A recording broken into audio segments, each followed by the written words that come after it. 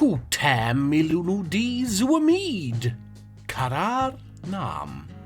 Welcome once again to the dimension of destiny. The beautiful crucible I use to melt genius, absurdity, and Himalayan salt, to forge the solid bars of entertainment that you're used to.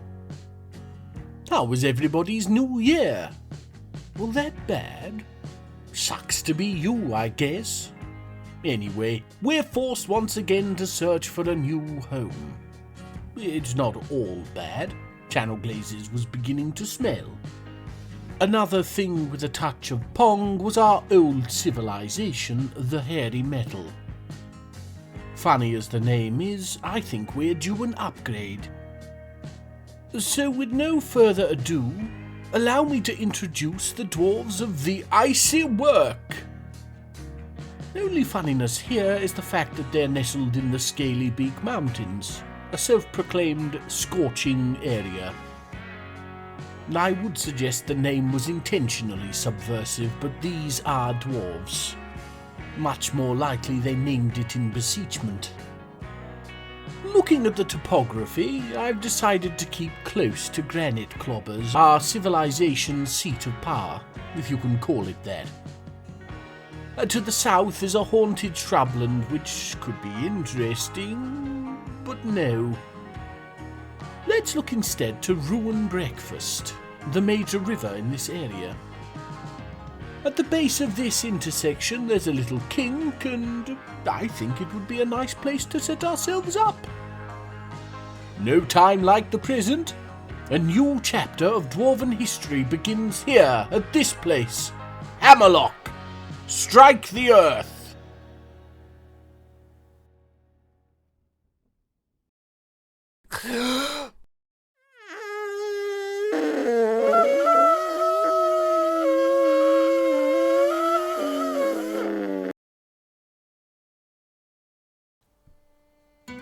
So, yes, here we are with our dwarves milling around aimlessly at the base of the low hills.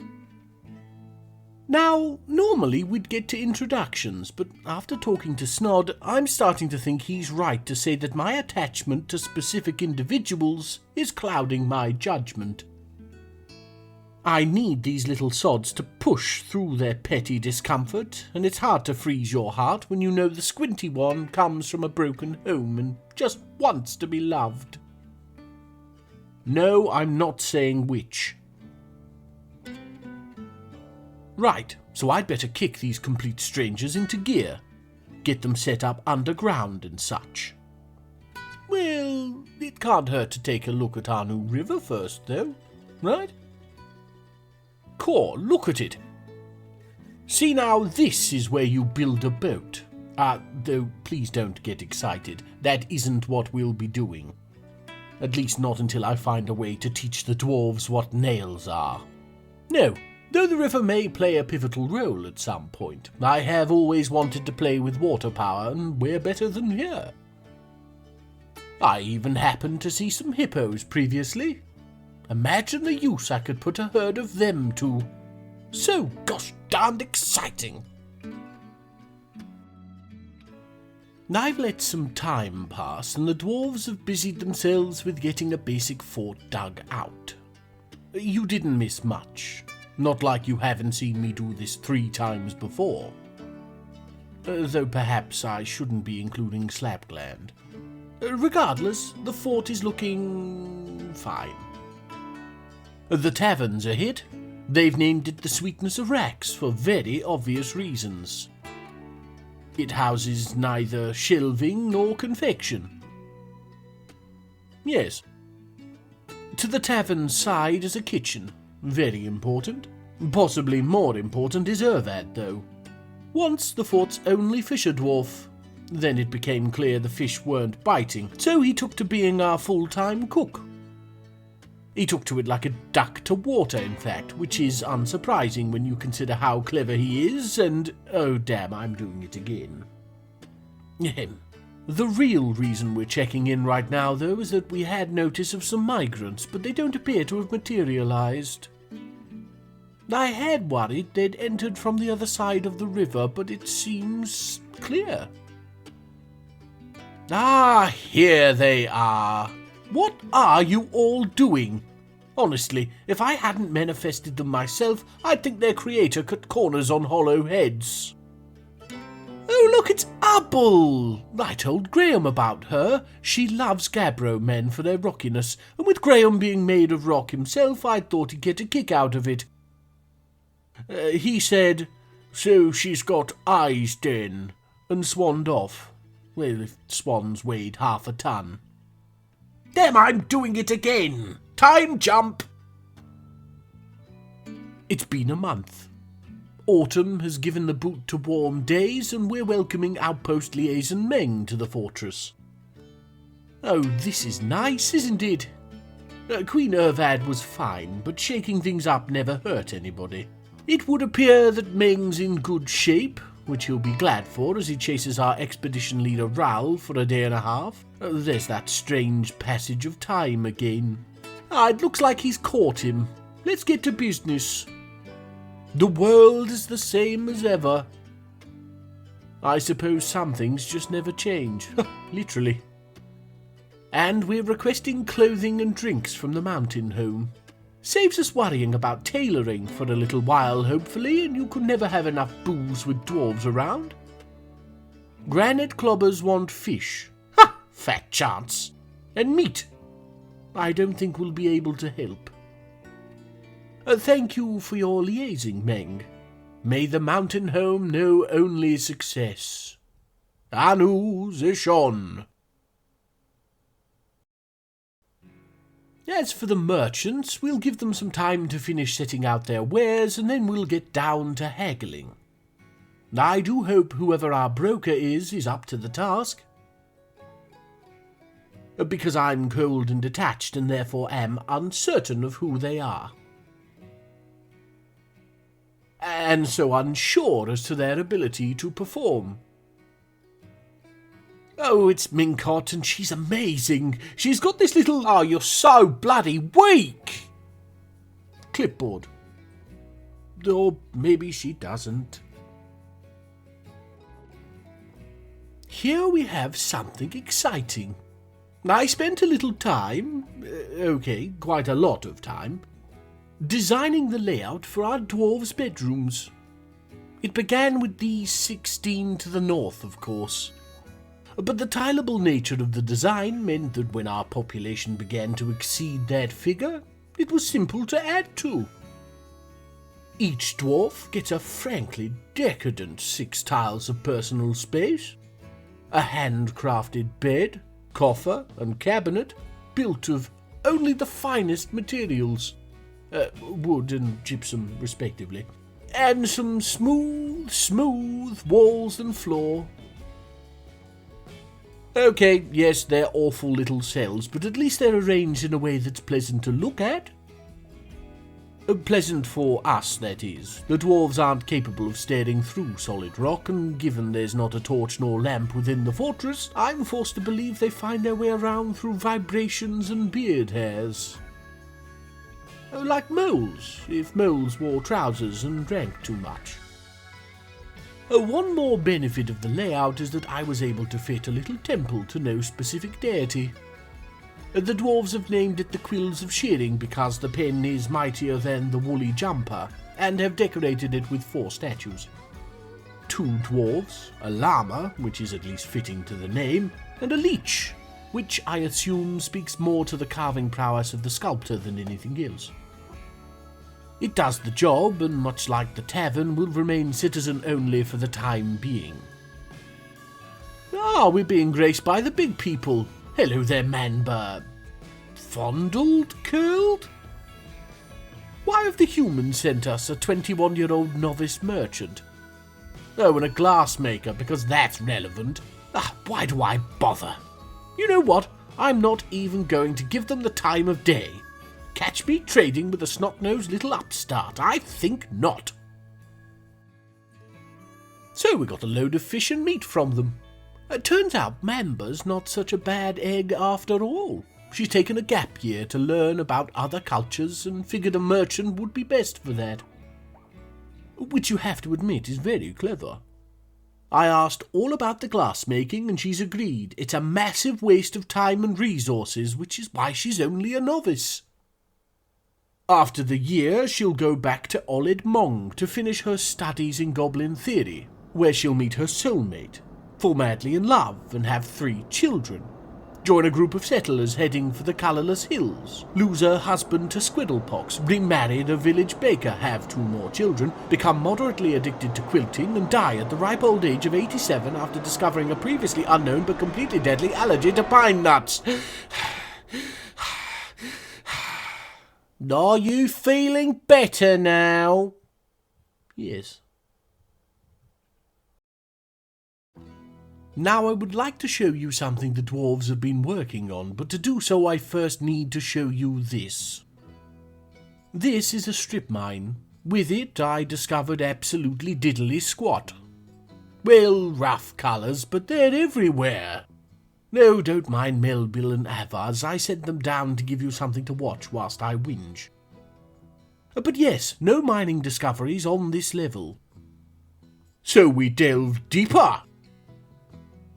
Here we found, this time you're watching Erush, Obok, Ubble and Risen digging randomly. Not a one of them lower than a master miner, by the by. But anyway, yes, notice the distinct lack of squirrely vein mining. No metals on this level either. Petrified wood, which the game was excited to notify me of whilst telling me it's useful for nothing besides annoying elves.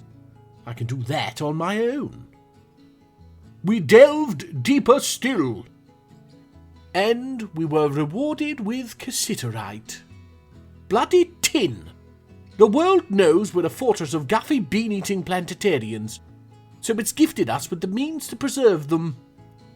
It's not all bad, of course. Now we've got some tin, all we need is copper, and we'll be on our way to bronze.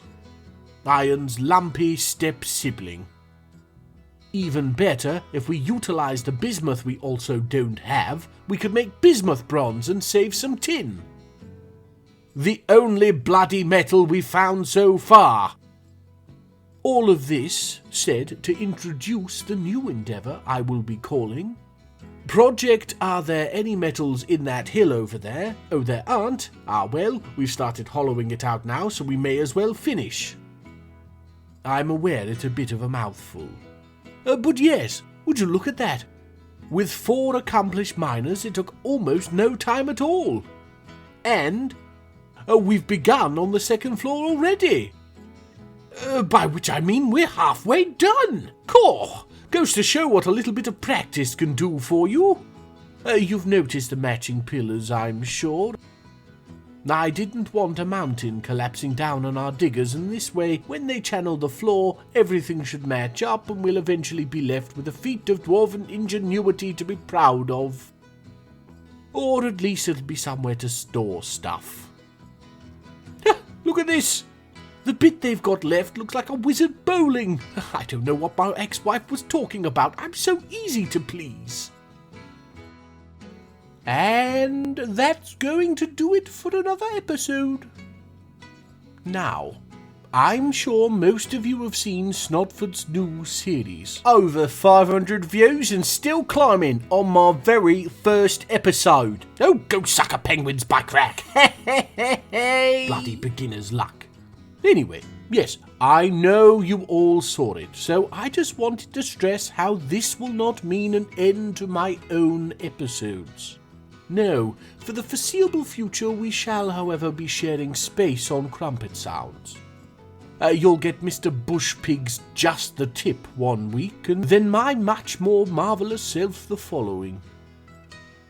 Oh, and let it be known, first person to tip him off to the fact that I'm using one of his quantum stockpiles, because it works a charm to keep the place tidy, will meet the bad end of my deific wrath. With all that cleared up, it just leaves me to thank you all for watching, invite you to like, comment and subscribe for more, and bid you a very fond farewell. Anus Ashon, and a very happy new year. Anus Ashon. Kutam Milunudis Wamid. Welcome once again to the teeny tiny baby fortress that we all call Hammerlock. You find me, and to a lesser extent our dwarves, in a rare moment of respite, by which I do of course mean I've yet to begin the next project, and anybody without one of the endless tasks has retreated to the sweetness of racks to catch their breath. We'll let them be for now so I can talk to you all about the future. With label yard and channel glazes, I set to with the vague notion of creating a real Dwarven fortress, whatever that means. What I actually achieved was an overabundance of cats and snakes, respectively. Now, I do of course accept the responsibility of my small portion of the blame for those fiascos, and as such am endeavouring to not emulate what made them such colossal failures. Enough beating around the prickleberry bush. I am making reference, of course, to the utter stupidity that is your basic dwarf. You all know how it is with these damnable jurists. You say jump, and they say, how, I'm wearing full plate mail and carrying a dolomite boulder. So I'm done letting their head potatoes ruin things. You mark my words, Hammerlock will be a success story to end all success stories. On that note, I will direct your attention down to the caverns, where you can see we have finally discovered some decent metals. Mostly tetrahedrite, which is an ore of copper and silver, but we'll be focusing on the small veins of hematite. And by episode's end, I swear we will have begun production of steel armor at the least. Drown me in snakes once, shame on you. I'm just going to have us follow Tekard for a moment as she hauls a hunk of ore to the stockpile beside our magma smelter. Yes, we've found a small amount of magma to save on charcoal, me be praised. It's a very modest setup right now, but we've put all our EVs in special attack, so that's fine. Comment if you get that reference. Our little Tekard is heading back to the surface now for a drink, and showing just how antisocial she is by bypassing the tavern and partaking of the alcohol yet to be unloaded from the trade depot. Smartest damn thing I've seen any of these dwarves do. She's a pretty good carpenter, but we don't have much of a reliance on wood at Hammerlock yet, so she's spending her time lugging rocks around. Seeing as I have my eye on her for some martial training later down the line, I don't see her quickly increasing strength as a bad thing. Keep up the good work, Tekard. Oh, would you look at that? A couple more geese heading in from winter. Welcome to Hammerlock. Please do take some time to thank any particular gods that might be floating around for your good fortune. They've come just in time to watch Risen and now Ubble begin digging out an area I intend to be a barracks for the military squad I'm planning. I'm rather glad they're here, to be completely honest. The extra hands should make smoothing the thing out just that much easier. Oh, I've just noted this particular individual. Sure-assed. The, baldy beardy ginger. He's a clerk, a bit of an odd duck. Harmless enough, but indicative of the kind of problem I was talking about. To wit, he's thicker than fog and twice as damp. Oh dear, and now he's in a strange mood. Or stranger, anyway. It looks like he's after some stone. Walks straight past the stockpile and down past the dolomite, so I haven't a clue what he... Oh, it is dolomite. See, this is exactly what I'm talking about. And don't come at me with your not all rocks look the same. This is Dwarf Fortress. All rocks do look the same. Which means he's got an attachment to this specific boulder for what? It's witty anecdotes? Though I must say, Graham had me in stitches earlier when I caught him mid-soliloquy in the garden. It seems the garden gnomes have become enamoured with him. Trust me, there's nothing funnier than a 7-foot rock troll up to his ankles in gnomes postulating that the truth to the meaning of life is multifaceted. He cracks me up. Cracks the patio up too. Anyway, Shorast is back at the stoneworker's workshop singing a rather repetitive song about needing bones, stones and rock. I guess we're butchering something. 2 moments. He made a mug. Ustabot onesh unos. Oh dear. The literal translation is Angry Authority Hoof Confederation, which may sound funny, but it's actually an underground extremist group. A less literal meaning might be Fascists of the Many Cow Feet. Still sounds funny, doesn't it? Yes, here it is, menacing with spikes of dolomite and cow bone. Well, we'll not be having that in the Sweetness of Rax. You're entitled to your opinion, Shorast, but I draw the line at letting you force it down your fellow dwarves' throats. The it, of course, being alcohol, because you made a mug. I'm hilarious.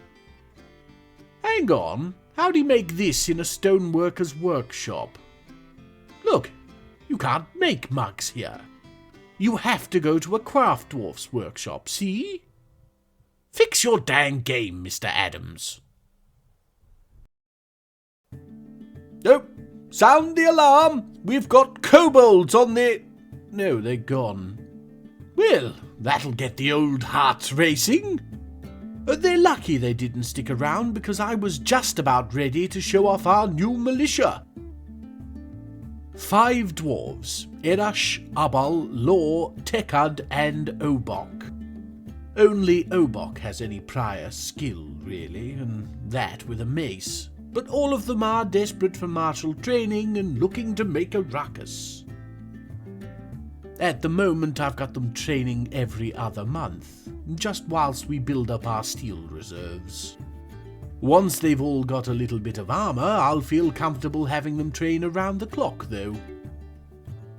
I have plans for our 5 little warriors. Plans that require they get good and do it fast.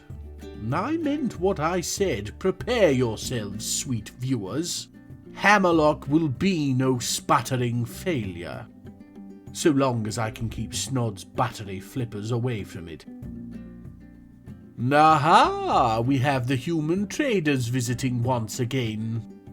Sadly, as promised, Manba doesn't appear to be with them. But that's okay. I'm sure Ars Dengana will look after us. That's Ars A-S-E, by the way. His name literally translates to Glimmering King Seed. But much like with Shorast Mug, that doesn't really convey the true meaning. Oh, so what is his name? Well, it's pineapple. Specifically the sprouty green bit on top. With that linguistical titbit, I think we'll leave him and his assistant setting up. As for what we'll be trading, that has been busy in the kitchen, so probably prepared meals to buy more ingredients for more prepared meals. Our cook is getting very skilled at his craft with this janky Ouroboros. Oh, would you look at this?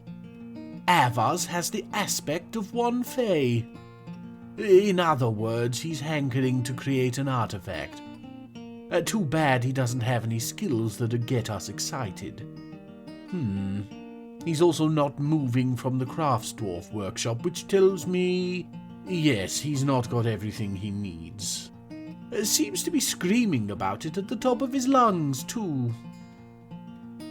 Okay, well, bones are easy enough, but silk cloth might mean a trip to the caverns. I'll have to check the thread we have.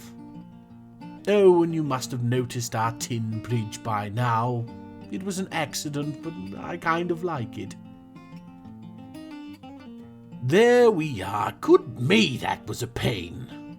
We didn't have to open up the caverns in the end, but we sort of did, and doesn't matter now. Anyway, here is Bistoclebes, a horsebone mace. Literal translation is hairy apex, but in this case it's not so much a name as it is a title bestowed to they that wield it. It's sort of like, whomsoever holds this mace, be he worthy, shall have the power of effortless beard maintenance. Big stuff for a race of people half the height with twice the follicles. Seeing as Avars has seen fit to gift it to us, I think I know exactly what we'll do with it. Obok isn't the leader of our little militia, but he is the one most trained, and it just so happens that his training is specifically with the mace.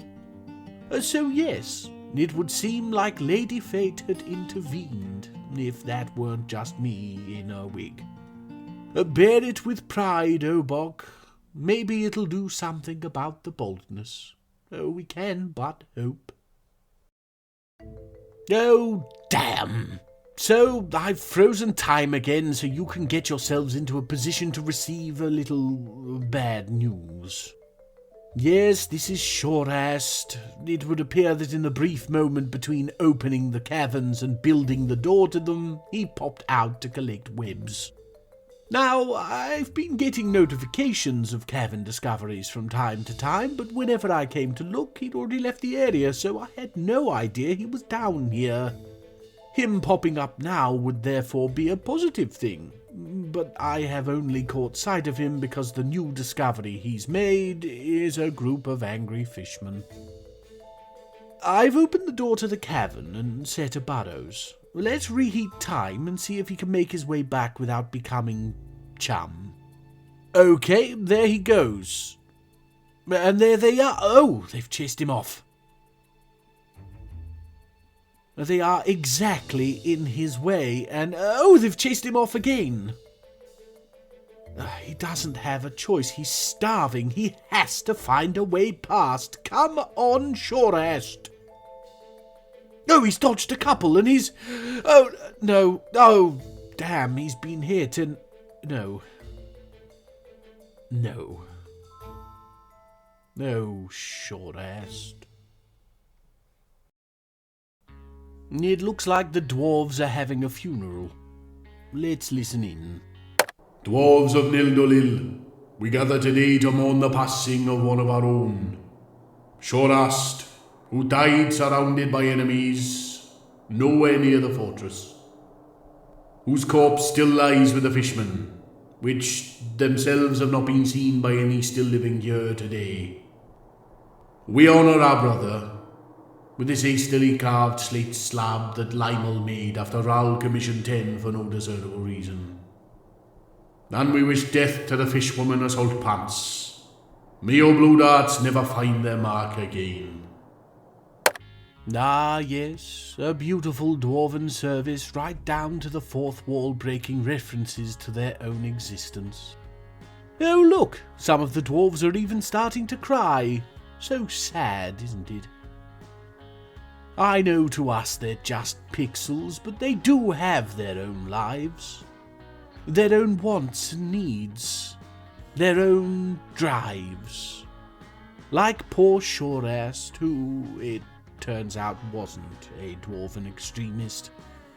See the translated name of his artifact? Yes, it turns out I got that wrong. Forgot to carry the T. So, yes. He just made a shoddy mug with a crack in it. Really makes you think, though. Like, from now on, I'll check my translations before sending an innocent dwarf to the fishmen for fomenting political unrest. We live and learn. But anyway, it's just about that time again. it's been a good year for Hammerlock. We're really starting to find our stride, which I must take full responsibility for. This fortress management thing's a bit of a doddle when you put a little effort in, eh? So yes, we've begun strong. The trick will be in putting our best foot forward and not falling flat on our faces. Have no fear, though. Your hopes are in good hands. With that, I shall bid you a fond farewell with my usual gusto. Anu Zeshon, you most wonderful of individuals. Anu Zeshon. Ah, bloody me, I barely sat down. Yes, hello, we'll do the traditional greeting in a moment. Right now I need to show you Led, who's been taken by a strange mood. I'm super excited about this one because she's a talented blacksmith and I'd set her up as Hammerlock's armourer. So with a bit of luck we'll be getting an artifact helm, or breastplate. Let's not disturb her further. Kutam Milunudis Uamid. Welcome one and all to Hammerlock. For those keeping track, it's now late autumn in the 21st year, named Zastash Bow Shut by the Dwarves. The year of the Ancient Alliance. Now, Led Astistekad, blacksmith, has created Zimkel Dalzat Lunanan, an iron table. So, yes, Zustash Bow Shut. The world is 21 years young, so ancient is a bit strong, and alliance makes 0 sense considering the most these fledgling civilizations do is trade knickknacks. But where would we be without dwarves naming things with a dartboard? Well, certainly not Hammerlock. Anyway, I've an exciting one for you today, and no mistake. Not that you know that, given the amount of lazy sods in the sweetness of Rex. But they're of no matter, as the thrill you're seeking today comes instead from our 5 ferocious fighters. And here's our chance to show them off. A dirty little kobold! Get at him, barricaded nails! Oh. I guess running them off is just as good. No, here they are. Yes, that's it. Bark at the end of your chains. This is why getting them into full armour for training was so important. They're just so slow in it to start with. We've another chance at sweet, sweet violence. Yes, run, you stinky little snatcher. Apple's here and ready to smash. Wahey! Oh yes, look at that delicious combat report. A little disappointed she's still only a wrestler when I've given them all steel maces to use, but she seems to be using it at the very least. None of that the wrestler latches onto the kobold thief's left foot second toe with their right hand third finger, bruising the bone through their howler monkey leather flip-flops. Nope, just complete and graphic deletion of a sentient being with splatty efficiency. It would appear, however, that our Ubble was not so enthused as I. Horrified after seeing the kobold die and afraid after experiencing that trauma. Oh, give me a break. Not as though he slipped and fell beneath your descending mace. Take a little responsibility and stop being such a big baby. It's a kobold. They're one step up from vermin. And she's off for a drink. Do we interpret that as coping through alcohol, or is it more of a celebratory affair? No, and look, she felt satisfied after teaching striking. Talk about cognitive dissonance. And back to sparring. You know, I was wondering if perhaps just having the want for martial training might not be the best indicator for who will thrive in our military. But now I'm thinking I actually just don't care. Bloody dwarves turning me grey after my time. What on my dimension of destiny are they elves? Well, this is a rare sight indeed. I must admit it took me a second to shake the Raja's kill prejudices, because of course we of the Ushildusim are actually not at war with the local Alice deck. That's foliage fancier to you and I. It doesn't mean we want to buy their karaoke bonsai buckets, though. Dear me, well, at the very least, if we wow them with gems and such, they may be convinced to bring us a giant bear or something. Imagine the barricaded nails with war bears. Dealing with the kobolds would be a picnic. Sorry.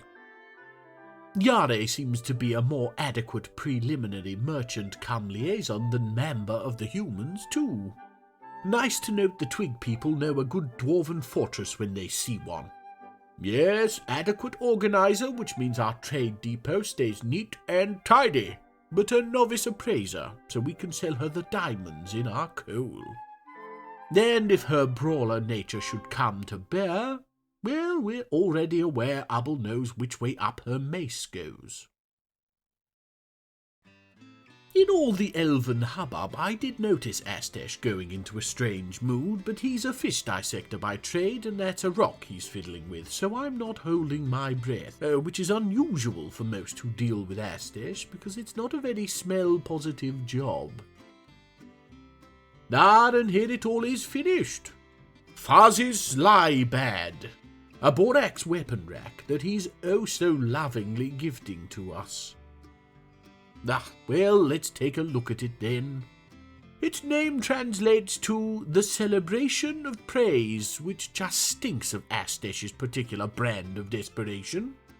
It's studded with lesser gems, banded with polished wood, and adorned with an image of itself in yellow jasper. I think we can all agree that Astesh should keep to removing the wibbly bits from fish. Not that we're catching any fish. Well, that's the trading all sorted out.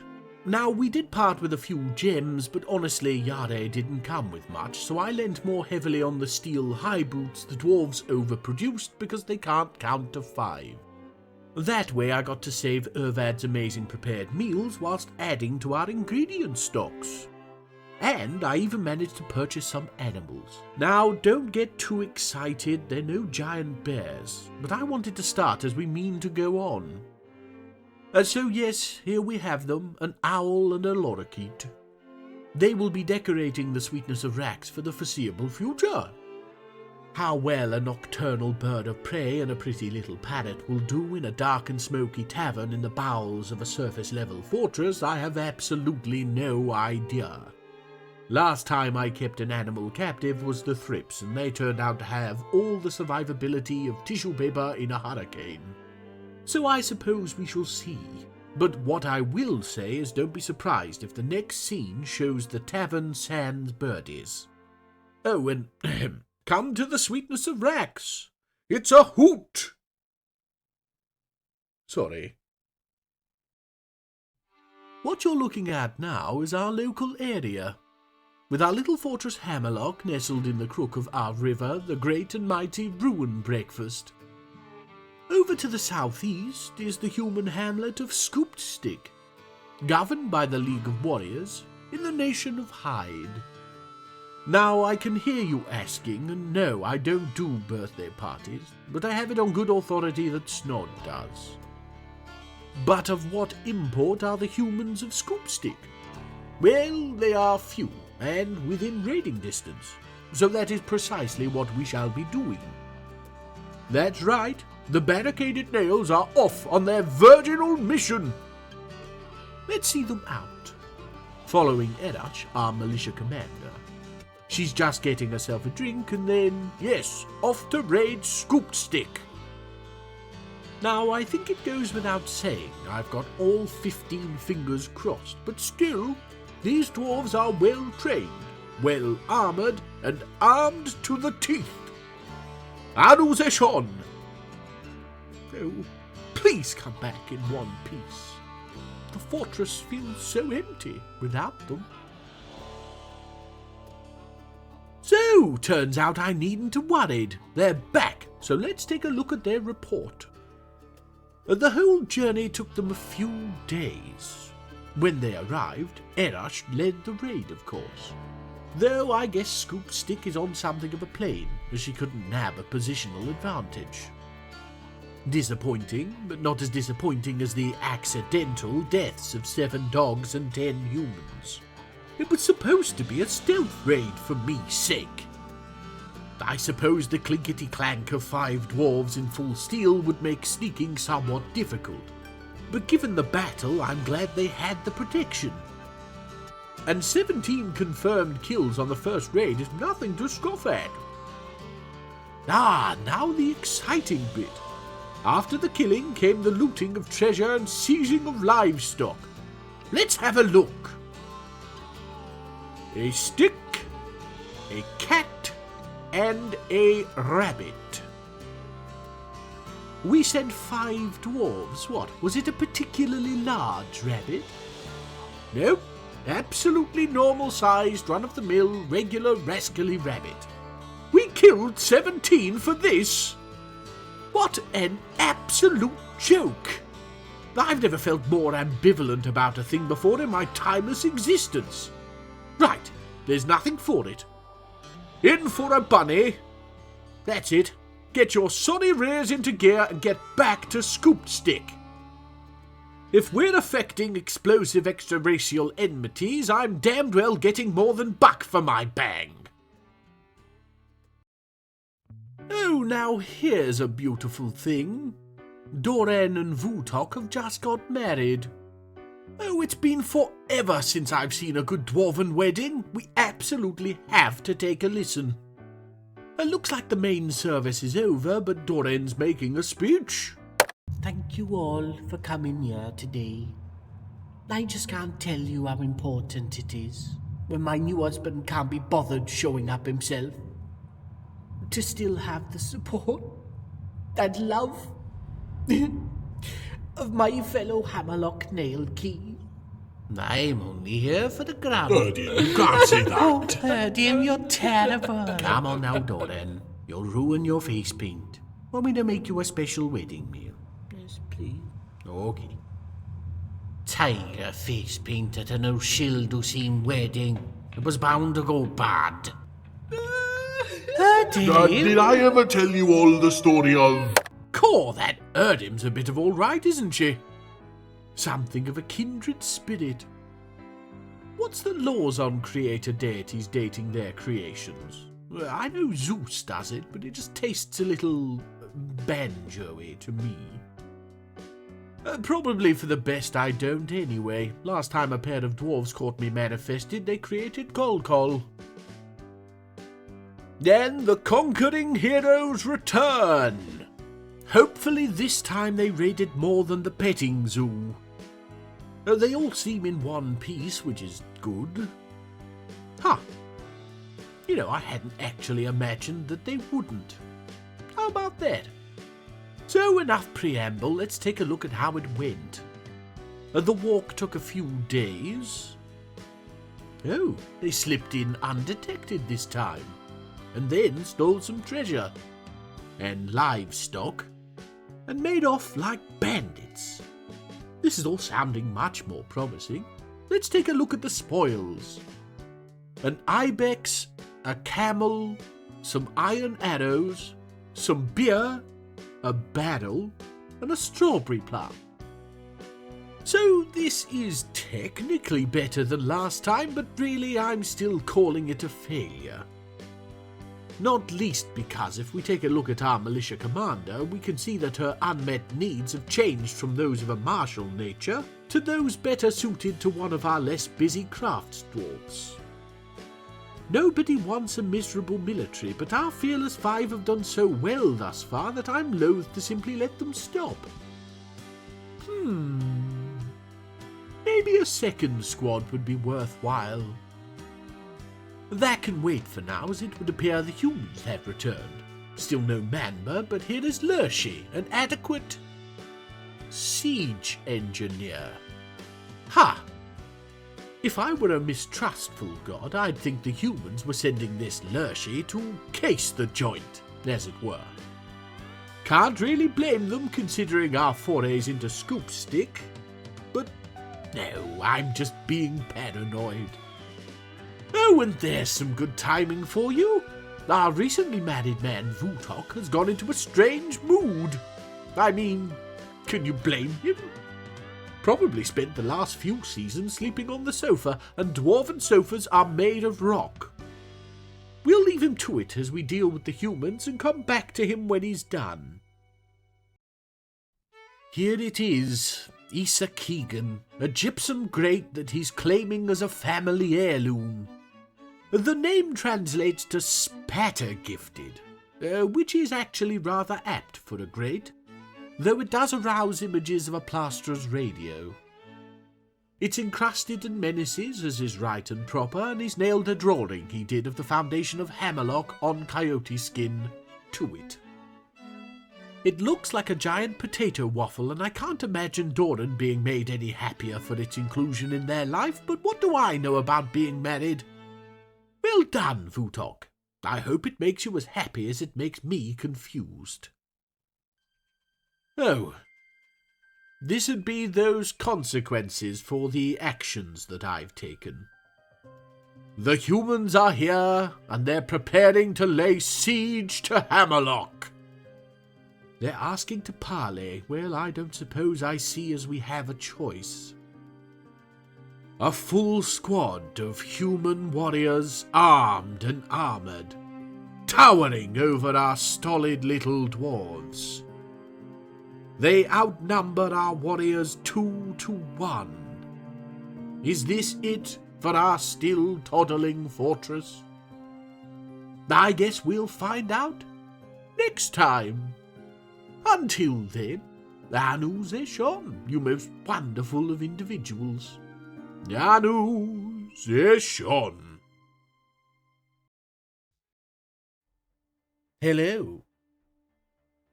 Has it been as tense for you as it has for me these past weeks?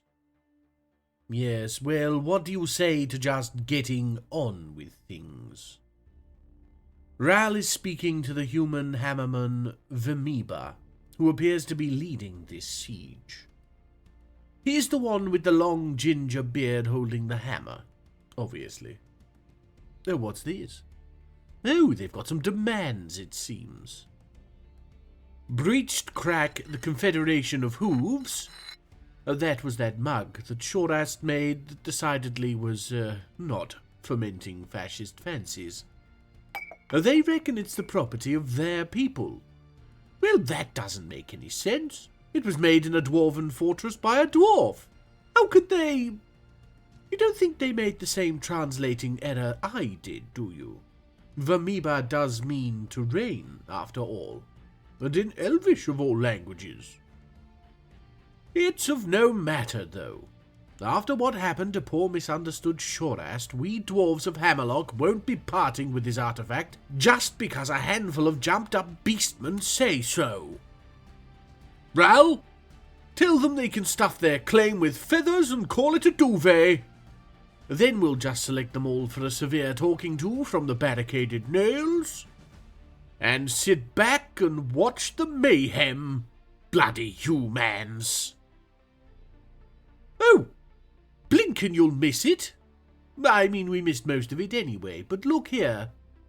Oh, yes, I think we've naught to worry about with our military on the case. Look at that utter dominance. I don't think the human got a single swing in. Very scary. Glad they're on our side. Good me, look at this. They knocked out every single one of their teeth. Blur. Kutam Milunudi Zuamid. Welcome one and all to the rising world power that is Hammerlock. Now, time hasn't actually moved on all that much from last episode, what with the cliffhanger and everything, so we'll need to look forward rather than back. To that I'll say it's a bit of a bitty one planned today. I've a few odd jobs I'd like to complete, and if we can laugh at our silly dwarves along the way, I'll call that good. Firstly, though, we'll need to say hello to Outpost Liaison Meng. Don't mind the channel there. We'll get to it later. I believe Ral is, yes, doing his part to keep the place tidy. Me damn, just go wait in the sweetness of racks, Mr. Shot Treaties. Melbill's taken his load. Good dwarf. Yes, leg it, Ral! See, I told you, Meng, it's where the dwarves spend 90% of their time. It just makes sense to wait here. Here we go. Now, I'm excited to see if our little war with the humans has stirred anything up. No. Granite Clobbers looks to make us an official land of the realm. Well, from one crackpot demand to another. I'm not in any particular rush to cozy up to those hoity-toity pebble-brained elites at the mountain gnome. Thanks, but no thanks, Meng. I see a different future in our... future. Anu's Shon, Meng. In more exciting news, Udib, a previously unmentioned bone carver, has created Lulanerid, a cat bone mask that he's keeping for himself, so I'm not sure why the fanfare. Well, let's take a look. Its name translates to rooted grinds, and it would appear it's something of a political piece. It's got yellow jaspers all over it, which, if you know your crystals, you know means protection from without. And if you don't know your crystals, I know we'll get on. And it has a picture on it that pertains to the foundation of Hammerlock. Add in the anonymity-preserving nature of a mask, and the message is clear. Hammerlock was a mistake. Burn it to the ground and start again! Now, I have been known to assign meaning where there is none, so maybe we'll let this go and hope it's just a new fetish of Udim's to wear cat on his face. Moving on! Here you can see that channel I mentioned, all filled up with water from ruin breakfast. Its main purpose, beyond giving a little protection from the haunted lands to our west, is to provide water to the fortress should we ever need to lock down. Now it leads down under the fortress to here, which ends above a new well in what will be Hammerlock's hospital.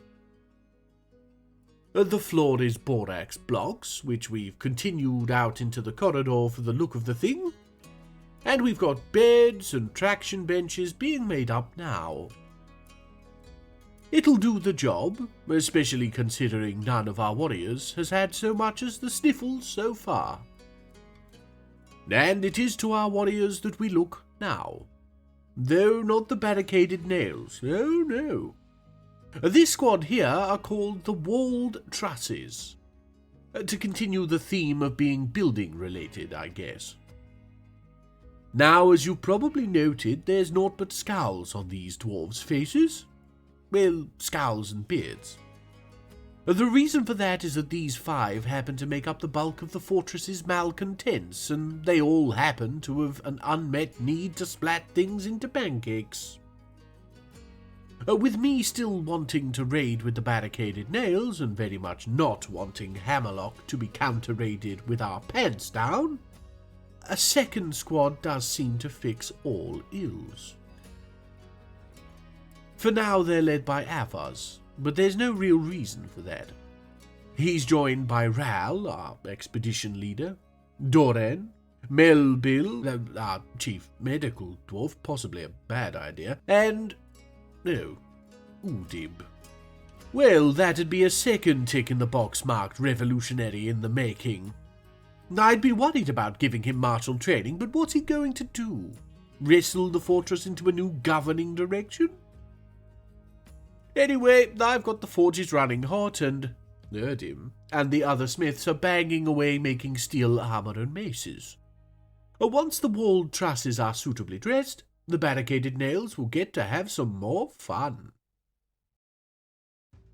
Oh, here's something. Doran, yes, one of the new recruits in the walled trusses, has gone into a strange mood. And because he's a talented weaver, has decided to make an artifact at the clothier's workshop, which would suggest he's planning an article of clothing. A Hammerlock t-shirt, perhaps?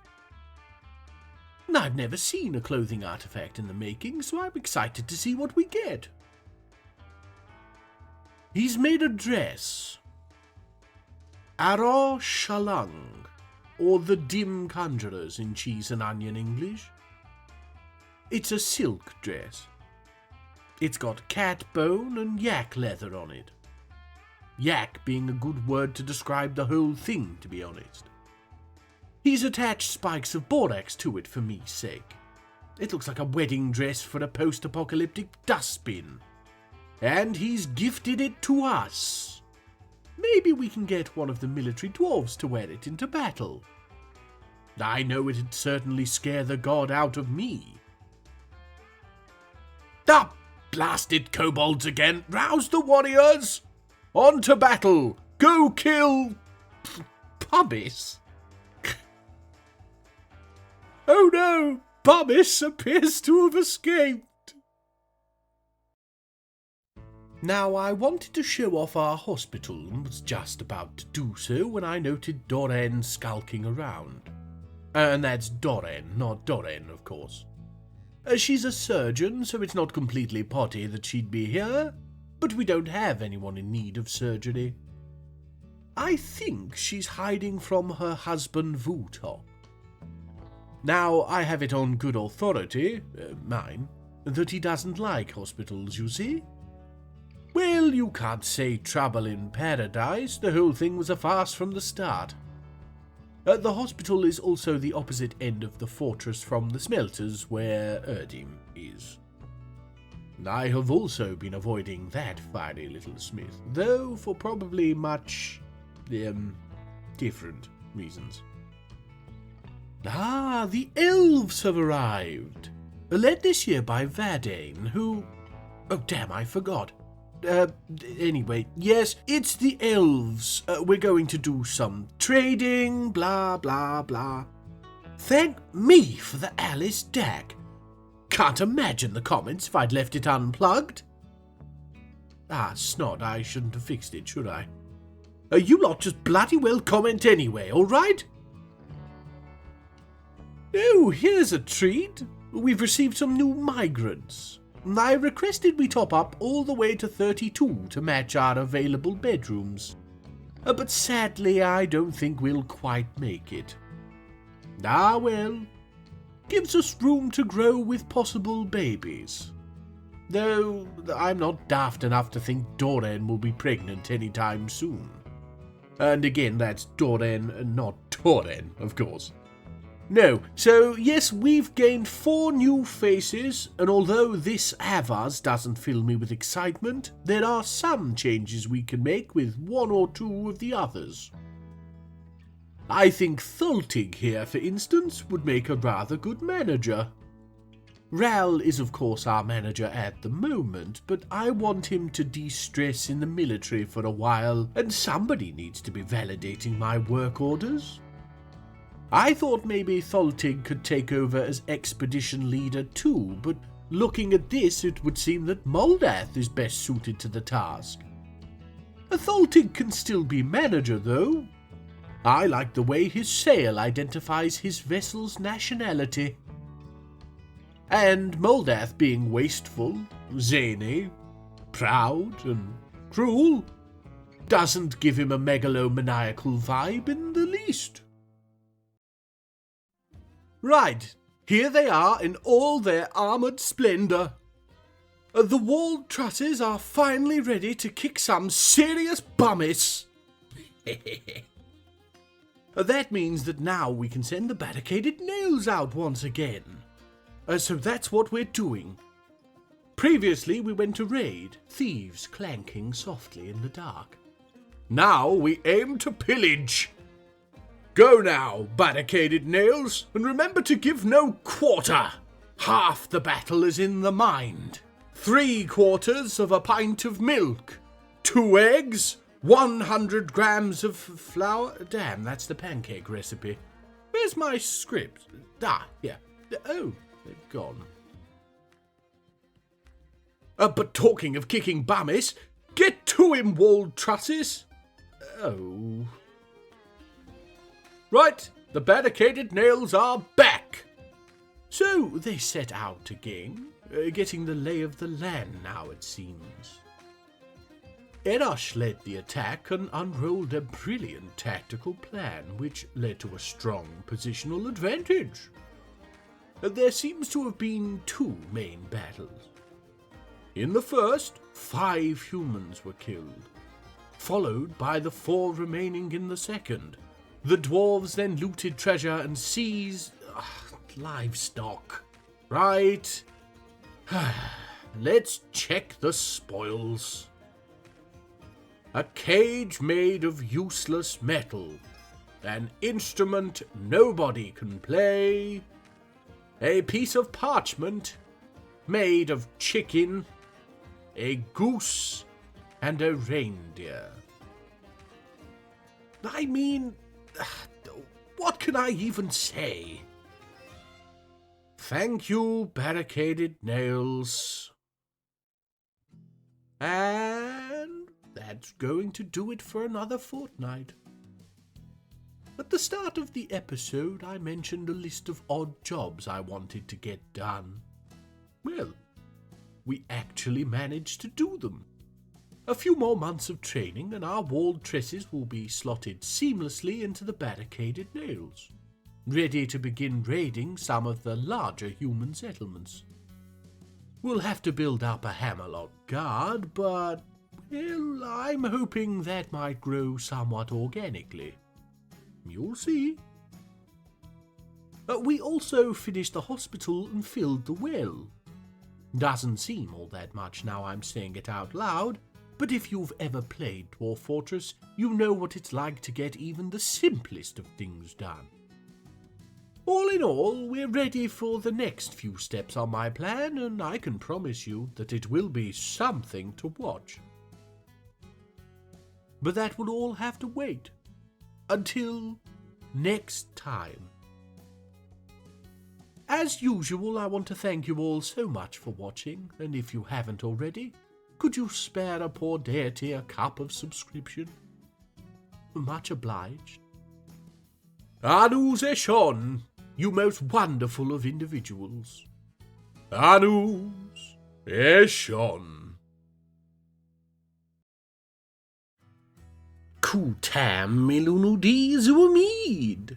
Welcome one and all to the delightful little dirt hole that we're currently referring to as Hammerlock.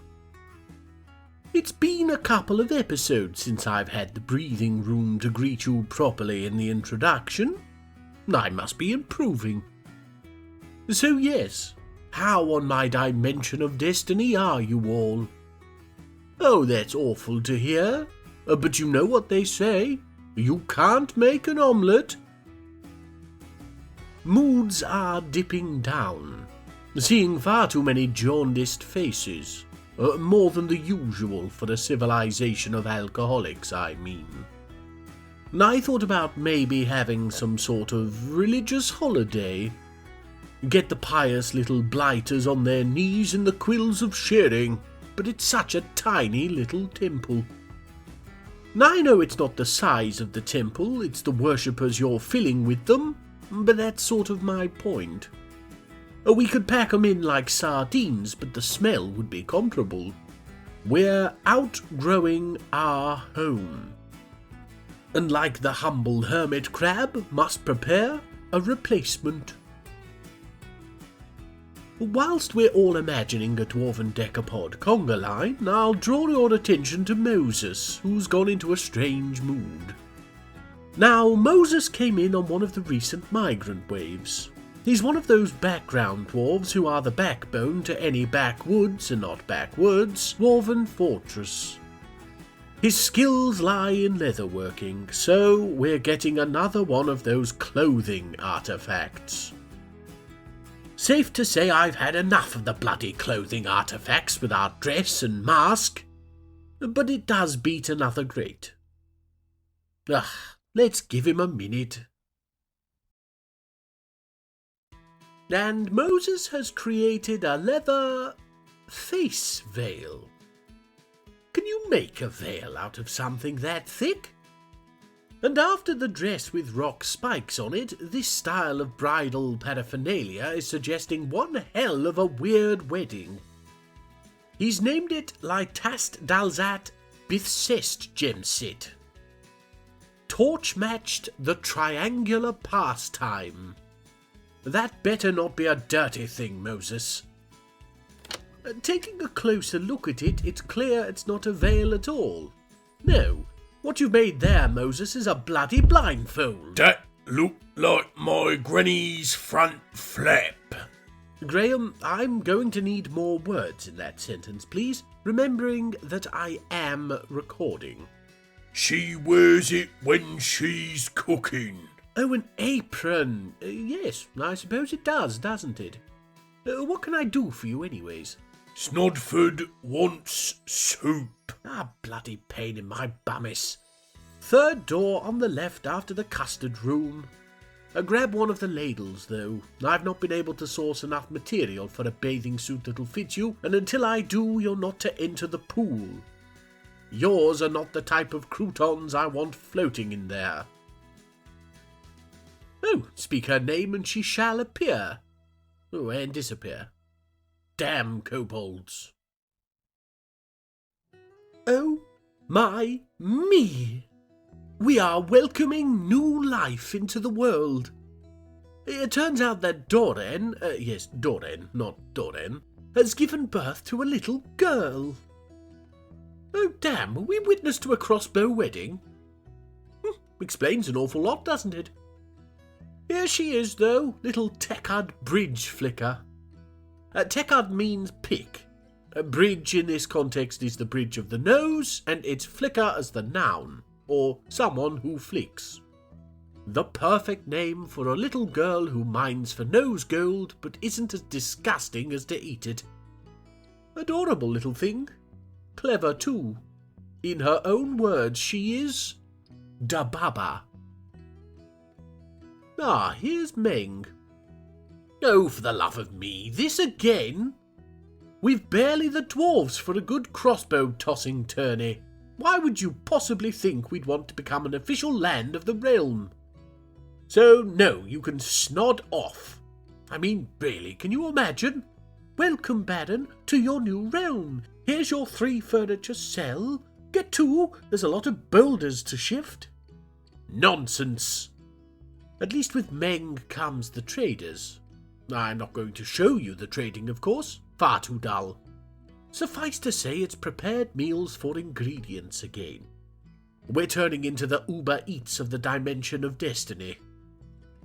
Scratch that, we're bloody Primarch. Here you can see Ast has gone into a strange mood.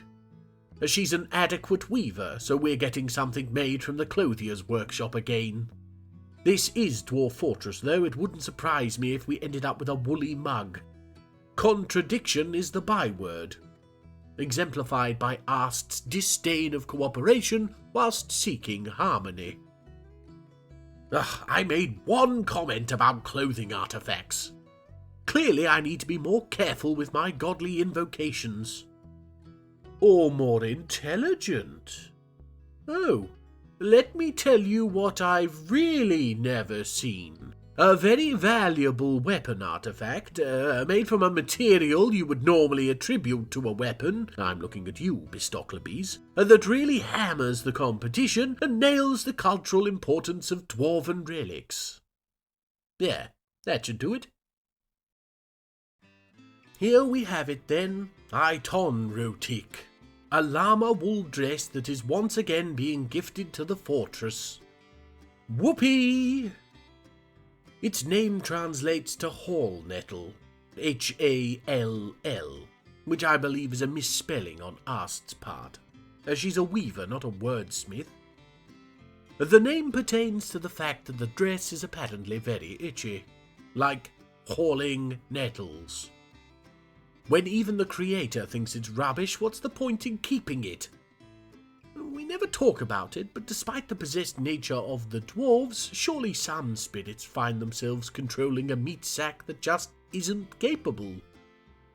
Just imagine a workbench surrounded by screwed up stone tablets with unworkable designs scrawled on them. My point is that the fact we end up with a product at the end of all strange moods, or all those strange moods where we have the materials, is incredibly, well, strange. Regardless, thank you asked, I suppose.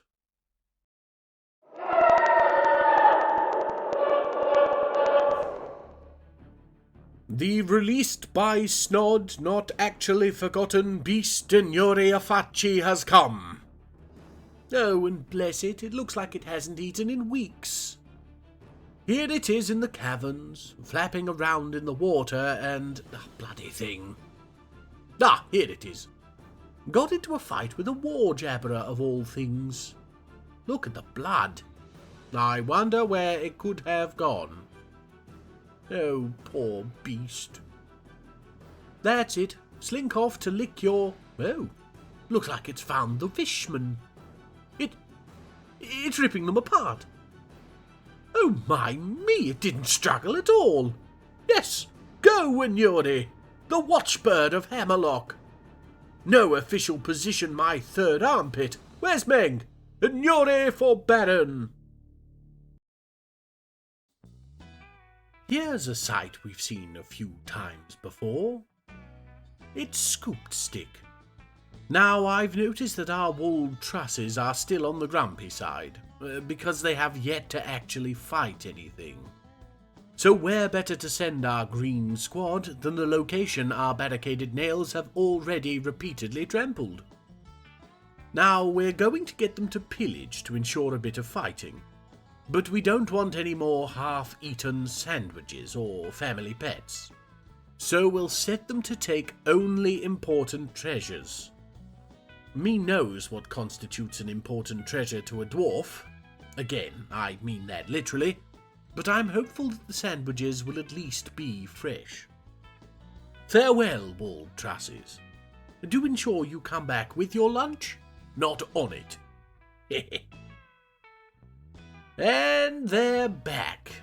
Seeing as Avars is empty-handed, I'm going to assume Scoop Stick has been reduced to eating salads. We'll leave the militia captain to his nap and take a look at the pillaging, shall we?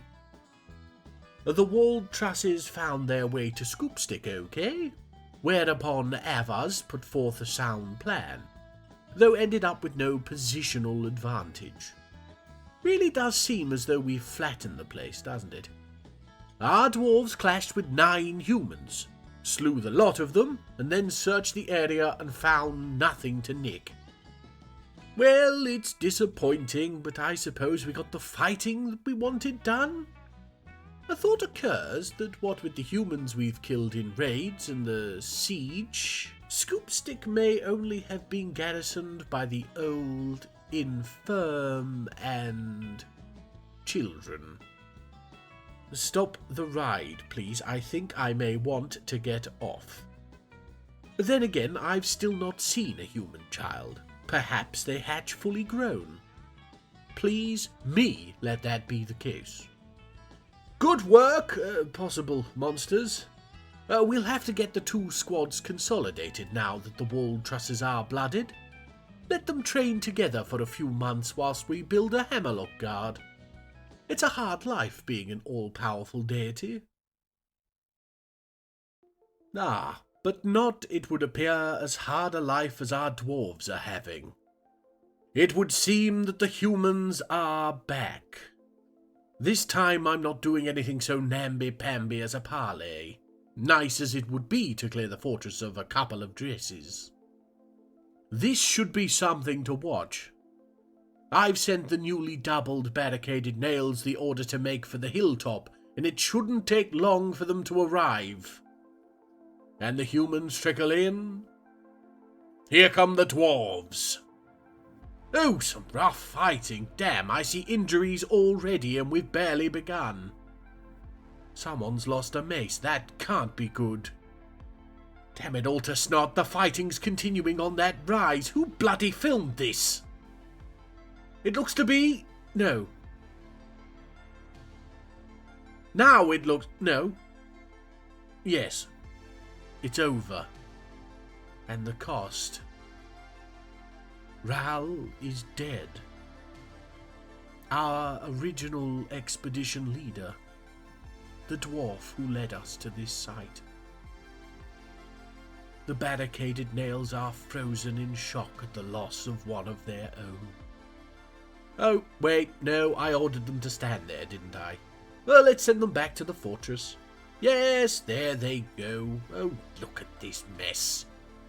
Now, let's see how bad the damage is. Nobody at the hospital yet.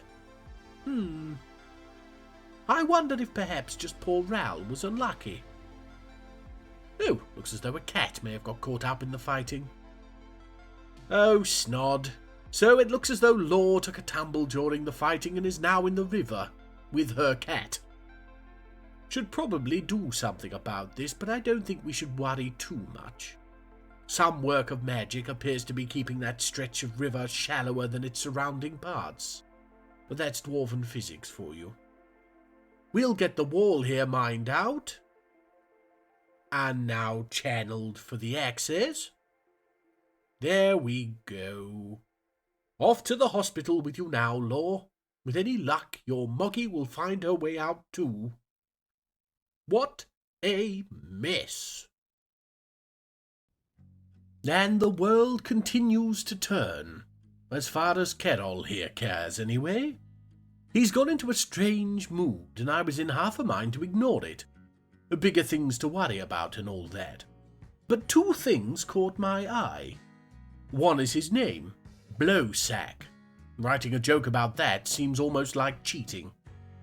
The more important thing is that what we have here is a weaponsmith, albeit a novice. He has, however, taken over the forge, so I think we can safely assume we won't be getting a dress. Add to that the steel he's working with, and I can safely say I am quietly excited. Zaneg Stokid Ushesh Teshkad. Right, before I translate this, let me just remind you of something I said earlier.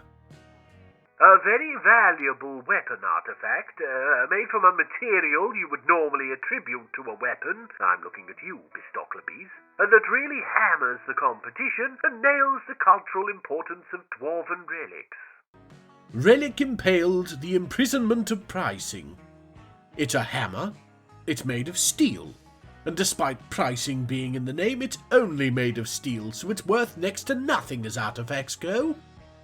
The only artifact you could have designed to better kick me in the teeth would have been a boot. Keep your nose clean, Mr. Blowsack. I'll be watching you. Which would sound insidious if it weren't my whole business model. Actually, seeing as you decided to keep that hammer for yourself, you can take the place of one of our injured dwarves in the military. Enjoy swinging that around. Here you can see the coffin I've got ready for Ral. Ignore the thing dragging itself through the temple. That's Zuglar, Law's cat that took a tumble off the hill with her. It's injured, but we don't have a vet, and just ignore it. So yes, Ral's tomb. Unlike Shorast, we can recover his body, so there's no need for a slab. At least you'd think not, but for whatever reason, nobody has bothered to drag him in here. I don't know if it's because I've got the tomb overlapping with the temple, or if it's just that nobody really liked him. He was a bit grumpy towards the end after all. No funeral either. Seems weird to set one up with his body still fertilizing the hillside. And if he really was as popular as Mumps, it just seems a waste of time. Mincott seems happy to stare at it anyway. Broking seems to have broken her. Ha ha ha ha! Oh damn, you never do catch the funniest things on camera. Here you can see our new expedition leader Moldath, unconscious in a tree, into which he was flung when another tree was brought down near him. Oh, there he is waking up now. Can't say there's anything funnier than a serious leader stuck in a tree, and Moldath is as serious as they come. Oh, somebody has arrived to help? Mincot? Oh, that is Mincot, right? Cloaks appear to have been a bad idea for recognition purposes, but that must be Mincot, because after diving daringly into the tree, she's decided to just sit there like a lemon. Oh, which is extra weird, as this is bitter orange country. Ah, thank you, Udib. Yes, I'd been waiting for him to get around to cutting the tree down. Now Moldath can get himself to the hospital. Right hand mangled beyond recognition. Can't say I could have picked it out of a lineup anyway. Rub some dirt into it, that dwarf. Oh, damn, he's still not been seen to. Think the reshuffles have messed some of the doctors up. Bear with me.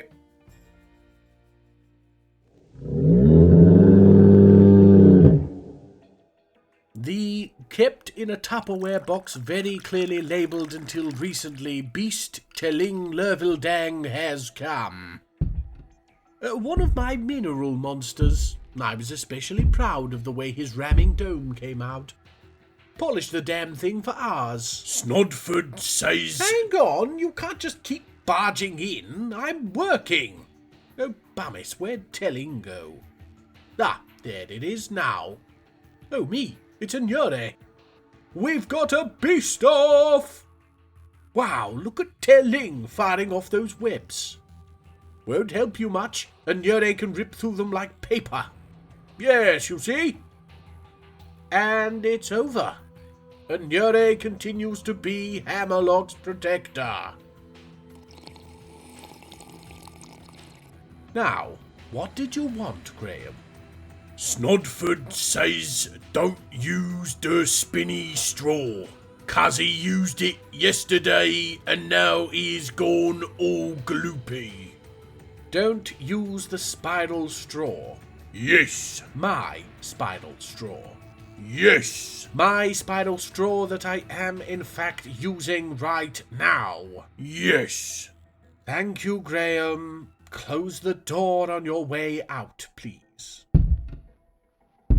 I don't want to be gloopy. Kuda is here.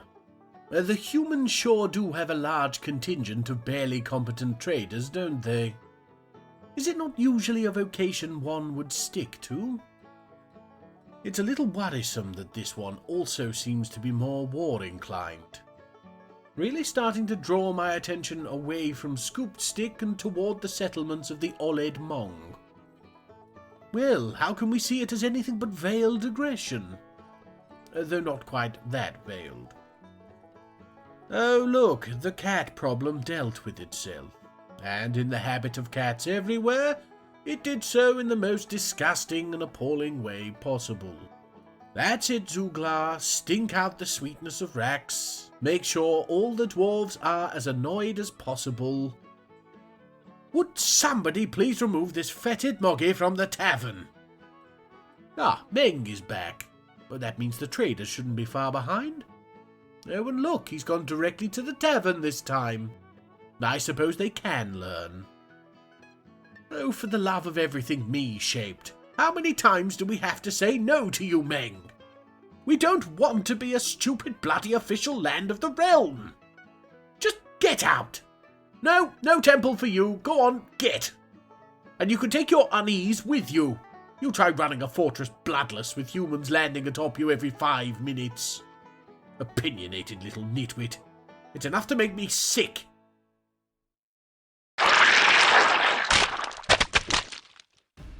Ha! Speak of the beast. The only wish he was forgotten, Beast Nokor Avaz-Zanor, has come. A bad memory I managed to excise of my first experience with truly foreign cuisine. Here he is scampering around the... Why do they continue doing this? Wait, it seems to be fighting something. It's gone. No idea where, but we're following a Nyore now because I have a feeling our feathered friend may have done in for the snaily sick boy. We can but hope anyway. All hail Baron and Nyore, our beaky defender. Now I was just about to bring things to an end here when Vutok went into a strange mood. She's an adept clothier, so she's using the clothier's workshop. We appear to be back to our regular Hammerlock artifacts. Boo. We'll use this time to say our goodbyes and take a look at what she makes at the end. Sound good? So yes, that's it for another fortnight. As you've probably gathered, Snodford is sick and has been sick for a few weeks now, so his Just the Tip will be on hiatus for the foreseeable. I, however, hold myself to a higher standard, and come rain, shine, or snotty dribbles, shall continue to infect your face holes with my crazed gibbering. Oh, here we go. Vutok has created Ubaznisan, some cave spider silk trousers. They're worth twice what the hammer was because they're apparently sticky and she's dragged them through the stockpiles. As I live and gurgle. Anyway, that's enough of that nonsense. Thank you all so much for watching, and Anu Zeshon, you most wonderful of individuals. Anu Zeshon. Kutam Milunudi Zuumid. Welcome once again to Hammerlock, the place we visit in our dreams when we've had too much cheese. It is currently mid-autumn in the 24th year of the Dimension of Destiny, named the Year of the Anguished Amber by our dwarves of the Ushildusim. Now I know what you're going to ask, and the answer is, stop it, you naughty boy. We're looking at our adorable little fort in the southern hills right now. By the end of today's episode, I'm hoping that this will be the last time we'll have such an easy time in choosing where to say hello. I could be less mysterious, but where's the fun in that? I'm very excited to show you all that I'm about to show you. This is going to be a good one, I can tell. Before we can get to that, we have another little announcement. Remember that siege last episode? Well, it turns out Ast was pregnant through it, pregnant after it through further training, and is finally dispregnant now while still training. See the hairy potato in her arms? No furry tuber that. In reality, it is our new baby Adil. I've taken the liberty to make a quick doodle of her, and here she is. Oh, and here is our other baby Tekad. Seemed unfair to only draw the one of them. Two beautiful baby girls. And their beards have that new baby smell that's to die for. Here you can see the base of the hollow hill, and I've decided to carve a winding shallow brook around the pillars to accentuate the natural flora that has already grabbed a foothold. Whatever my original plan was, it has been superseded by the new one, where we use this as a home away from home. A surface cavern that our dwarves can enjoy. The layer above has now been completely carved out, and with no mishaps, or at least no mishaps I got on camera. The layer above that is almost done. Another month of digging and we'll start working on the next step, which for now shall remain a secret to keep you watching. It's underhanded of me, but how else can I keep you here during my poetry reading? And it would appear I've got something of a drawing bug, because here's a little rendition of the hollow hill I completed. Scale's a little out. Grass isn't supposed to be taller than a person, but it does the job, no? And if you were wondering, the brook ends under this currently just functional bridge, at a group of grates, which will allow the water to flow out into the first cavern layer. Did I? No, I guess I didn't feel like getting footage of that. 8 months I've been doing this YouTube thing now. Could you tell? Talking of incompetence, here's some I made earlier. I've yet to fix the tomb situation, so Ral's ghost has decided to take things into its own... well, not hands, precisely. No, come on, Ral, you know Doran's already holding to sanity by her fingertips. Oh, doesn't actually seem to have bothered her. Now that's what we like to see. Spoke too soon. For me sake, it was just Ral. In the first few months you all shared a hole behind the bushes. Once you've seen somebody wipe with prickleberry leaves, surely all fear is lost.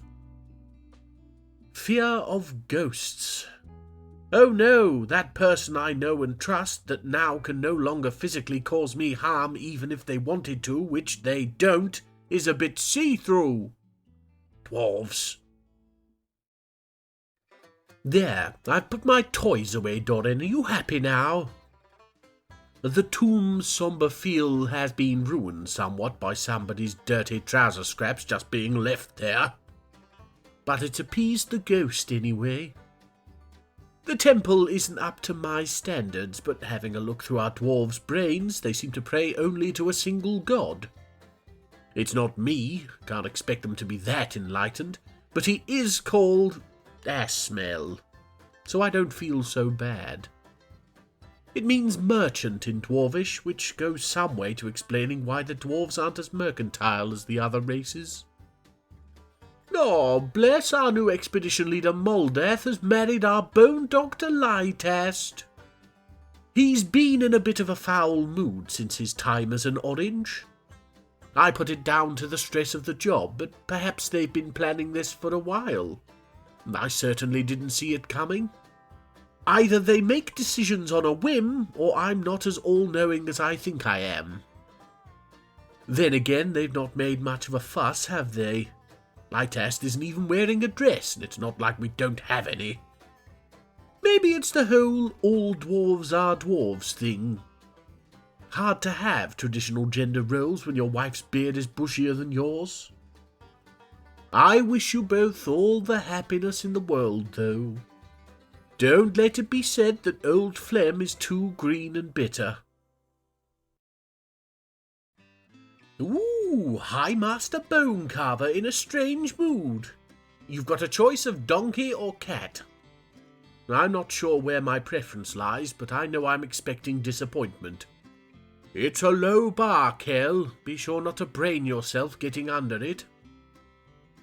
Donkey Bone, I told you, earrings. Cal Bokbon, which is smile heathers. Oh, you know what? These are actually sort of lovely. Not the earrings themselves, no. He's tied bits of wool to some bone. It looks like a toddler's Mother's Day gift. But the sentiment behind them is comparable. The artifact is meant to represent Hammerlock's beginning. We settled in the spring, the best time for planting heather, and he's happy about that. Hence smile. Aw. Kel's a dribbling nitwit, but a sweet one. I don't know what we're supposed to do with the things now, though. There are no fridges in Dwarf Fortress. Oh, come on, we haven't been back to Scoopstick in ages. Or, well, okay, a few months. But we already had the retaliation siege for that. And they look to parley again. Fine. I guess we can pretend we give a damn about the sanctity of life. Ooh, there's quite a few of them this time. Quick count has us facing 30 humans with our 10 dwarves. Is episode 6 where Hammerlock ends? No, don't check the video time. Well, maybe it's 20 minutes of poetry. Here's Moldath. Scream warned, that is Ubasnisan, the sticky trousers that Vutok made last episode, is apparently the property of the humans. No, fairly certain we made that one, though made is a little strong. Let 'em know they can go vomit your waterfowl, Moldath. Then get out quick before they work it out. The barricaded nails are already on their way. We're letting them gather together just away a bit. I'm fairly certain we lost Ral because he dived in alone, and as funny as that was, I'm thinking we'll need every warrior to face this threat. And it begins. Just there. Fight! Oh, there's a lot of damage being dealt. Just not sure if it's going the right. Oh, no, it's becoming clear. Oh, one's gone into the pond. They've run the rest off, and yes, it seems to be over. Oh, we didn't lose anybody, but Astesh took a proper beating. Minkot's having to drag him back to the hospital. Our doctors are already seeing to him. Don't know if they're keeping his armour on to keep all his bits in. Holy me, he's been cut up like a rug in a community centre dance floor. They even... No, snod, it's almost too horrifying to say. They even tore his beard off. Those monsters! Worry not, Astesh. We shall begin working on a prosthesis. Somebody grab a cat. Hurry! This should be interesting. Law has gone into a strange mood. Now, why should this be interesting? Well, it's nothing to do with her being an expert carpenter. No, the thing that's got me all of a quiver is the thought that we might be getting an artifact commemorating one of our sieges. A war artifact to stand at the gates of our fortress and warn off any who think themselves hard enough to come and have a go. I'll settle for anything that doesn't directly mock me at this point, though. While we wait for Law, we can welcome the humans. Here's Istral, and for once they've... not... knowledge feed. Was not a spy taken? Oh, and he disdains peace. There's only so many snubs I'm willing to take, you know, humans of the Oled Mong. You're just lucky that right now I feel like buying goodies. Law's done. For that matter, I'm bloody done. Kubor Amith, the worker of delights. It's a table, which is fine. Not like I was expecting anything exciting. It's what's on the table that really gets my goat. It's an image of Mr. Blowsack, he of the basic steel hammer artifact. Remember how I swore it was a personal snub to me? Look, the beardy little sod was laughing. I just don't... What the snot was that? Did you just use my name as an expletive? What? Never mind that now. What was that crash? What? Oh, yeah, I bet Graham that he couldn't cook blindfolded. He couldn't... What? So what happened? Well, he owes me a £5. What did he do? Oh, well, remember that big fancy range cooker thing in there? But, yes. Cherish that memory. Why does the air taste spicy? Oh, that'd be the gas. Graham! I have got this steel spatula. Best be quick, he's 32% flint. Don't move a thing! You'd think old Flemmo would have learnt by now, eh, lads? Right. Just flick this on. This is the voice of your all-powerful God.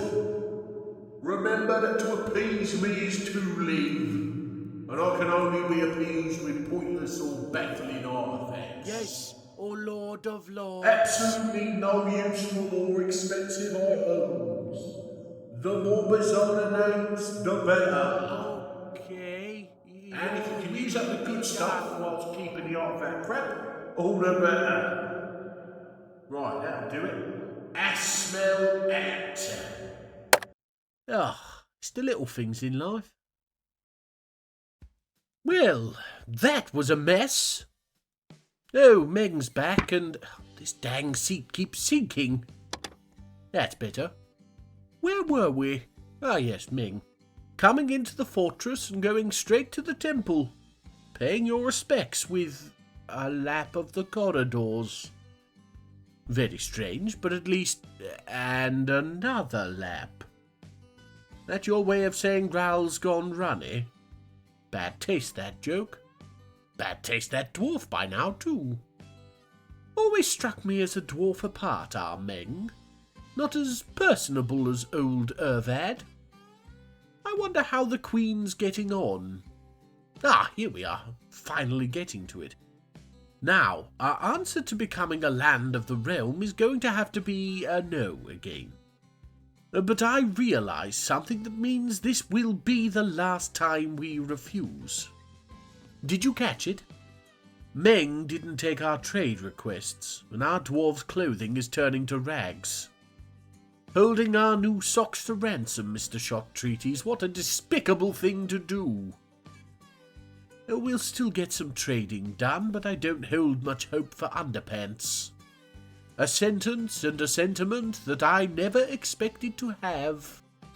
A sentimentance for the unholy, over the plain unholy. Oh, some new migrants have arrived. I was so busy with thoughts of dwarven nether coverings that I almost missed 'em. Here is an adequate cook.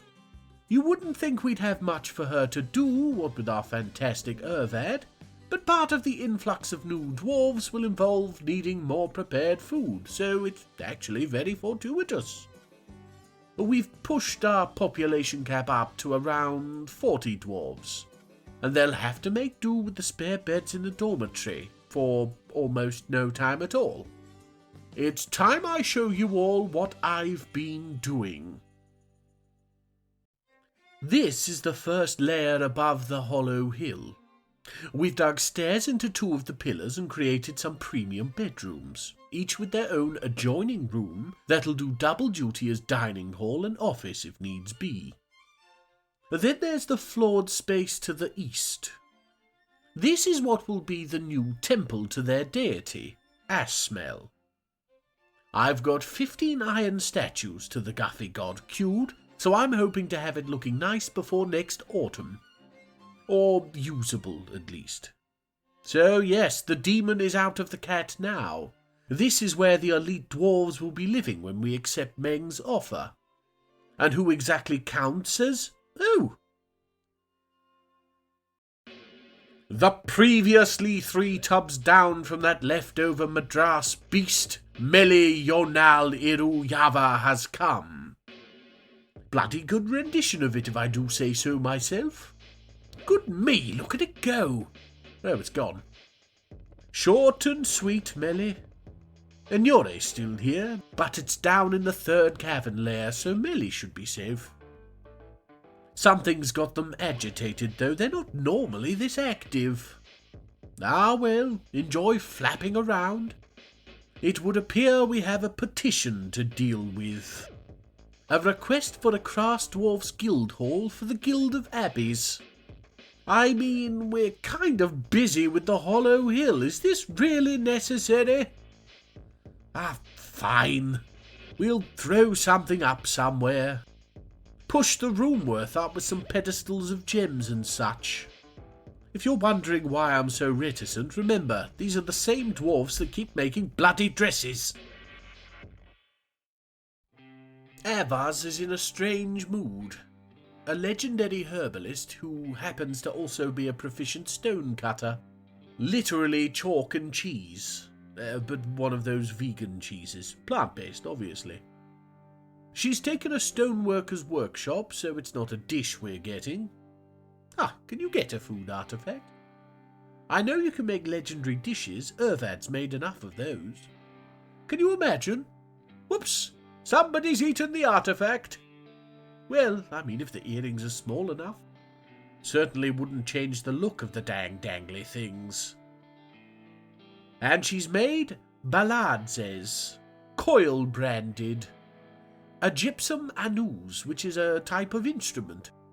Now, she's decorated it with a picture of a forgotten beast, it doesn't say which one, but we can assume it's a Nyore.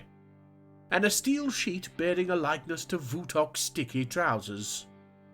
The anous is a mid-sized handheld globular bone-wind instrument.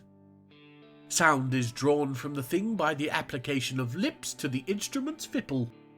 And the fingering of holes produces the melody... Yes? Did you need me? No. Oh, I just felt like I was needed for something. No. I'll just... Yes.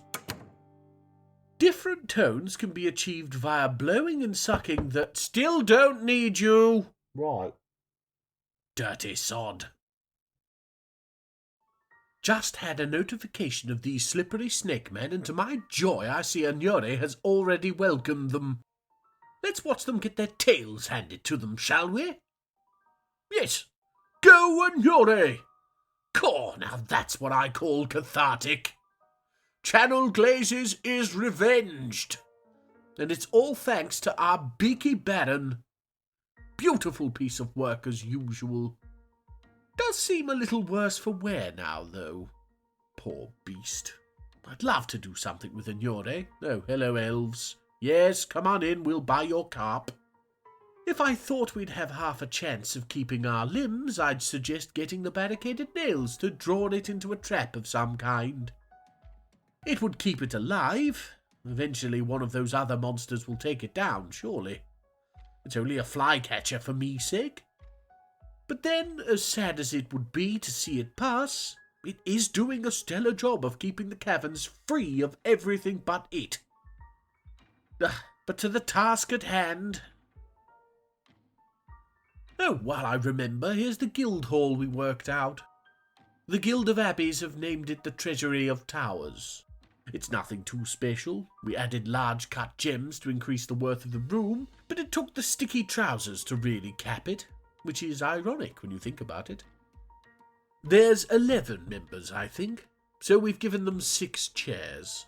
I've no idea what they want the space for. There's more than enough work to be getting on with. Don't say I don't ever give you anything, dwarves. Finally, another spin of the wheel. Solon here has gone into a strange mood.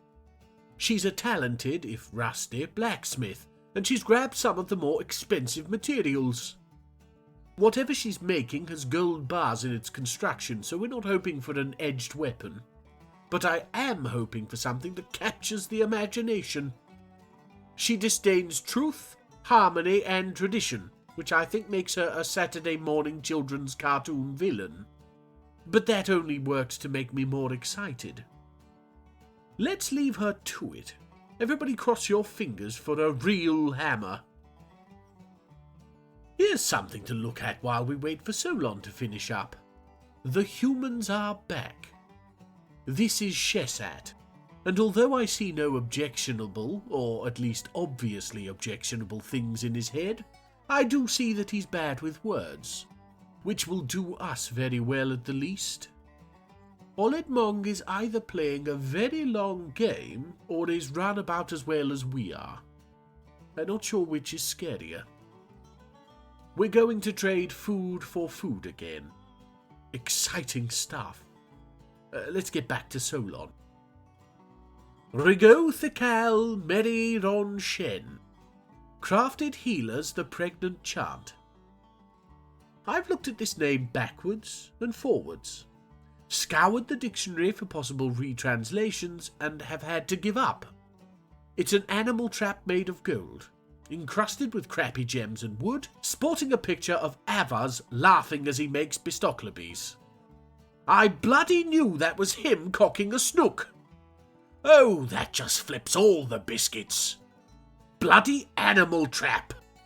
Only way that captures the imagination is if we rename one of the guinea pigs. Shake it off, Phlegm. Anyway, the hollow hill is done. We're letting the water trickle in. Have been letting it for a few months now. But Ruin Breakfast is a river in the same way that I'm a god. And here's the floor above, more or less complete. Every room has a bronze cabinet and chest, plus a gypsum table and chair. Very fancy stuff.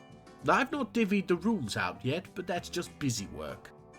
The temple to Ashmel is done, or it's got the statues in anyway. But it still looks a little bare, so I'm thinking we'll add some other accoutrements down the line.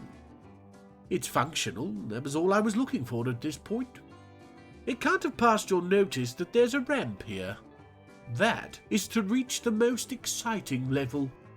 Here we have the tavern in the Hollow Hill, which we shall be opening to the general public to draw in some visitors.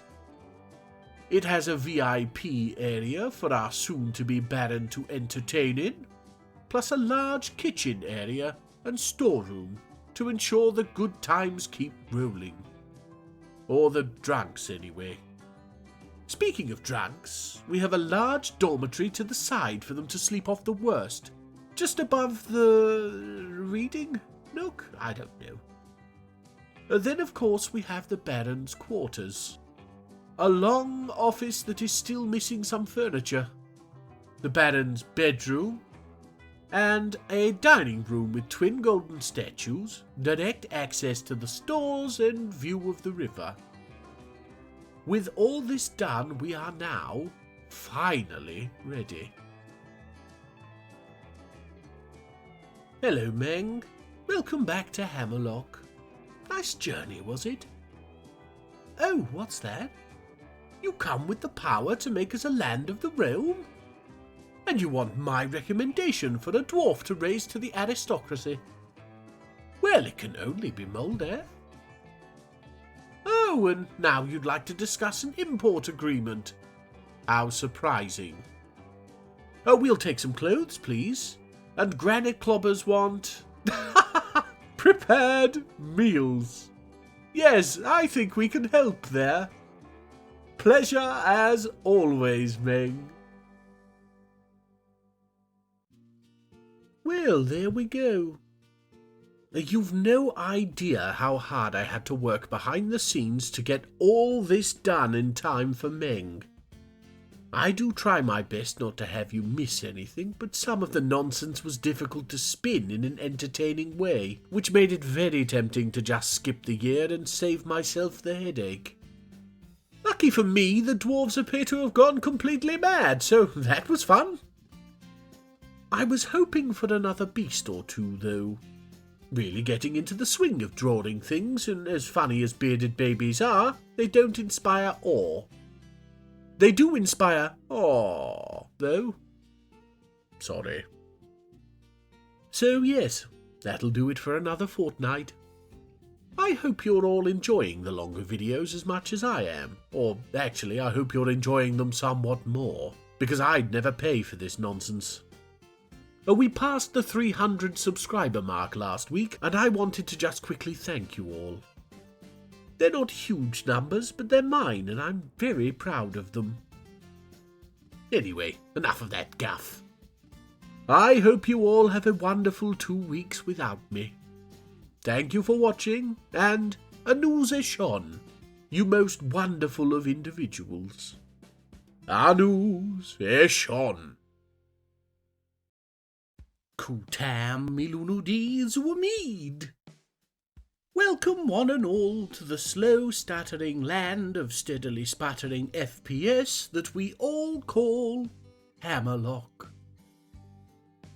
I don't know if it's the biscuit tin full of gerbils I call a computer, or the fact that the fortress here is technically on the surface. But I've been noting quite a lot of slowdown. I don't just mean in the dwarves' heads. This is of course completely normal for good old Dwarf Fortress. Only so many pairs of dirty trousers a processor can handle before it becomes a no-cessor. But I'd argue we're far from the usual number required. I think I have perhaps found the actual culprit. It's ruin breakfast. All these water updates happening all the damn time, it's no wonder my poor refurbished infinite cosmic power is struggling with 40 dwarves. You're still using that old thing? What? Well, yes. I was hoping to get myself a new one, but what with needing to replace my kitchen, funds have been a little tight. Yeah, it was pretty dated. Pretty dated? I'm still friendly with old Bolly Nodger at Daycorp. Want me to see if any of the newer models have fallen off the back of a van recently? Oh, you'd do that for me? Of course. Oh, much obliged. No worries. So, everything going alright with the dwarves? What? Yes, not too bad. They still praying to that god of theirs, bum sniff or whatever? Ass smell, yes, though I've not caught them in his temple yet. Oh, well, you wouldn't, would you? Far too busy with their artifacts. That's true. I hear he's a handsome devil.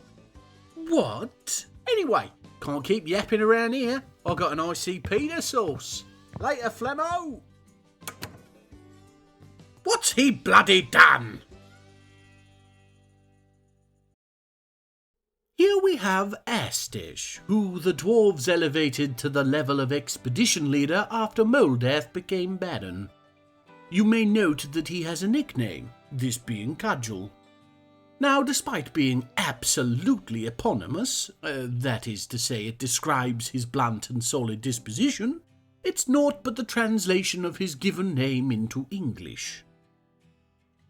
Given the existence of the Hollow Hill and my decision to segregate the higher-ranking dwarves from the low, I found it useful to provide us with a signifier. Well, it's not like one furry yam looks different to another. And at time of writing we have a couple of Dorens and a handful of Vutoks. All this to say, if you see a nickname, they're a dwarf of the Hollow Hill. So yes, Astish.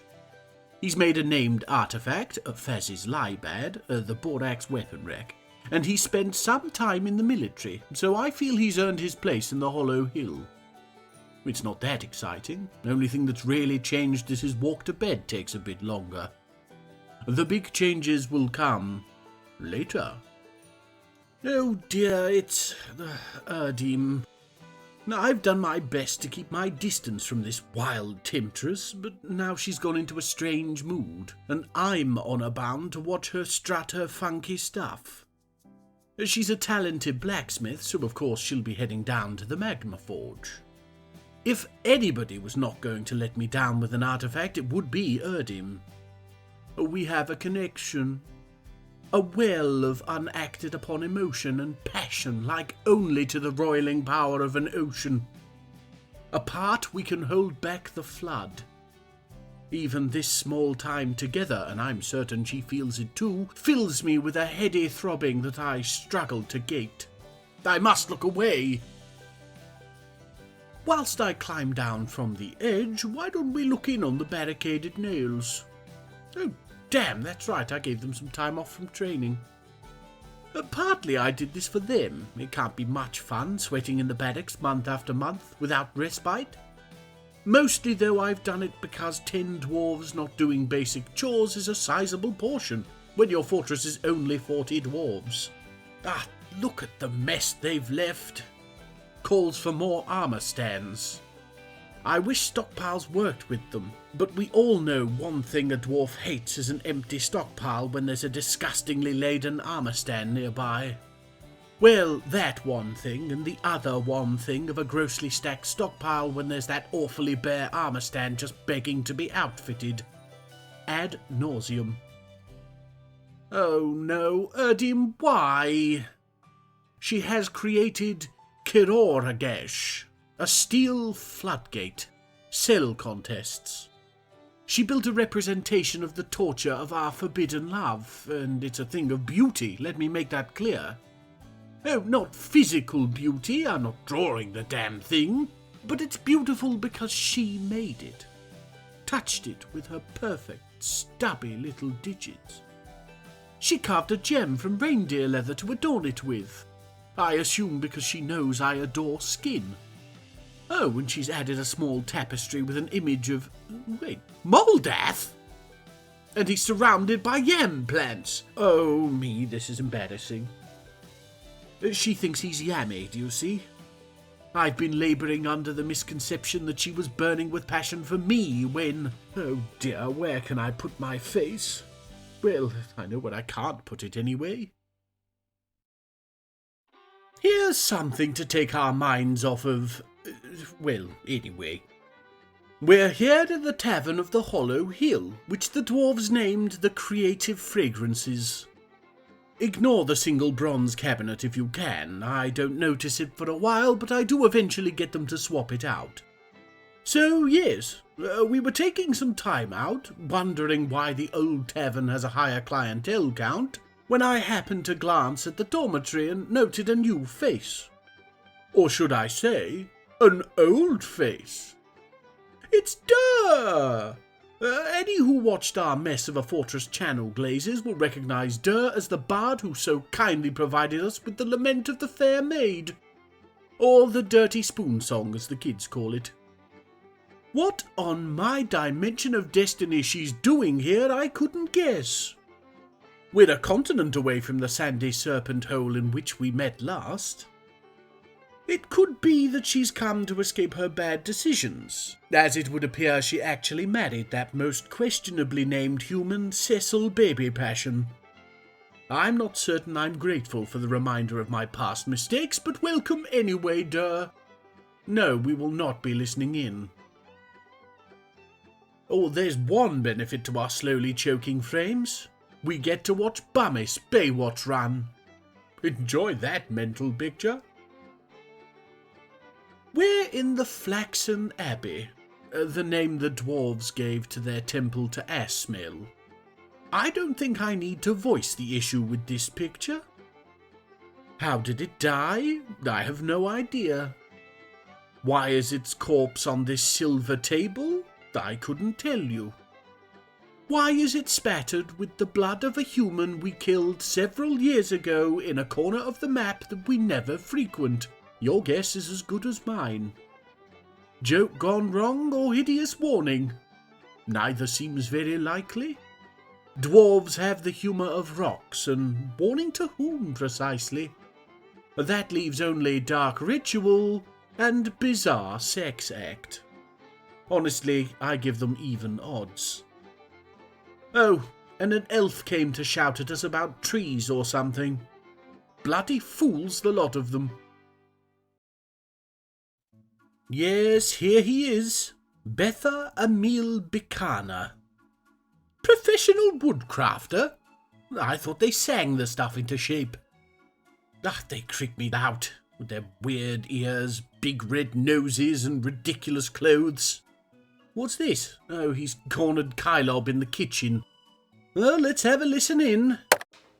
So you talk to trees? You talk to dogs. And all they do is bark too. And they understand, do they?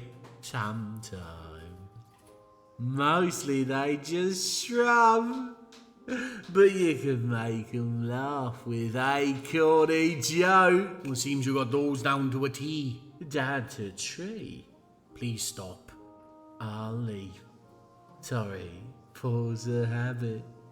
But first, how many dwarves does it take to screw in a light bulb? What's a light bulb? Only 2. But getting them in there's a nightmare. Love the dirty ones. Kylob did all right there, didn't he? I think we'll make him tavern keeper of the Makin Smells. No good deed deserves to go unpunished, after all. Oh, and here's Thalu and her ilk, honking as they shuffle in their enlarged footwear. Honestly, I like custard as much as the next person with a room dedicated to it in their house, but pouring it down your trousers is where I draw the line.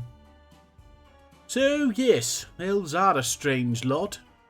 I'm happy to let them waffle on about tight ropes and big tops, though, so long as they keep bringing animals from their menageries. We're going to leave them to set up, and I'll get back to you if we find anything worth our time. Does this count? The elves brought it. A willow wood cage carrying an apparently tame worm. It took me a few minutes to stop laughing after finding it in the trading interface, so I decided not only did we have to have it, but it had to take pride of place in Moldath's office. I'm hoping he'll teach it tricks. I told you elves were clowns. With the elves dealt with, I suppose we should be getting back to fortress matters. Abel here has gone into a strange mood. Now, she's a legendary miner, but I shouldn't suppose we're going to be getting an artifact hole. No, she's taken over a stoneworker's workshop, and everybody knows you make holes at the clothier's workshop. Well, otherwise it's not a poncho, it's a blanket. She's one of our current barricaded nails, of course, and has taken her fair share of lives, including Clylus, the kobold, whose blood continues to find its way into our fort 5 years on. All that said to say I have no idea what we're going to be getting, and I'm not dumb enough to get excited. Let's get on with this farce. And I was right to remain away from the edge of my seat. El Bel de Gel, a chalk hatch cover. The Renowned Galley. Ostensibly a piece dedicated to the creation of Hammerlock as a whole. It is, in fact, a love note to the piddly little tavern in the slums, our first tavern, the Sweetness of Rex. Hence, Renowned Galley. So it appears time to state openly something which may have already become apparent to the astute of you. The Dwarves of Hammerlock are not overly keen on the Hollow Hill. That is to say, those dwarves that have found themselves left behind are not keen. Indeed, creating a hierarchy has led to some grumblings coming almost entirely from those who have not been graced with advancement, which I must say was probably to be expected, and which explains the last little motif on the hatch cover, that of traction benches wrought of donkey bone. The Hollow Hill was back-breaking donkey work that only a few chosen have benefited from. To that I have but one thing to say. No duh! But it's pretty, no? Here you can see the finished stairway to Hollow Hill. Resplendent with chalk statues to their god Asmael. No. What was I saying? Ah, yes. Resplendent with... Hang on. Here is one of the statues. I've done a quick sketch, don't mind the proportions. There's a plaque under it. It reads, Asmael, god of weird artifacts. Anything look fishy to you lot? Snotfoot, I don't know how you did it, but I'm going to get you back! Whoops, game's up. Please excuse me. I've got a sudden hankering for takoyaki.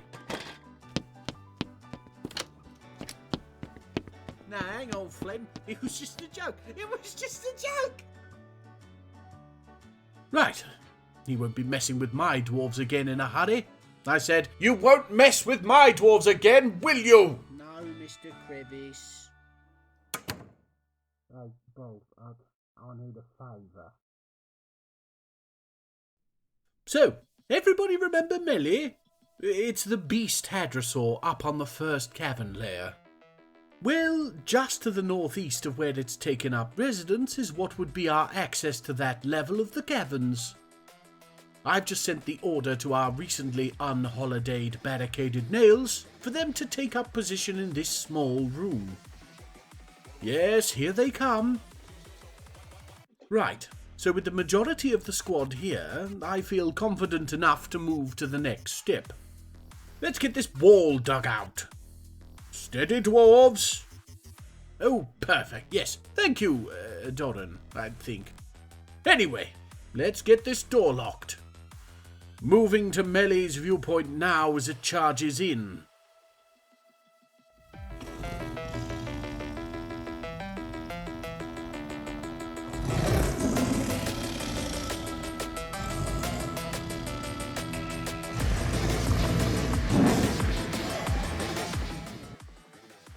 And the fight begins!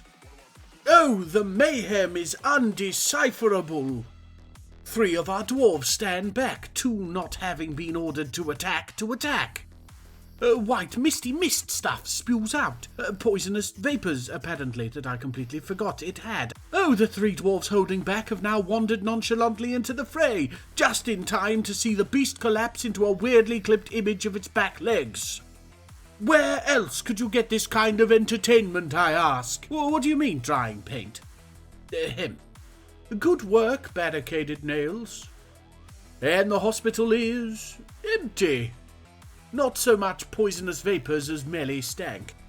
Very good work, barricaded nails. And the 100,000 sticky trouser question, did this help the frames?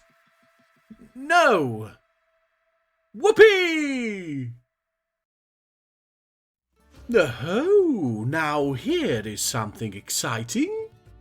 We have the humans of the Oled Mong visiting once more, with Kupek at their lead. An adequate dyer, we'll be the judge of that.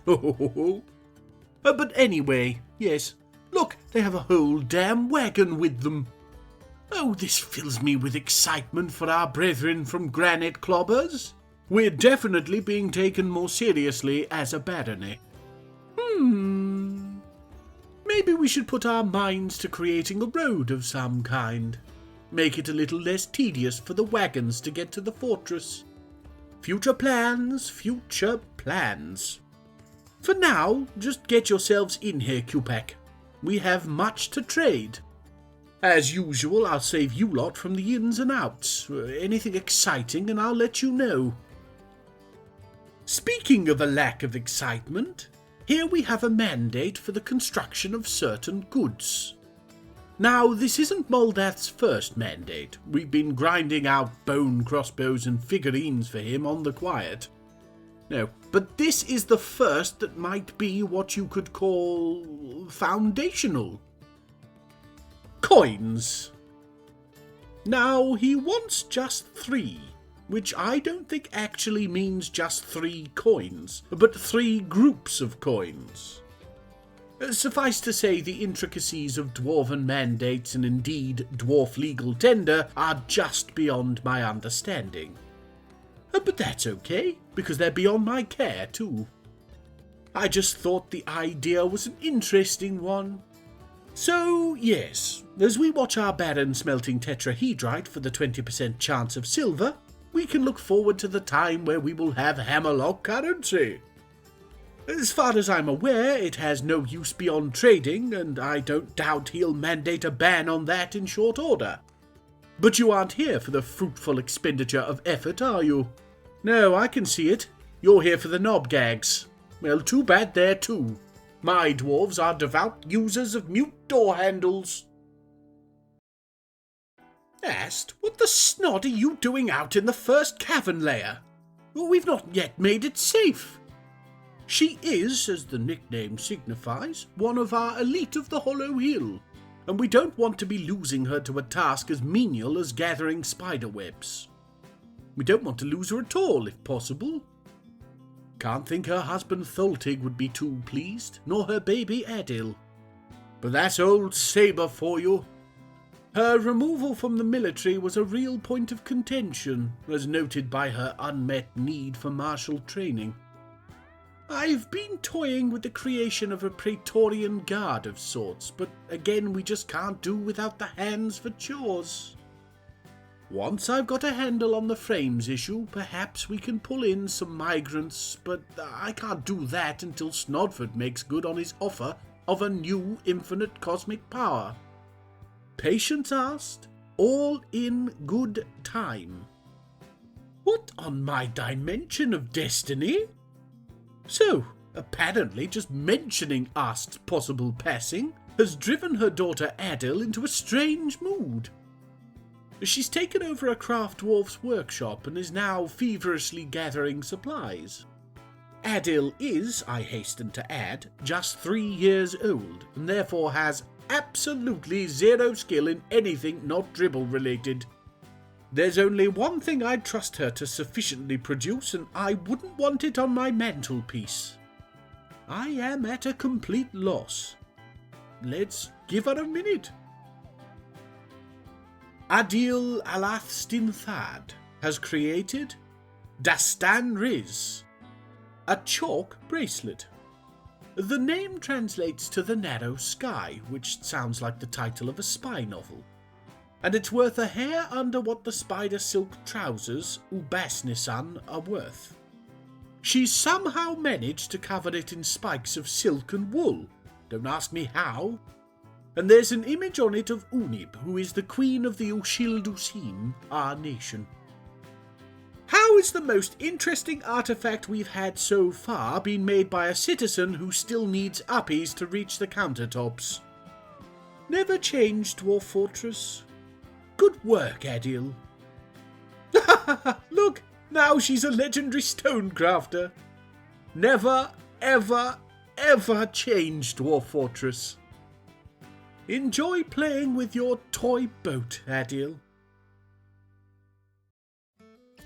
Oh, beautiful! The Dwarven caravan is here, and look, it's a full wagon. Oh, I bet it's full to bursting with clothes, thank me! Well, come on then, get yourselves into the fortress. Welcome, Meng. Yes, make yourself comfortable in the imaginative stank. Oh, or go straight to Astesh's room and bother him while he rests. What an ass! Oh, here's something interesting, though.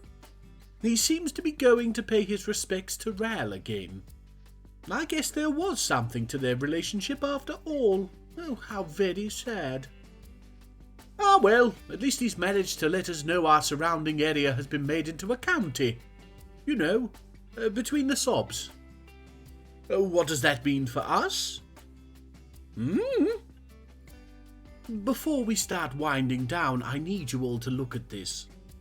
What do you get when you sell incredibly good prepared meals to a trader offering to pay over 200% of their worth? The answer is bloody anything you want.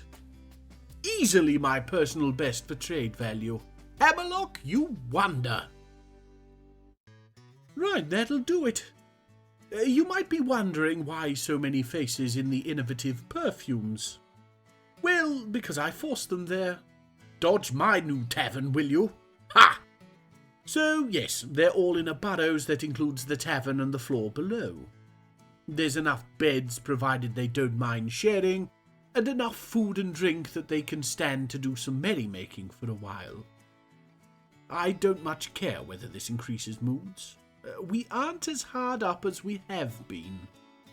But I am preparing somewhat for the introduction of my new ICP. Easier to effect changes on a large scale when I know none of my dwarves are going to be turned to pillars of salt for seeing my deific handiwork in the flesh, as it were. But anyway, that's for next time. For now, I want to thank you all for watching. As usual, it has been a pleasure to feed on your psychic energies with my mind tendrils. The pain should subside in a few days, but I'm afraid the smell of broccoli shall persist.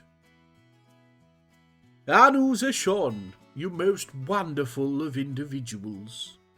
Anus Ashon. Right. Congratulations on your purchase of the Daycorp brand Infinite Cosmic Power version 9.7 billion RXS. Ooh, he sprang for the sport model. Fancy. Terms and conditions, blah blah blah. Keep out of reach of kaiju. Here. Installation. Step 1 to n times towards product, where n is the maximum number of steps said journey would take. Step 2/n+1, step back 1 step. Ensure installation into fresh world. Oh, bugger that, I'm not starting again. For best results, leave universe plugged in overnight before using to allow gases to settle. Oh no, my dwarves will be a little more gassy. How will I ever notice? Right, now Snot said to expect things to be a bit more spicy, but I'm sure it's nothing we can't handle. Enough messing around. Let's switch it on. And for my first trick, watch as I turn this trickle to a flood. Ah, look at that! With all those water updates gone, we should see a sizable effect on the frames. It might be less satisfying to look at, but it's all for a good cause. Anyway, Kutam Milunu Dizuamid. Welcome to the now running at 400% Dimension of Destiny. You'll note we're over the second barracks, and it's currently filled with little warriors. These are the new squad named the Smiths of Sinking. I hope that's not a prophetic name. After the last siege, I realised we hadn't sent anybody out raiding, and because of the sieges, I'm not comfortable leaving ourselves without the strong arms of our barricaded nails. So I've thrown some of our less important dwarves, including Erdim, into the military to fix the issue. Things should be quiet enough for a while, so the fact that they've not all got steel maces yet shouldn't matter. Don't look at me with that tone of voice. This is nothing like with Shorast. He was never trained. Ooh, our rusty-skilled stone carver Saigon has gone into a strange mood. She's a dwarf with a very interesting past, having spent her years prior to joining Hammerlock as a midwife. No call for it now, of course, what with dwarven children popping into existence fully formed without the use of any type of waterway, let alone canals. So, yes, she's been at something of a loss here. No really helpful skills, but she's got stories that'd make you wish you didn't have... What is that racket?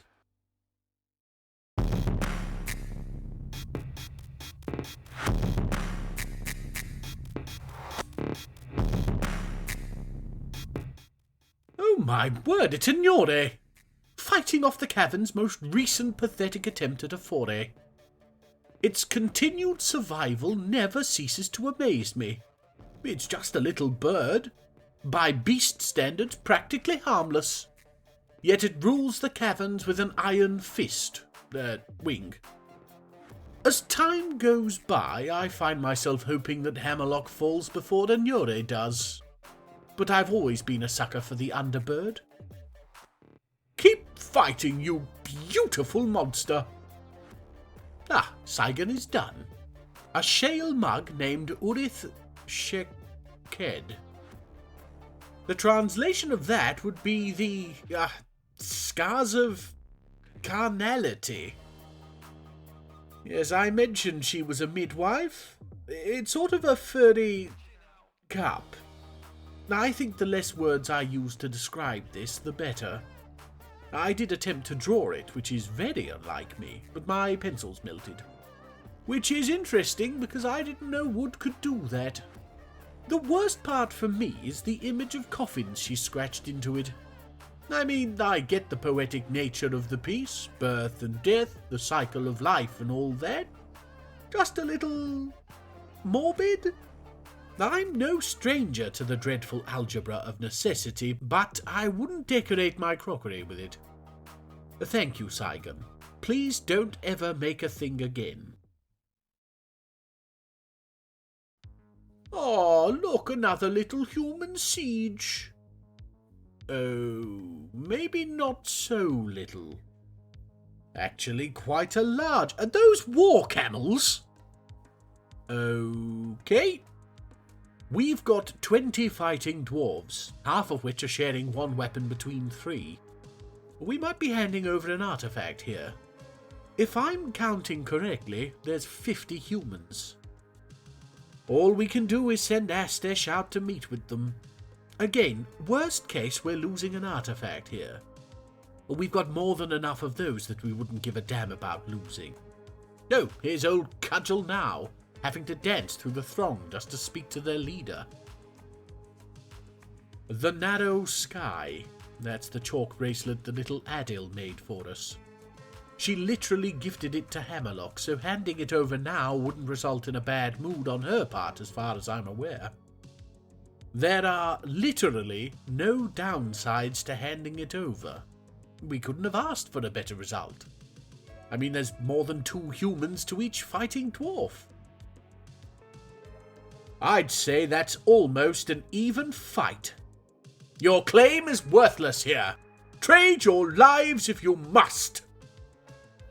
I've sent the warriors the order to gather a little ways away so they don't get swarmed as they trickle in. Yes, here they come. They're gathered now. Not all of them, can't expect that, of course. Let's send them in. Attack, my beautiful warriors! Are we going to do anything? Hello? Maybe the trees are getting in the way. Am I going to have to... No, they're away. Oh, me, the carnage. Oh, and we've lost someone. No, it's too early. Hold firm, Dwarf. Oh, no, and a third. Oh, snot, have I messed up here? Come on, dwarves. Barricaded nails, hold strong. 4, 5, oh, damn. It's over. 5 dead, 2 seemingly very injured. 6 dead. Oh, what a mess. Here we are in the hospital watching Tekard rest up. The only member of the barricaded nails to be injured. All other wounded and deceased came from our green warriors in the Smiths of Sinking, of which I'm very sad to say Erdim was one.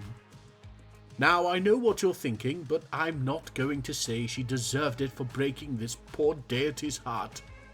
But thank you for thinking it. And now we can see Kogan has joined Tekard.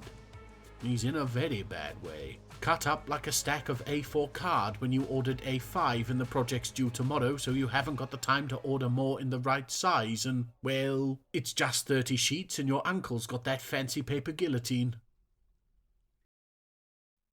Oh, look, we've got a new baby in the fortress. Oh, me, damn it!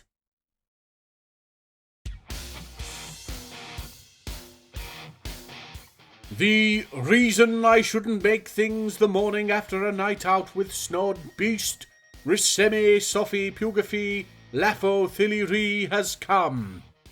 The answer to the question, what did I just step in? Oh, Snod, it's all squidged between my toes. Now, I'm not going to lie. The picture I did of it is the tiniest bit stylized. John's kids might watch this. It's in the 3rd cavern layer, isn't it? We might be seeing another bit of beast-on-beast action here. Hard to say. Nuri was rather badly injured by those cave fishmen. Oh, hello, Shorest. Oh dear, there's... No, Rissemi is backing off. Clever, filthy blob. No, here we go. I guess they just don't make giant blobs of grime and filth like they used to. Or, I don't, anyway. Yes, there's his grime, all coated with water now. Weird game, this. We find ourselves in the Quills of Shearing, where I arrange the coffins for our fallen dwarves. We've added 2 to each side of Ral's, of which only 3 have been filled. I don't know why they've left the last one empty. I checked the areas and there's no overlap. Our dwarves must just be... busy? Kind of like this episode thus far. If I didn't know any better, I'd say it had something to do with my new infinite cosmic power, but no, that would be silly. You'll be happy to know we've sent the word out for more migrants. Being down to 37 is scary when the humans can field nearly double that in their sieges. So yes, we've... Did Solon just drop her trousers on Athel's tomb and run away? But why? Of all the things I've ever seen in Dwarf Fortress, that one deserves a like and subscribe, surely. Oh, and whilst we're on the subject of self-promotion, it's been ages since I've mentioned the Discord server. Definitely join that. And if you're feeling particularly forthcoming, there's a Crumpet Sounds Patreon too. Though that's there more to save the name for when this nonsense gets bigger. 10 ral in Phlegm? Really? It was a very expensive kitchen. Want to contribute yourself? No, I'm good. Here, why have you got that 9.7 billion RXS running so low? They have? Yeah, you've got it set to M for mini, when it should be set to W for... You'll realise that's a reference to a 22-year-old joke. Oh, snot, that makes me feel old. Did you just use your name as an expletive? .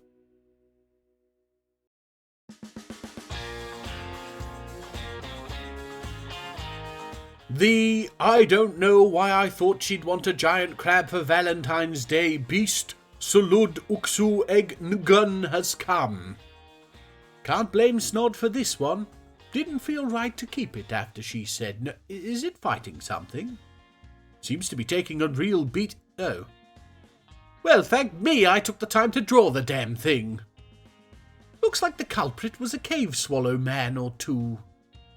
And Yori would have wiped the floor with it. We're below the hollow hill, in the tomb I've made for our Count Moldath. Turns out a count is what you get when you're a county. Who knew? I'm planning on adding some silver statues dedicated to Hammerlock in the bottom area. And you can already see we've got nooks dug out for our other noteworthy dwarves to rest with their count. Some of these already have bodies, or bits of bodies anyway. One of which happens to be Erdim. The dwarves haven't quite understood the purpose of the coffins here, hence the bits not quite being inside, but you can't have everything. And in Erdim's case, we actually don't. There's still bits of her on the surface, I believe. Lovely. Ah, the elves have arrived.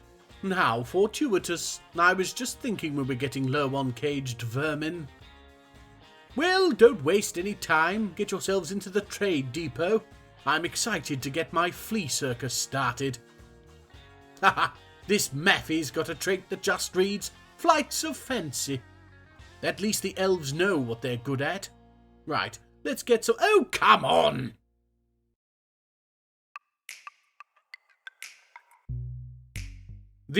Oh, Snod, grab a cup. What do you mean, kill it? Where are we going to find a newspaper big enough? Beast, Strabo, Dorku, Tongmal has come.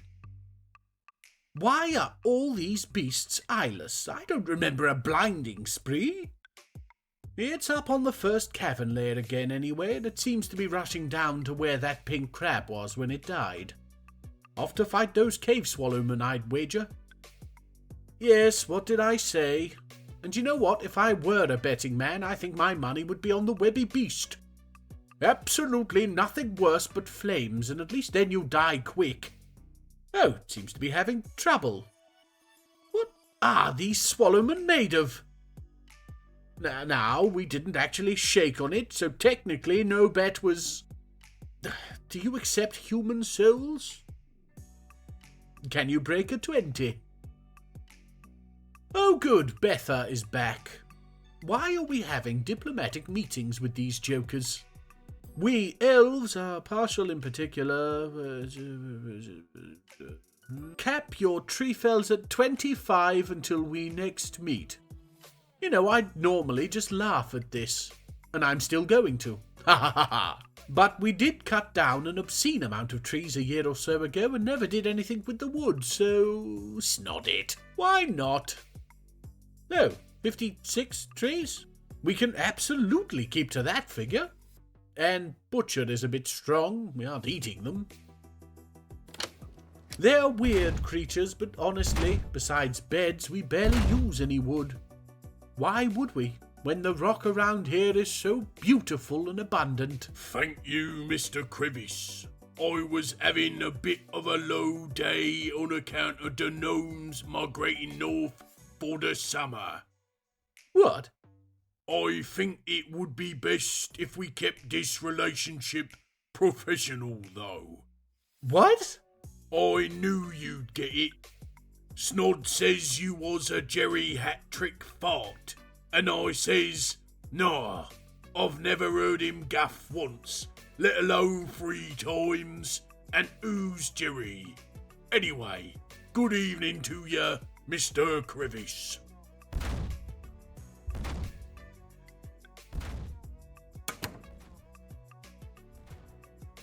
What?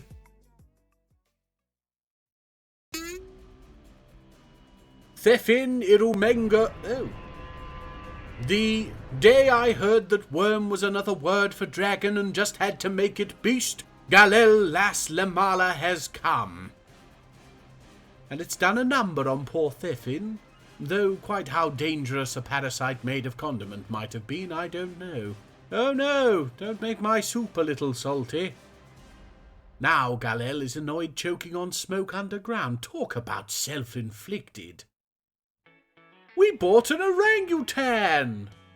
She's a big girl, and we've got her in the inspired colognes, where I'm sure she's already convincing the dwarves to give her bananas. And not that I think we have any bananas.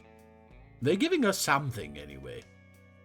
Now, she's in the tavern at the moment, but this is temporary, because I'm planning on building a library somewhere, and for some reason I feel she needs to go in there. Something about that just feels right to me. Can orangutans read? That doesn't matter. She'll make a wonderful mascot for the original sense anyway.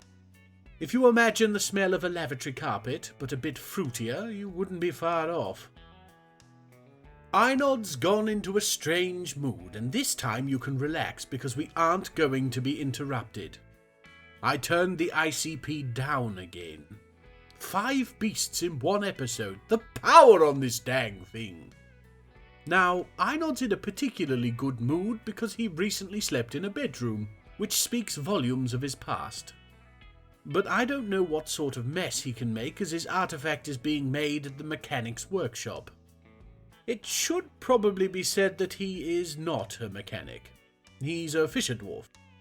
And unless fish have changed radically from when I last saw them, I can't imagine what we're going to be getting. Let's give him a minute. Well, it's a mechanism. Moderately surprised there. Udist stumam. Pleat broiled? Bloody snot gibberish. Well, he's created something very complicated, I have to admit that. Not sure how well it'll function with bits of wool and twigs dangling all over it, but maybe it's more of a display piece. Like those motorbike models people make out of nuts and bolts and stuff, that look all intricate but don't actually move. It's not the most valuable piece made in the fort so far, but he's offered it to the fortress, so I'm sure we'll find somewhere nice for it to go. Thank you, Einod. And we're happy you like your bedroom. Ah, here we have a female reindeer. Migrating to Hammerlock. I could have followed one of the 20 or so new dwarves that came with her, but no, I decided it would be more amusing to follow the reindeer. She's 6 years old, has high stamina and no official position just yet, but this is Dwarf Fortress. If she keeps her massive head down, it's not unlikely that she'd be expedition leader in a few years. Provided she learns Dwarvish and, more importantly, can handle her booze. What the snod was I thinking when I recorded this? It's 2 minutes long! Oh look, she's in the temple. Probably making a big mess. Oh dear. Look what you made me do past me. Oh, the humans of the Oled Monga here. Uneasy after seeing some dead humans? Well, I'd close your eyes before you get any closer. Whoops, too late. Ah, well, at least they spoiled the surprise of what we've been up to recently. Bloody me, 3 full-size wagons? Oh, this trade is going to be fruitful. Bananas for choice. Haha. So, yes, I'll get the humans dealt with, and then, why not? I'll show you what the building's all about in the north. Just give me a second. Right, here it is. The last siege made me all too cognizant of the fact that in reality we have 2 main forts, and so locking down in the event of an attack is nigh impossible without stranding those few who run between.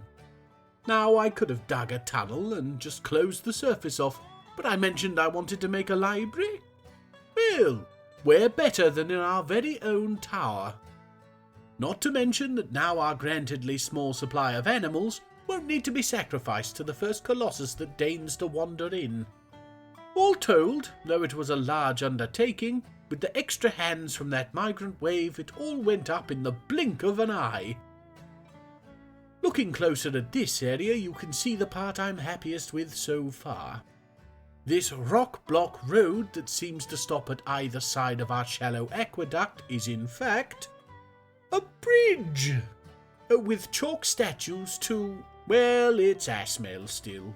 But you know, I found I'm actually happier knowing the dwarves are praying to that multi-legged git.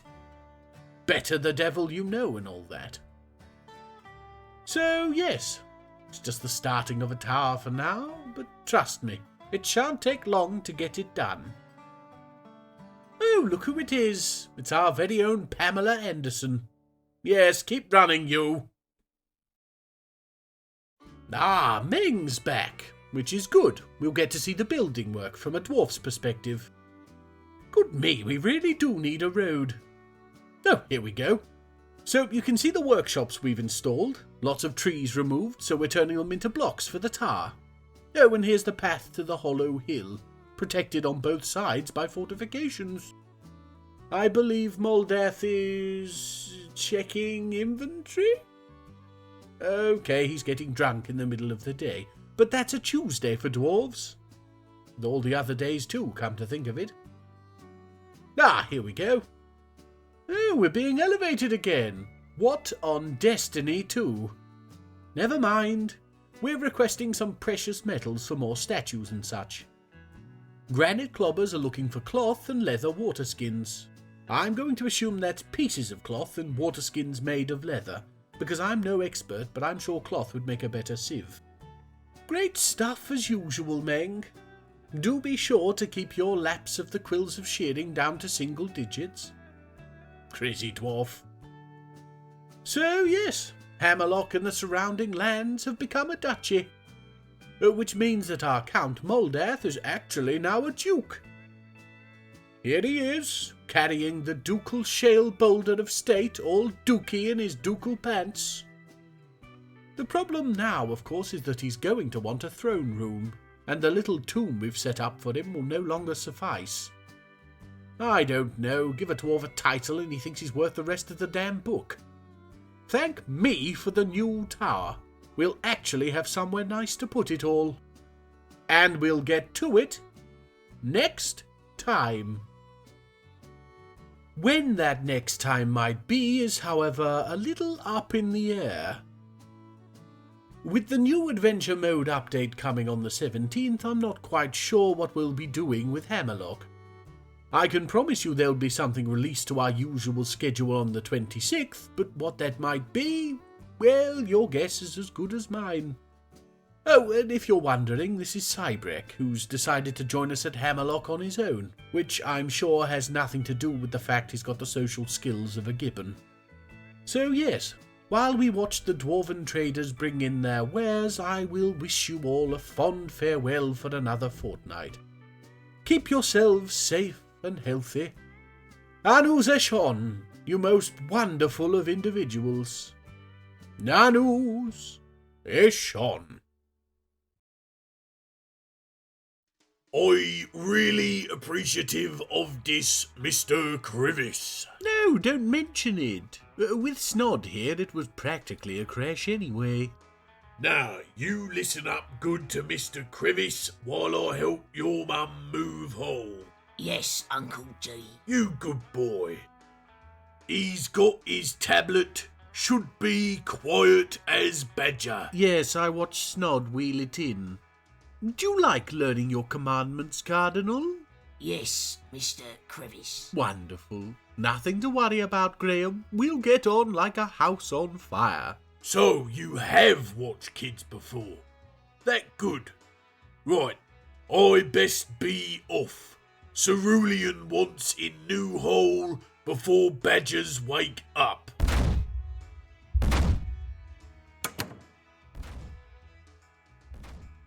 Right then, Mr. Cardinal. You get yourself up on the dais and get memorizing.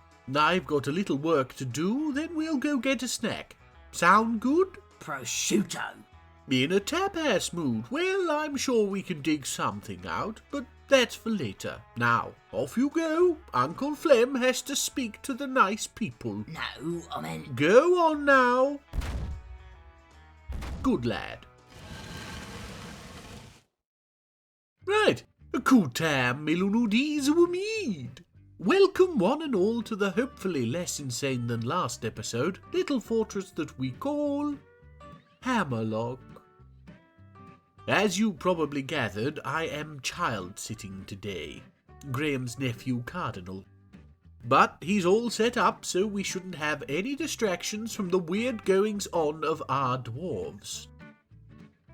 And we begin above the sweetness of Rax, that most attractive of little watering holes, by which I mean almost magnetically attractive.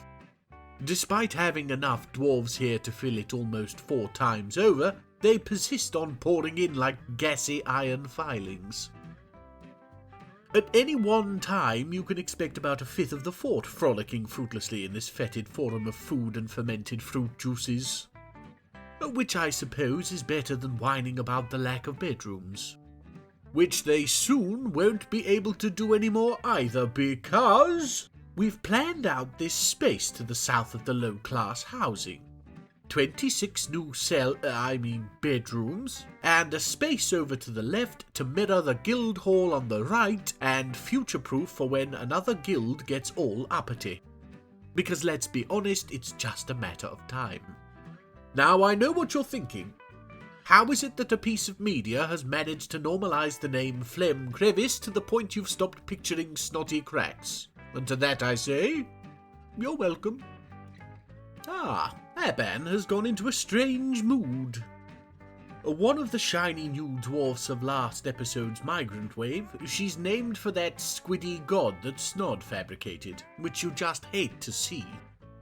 She's also got no exciting skills and has nabbed a stoneworker's workshop, so my fingers are so uncrossed as to be suing for peace. Let's give her a minute. And she's made a quern. Merseth Buffat, the Luck of Tusks, which, as a name, may seem more snod gibberish, but actually stems from their belief that the harder a material, the luckier it is. The squishier parts of the elephant not lasting quite as long as the tusks, you see. So, yes. Still gibberish, but it's a folksier and therefore permitted, culturally significant gibberish.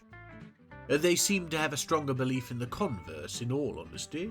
That being, the softer a material is, the more unfortunate. But from here we delve into the porcelain-gilt aftermath of a race where every morning had a night before filled with invariably minced organs and ale that could drop a horse. Oh yes, and a nice quern, Aban. Didn't seem to gain any skills making it, so at least the universe is just.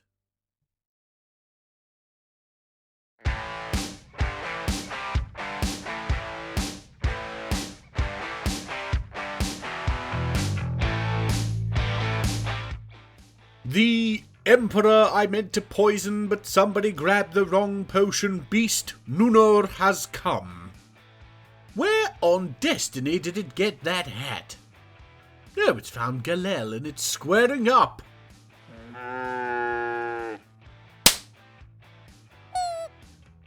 Oh me, the poor little llama. I almost feel bad for reacting the way I did for it knocking a statue over in my temple now. It's over. Not really a surprise ending, a llama versus, for all intents and purposes, a dragon. Now Galel is licking its wound. Do worms have tongues? Anyway, a single bruise to its mouth. Probably self-inflicted, let's be honest.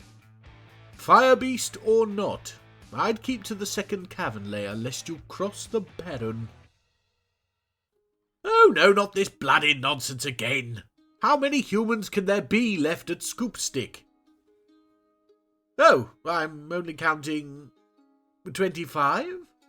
Maximum 30.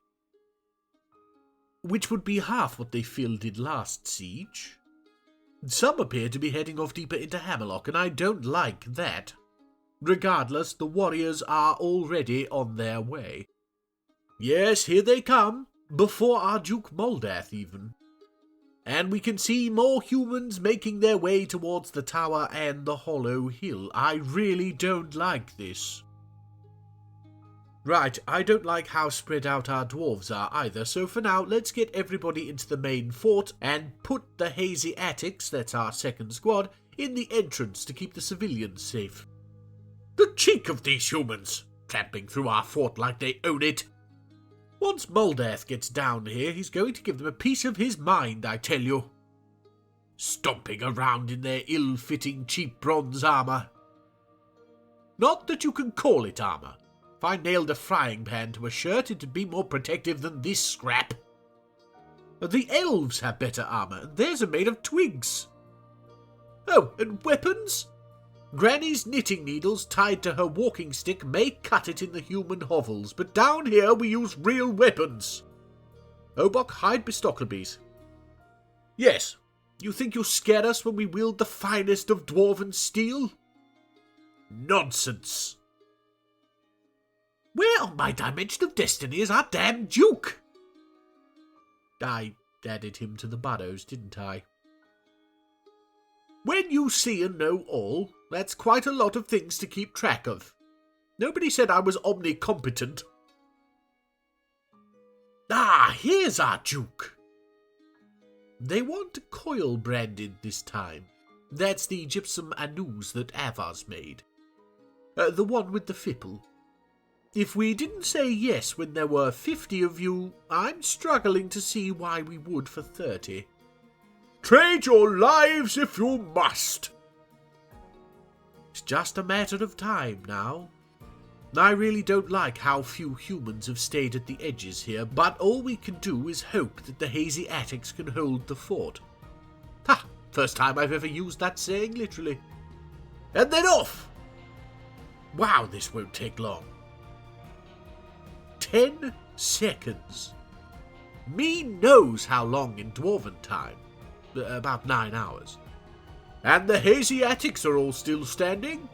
Seem to have held their own rather well, in fact. Oh no, our poor dogs! Barricaded nails, get in there and let them taste steel. Is that the lot? What on... Why are they all in the hollow hill? This is a sacred dwarven place. Well, we're going to get the barricaded nails to... Oh, come on!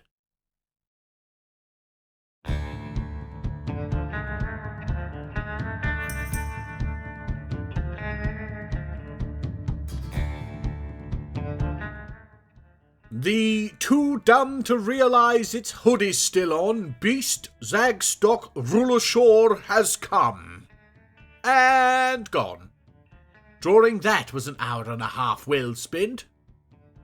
Back to the siege, and the humans have made their way up from the hollow hill. I've sent our warriors to meet them as they pour out. Ouch! Here comes some more to be smashed apart. And more? Then just one more? Nope, seems to be a few further in. Okay, that seems to have cleared it. Yes, blood pools outside the temple. Oh, here's a fellow. NATO steed bottle. I wouldn't go up the... Oh. Well, I did warn him. Here we are in place above the hospital as usual, and... we can see lots of washing dwarves and... one extremely distressing sock, but no actual injuries. I think I might actually be getting good at this. So, yes, we've got a second squad now that I would trust to guard us in the event that the barricaded nails were away. That being our finally fully armed hazy attics. So I was planning on sending the nails out to destroy the last vestiges of the pesky human civilization that keeps attacking us for no reason. The slight issue with that is that what with training continuously for years and begetting naught but death, they're all just the tiniest bit grumpy. Take Tekad here, an absolute monster of death and destruction. She is a legendary warrior in every facet, including observing. Never seen somebody so built for observing stuff. Some days she'll just sit and observe for hours at a time. Just like a true warrior. Or fungus. But for some reason she seems to have these other needs, completely unrelated to murder. Be with family? Are the barricaded nails not like the best of siblings? Be creative. The things you could really do with that mace. Acquire object. Think of all the teeth and ears. Now, I'm jesting, of course. We have depended upon these 10 dwarves for a while now, and I think they deserve a rest. So that's what they're going to get. The hazy attics will protect us for the time being. You go fill those needs, Tekad. Go be with your friends. Cause trouble and argue. Dwarves. Ooh, Lymel has gone into a strange mood. Now, if you don't recognise Lymel, don't be too embarrassed, because though he's been with us from the start, even I had to check when he joined. He seems to be one of those background characters who just never does anything. Well, until now, of course. And I checked. He wasn't set to fishing for years or anything, he just hasn't really done much of worth. He's got some good skill with stone, though, and it's a stoneworker's workshop he's at, so let's give him a minute. It's a bracelet again. Olam Kira, dispersed righteous. No, and it's decorated with a picture of our Queen Unib Ringdumbrel, like the other. I don't like too many of these. Always the fear that saying her name too many times might summon her. One bloody throne room would be bad enough. If the Queen comes, she'll bring her idiot courtiers and they'll all want one. Back to the bracelet. It's worth practically nothing because it's made of mudstone. The fort's toddler did a better job than you, Lymel. I think I know why we've seen nothing of you before this. Yes, go back to obscurity, please.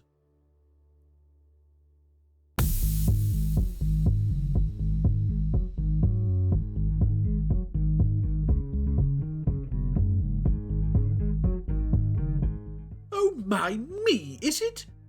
It is! Blinky the Salt Horse! Oh, ignore the Aquari Tarathi nonsense, I spilled coffee on the keyboard. Good old Blinky. I like the idea of a horse that could lick itself and... Oh.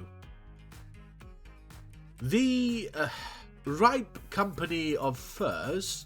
Shall we... No, best we don't talk about the name. Let's just... Yes, let's. Well, they're a farmers' guild, and apparently they've enough members now to be worth our time making a guild hall. At Hammerlock, the fort that imports all those things it can't pick wild. So, ignoring the fact we've got a guild of bloody liars, we'll be utilising that space we prepared earlier, just to the northwest of the new bedrooms. A farmers' guild, I mean... Mr. Crevice, I've run out of chalk. Can I use your toilet? What? Yes, of course. First door on the right. What was I saying? Oh, yes, a farmers' guild. I mean, what on destiny?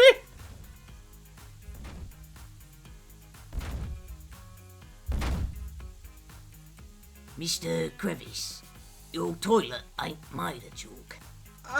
It's made of kaolinite, feldspar and quartz. Phlegm, the toilet's broken.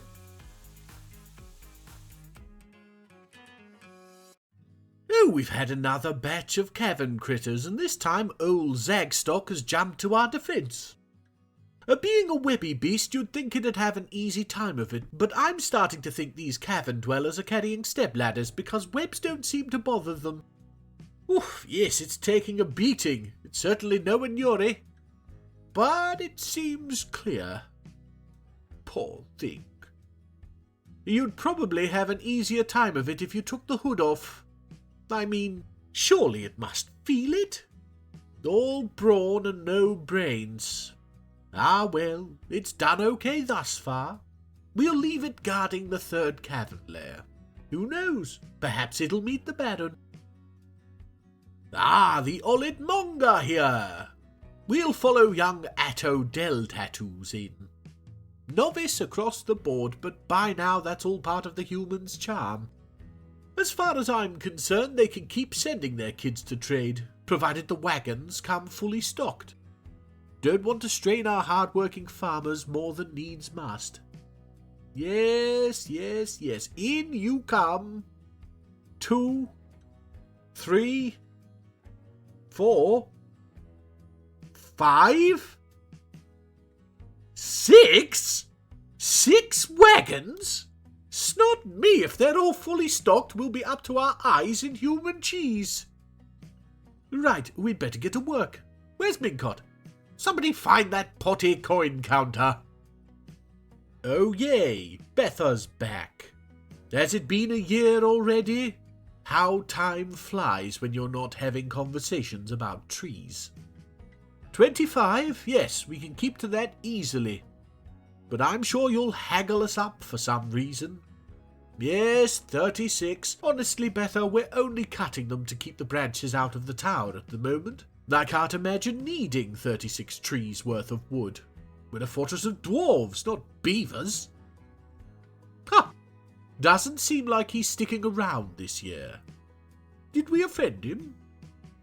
Maybe he was hoping for more of a fight about it. Elves. Well, here it is, the Rosy Sweetness. I'm going to stop reading these names if you lot don't get your minds out of the gutter. It's all finished up anyway. Statues, pedestals with gems, tables, chairs. It's just a mirror of the treasury of towers on the other side, really. Though we've stuck the narrow sky on the top pedestal, not having a second pair of sticky trousers. Well, not an artifact pair anyway. I'll probably give the bracelet to little Adil once she's grown up, seeing as she made it. But for now it'll stay safe in here.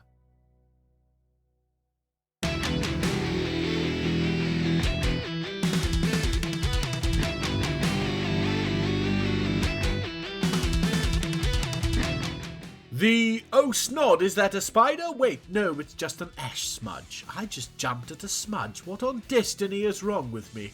Beast, Astong Sutonol Thag has come. This is nothing. You should see the one I made out of the green sprouty bit from the top of a tomato. Astong here is on a mission to find the cave swallow people that killed the crab and the lemon spider from last episode. I wouldn't be worried about them, but yes, that didn't take long. I've purposefully restricted the cavern dwellers' numbers to a maximum of 10 per raid, so there's either 10 pretty decent cave swallowman warriors down here, or one big burly brute with a gun. No, it would appear to be a cave swallowman spearman couple.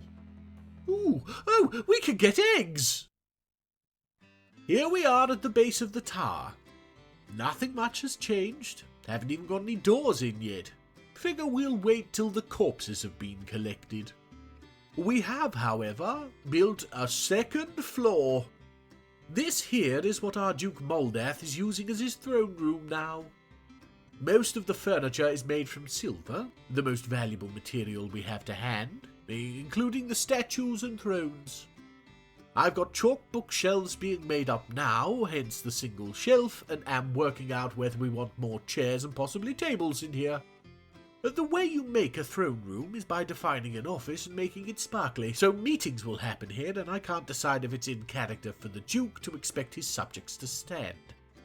It's not the most important decision, but if you don't sweat the small stuff, why on Destiny are you playing Dwarf Fortress? The tower continues up, but the plan is for a library many Z levels above, so we're not there yet.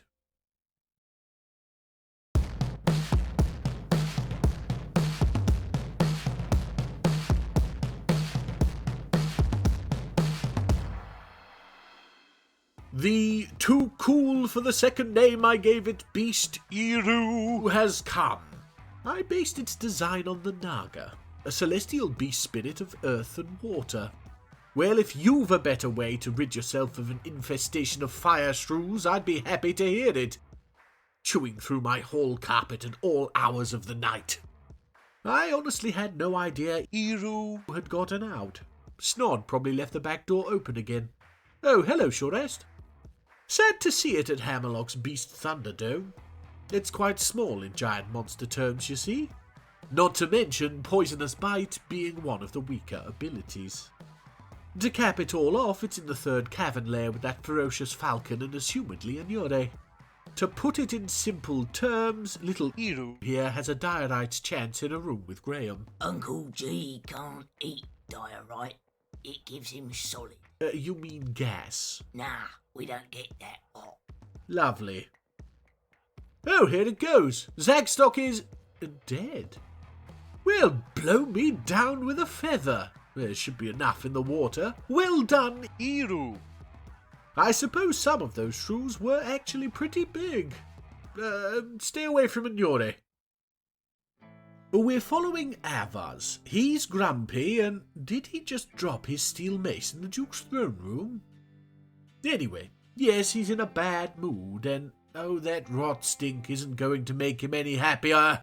Washing himself in the hospital. I think the blood is being tracked. Well, don't go back through the stink. Sometimes I think these little sods have no brains at all. And now he's, yes, going to pick his mace back up. Who wants to bet he goes back to the miasma now? No, not you. You already got all my souls. Yes, he's... Oh, ho, ho! Who owes who what now, hey? So, yes, Avaz is unhappy, and he's bringing the mood down around him, so I think we'll be having another festival sometime soon. But not yet. But soon. Ah, Granite Clobbers have deigned to send more traders. Great stuff. And it's 6 wagons, just like the humans. Hopefully they brought the precious metals we ordered. Now, I was about to check on Meng when Doosim went into a strange mood. She's one of the very new dwarves, and skill-wise she's nothing to get excited about. But we'll let her cook, as the kids would say. Or in this case, carpent, which is a real word, apparently. Hello, Meng. May as well get on with fort business while we wait for Doosim, eh? He'll be making his way to Moldath's office in the Hollow Hill. I guess he doesn't like the idea of making people stand after all. Let's skip the journey. Okay, no more rank increases for the Duke. Lucky, really. I think there's only King and Grand Emperor of the universe left. We're requesting more precious metals because, spoiler alert, the traders don't bring enough. Granite Clobbers want figurines and cloth. Half of Moldath's export bans are for figurines, so that's a no, and hear us out here, Meng. How about instead of cloth, we give you prepared meals? I know it's crazy and out there, but I really think they're the up-and-coming thing. Thanks for coming, as always. Be sure to enjoy the copse field on your way out. Right, let's see. Doosim has created Aesthetast, an olive wood bucket. So, Adil here has had a bit of a mishap. Whilst using the atom smasher to destroy the rotten prepared meals that are stinking out the fort, I got a little overzealous and may have blasted the poor child with a somewhat unusual projectile. Yes, you're reading that right. Broken finger due to projectile sock. You really can't write this stuff. And that's going to be it for another fortnight. Now, I know I mentioned last episode that we'd be doing something with adventure mode, but I'll be completely honest, I gave it a go and completely bounced off. Once it's had a little more polish, once I can do a little more than pick up and lick things, we'll give it another go, and perhaps then we can have a little fun. And it can't be all that bad. We got to visit Hammerlock again, and that's always a good time. With that said, I want to thank you all for... Oh, you're back already? Yes, it turned out all she wanted was spend 5 minutes without sound of child doing click-clock dances. So's I said I'd take him to Rock Donald's. What's that, like a troll fast food place? What? No. Donald is a river djinn what lives on a boat. Fair enough. Well, it was a pleasure meeting you, Cardinal.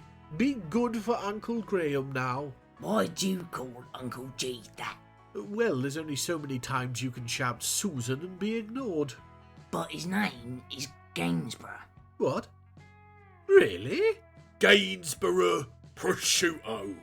But Snod said... Snodford Hedgehog is a funny little coprolite. Come on, Card. We got boat to shake.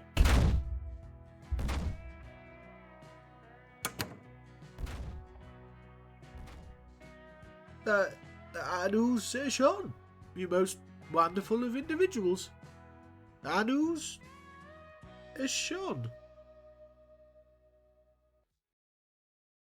Kutam Milunudis Wamid. Welcome one and all to the as yet unnamed tower at the foot of the hollow hill in the duchy of the fortress that we call Hammerlock.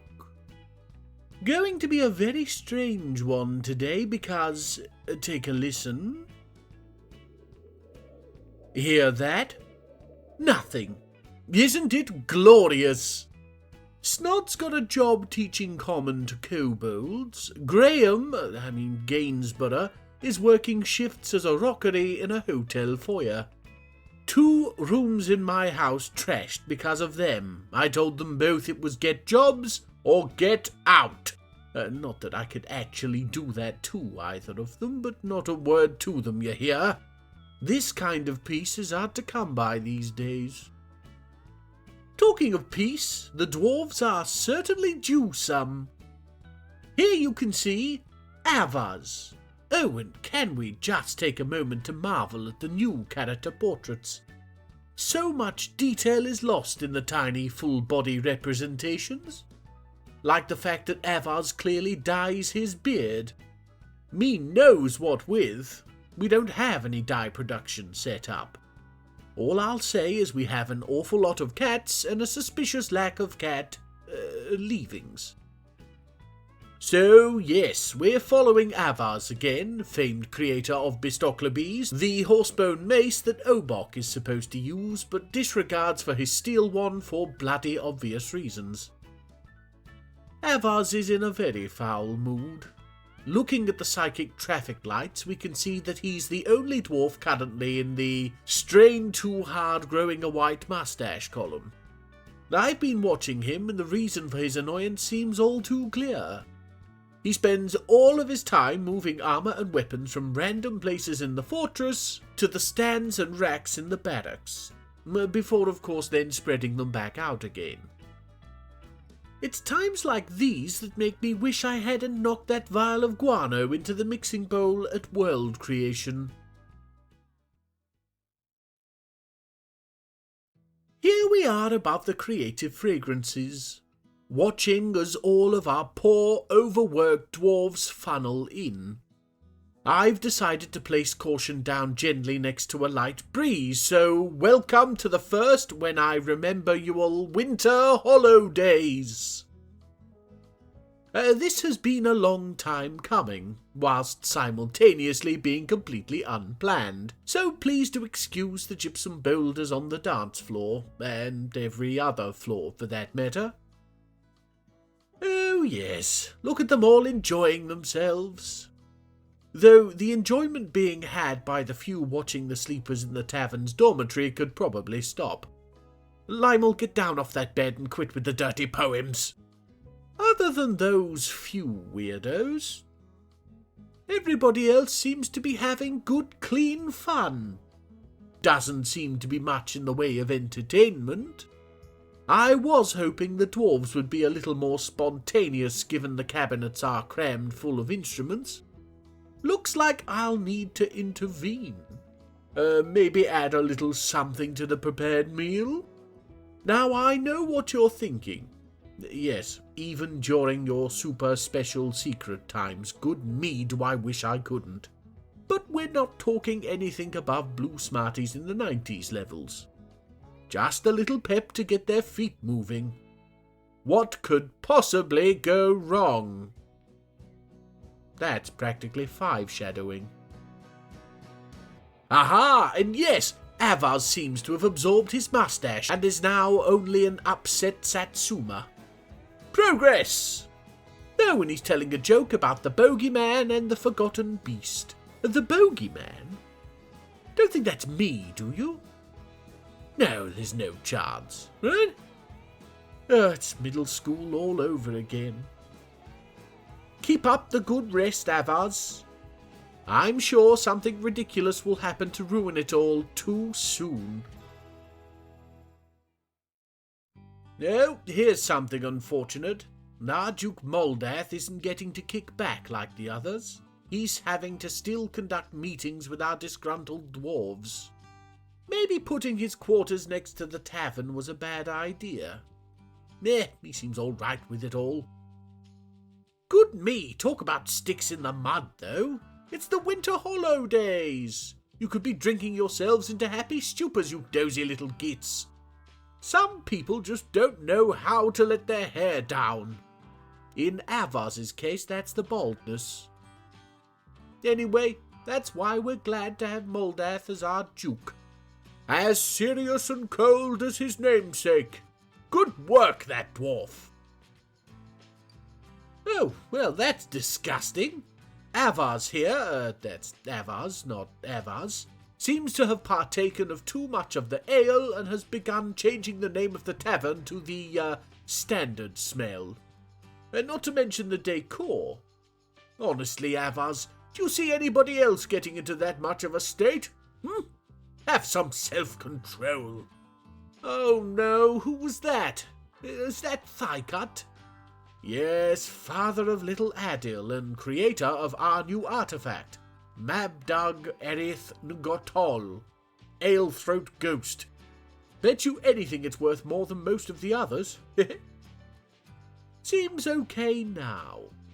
Keep yourself under control, would you, Thighcut? Think of the example you're setting for... Oh, good me, is that Dwarven now? This can't be simple overindulgence. Oh, perhaps I overdid it on the Smarties a tad. Or worse, the Sunny Delight. That would explain the large number of orange faces too. Isn't it all too believable that I'd have a cache of out-of-date confection from 2 decades ago? Oh me. Sorry, I just realised that it's actually almost 3 decades and my sense of youthfulness had to go have a lie down. Back to Dwarven and she's cleaned up her mess and gone to lie down in the doorway. Sorry, I'm still hung up on being old.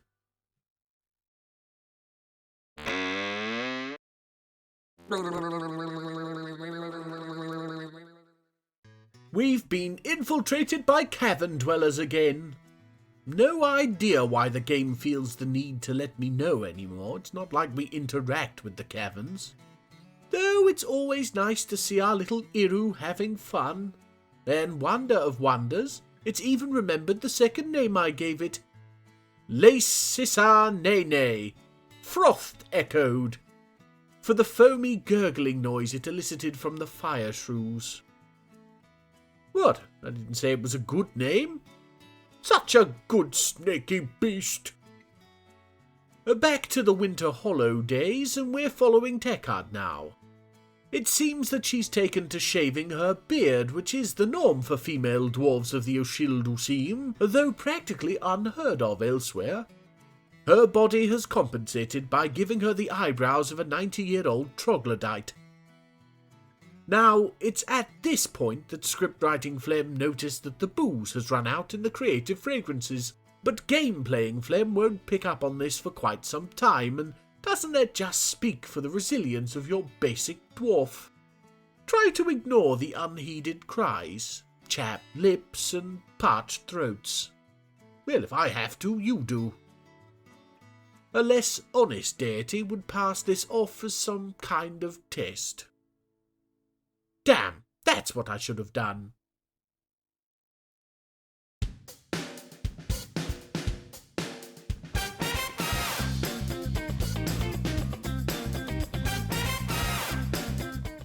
The singer-songwriter in a sharp suit made of catnip beast, Ekon Sas Puspus Tuksu has come.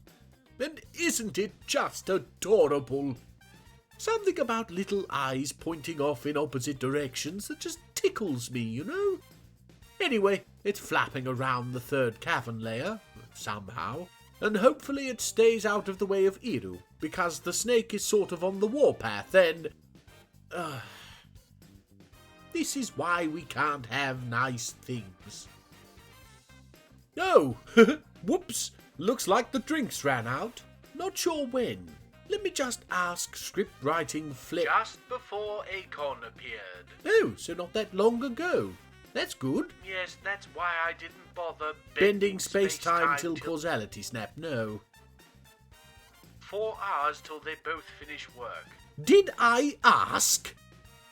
Anyway, the dwarves are free of their accidentally enforced sobriety. Stupid me, knowing what me knows and using it to make me feel smaller than me. Everybody at home following this all right? Good, good. The hollow day is over, and as we follow this pious guinea hen... Oh, for the love of me!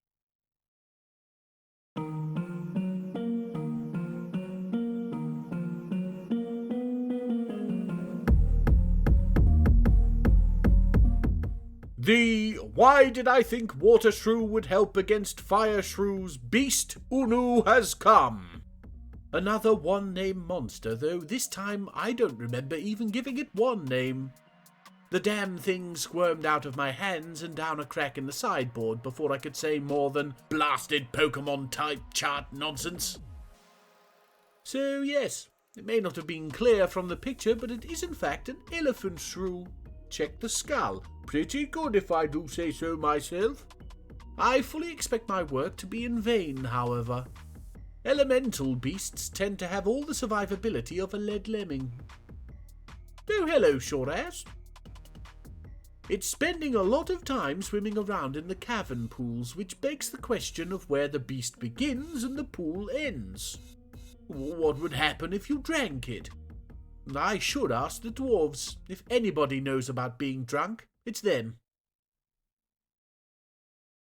So, the hollow days are over, and Avars has gone back to being a grumpy sod. As there is absolutely nothing he was doing that we can't have somebody else do, or preferably have bloody nobody do, what we've done is set up a lovely little burrows all his own, and he's been relegated to it. He gets the quills of shearing, the sweetness of racks, and his bedroom. Find a way to be miserable with access only to the most relaxing places in the fortress, Mr. Lawsith Nish. Something tells me you'll succeed. You're the kind of dwarf to be handed a tumbler at the bottom of the sea and still call the glass half empty. Ridiculous. There's much bigger things to worry about. Oxygen, for one. With Avars out of everybody's hair, we're looking at the local area, and more importantly, scooped stick. I don't know about you, but I'm damn well fed up of these episodic sieges. So we're going to do something about them. The League of Warriors, the civilization that controls scoop stick, seems to only have 2 sites. The aforementioned spoon, let's be honest, that's what they were referencing with the name, and night ankle, which I don't want to analyse deeper etymologically. We're going to raise them both to the ground, starting with spoon. Bring back whatever spoils you like, Erash, but make sure that nothing is left standing in that horrible human hamlet. It's their own fault, really. Overreacting to a little light raiding. Humans can get so tetchy. Oh, Yeru got Unu.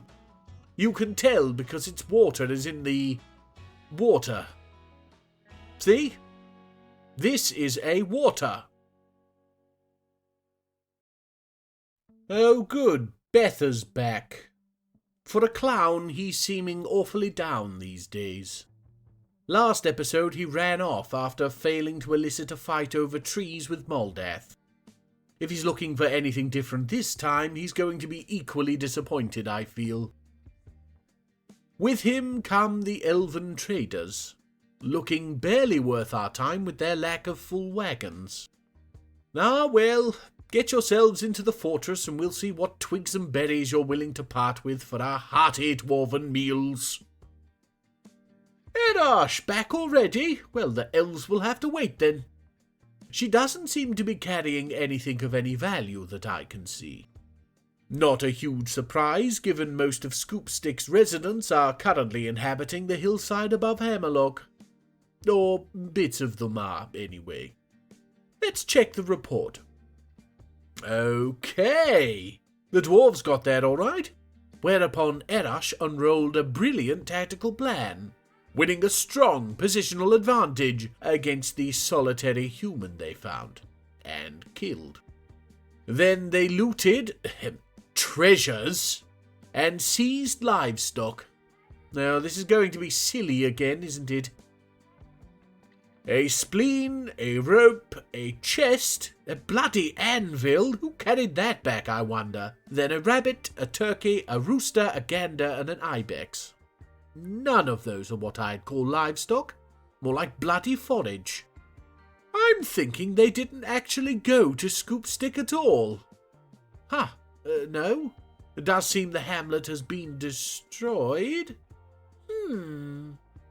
Very strange. Well, anyway, barricaded nails, get your behinds back out and raise night ankle.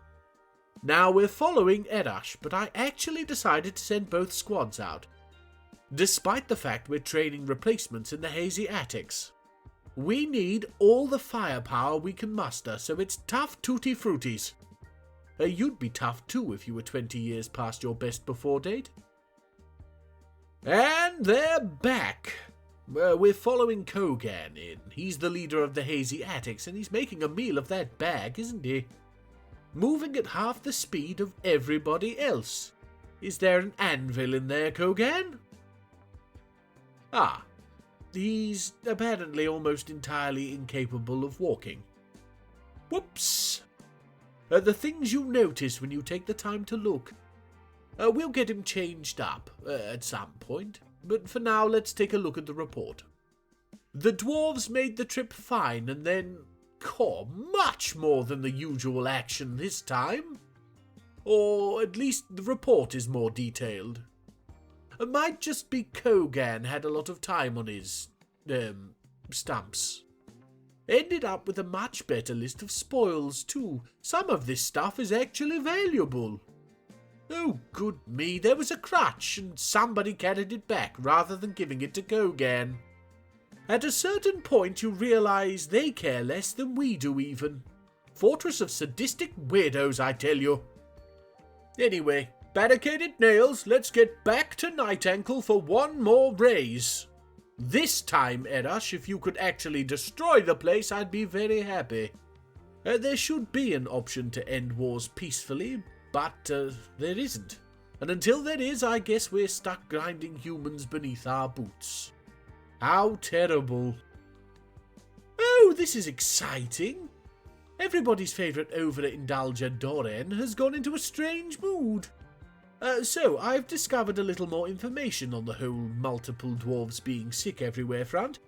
Turns out there's been an update that's changed the stats for cavern sickness. So, what we were seeing was not in fact E-number related confection binge chickens coming home to roost, but was simply dwarves who spend a lot of time underground being dazzled by the powerful light in our unlit hollow hill. Sometimes this game plays like it was designed at random in the dark, and I just couldn't love it more.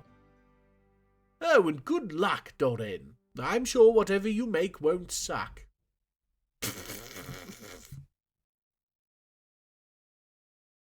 Oh, is this really an every year thing now, Betha? 25 trees. Did you remember to carry the one? 43. I guess not. I don't think we cut a single tree down last year, by the way. Do we get clowny points for that? I guess not. Well, thanks for the conversation. Well, here's a real no-duh decision. Duh is petitioning to stay in Hammerlock. Now, she's wanting to do so for the purpose of entertaining, but there's nothing saying we have to actually let her. Anybody who followed Channel Glazes will be thanking me profusely for not doing precisely that. And to you I say, you're welcome. I didn't think about how having our fortress littered with human corpses might possibly affect her mood. Well, I've been meaning to deal with the mess for a while now. This just increases the urgency somewhat. But hey, here's an idea. Perhaps you should choose one temple to pray in, rather than trekking back and forth between the two through a swamp of your own personal torment. Oh, damn, you're going to need a bedroom too. I really must start thinking before I act. Ah, well, enjoy cleaning your shoes.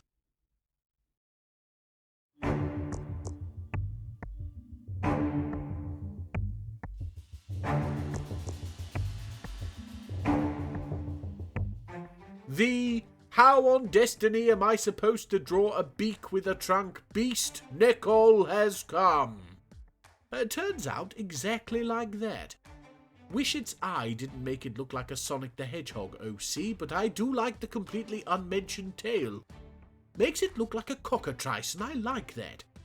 I'll save a little time. It doesn't die this episode, but I'm sure Iru's already licking its lips. Do snakes have lips? I was a little late getting to the alert, so we'll follow Abel in this time. She's hauling a donkey leather cloak, and thank me for that. Certainly couldn't go another second without one of those. Wait, it's not a large one? Okay, so this is either the cloak of a human child our dwarf is hauling gleefully, or Abel's not aware of what a loincloth is. Taking a look at the report, it's all really rather dull. They went in, chased the League of Playing Out, and now Night Ankle is without a civilization. Even managed to grab Granny's knitting and a small herd of animals on the way out. Taking a look, you can see here Night Ankle is empty. But Scoopstick seems to have gained a small contingent again. Can't be having that. Go on now, Apple. Drop that very clearly soiled loincloth. Maybe go wash your hand. No? Oh, okay. Well then, get with the others and finish the job. Ah, Dwarven is finally done. My fault. We didn't have any uncut gems, and, well, she's done now anyway. Astas Ostuk, the Rogue of Sneaking. Well, that is quite the name, isn't it? It's an armor stand, and it's actually worth quite a lot of... Uh-oh...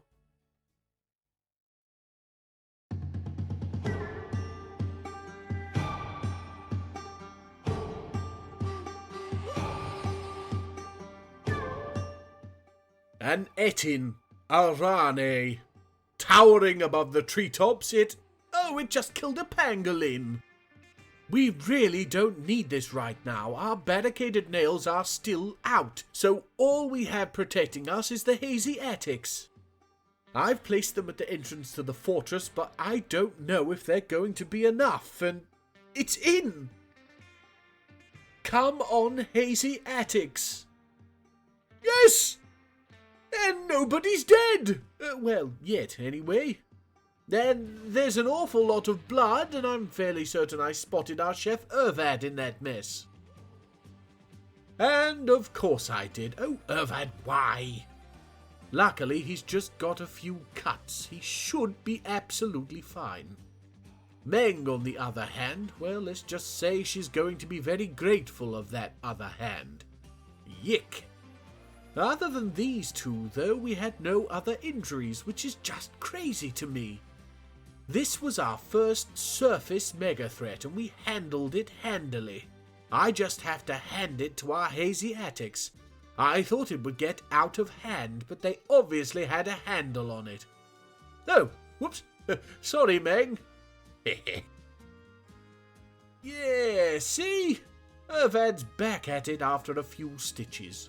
Good man, that dwarf. Would have been a huge blow to lose you. What would we sell to the traders? Now, welcome back, barricaded nails. Let's not waste time watching Obok. Let's get straight to that report, eh? Well, nothing to report beyond general rampage. We got ourselves a carp sweetbread and a whip. Oh, that's interesting, at least. Apparently, they're quite dangerous. And now the moment of truth. Both sites have no civilized population. We did it! No more stupid bloody sieges. Barricaded nails, you can finally rest. No more excursions. Until I see something else shiny, anyway. Now, I'm planning on wrapping everything up, and thought we'd just check how Avaz was doing with his life of leisure. Well, he's grumbling to himself in the Treasury of Towers. which is outside of his special burrow, so I don't know what's going on. This feels like the weirdest punishment, but fine. Until you cheer up, it's nothing but good ale, better food and fun for you, mister. Lonely after being away from friends and family. Go be with them then, you ridiculous potato. Dwarves. Good me, now he's stood in the hallway. Anyway, let's put an end to another episode, shall we? It's been a lovely, if somewhat lonely, episode. It's all for the best though, right? Can't have every episode be an explosion fest of interruptions. I didn't like it either. Ah well, look after yourselves, stay safe, and I'll see you next time. Anu Zeshon, you most wonderful of individuals. Anus Eshon. Kutam Milunu Zuamid. Welcome one and all to the steadily smelling like a necromancer's birthday party fortress that we all call Hammerlock. Grab it then, but it got spiders on it. It's a web. Of course it's got spiders on it. Don't like anything with that many legs. Well, that's offensive. I thought octopuses had arms. Not the point. Ah, I knew this would be a bad idea. Oh, thank me, the humans are here. Spesky Al Kokas, a novice trader but an adequate cheesemaker. Well, she's only 21, which I suppose in a medieval setting actually makes her pretty old now, doesn't it? Who never thought of that before? It was no wonder the Dark Ages were so bad. Bunch of teenagers running around with their elders barely out of the finding myself phase. We're talking humans here, of course. I myself went through puberty at 47 supernovae, and have still yet to find myself 3 heat deaths on. Hence the whole YouTube thing. Ah, look at all of those chances to trigger negative thoughts. Lucky she's got the brain of an adequate cheesemaker. It is probably time to clean up the corpses. It would seem the priorities of our little dwarves is a little off, so left to their own devices, they will happily wade through the slurry to keep to their other, much more important tasks. Like adding boulders to the already overladen stockpile. Or drinking. No, something's just happened to one of the caravan guards. It seems they've gotten into a fight of some kind. What? But there's nothing here. Just this slight ramp. Oh. Tripped and fell over your own pike, did you, Quaso? Yes. Smile helps. Well, I doubt that. Hehehe.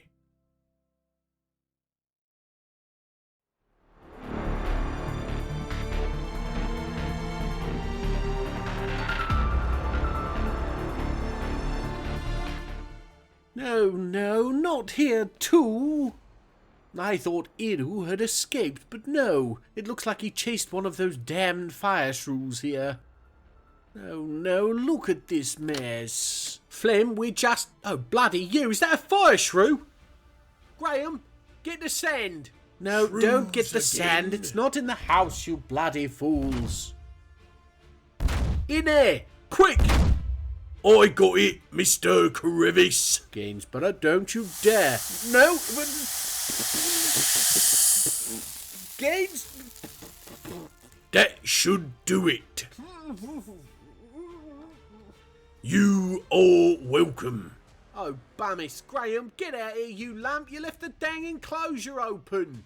Oh, snod. Got to go, Mr. Crevice. Do I get the fire? Ha! Would you look at that? It worked. Wait, did he say get the fire?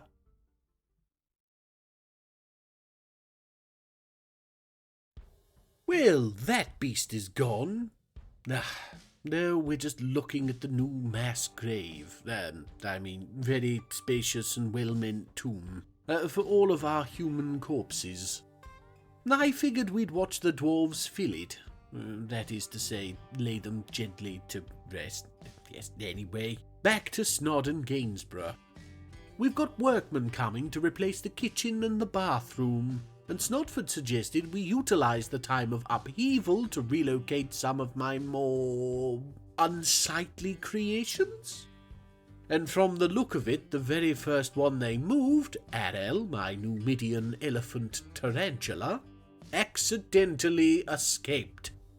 So now Snod's got to move the Christmas abominations on his own, because Gainsborough is cowering in the garden. Half a ton of practically indestructible silicate and he wilts like a plump helmet in the sun if you show him an insect. Assumedly, he's never met the other hedgehogs. Meaning Snodford's family, of course. What kind of nightmare hedgehogs do you have? Talking of abnormality, here's Avaz. He's in a dark and squalid pit of depression and despair of his own making. Though I suppose that is his normal now. And I also can't let him take all of the blame. So, last episode I set him up in his own burrows that didn't include Moldath's office. So Avaz has been adamantly not having meetings with the Duke, which in turn hasn't allowed him to vent and feel better. Sorry about that, Avaz. We're going to need to come at this problem from another angle, I think. But first, I thought it might be worth taking a look in his mind. Yes, you see, he despairs of anything positive happening in the future and lives without feelings of hope. He's also gripped by a crippling shyness that has only strengthened in intensity because of a lack of shoes. I've been dealing with you moping around because your dang shoes broke. Oh, that's it. No more special treatment for you, Mr. Eagle Trades. Out of that burrows you come. And you know what? I think it'd be right if you made yourself useful. I think it's high time the Sweetness of Rex had a tavern keeper, and you just happen to fit the bill. And if your melancholy just so happens to sour the Rex, well, then there's always the creative fragrances. Don't you just love when you get two birds with one tarantula?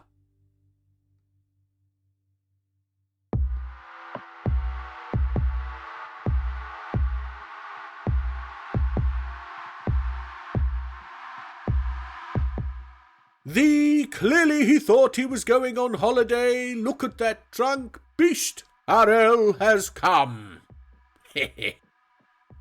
Well, I guess we can tell Gainsborough it's safe to get out of the pond now. Poor Arel. Just another snack for Iru when the Naga finds it. Hopefully some point after it finds that dang fire shrew. Back to Avaz, and since making him tavern keeper of the Sweetness of Rex, he's been in the dormitory of the creative fragrances. Because he's a contrary little sod. Oh, though it looks like he's working himself up to a speech or something. Let's listen in. It's night time in the mine, I've lost my shoe and my sock is threatened and wettened from this cool pool on the floor. I'm soggy, still groggy from last night's finely minced roast of ale and quail, liver and sweetmeat and toast. I'll never be the same. The trauma and the shame of no one left to blame. It's hopeless.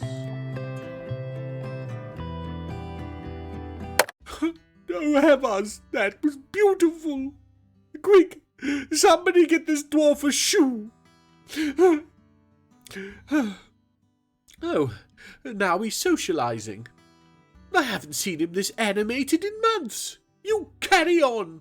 Such a brave dwarf. Hello, Meng. Where shot treatise is, the dwarven caravans can't be far behind. Now I know why you're thinking, but it'll take your primitive scientists millennia to crack the secrets of consciousness, so I'm not telling. There's also no telling where Meng's off to, because that's not Moldath in Moldath's office. Yeah, see, I told you, Meng. Oh, he's off to the dormitories. Let's listen in. I like big things and all the fun that they bring. The kind that need galoshes, be elbow deep in warsets, big chains and whips for when animal training. That's right, training. You got a problem if you thought it wasn't. Oh, what an underhanded oral sneaker. I thought that was going to be juicy. Ha! Nice one, Moldath. Make the little sod work for his meeting. Of course, I'm sure what he's actually doing is taking him to the throne room. Oh. Where on Destiny are you going now? Wait, is this still owned by Moldath? Well, we'll be changing that. Anyway, let's get to the trade requests. This year we're after some leather with our precious metals. Been a lot of moaning about lack in that regard. Granite clobbers want toys and powder? Just powder. Well, thank you for the song, Meng. See you same time next year. Ah, Ficod has gone into a strange mood. Who's Ficod? Not a sodding clue. Sure would be nice for some of our fortress faces to get off their backsides and make an artifact, but never mind. Ficod here is a bit of a dabbler. Many stubby fingers and many high-quality pies. Well, there are no other kinds at Hammerlock. We're a fort of gourmands now, thanks to Ervad. All this to say she could be making absolutely anything. Let's not get excited, though. Maybe we can trick the universe into making it good.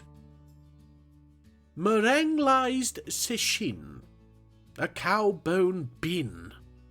The name translates to languished marked the socketed brightnesses. It's a bin, Ficod. The other dwarves have already started dumping blocks into it. Why on Destiny did you make it so fancy? And how did you do so without making it worth anything? Good me, this is some insane skill. Too bad it's skill in sucking. Waste of my me-damn time. Look who it is! Hello, bummies! Core, the new portrait slapped you with a glow down, didn't they? Wouldn't want to see that in a one-piece. Now, I've decided to fix one of our fortress issues, that being a house for Dur. We can't have a lanky human banging around in the fort, getting stuck in the doorways. No, makes much more sense to give her a little place of her own. It's 2 stories. Up here she has a bedroom with a bed, cabinet and chest. It's well lit from outside by these 3 green glass windows. We chose green glass because it's cheap, pretty, and doesn't take 5 dwarves, 3 workshops and a bucket to make. Downstairs is a little dining hall. She's got a table, 2 chairs, another cabinet, another chest, a bookcase, and a statue of humans. It was the only statue of humans we had at the fortress. The fact that it's of one of our sieges and shows humans being brutally murdered is unfortunate, but maybe she won't notice. What I'm sure you've noticed is this strange piece of furniture in the corner. It's an instrument. Well, what with Dur being an entertainer, we thought she might want something to play with on her own time, as it were.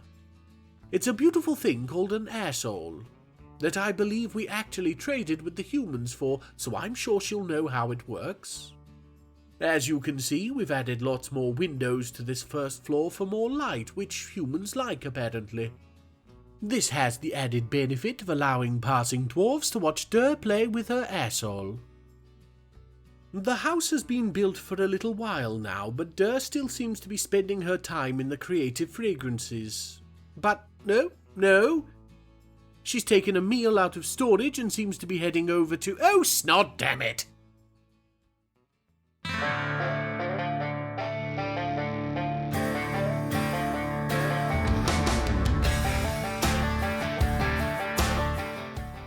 Where Its trousers bunting? Well, we've got both squads home, so this shouldn't... Oh no, Thicot, run! Oh, thank me for that pangolin. Oh good, the squads are here. They trickled in, so I hope whoever was first is okay. Seems to be going well, and it's dead. Nice work, military dwarves. Now we're perched tentatively above the hospital, and doesn't seem to be any takers, so I think we're safe. Thank me for that. Oh, and don't mind the axes. I noticed some of the dwarves' wounds weren't healing properly, because they wouldn't leave them alone. So I pushed a suggestion into Melville's mind, she being our chief medical dwarf, but it didn't take properly. This was not what I meant when I suggested they stop picking at it. Oh yay, Betha is back. His visits are becoming more and more baffling. He comes in, mopes about in the creative fragrances, has the same mathematically backwards conversation about tree felling with Moldath, and then swans off, if swans wore comically large red shoes. I don't like it. It got too many legs again. But it's not a bug, it's a dinosaur. Oh! It touched me! Good job it's used to being extinct. Ooh, Moldath's using his throne room. How fancy. Yes, let's get this over with. 25, I think we cut down 6, and you'll allow us 49. Good me, do I hope you never find yourself negotiating a true hostage situation. You better not hurt a single hair on his head. Okay, we'll settle for 4 broken fingers and some permanent scarring. Anyway, let's get to trading. Where are the traders? Oh no! Where will we get our vermin from now? It's about a month later, and the game is now telling me the non-existent elven merchants will be leaving soon. Now, I'm sure this will just be a strange quirk with this specific caravan, but can you imagine if all our trade caravans stopped coming? Or, I suppose, lore-wise, still came but were invisible, intangible, and inaudible. Oh, or maybe they're ghosts. Wait, no, we can see ghosts. And that is certainly a sentence. Anyway, it's Dwarf Fortress being its good old self. Let's hope it never changes. So, I decided to check up on Dur, and I found her asleep in the temple to Asmail. We've made you a house, you ungrateful beanpole. Maybe it's all the time spent in dwarven barrows. Too used to the dark, now she can't sleep without a few thousand tons of stone above her head. Oh, I like the sound of that. I don't think it's true, but I do like it. No, more likely I've messed up a barrows or something. Nothing is ever simple. Oh, perhaps I spoke too soon? Heading over to Chateau de Over Mountains now. Should probably finish the path up. So much to do. No, she's relaxing in her dining hall. Oh, going out for a drink. We should probably add a small stockpile of food and drink both. Future problems, future plans. At least she can wander Hammerlock now without fear of stepping in anything disgusting, or possibly familial. Yes, stay cheerful, Dur. Good man, that woman.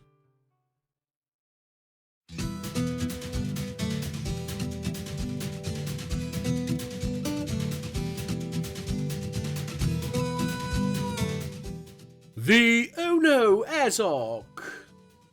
I managed to catch its last few moments of life, fighting to the death against everybody's favourite fire-breathing skyworm Galil. I say fighting. I think what it actually did was mostly choke and flail blindly at smoke. Awful way to go, but at least I won't be embarrassed to show guests to my scientifically inaccurate dinosaur theme park anymore. I believe that was the last beast that needed moving too, which means Snod and Gainsborough really are on the Christmas stuff now. I can't possibly see how they could make a mess of that. Anyway, now we're with Izam Rackjumps, a self-described hateful flatterer who just so happens to be a talented gem-setter. She's gone into a strange mood. Fairly certain I heard her wish somebody a polite good morning. And she's claimed the gem cutter's workshop, so I'm a little excited this time. The way to increase value with these things is to coat them in gems, so surely this one has to be worth our time. Right? She made a gem, a perfect jade, that she's named Shaget Bebmal Shagogza Cat, which, despite sounding like a kobold profanity, in fact means Horn Glens the static dots. This may seem equally indecipherable, but once you realize that Granite Clobbers, high in the mountains, is surrounded by acoustically resonant narrow valleys, that Izam as a newcomer was one of those dwarves to see our little group leave and become dots in the distance, and that I'm pulling all of this out of my bummies, you realize she carved stick figures into a rock and now it's our problem. Thanks, Izam. Ah, the humans are back. We could follow the water buffalo in, but I've decided instead to follow the actual trader, because that would be silly. A 25-year-old novice brewer who's currently demonstrating the need for a clear road leading to the fortress. It's something I've been thinking about for a while now, but my issue is that our visitors come from 3 directions and are sometimes et in. Although the thought of Betha having a clearer route in is frankly just as unpleasant. They've made it anyway, so let's leave them to unload and set the dwarves to dragging prepared meals out of the taverns. Oh, mind me, it happened again! One of the human guards, Atop Thurset Eskew, tripped down a ramp in the hills. I'm sure I've never seen this happen before, and now we've seen it twice in one episode. What on Destiny is going on? Right, I've just completed our trade. We got a load of new instruments, along with fresh ingredients for our meals and some precious metals to feed Moldath's ego. And I was hoping for... Oh, come on, Graham, this one's only got 2 legs. Yeah, but it's all wobbly, and I don't like it. Yeah, that's the big belly what jiggles like a bowl full of jelly, and it's heavy, so grab its other end before I... Ho, my head. Who were bubbly, swibbly doubly bread. I think we broke him. Bread! Oh, God, come on, we better catch him before the neighbour kids see him. I was hoping for more precious metals, to be honest, but there's always the Dwarven caravans. I just had to wonder how they'd muck it up.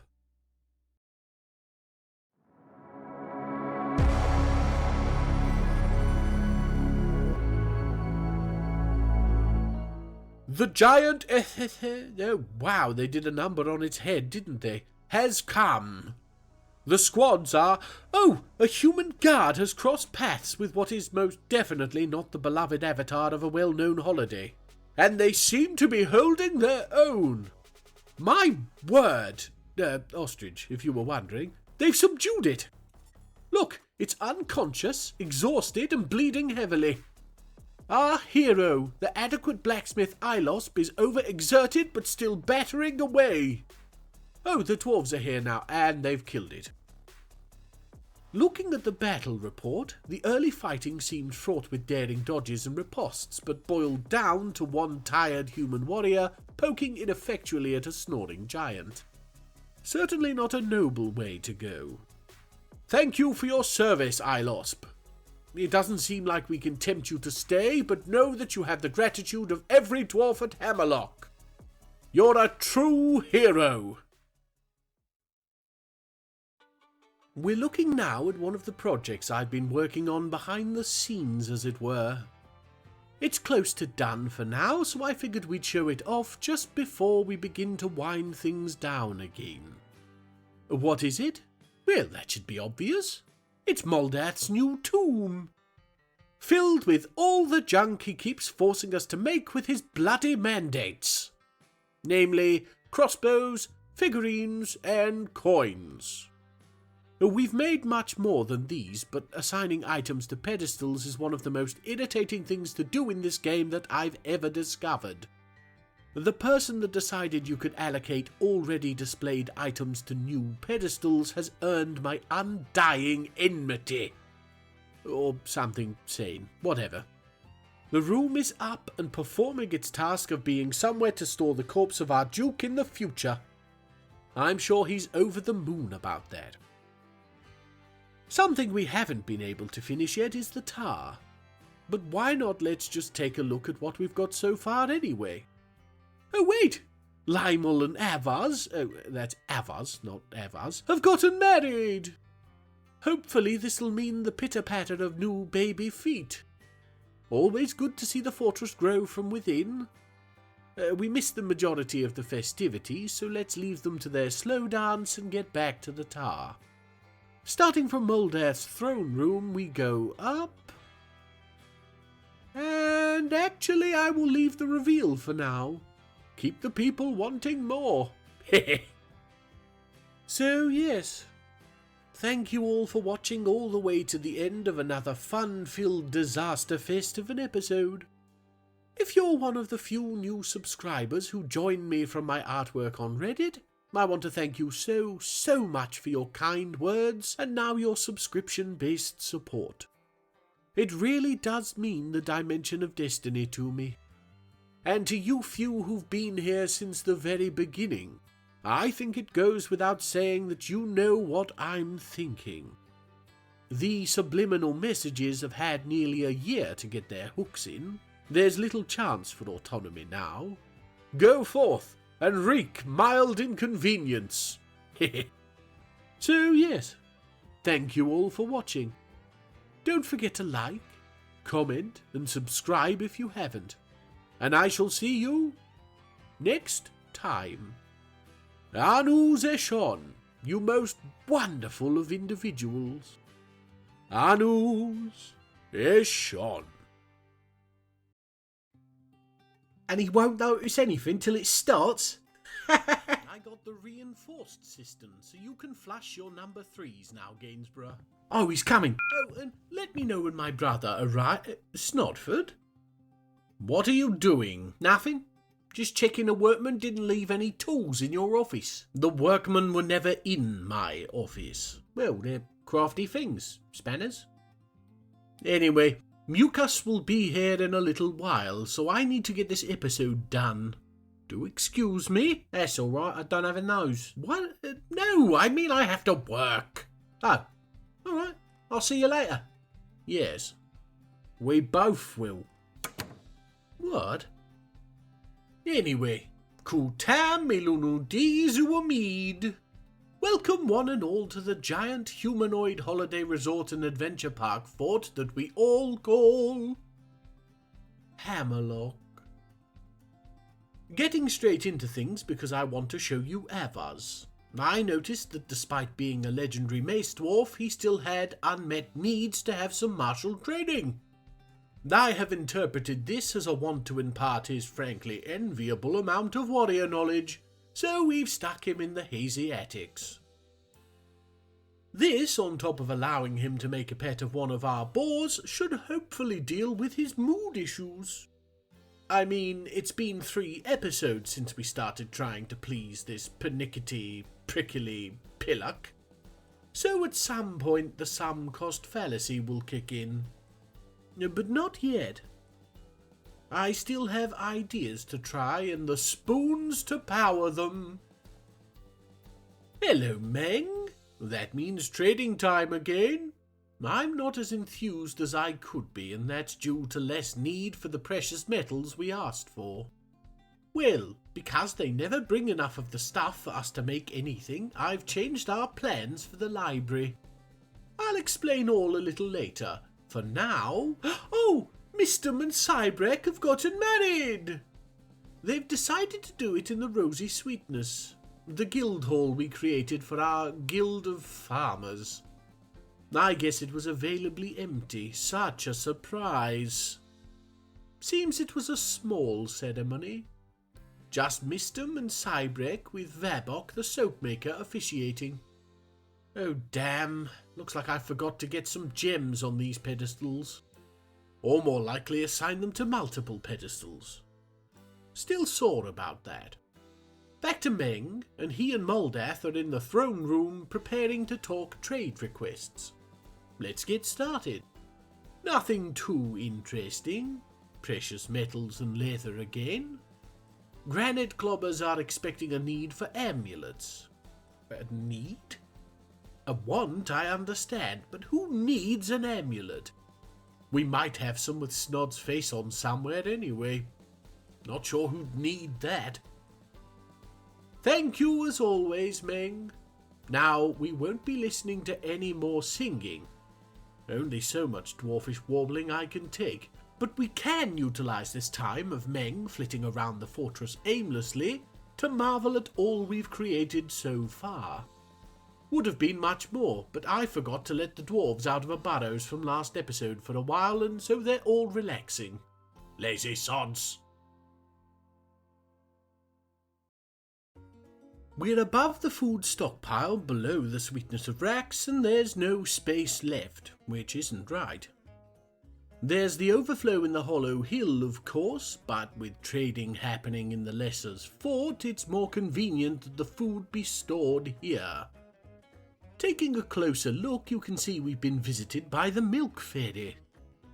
That's right, all these, for some reason tapped, barrels are filled to the brim with milk of varying origins. In answer to this lactose flood, we've just watched the dwarves build 2 farmers' workshops, from which they'll begin the arcane art of turning milk into cheese. Yes, see Vabok's already at it, our soap-making ordainer. Oh, and would you believe it? Moldath has jumped at the chance. Cheese made by a duke has got to be worth a bit, no?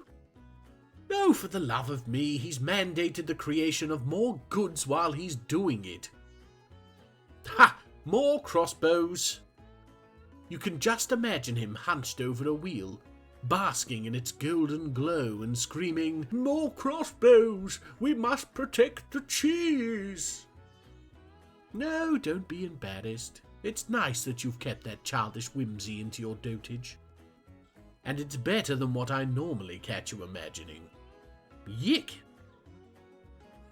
Before we move on, this here is the fort's only donkey, a 4-year-old male. And this is a barrel of donkey milk. We're going to hope we traded for it.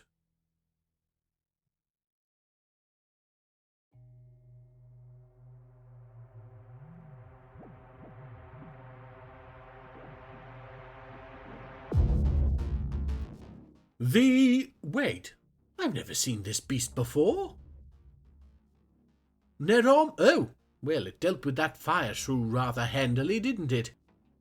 Gosh, I suppose this really is a forgotten beast for once, though it sure does look familiar somehow. Ah, well, the joy of playing a game with the ability to create random elements. Welcome to the Dimension of Destiny, Nerom. Do be so kind as to play nice with Iru and Nyore. Oh, Thykot's gone into a strange mood. Apparently, just asking for the recognizable dwarfs to start making stuff was all I needed to do. I wish that worked with Avaz's mood. Anyway, Thykot is an adequate stone cutter, which differs from smoothing and mining in some way I can't discern, and has taken over a stoneworker's workshop, so it's safe to say we won't be getting a bed. Probably. We'll leave him to work and come back when he's done. Oh, which would be right now. He's created Requer to Mam. Oh, the whiskered morals. It's a figurine of dwarves travelling, but it's kind of a cultural piece too. It relates specifically to the foundation of Hammerlock, but whiskered morals, or beard fables to give a more descriptive translation, are stories told to young dwarfs.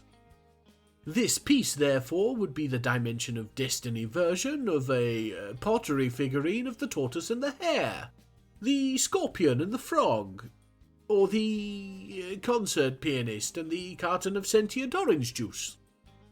I couldn't fail to notice it's also adorned with another coronation picture of our Queen Unib. I've mentioned it before, but I think it pays to repeat that I'd rather we did not summon her like some flouncy authoritative Beetlejuice. Ah well, thank you, Thighcut, for what amounts to a Peter Rabbit commemorative Jubilee plate. I'm sure your grandmother would be proud. Ah look, he's paying penance all by himself, carting handfuls of our pointless Ushildusim copper coins up to Moldath's ridiculous mausoleum. I see people asking all the time what playing this game is really like, and my honest answer is that it's similar to trying to take a box from one room in your house and place it down in another. But the hallway is filled with ADHD children all loudly demanding you look at the picture they drew. They're missing a shoe, and they're screaming at you. The rent is past due, the carpet's now blue, your frames are askew, the cat did a poo and you've stepped in it too. Then once you've scraped, straightened, bleached, paid, found and looked, you realise you forgot the box. But snod it, it doesn't matter anyway. It's very zen. So, it turns out that a barrel of milk makes a barrel of milk's worth of cheese. This is a lot of cheese. More individual wheels of cheese, in fact, than individual barrels of milk. This has led to the filling of our food stockpile once more, but more worrisome than that is the fact that our farmers' workshops are likewise stuffed. As any Dwarf Fortress veteran will know, a dwarfish workshop is kept about as clean as the inside of a cow, and as such the cheese in the workshop storage has begun to go bad, hence the clouds of purple stank. There is, of course, only one solution. I proudly present the new Hammerlock Cheese Vault, a place of storage and protection for our creamy dairy hoard. It'll keep out the rats, keep off the stink, and Moldath can calm down about cheese thieves. And to all those screaming, "You can put cheese in barrels, you don't need a separate stockpile," yes, I bloody know that. But the dwarves seem to think that's some kind of sacrilege. Until later, of course, once I have a lovely room almost full with cheese wheels and they decide to plop down one pot and ruin the aesthetic. I don't know why I bother, I honestly don't. Oh my me, it worked! I mean, okay, he's still stressed, but look! Avars is one tone down from being merely yellow with indifference. Why, that's almost lime with the knowledge of ice cream later. Not only that, but he's starting to show an interest in the world around him. It's not much interest. I mean, he didn't bother learning enough about this miscellaneous object to work out what it was even, but that's a step up from standing in the hallway and moaning. He's still missing family, which wasn't fixed by making new friends as the tavern keeper. But he has got a load of new needs, including to think abstractly, because thinking is something most people need outside help with. Oh, Avars, never stay the same. Please change immediately. You're wasting precious oxygen. Here you are. Not sure who'd actually want this, but here's your obligatory flash of bummis. Cage traps. Must get some down. We're above the creative fragrances in the Hollow Hill because it's that time again. The winter holidays are here. And no year have they been more needed than this. Look at all those sour faces. Apparently, filling the fortress with the stench of rotting cheese, because our atom smasher is open-topped and in the middle of the dang fort, is something of a bad thing for mood. Who knew? Hoping we see those frowns turn upside down, but once everybody is in the Hollow Hill, at least they won't get worse as the main fort airs. Anyway, you can see here that I've added some more instruments. 2 kaolinite mothy, in the hopes that we can tempt a band to start up. I don't have what anybody would call high hopes, but Who knows? It's me, I know. I've more chance of getting Gainsborough to stop pronouncing it hopsicle. Looking at the moods, and things seem to be getting worse. I've noted a few dizzy individuals, so I'm putting that down to cavern sickness. Thank you for updating that mechanic, Mr. Adams. I really wasn't seeing enough vomit beforehand. Nothing much we can do about it now. Certainly can't send dwarves who are already feeling nauseous back into a cave that smells of bad cheese. And we are seeing pockets of entertainment. A poem here, a story there. Yes, it's going rather well.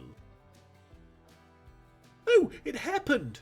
I mean, okay, it's not the Mothy, but somebody is playing an asshole. And that somebody just happens to be Obok, one of our barricaded nails, a legendary miner and a high master organizer.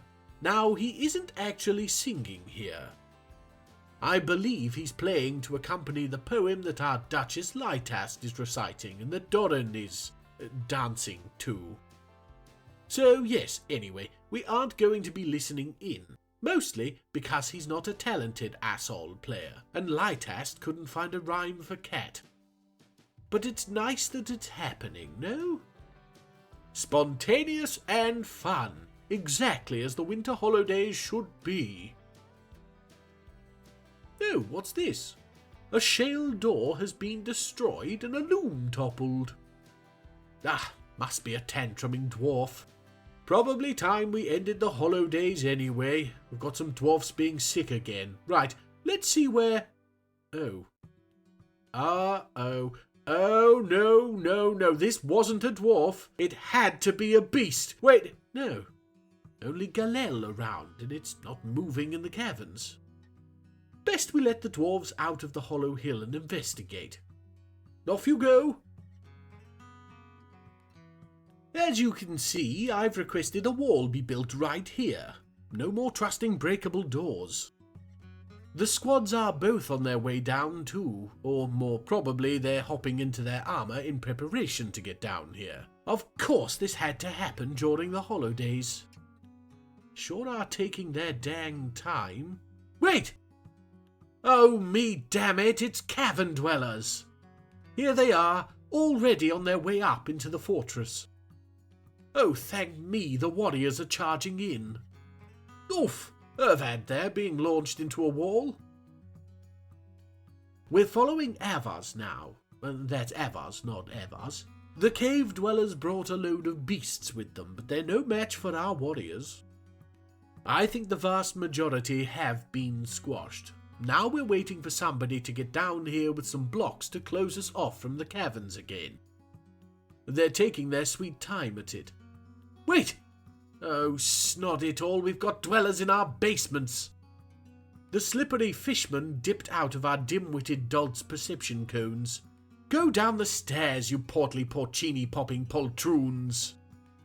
Oh, damn, and now we've got civilians taking the attack as an opportunity to collect webs.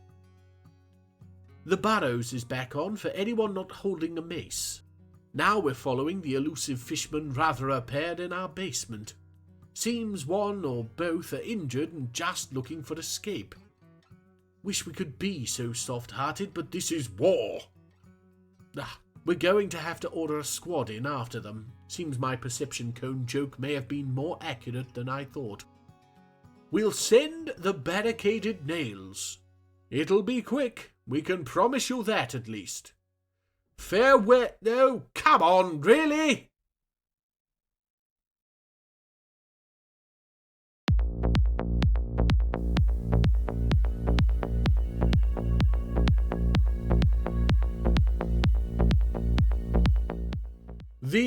Another one I don't remember making, and I'm starting to get a sneaking suspicion that it isn't because I'm going senile like Snodford says. Did you notice something decidedly phlegmy about our new vomit beast? Yes, I think I'll be having a word with our good Mr. Hedgehog. But not before getting the fort secured. The two squads are still here, in case a beast decides to pop in, but Oh, for me's sake, is that a kitten? There's no way we don't lose something from this, I swear. Oh, finally, quickly now, Tholtig. I think that's him anyway. Hurry, before Saigon gets out. Phew! Skin of our teeth. Now, where's that mouthy cephalopod got to? Can't find him anywhere, so I figured we'd just carry on. We're at the top of the tower staircase, just below the new library, and we're finally ready to show it off. Ta-da! Now, it isn't furnished yet, so this isn't quite as grandiose a reveal as one could hope. We were waiting for precious metals so we could do golden bookshelves, and as previously mentioned, the traders aren't really carrying the stock levels we're looking for. So I've requested a bunch of copper bookshelves instead, along with copper thrones. They're being made as we speak, and I'll have the dwarves carting them up here in batches. We'll have it looking right as rain in no time. Trust the process. Now, there is actually a floor above this one, where we'll be putting more bookshelves and thrones. Because given the danger of certain written works in this game, I felt it prudent to have a sort of restricted section. With copper as the material of choice for the furniture now, I was batting around the idea of gifting the tower the name of the lightning rod. Two niggling points halt my quill: the connotations of fire from lightning, and the sheer laziness of our dwarves, which will lead them in all likeliness to shorten it to just the rod.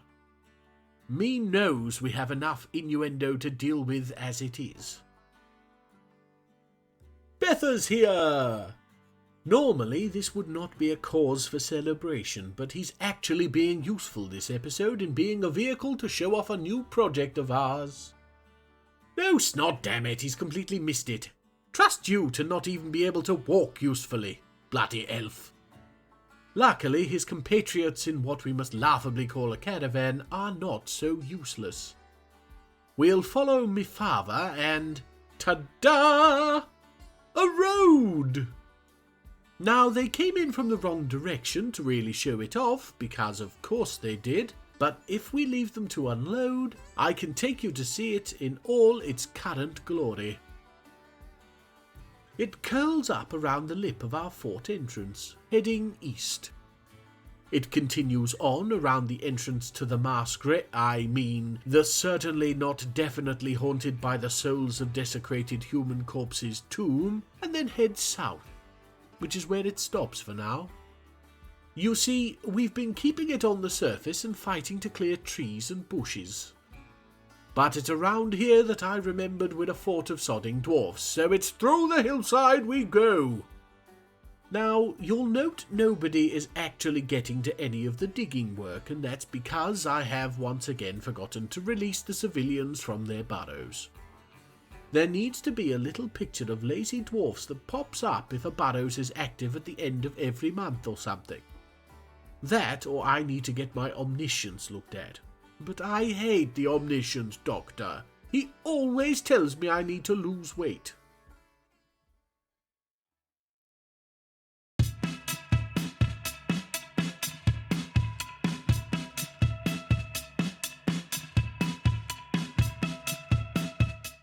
The can't have been forgotten if I never met it beast Zicalo Arazi Sofipu has come. It's a hairy orange grasshopper with a big nose, and it's very clearly wearing my star glasses. I am almost certain I know exactly what's going on here, and if I had my hands on Snodford, I would be 100% sure, because he's got the poker face of a child with its hand in the cookie jar. Which I assume is why I can't bloody find him. Ignoring the clear phlegm baiting, we're back in the library, and I just had to show you one of our new acquisitions from the elves. Obviously we already had an orangutan, but this one's a male, and so I immediately got the dwarves to stick it in here. Now, the elves actually had 2 male orangs for sale, but I'm not certain if the apes are one of those animals that needs to be pastured if not caged. So, to save ourselves from having to cart 3 corpses out, I've kept it to this one.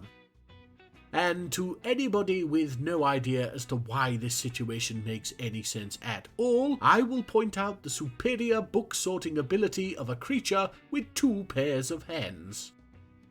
Dur's spending quite a bit of time up here already, which is nice, but a little odd seeing as we've yet to get any books.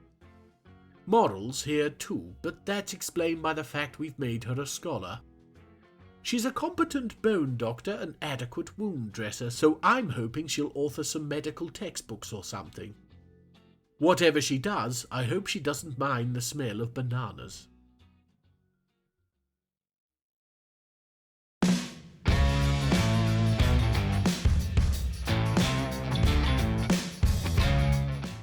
And here it is. The Minotaur Those Omethut Ophi has come. Target the Hollow Crevice. Well, if the beasts hadn't clued me in, the enormous monogrammed smoking jacket was a bit of a giveaway. This here is a creation of my brother's. Mucustus Tangerine Crevice. MT. Hollow. You get it? He must have sent all this stuff to Snodford ahead of his visit, and yes, I didn't suspect it would last very long against our warriors. The worst part of this little gag is the fact I just know he'll have done something I won't have noticed.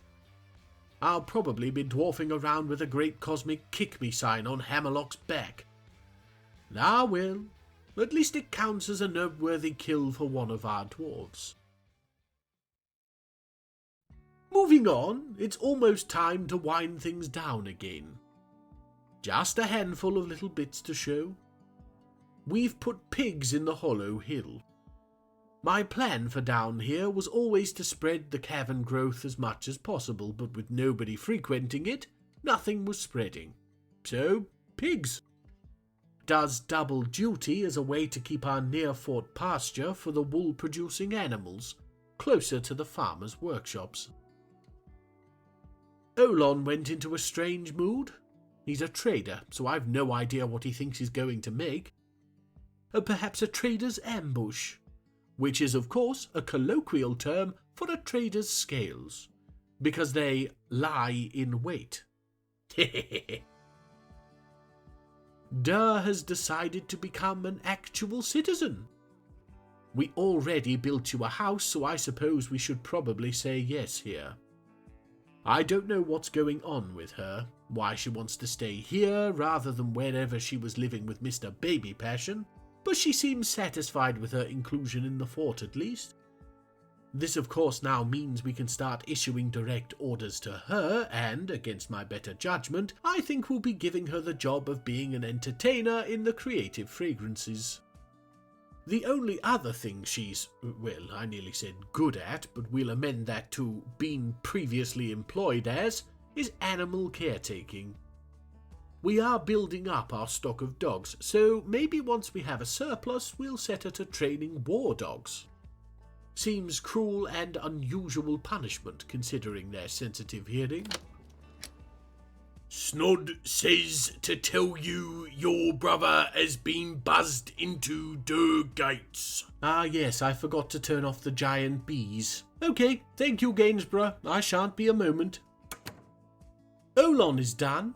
He's created Igamolon de Tan Agesh, Gorge Gear the Iron of Contesting. And he's called it that, despite the fact that it is obviously made of copper. Perhaps it's an Albany expression.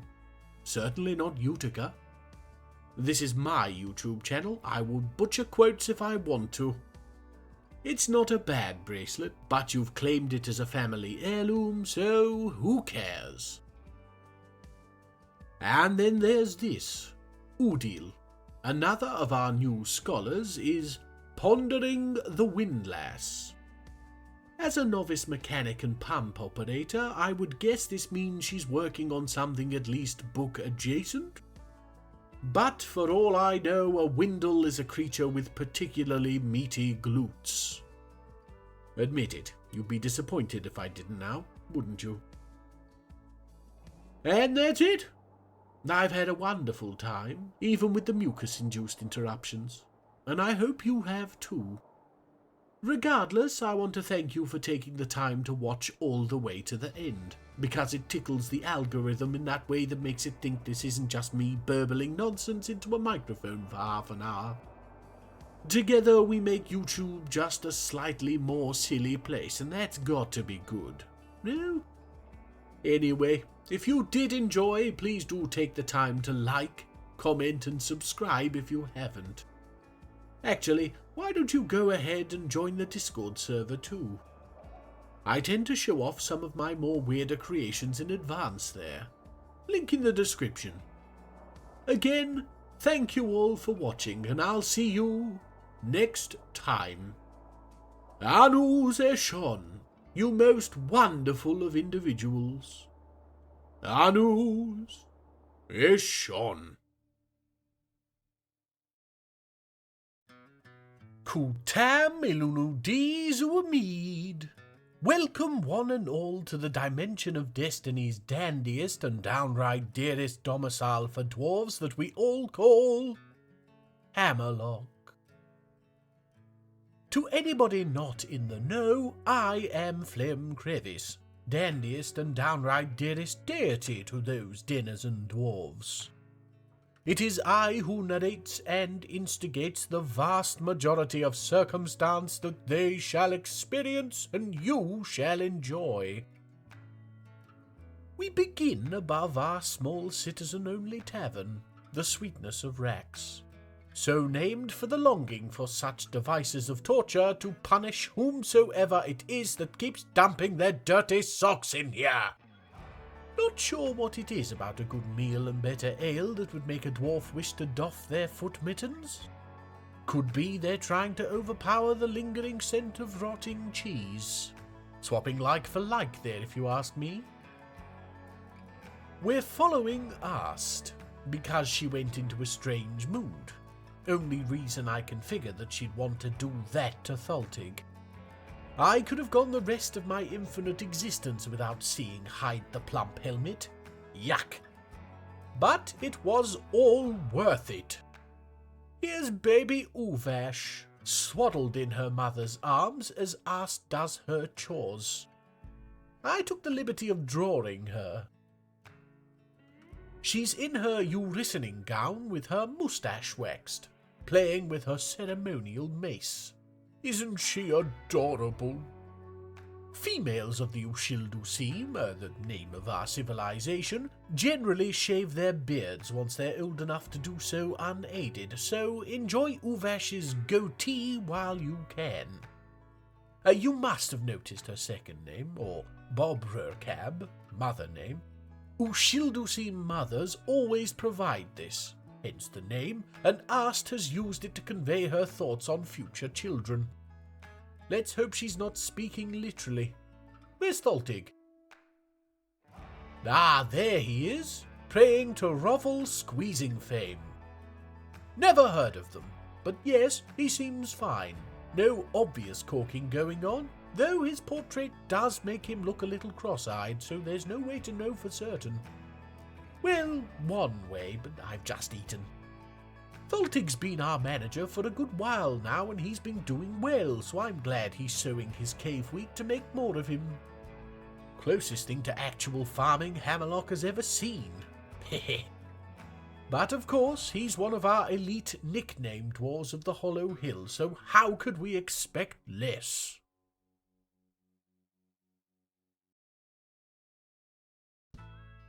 The humans have arrived.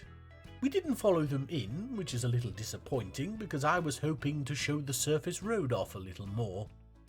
But there's always the Dwarven caravan, or the elves, though I'm not certain they're smart enough to use a road. We've had Urvad slaving away over a hot stove for months, so we've lots to trade. Not so certain the humans will have anything worthwhile, but best to keep positive, eh? I've got dwarves gathering barrels, so we'll let both sides get set up, and I'll come back to you if there's something interesting. I could have just not shown this bit if there isn't, I suppose. How's this? If there's not something interesting, you won't have seen this bit, and if there is something interesting... snot it, I left my space-time abacus in the shed. Quick, look over there!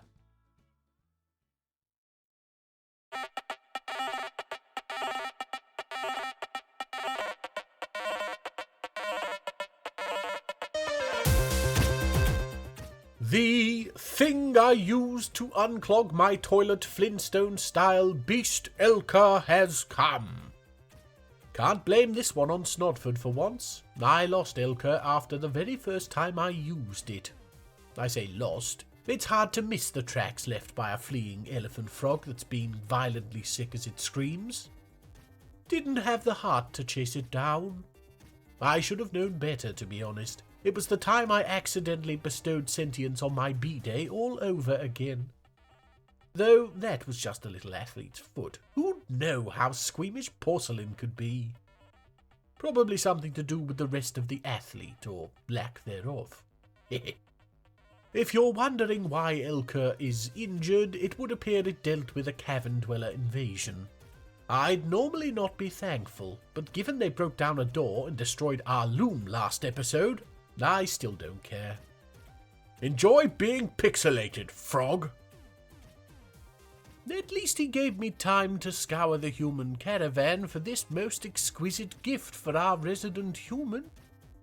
Durr is now the proud owner of this silver figurine of a human. Which human? Nobody knows. But we can say with some certainty that they're not being horribly murdered like the humans depicted in her statue. Yes, this is the best thing they had. No, I haven't been out to the shed yet. I'm not sure I should even because... Oh no! What's that?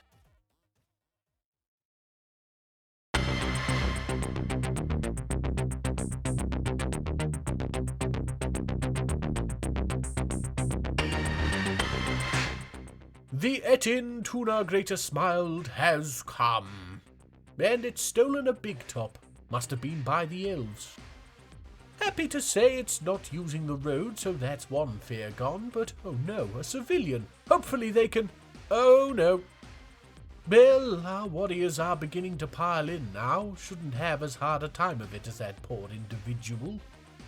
It's taking one heck of a beating. And it's down, but me, what a cost. Oh, just deuce him. One of our newish dwarves, I believe she made a bucket once. Not a normal bucket, an olive wood artifact one. So, you know, more disappointing than a normal bucket. Here's the combat report. She dodged one attack by diving to the floor, scratched its foot, then completely lost her head. Yes, here it is. Well, if moods in the fortress weren't as bad as they could be, they certainly won't be bettered by bandying the battered bonds of poor beheaded Doosim around. Weird word, beheaded. This dwarf certainly do not be. And in case you were worried, no other injuries. So, I considered it prudent to get Doosim situated in the Hollow Hills tomb. She wasn't one of our elite nicknamed dwarves, but anybody that can die like a champagne bottle misfire deserves a place in here, I feel. Yes, it has nothing to do with me being too lazy to sort our corpses out. Now, I know what you're thinking, but there's nearly 600 of you now, and filtering out the profanity and lewdness is a full-time job. Literally, one of Snod's kobolds is doing it for common practice. Poor thing. Ah, here we go. Vabok there, laying Doosim to rest. Did she look off to you? Ah, that might be why. Only brought the head. I suppose hauling two items is beyond most dwarves. Yes, the rest of her is still out here. Oh good, Vabok's got it. What do you think's worse to haul, a severed head or a headless body? Vabok is going to need some serious therapy after this. It's barely half a month later and Vabok snapped. We were building the walls to protect our animals after that Etin attack, and now she's in a tree, parading up and down with a strap-on bushy tail, calling herself Nutkin. This isn't how I wanted to show our building work off. We've got both trees she's hanging between designated for the axe, so before too long she should be down. I mean, really. The first one's down. And here she is. Seems the fall might have knocked some sense back into her. or as much sense as one of our dwarves could have, anyway. Yes, there she goes, wandering around the fortress aimlessly. She's a soap maker, and we don't make any soap, due to it involving ash and me still having nightmares from channel glazes. Anyway, let's get to the new building work. On ground level, we've added this little corridor to a suspiciously latrine-shaped room. We'll focus on that later. For now, I want to draw your attention to the second layer of our wall. This walkway that skirts the edge of our new fortifications. For now, the fact they're fortifications rather than walls just means anybody on the walkway can see the horrors outside. But I have a cunning plan in that regard that we'll get to in a future episode. Suffice it to say, our Duke will be happy. Onto our bronze top latrine. The room is a 3x3 with a single hole in the centre above a pool of murky water. The refuse pile in the fort was causing no end of bad smells, and since Krug Smash showed water stops the stink, I figured we'd just do this from now on. This is fine, right? Nobody showed better. Oh, and if you hadn't noticed before, here's the new bronze floor where our atom smasher used to be. What? We've got a lot of bronze. Below that now, in what was the atom smasher proper, is where our dogs live. I wish there was a name for a place where dogs lived. Would have made writing the sentence easier. Anyway, this is also where our dogs are being turned into war dogs. I've got them set to be trained by anybody that's available, but Erash is their owner. Our militia commander and head of the barricaded nails, it made the most sense to have her control them all, I think. Well, if it becomes an obvious problem, we can always reassign them. I think. They're going to be instrumental in something I'm hoping we can get to this episode, me willing. Oh, I'm just full of little teases for the future today, aren't I? Better keep watching. Don't want to miss something now.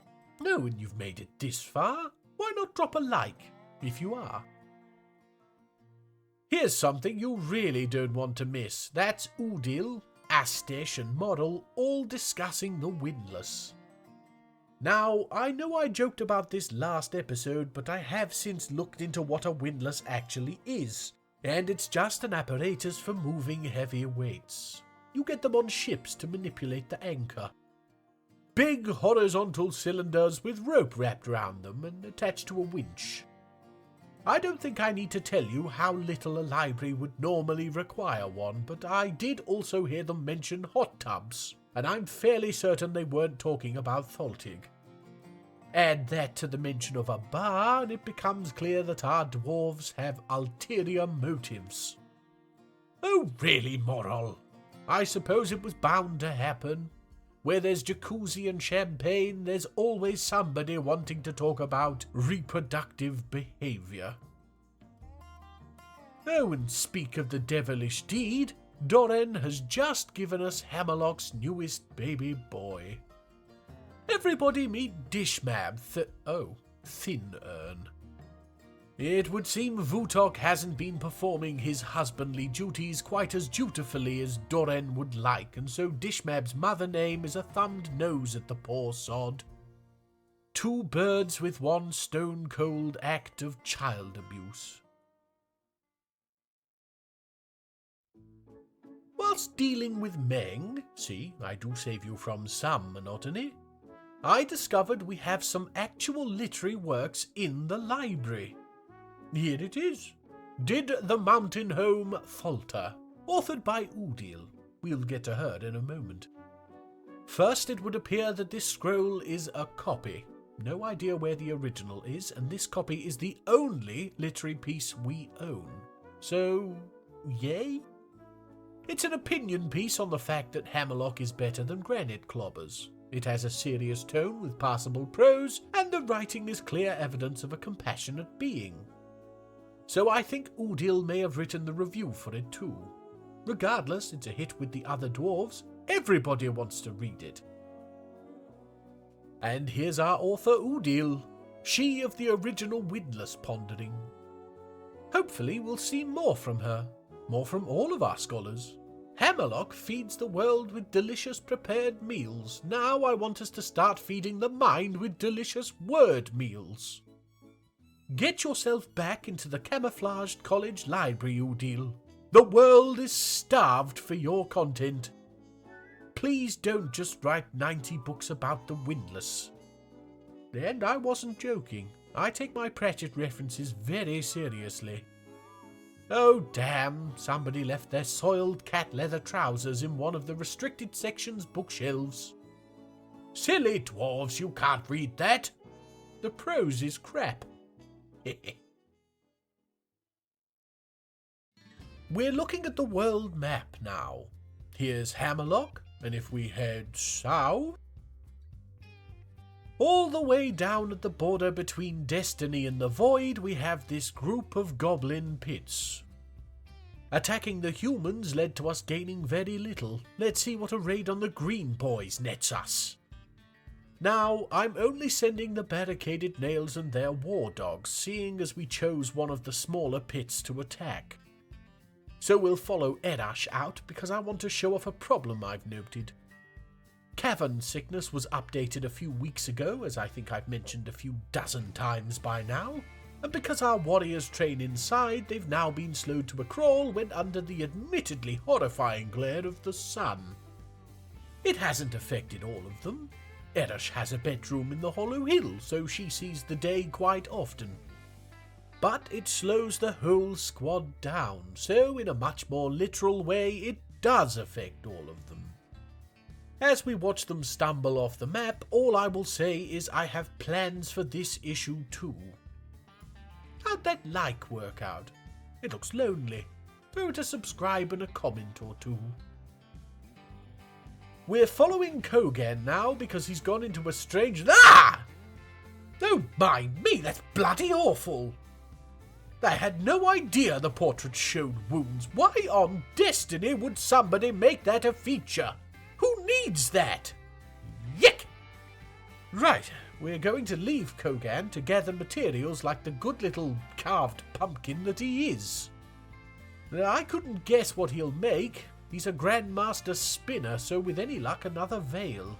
And not even for looks. I mean, we keep bees, Kogan. Can you imagine? And on the other end of the spectrum, we now have been graced by these adorable hairy rubber sacks. Baby orangs. Kogan's done. A quern. Let's have a look. Saiganog. Tor clubs. A quern we're never going to use that he's decorated with a picture of Moldath surrounded by yam plants. I don't want to unpack the idea of our Halloween decoration having a thing for our Duke. I've mentioned this before with dwarves finding each other yammy, I believe. Yes, good, wonderful, thank you, Kogan. Back to the baby apes. They don't do anything. We can't war train them, which I see as a bit of a missed opportunity, but with our scholars hard at work, it can't hurt to have more librarians. The barricaded nails are back. Erash seems fine, so I'm hoping it all went okay. Let's take a look at the report. So they left the fort and headed down. And down. And down. And down. And down. And down. And down. And reached the pits. Looks like they made quite the ruckus. Erash and Abel did a lot of damage, helped by the war dogs, glad to see they paid off. Then they looted and made their way back up. Let's take a look at the loot. I really must remember to send an appraiser with them when they pillage. A pair of shoes? Really? What, were the goblins out of elbow grease and long weights? And you can call it a menacing silver spike, but I know what cutlery is, thank you. Good job stirring the hornet's nest up anyway, Erash. For now, I think our squads have earned a nice long rest. Out of that armor, drop your maces and relax. With any luck, we'll start seeing some goblin sieges in a year or two. Or Now. Perhaps giving the squads a break wasn't such a good idea. Well, here they come. Doesn't seem like a huge amount of goblins, but they've brought some snatchers, so we're keeping the civilians in the fortress. Oh damn, I thought this might happen. One of our warriors is here, but without their armor or weapon. In fact, they don't have any clothes either. It's 4 versus 1, and, well, she's killed one of them. Still, they're fully armored and showering her with bolts. All she can do is dodge and pick her moments. She's in a martial trance, but she'll tire eventually. Oh, that's 2 down. But the goblins still have ammo, and she can't dodge forever. Oh, she's flattened number 3, and can it be? Number 4 is down. An unbelievable dwarf. Stackard here is one of our no-names in the hazy attics. A true dwarven hero who is now taking herself off to the hospital after single-handedly dealing with the goblin siege whilst naked. Maybe that was the trick. Distract the filthy little blighters. Well, you can't argue with results. You rest up, Stackard. Meme knows you've earned it. The rest of our squads have gathered to vomit dizzily on the summit of the hollow hill. How useful. Oh, and she's back on her feet, going to collect her armor and weapon. Seems a little late, but you do you, Stackard. I took a look at the combat report because, how could I not? And she's more badass than we thought. It would seem she spent the whole fight with a crossbow bolt jammed in her side. After the battle, she yanked it out and dropped it like the mic. These style points tip the scale, and Stackard has become the first dwarf to earn a nickname that isn't furthering class segregation. Everybody say hello to Hammerfist. Talented thresher. Yes, isn't she just? From Hammerfist to Jellyhand. We're following Lightast, our Duke's little love biscuit, his words, and she's lost an arm wrestling contest with a tree she was cutting down. The hand is pretty squished, but she's getting to the hospital off her own steam, so it can't be all that bad. Yes, there she is, injured and unconscious. You can see the hand has been mangled beyond recognition, but it shouldn't take too long for our resident bone doctor to come sort it. Rest up, Lightast. We'd be lost without you. Who else could lose a thumb war with a shrubbery?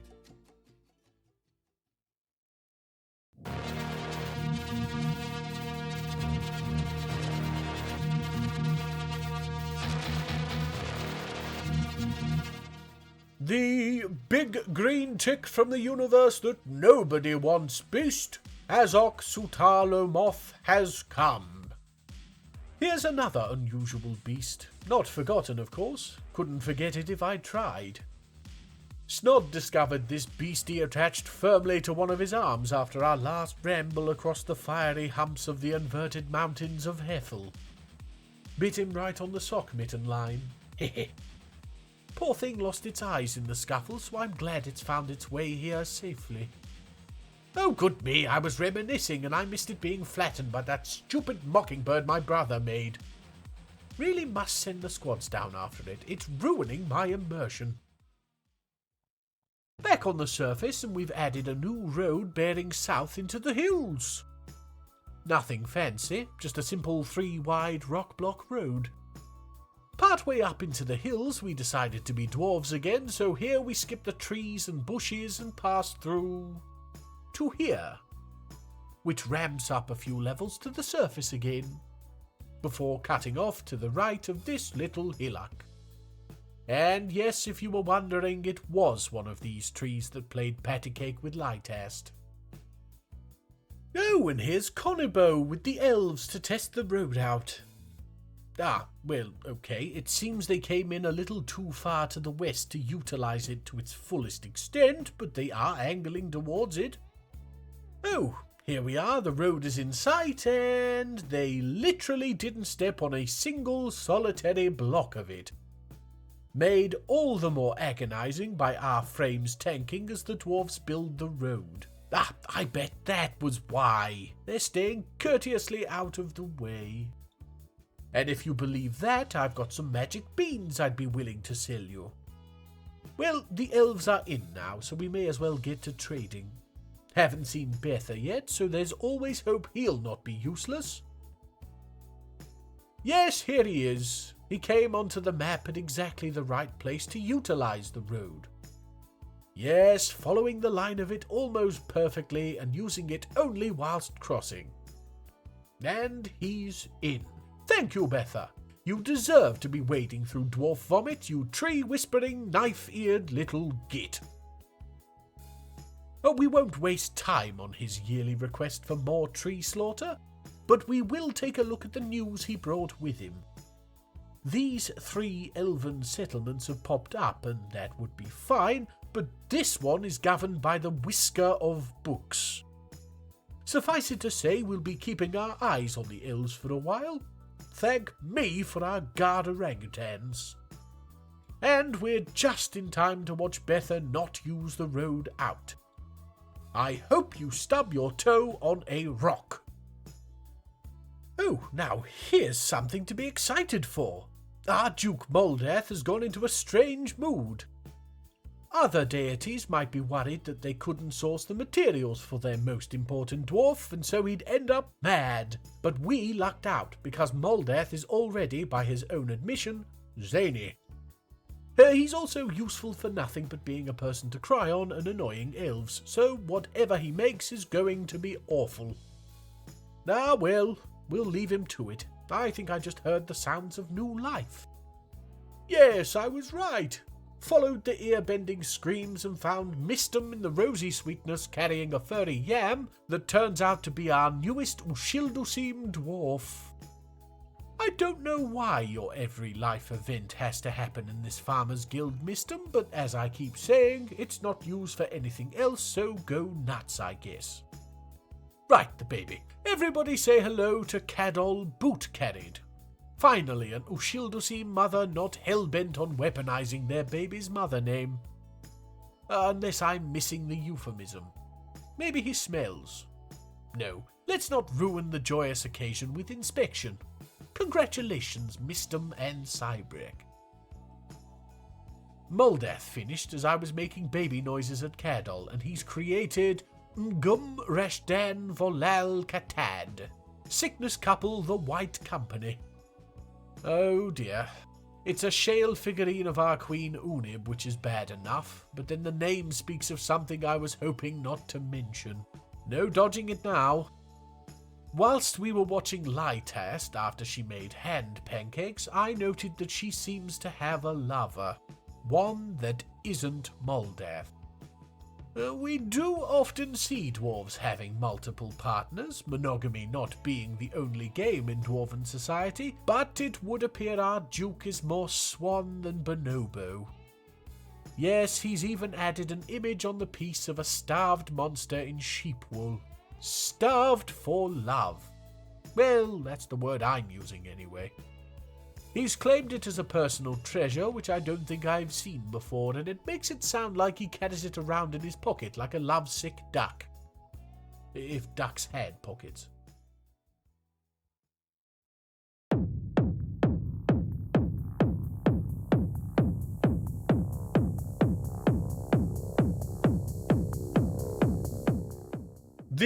I got drunk one night and glued a wig to a tortoise beast. Ngostong has come.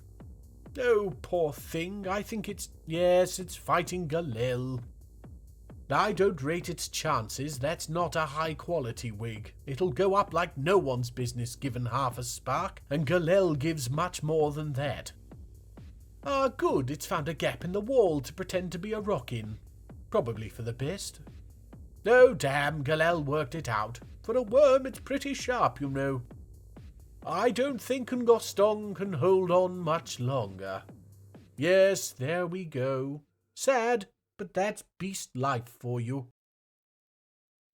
And without warning, that's going to be it for another fortnight. Abrupt, I know, but this script is getting a bit on the long side and release day is looming, so best we stop. I hope you enjoyed yourselves. I know there was a lot of teasing for future episodes, but if it helps, we got a lot done behind the scenes, so it should just be next episode you're waiting for. With all that said, thank you all for watching. Make sure to take care of yourselves, and I'll see you next time. Anus Eshon, you most wonderful of individuals. Anus Eshon.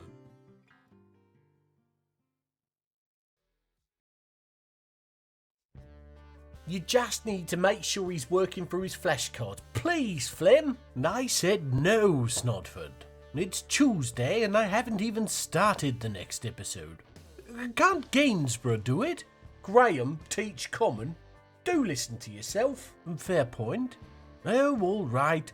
But don't blame me if he becomes your star pupil. He just needs to get the flashcards down before the Spell Olympics. Come on, Garlic. He said yes. Garlic? I bring cards. Yeah, good work. Right, Mr. Crevice. This is Garlic Breath Sweetheart. Well, that's the common name he's picked anyway. I've never met a sweetheart before. Ha ha. It's something about juxtaposition. They all pick stuff like that. Got one guy called himself Bitter Lemon Bitten Tongue. Anyway, you're good to ignore him for a bit. He's not even looked at the cards yet. Okay. Well, Mr. Sweetheart, you get to and shout when you need me. And Snod, I'm proud of you for taking your job so seriously. Plethora. That means a lot. Wah wah.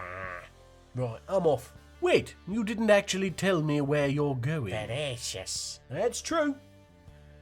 Bye then.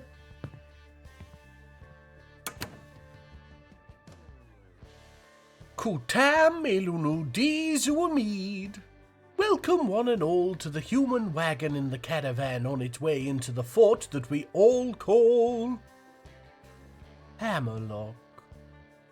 The humans' arrival means we're now in the early summer of the 33rd year of the Dimension of Destiny, named the Year of the Auburn Ankle by our Ushildusim dwarves. What reddish-brown lower legs could have to do with things is anybody's guess, but my money is on something dirty. We wouldn't normally be excited by the human caravans, and we're not now, even though Fensast here is the most dwarf-looking human I've ever clapped my eyes on. They've let me see where our road needs to be expanded to, though. Why do I get the impression we're going to be paving the entire forest? Oh, here's something. Our baby Uvash is no more. At 1 year old, she's left the protective swaddles of her mother and is wandering around the fortress gathering articles of clothing to wear. She won't be doing anything after that for a good long while, though. After the unfortunate incident of one of our old dwarven children painting a ceiling, I learned my lesson and have turned all chores off for children. With their number being so high, 6 currently, I don't think it would be a bad idea to find them somewhere to spend their time together. Like a schoolhouse or kennel. Thank you, Vincent Van Drake.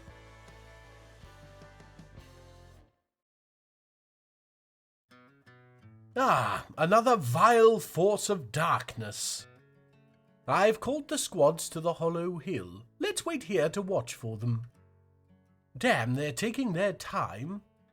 And the goblins are making their way into the fort. Looking down here, we can see we got the drawbridge closed to the hollow hill, but not without injury. Go, my warriors! I've cancelled their station order, and now they should be hunting goblins down. But it isn't working. They're just sat here for the most part. Oh, snot, damn it! Ah, here. This seems to be the last goblin, and yes, he's down.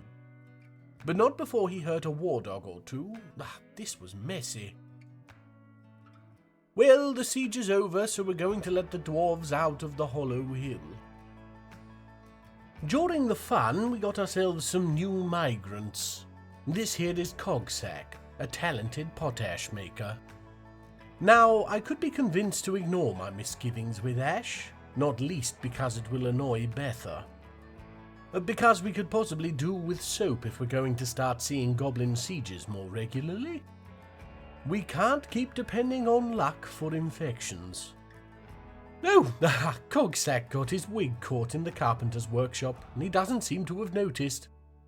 Well, cat's out of the bag now, but at least that new cloak is making him happy. Back to soap. I must admit I've never made the stuff before, but I do know that we have a surplus of tallow, and that's involved somehow. This might be a task for another episode.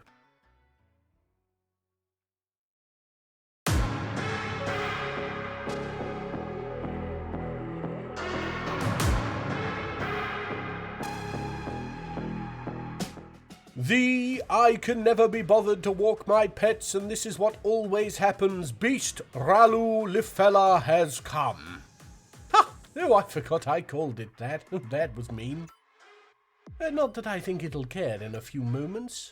Poor thing's bitten off more than it can chew with a full cavern dweller invasion. Actually doing rather well, all things considered. Seems to have gotten a hold of some fish guts, and it's wielding them like a squishy whip. Disgusting, but effective.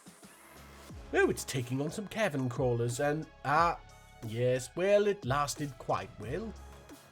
This, for some reason, novice cook, cavefish man, blowgunner was certainly impressed. I think. Anyway, we're back to the humans, except, actually, this is all just set up to show off what I've been busy working on. Above the Lesser's fort, accessed by the stairs here, we have the surface room. You'll note the bronze staircase that heads up from here. They lead to this level, where we've set out archery ranges to train what will be our home guard. Above this are 3 more levels, ending at this one, which has a hole in the floor to the room below. Now I know what you're thinking. Poor warm sock patter step. The kobold we had filtering thoughts? Well, yes, I suppose, but Snot tells me she's eaten something now. In her hands. Oh. You lot have a lot to answer for. Dodoc's gone into a strange mood. One of our members of the Hazy Attics, Dodoc hasn't been doing much of anything beyond training, so she'll be leaning heavily on her rusty skills as an adequate papermaker. She's claimed a leatherworker's workshop, so whatever she's making involves animal hide. Now, I believe you can make paper from animal hide, but it requires milk of lime, which gets ash involved again, and we don't do that here, so it shouldn't be paper. Can you imagine, though? An artifact piece of paper. It'll be on brand for Hammerlock, at least. We'll leave her to it. Hopefully whatever she makes won't disappoint too much. Oh, but here's something that definitely won't. Doran has done it again. Or, well, she had help from Vutok. They've got 3 children in the fortress now, 2 of which this poor mother has to carry 24/7. I'm sure that won't hinder her mining in any way. Anyway, we're here for the new one. Everybody say hello to Mebzath Ocean Armor. Mother name there alluding to the little man's propensity to burst into salty tears at the slightest hint he might not get what he wants. We all know a kid like that, I feel. I'd blame the parents, but they're on number 3, remember? It's a wonder any of them are still breathing. Welcome to Hammerlock, little one. I look forward to watching you freeload for the next 12 to 18 years. I can't seem to discover a consensus as to when you'll become an adult online. Dodoc is done. Gongash Fak Rilem Ral. Flay drain the youthful silvers. It's a cheetah leather quiver that she's gifted to the fortress. I don't love the imagery the name evokes, nor do I much like the connotations of decorating it with an image of the pregnant chant, our gold animal trap. The whole thing smacks of one of those protest art pieces. Protesting what? Who knows? Well, I do. But my barge pole's at the shop having inches added. Thank you for the quiver, Dodoc. I think. I just caught the humans on their way out, and look, I knew the road would be a good idea. I mean, all it does is make our visitors leave a little faster, but imagine what that would mean if we get Betha to use it. Oh, and of course, they keep to the straight line. Well, maybe we'll amend it later. We're following Hammerfist now, and you'll note she's no longer part of the hazy attics. We have elevated her to captain of the guard at the head of a new squad, the Sacks of Amazing. Ridiculous name, I know. We let Hammerfist name them. It doesn't even make grammatical sense. What she meant was that her squad, the Sack, contains amazingness. Instead, we've got shocking scrotum. In Vutok's case, that's not far from true, but he isn't in the Sacks of Amazing. Now, if you'll remember, I've set up archery ranges for the new squad, and that's because we want them to be a defensive unit. This means Hammerfist's skills will be a little wasted, but we couldn't find space in the Hollow Hill to honour her there. She couldn't stay cooped in her cell in the Lesser's Fort, though, so she has her own apartment. A bedroom, dining room, and office, all situated above her squad's barracks and below, well, we'll get to that. She's got gem windows to allow her to watch for threats and to increase the wealth of the room, but other than that, her furniture is fairly bland. I want to get to know our captain first, get some notorious kills under her belt before we give her any more. She seems to like it anyway.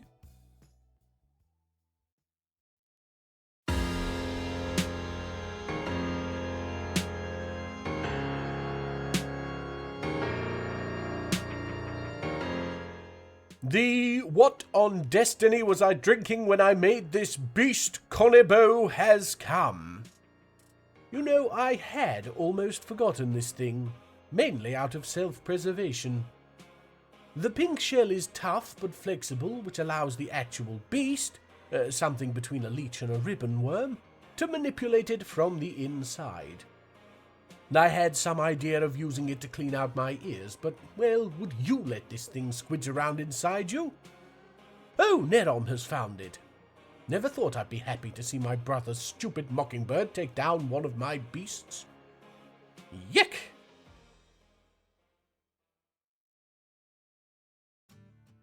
You may have noted the plumes of rot stink coming out of our workshops in the Hollow Hill and the Lesser's Fort. Yes, well, I have finally got down to the bottom of it. Me. Here you can see the work details and the list of individuals set to the task of hauling. It is a list of 1. Durr. Durr is the only person allowed to haul in the whole fortress. So we're just going to fix that. And if we give it a minute... Yes, look at that stock move. Now, I've still not allowed children to haul, but I figure if at least more than one person is working on it, we should see a vast improvement. Might take a little longer to clear out the kitchen in the Hollow Hill. Just when I feel like I've got the hang of this game, I go and do something stupid like this. Omniscient my left foot. And here's our poor, overworked Durr. Though, to be fair, I think if she'd spent more time working and less moaning, we wouldn't have been in such a bad position. Equally, if individuals could use wheelbarrows for more than just rocks, it's not like carrying food by hand would be any cleaner than using a barrow either. Oh my me, I've just noticed her age. We had a 67-year-old woman moving everything in our fortress. Did the dwarves know, do you think? I don't know what's funnier, 70 aloof dwarves ordering an old lady around, or 70 mortified dwarves, powerless to stop the commandments of their deity, watching Durr with her Sisyphean task. Did I say funny? I meant horrifying. Yes, definitely horrifying. Talking of horrifying, look at time flying by. Our little Thinner has grown into a child. 1 year since we met him, I can scarcely believe it. Not very happy with him just playing in the leather workshop. I know he's only there because it's where he picked up his clothes, but still, I really do think we need to set up some kind of schoolhouse. Reddit assures me children will interact with other children if you get adults involved. So perhaps for the short term we could put them into the Camouflage College library. Children are safe with orangutans, right? Ah, Meng is here. Now, he's not following the road in, but it's not been there long, so perhaps he's forgotten about it. For all the good it does— Oh my me! You can't just cross a road without looking, you stupid dwarf! Stop, look, listen, live! Don't you listen to hedgehogs? My word. Clearly we need to start a class on road safety. I really wasn't ready for that.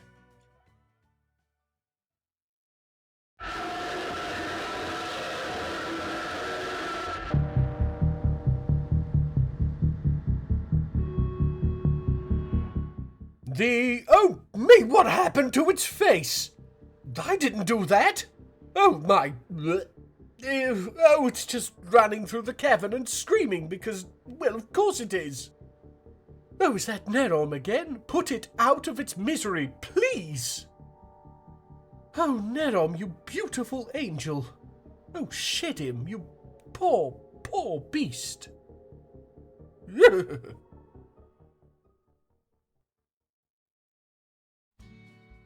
Back to Meng, we go through the usual nonsense, but he's got a little extra for us today.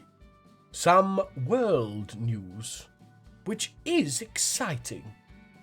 Now, I already knew about the elves, we're keeping an eye on them, so I was looking around and I saw these 3 little flashing indicators moving south. This is clearly the news, so I follow it down to here. The goblin pits that we attacked. That's right, Meng has just provided us with the news that we attacked the goblins. Thank you, Meng. I really don't know what we would do without your sharp insight and worldly knowledge.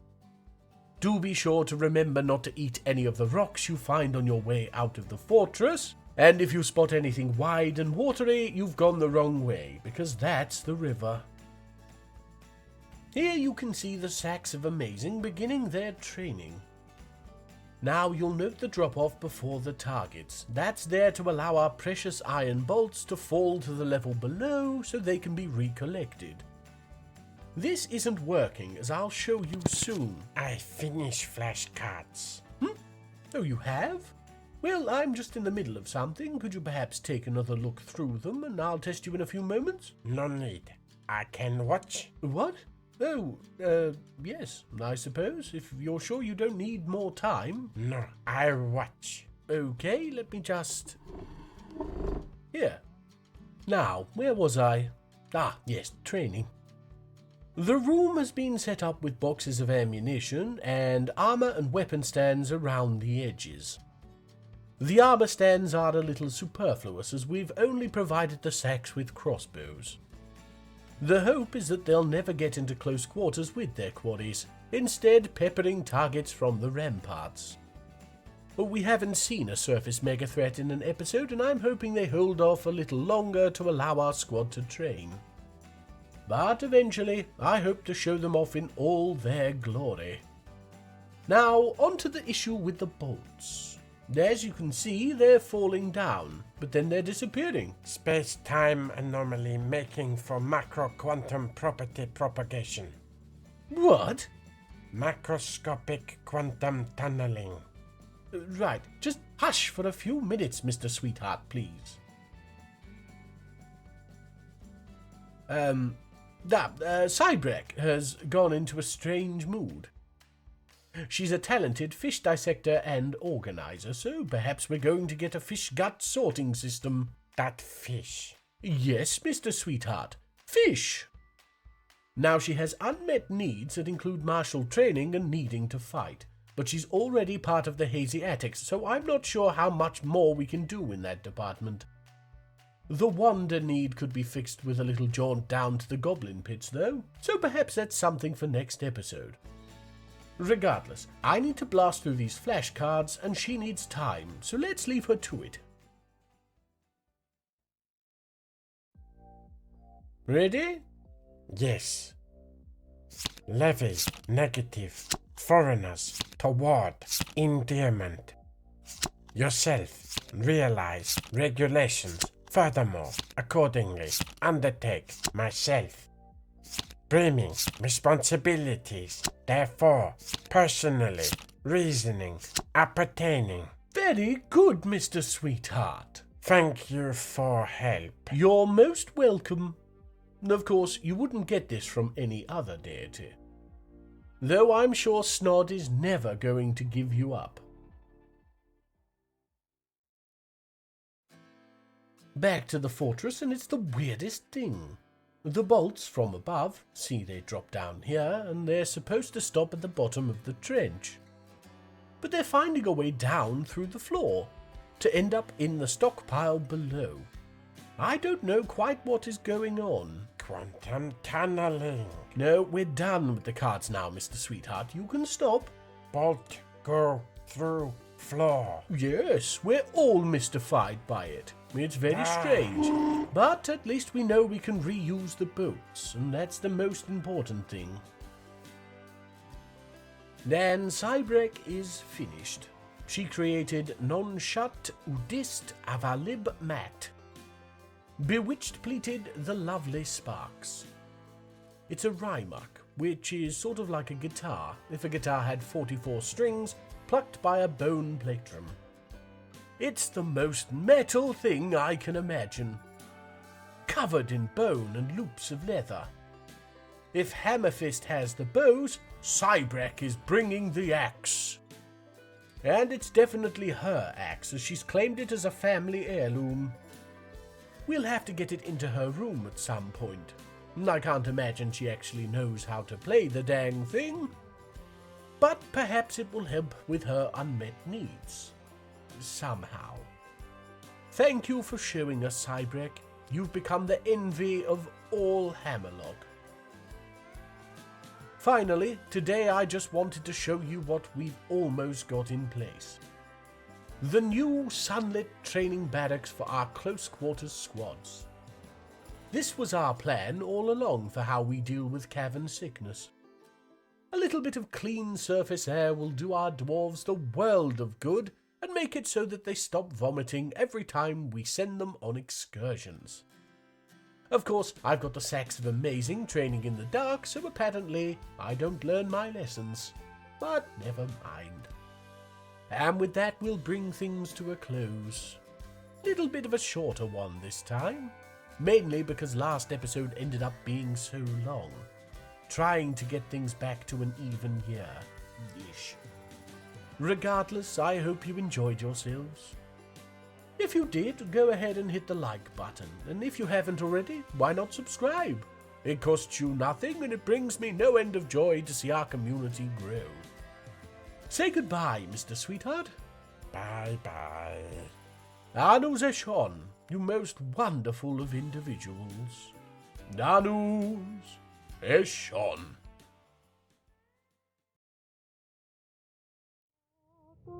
You're part of an elite fighting force now, Kogan. You can't just walk around with your insides on display. But look what I can do. That's the margin of birth, but in reverse. See, that's exactly what I'm talking about. If you keep it up, I'm going to Hammerfist. Oh, come on. Don't you think it's hard enough not being able to smell? Actually, it's your refusal to bathe that got me here. Oh. And you all feel like this? Absolutely. Yes. Right. Well, I guess that's that then.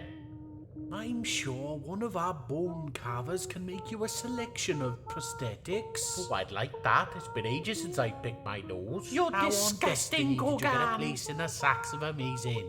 Stackard likes me. You'll do well together. No sense of smell for you. No taste for her. Kutam milunu di zuamid.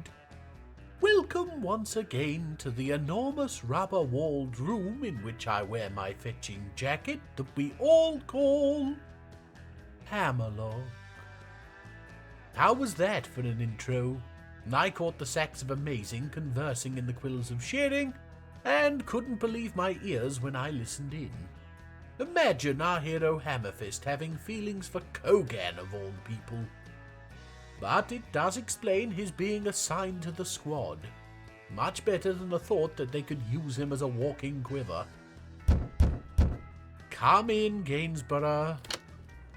Hello, Mr. Crevice. Hello. Everything okay? Yes, I was just wondering if you wanted me to make you a sandwich or anything. Wait, you don't eat? In the normal use of the word anyway.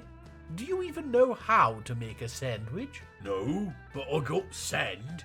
Can't be that hard to widget. Lovely. I think I'm okay for food right now, thank you. Okay. I could get you some liquid. I don't need a drink either, thank you. I know. Why don't you nip to the lounge for a reinforced stool and help me with the episode? Sure thing. Poor sod. Snod's been gone for a week at the Spell Olympics with his kobolds, and Gainsborough can't stand the silence. I suggested giving the vacuum cleaner a Cockney accent, but I guess he saw through my attempts to get him to tidy up. I must admit, I miss the many-armed git too. The place just isn't the same without him whistling as he wreaks havoc. Back to Hammerlock, and I can promise we won't get much silence here today. I mean no. Now, I know what you're thinking.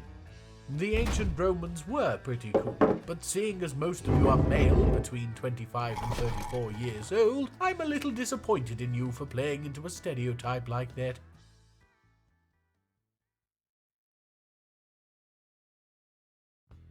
I want to go tickle the goblins in their pits again, and remember vaguely that somebody in the hazy attics wanted to travel, so we'll be keeping the nails at home. It's just that little village viceran that we've already turned over, so I don't suspect much trouble. We'll follow Avars out. Yes, Avars this time, rather than Avars or Avars. As you can see, he's focused. Doing much better in the attics than when he was roaming the halls moaning. Even our own dwarves don't use the damn road. Maybe I can fiddle with the traffic areas. Knowing my luck, they'll see that and sprout wings. Or take to the trees, like gibbons. At least they've proven they'll swing into action. No! Yes, as I said it, I realized. But it's okay, because I'm immediately punished. You know, I almost sent the nails out too. I did not know that, because you didn't tell me. No, I'm talking for the video. Adding spice to the situation by stating how much worse it could have been. Oh. And now we're going to follow the goblins this time. I've been struggling with the cinematography of sieges, and we've ended up missing a lot of the action in the past. Hopefully this method works, because it looks good and means less editing work. Our warriors are ready and waiting. Even had time to post the sacks up on the barracks tower to shoot down. Yes, I think they're firing. Wonderful stuff. Oh, and the barricaded nails have attacked. Scything their way through goblins as bolts rain down. Good me, the carnage. Following Risen now. It seems to be... Oh, no! They're sprinting off to the river. Not sure what that was about. We've definitely still got goblins. We're following Doston Gosp as she sneaks out? Crawls out? What on destiny is this? Where are the nails? The sacks have stopped firing. I think we're clear. Doing our usual hospital watch, and it would seem we passed the siege unscathed. Wonderful. I will just say again that had I decided to send the nails out with the attics, I don't think the sacks would have managed. could have been so much worse. I could have put my stool down the wrong way. What? That would have been worse. Oh, yes, right. On account of the legs. Yes, thank you, Gainsborough. The hazy attics have returned. We're following Avars in. No, not Avars, Avars. And he's hauling an iron breastplate so we can assume things went well. But let's take a look at the report anyway.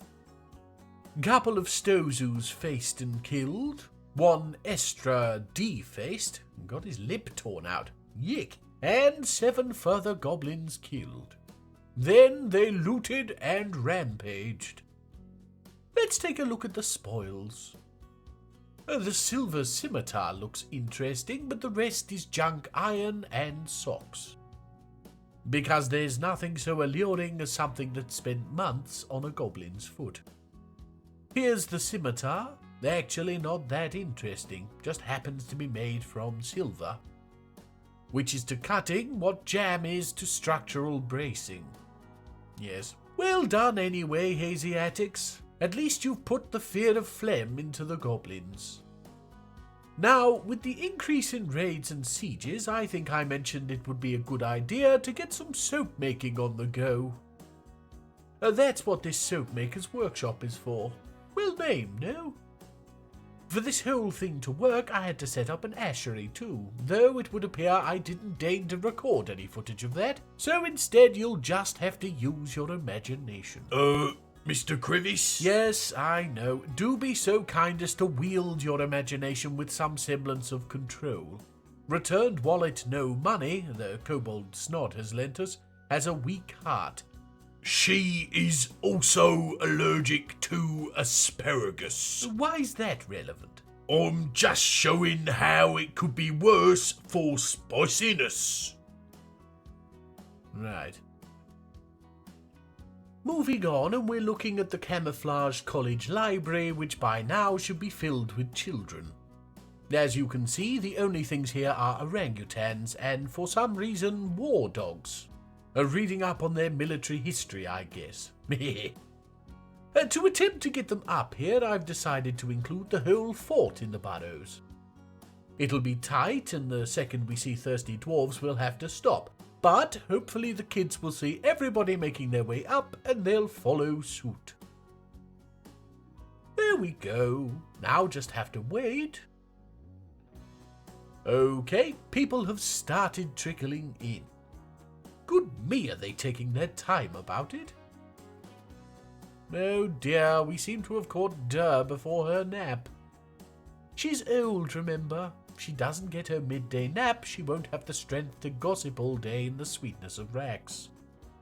Oh, which is fair, after her stint as Fortress Mule. Wow, the place is really jumping now. Though, don't actually jump, dwarves. There's precious little holding this tower together, and it wasn't designed with this capacity in mind. Notice what there still isn't, though. Children. I mean, there's ape children, but no dwarves. Yes, this was a failure too. I'm thinking this probably has something to do with our children being, well, children. Most dwarves don't respect a change of burrows whilst they're doing a task, so they'll carry on carrying their precious boulder and scurry to safety only after the job is complete. Our children don't have jobs. We turn them off. So they're playing, a task with seemingly no completion state. All I can do then is leave the burrows on and wait until they get hungry or tired. At which point they'll succumb to a narcoleptic famine in our library. I didn't think this through, did I? Anyway, the adults are getting thirsty, so we'll let them go free and I'll spend some time pondering the windlass. Which is my new blanket term for trying to work this nonsense game out. Only kidding, Dwarf Fortress, you know I love you. Oh, and here you can see Avars. That's, well, yes, anyway. He's been crying at Moldath on the roof above the farmer's workshops, and we're watching him being coaxed down. Okay, which of you was thinking do a flip? Oh, who am I kidding? Probably all of you.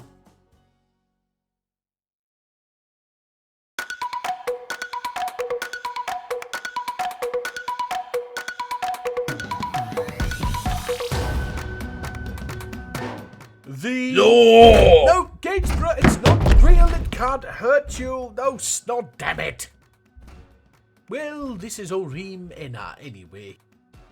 I created it back when I heard the other name for this specific beetle, Ladybird.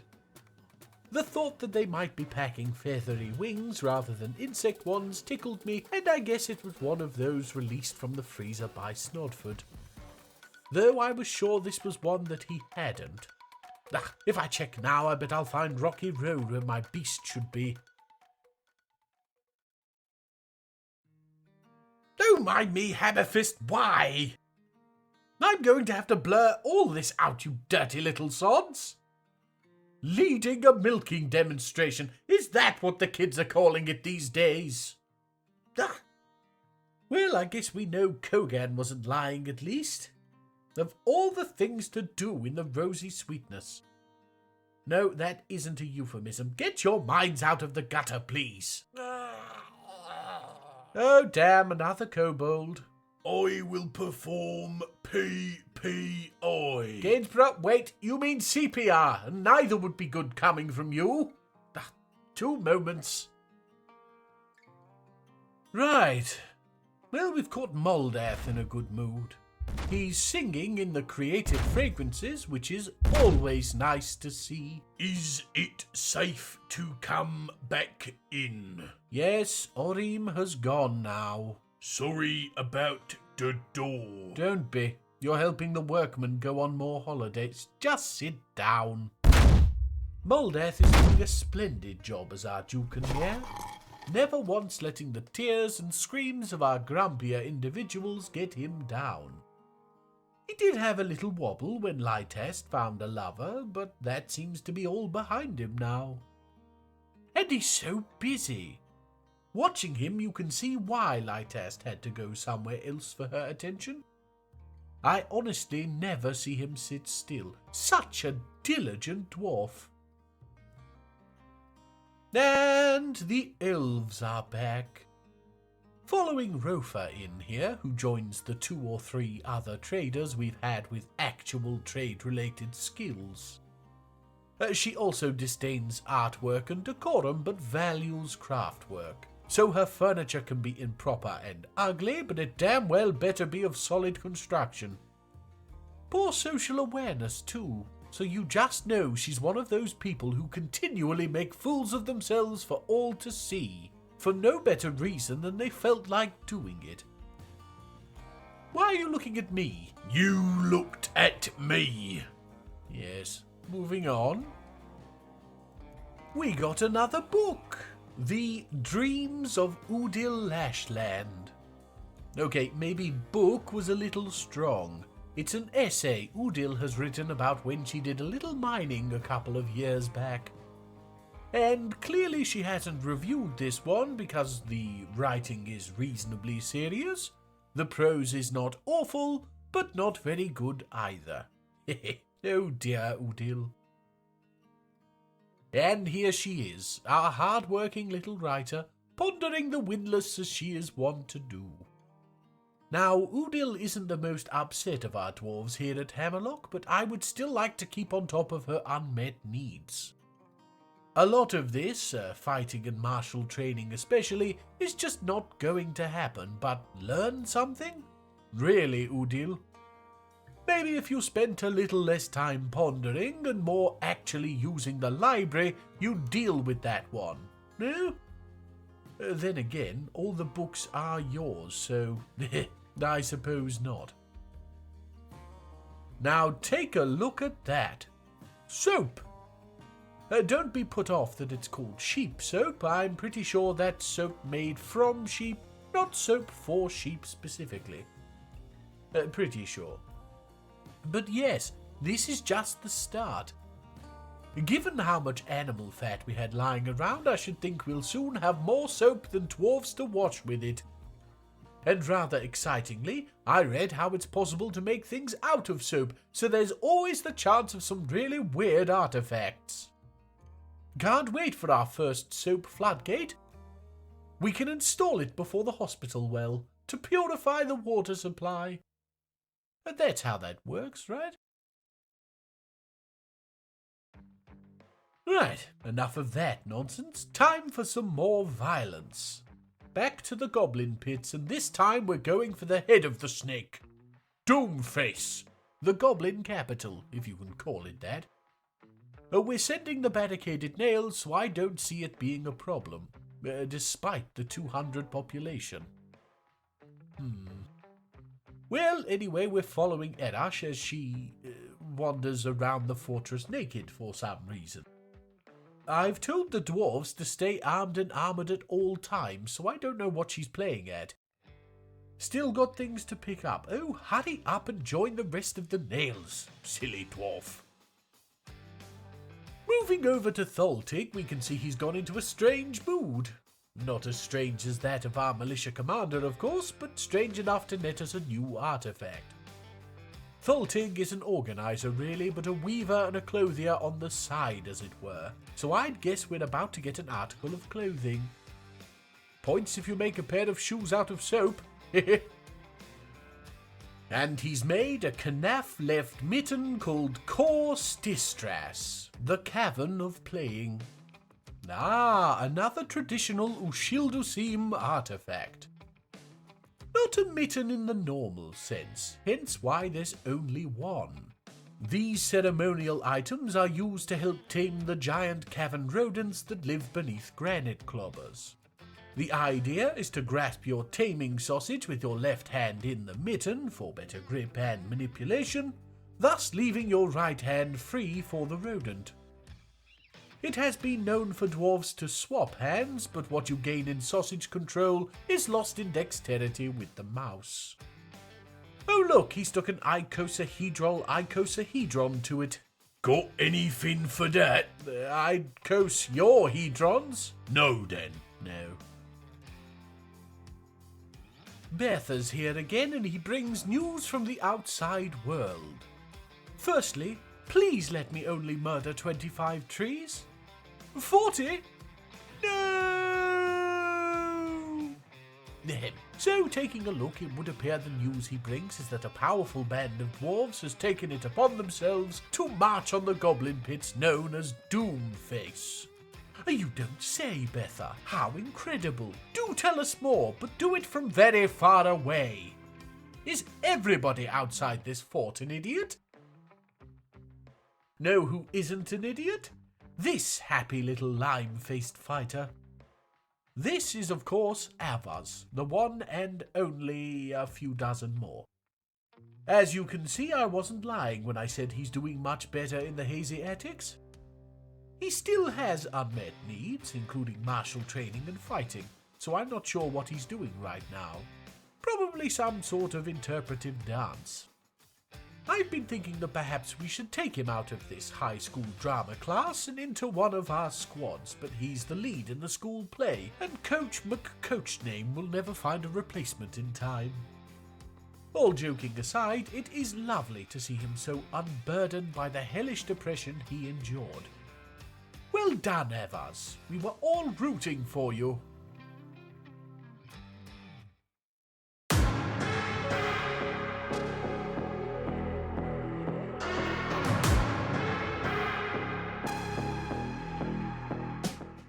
No! Edinburgh, stop! Oh, for the love of me! Ugosh Godum Ulthash, a scorpion with a dad bod. Why? Frankly, I blame the food industry. It had a six-pack when I saw it last. And if you have to ask why I needed a scorpion with washboard abs, clearly you had less trouble with Scorpioness Nika than I. Oh no, is that Nerom? My bloody brother's bloody bird again! Right, I've had enough of this. We don't have the nails, but the hazy attics will be more than sufficient. Get it, dwarves! Wow, it's taking a beating. And it's down. And everybody is throwing up. Oh, damn, but wait, it wasn't a dusty beast. Just had a poisonous sting. Oh, I hope this wasn't a terrible idea. Look at Einod, stumbling around like he's 14 pints down and the night is old. And he's not the only one. I just remembered.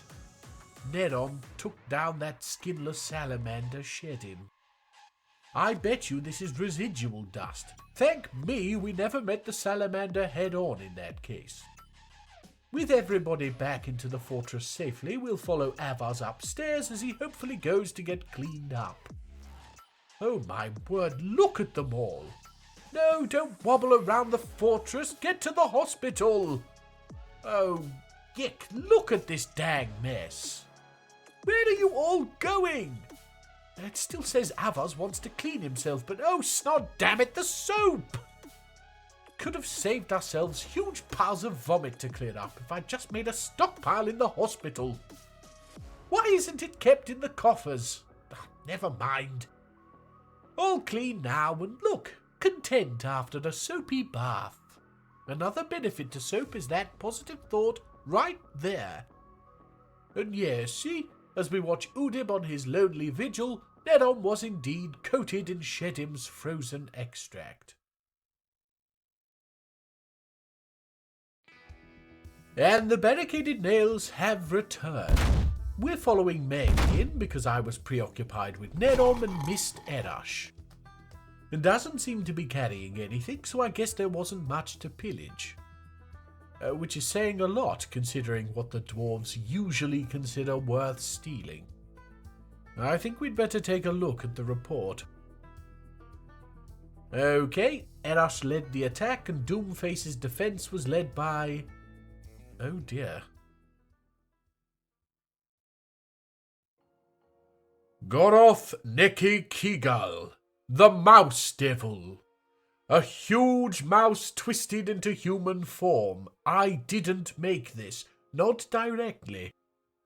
Goroth is a primal being, something birthed by primordial tides, a consequence of my actions as I shaped the dimension of destiny. Imagine if it could breathe fire. Yes, thank you, Gainsborough. The attack went well at first. My dwarves against goblins, it's no contest. But once Goroth interfered directly, Avar's silver-weighted was the first to fall. Rizen Mirror Amazed was next. Both torn apart by giant mousy claws. Then Abel faced the devil. It smashed her third toe on her right foot, then crushed her right hand before she could escape. But it seems she caused enough confusion to allow the rest of the barricaded nails to escape. Thank me for that. Oh, and here's Erash, safe and sound. Well, we certainly weren't prepared for that. 2 dwarves and a handful of war dogs lost for absolutely no gain. Not only that, but now Hammerlock will be in Goroth's mousy sights. And those lidless eyes never close. Because they can't? Well, yes, but shush, I was trying to be poetic. Oh good, Erash is getting naked again. Bloody dwarf. And here's brave Abel, just growing some hair real quick. And you can see, as she too gets naked, that she's completely healthy. I guess what happens in Doomface stays in Doomface. Anyway, that's going to do it for another fortnight. Abrupt, I know, but I have a feeling there's going to be retaliation from the mouse, and I don't think we can fit that in. So, yes. As we follow Bamis evading capture for the 100th time, I shall thank you for watching. Please like and subscribe if you have the use of your fingers, and I'll see you next time. Anu Zeshon, you most wonderful of individuals. Anus Eshon.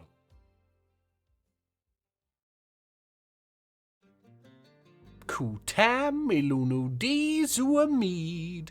Welcome one and all to the off-smelling fluff that you'll find in the belly button of life fort that we all call Hammerlock. We begin today watching the barricaded nails and hazy attics training together in the open-air sparring ground at the top of the barracks tower. They are preparing, of course, for the retribution I'm sure will be coming from Goroth, the mouse devil that we fed some of our dwarves to last episode. At least 2 of those individuals are new replacements, and I want them as trained up as they can be before the goblins arrive. At least I'm hoping it'll just be goblins. I'm under no illusions that our little military could repel Goroth themselves, but equally I'm sure his mouseness will have more important things to do than to trek across all of Destiny just to squash us for the crime of letting him murder some of us. Sound the alarm! Oh, no, wait, it's just the humans. Gah, the suspense is killing me. It's Speski Lasivonek, which translates to tulip locks. So named because his hair is one of the few colours that tulips aren't. He's another very dwarfish-looking human, though, just like that fen-sauced fellow. If I didn't know any better, I'd say Ervad has been adding dwarven beard tonic to the prepared meals. Keep an eye out for any bearded female humans. That'll be the true test. Oh, come on, get yourselves into the fortress, do. Don't you know there might be a mouse coming? That's it, on the road. Through the trade tunnel, and unload. Minkot is already harrying the others. We should have pots stuffed to the brim with delicious, fresh, probably not lethally dosed prepared meals. At the least, they'll definitely add hair to your everywhere.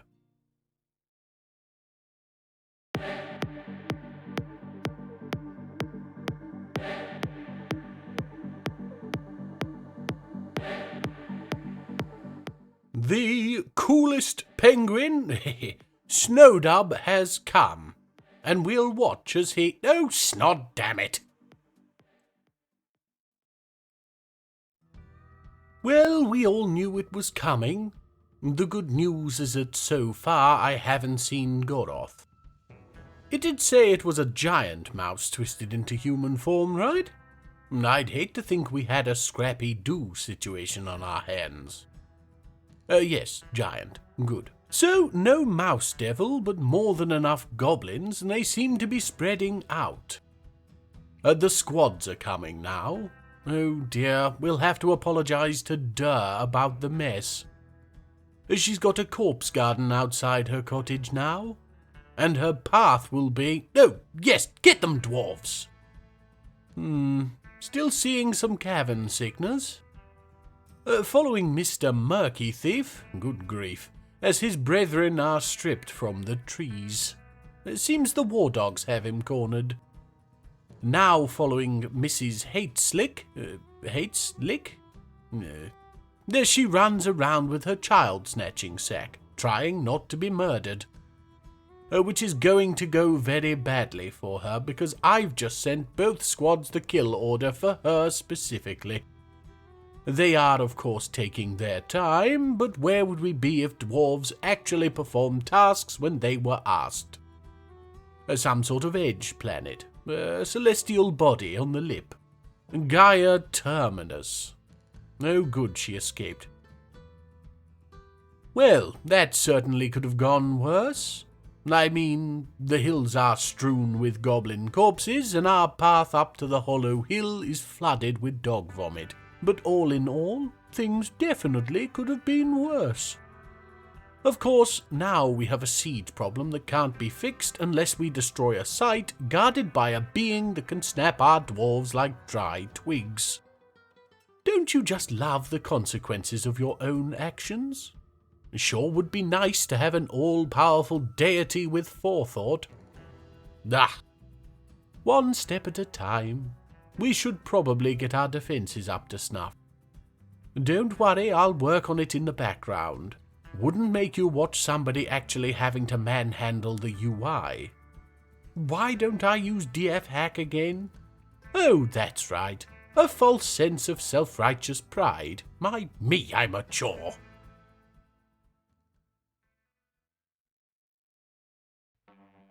Oh no, Led's managed to get injured.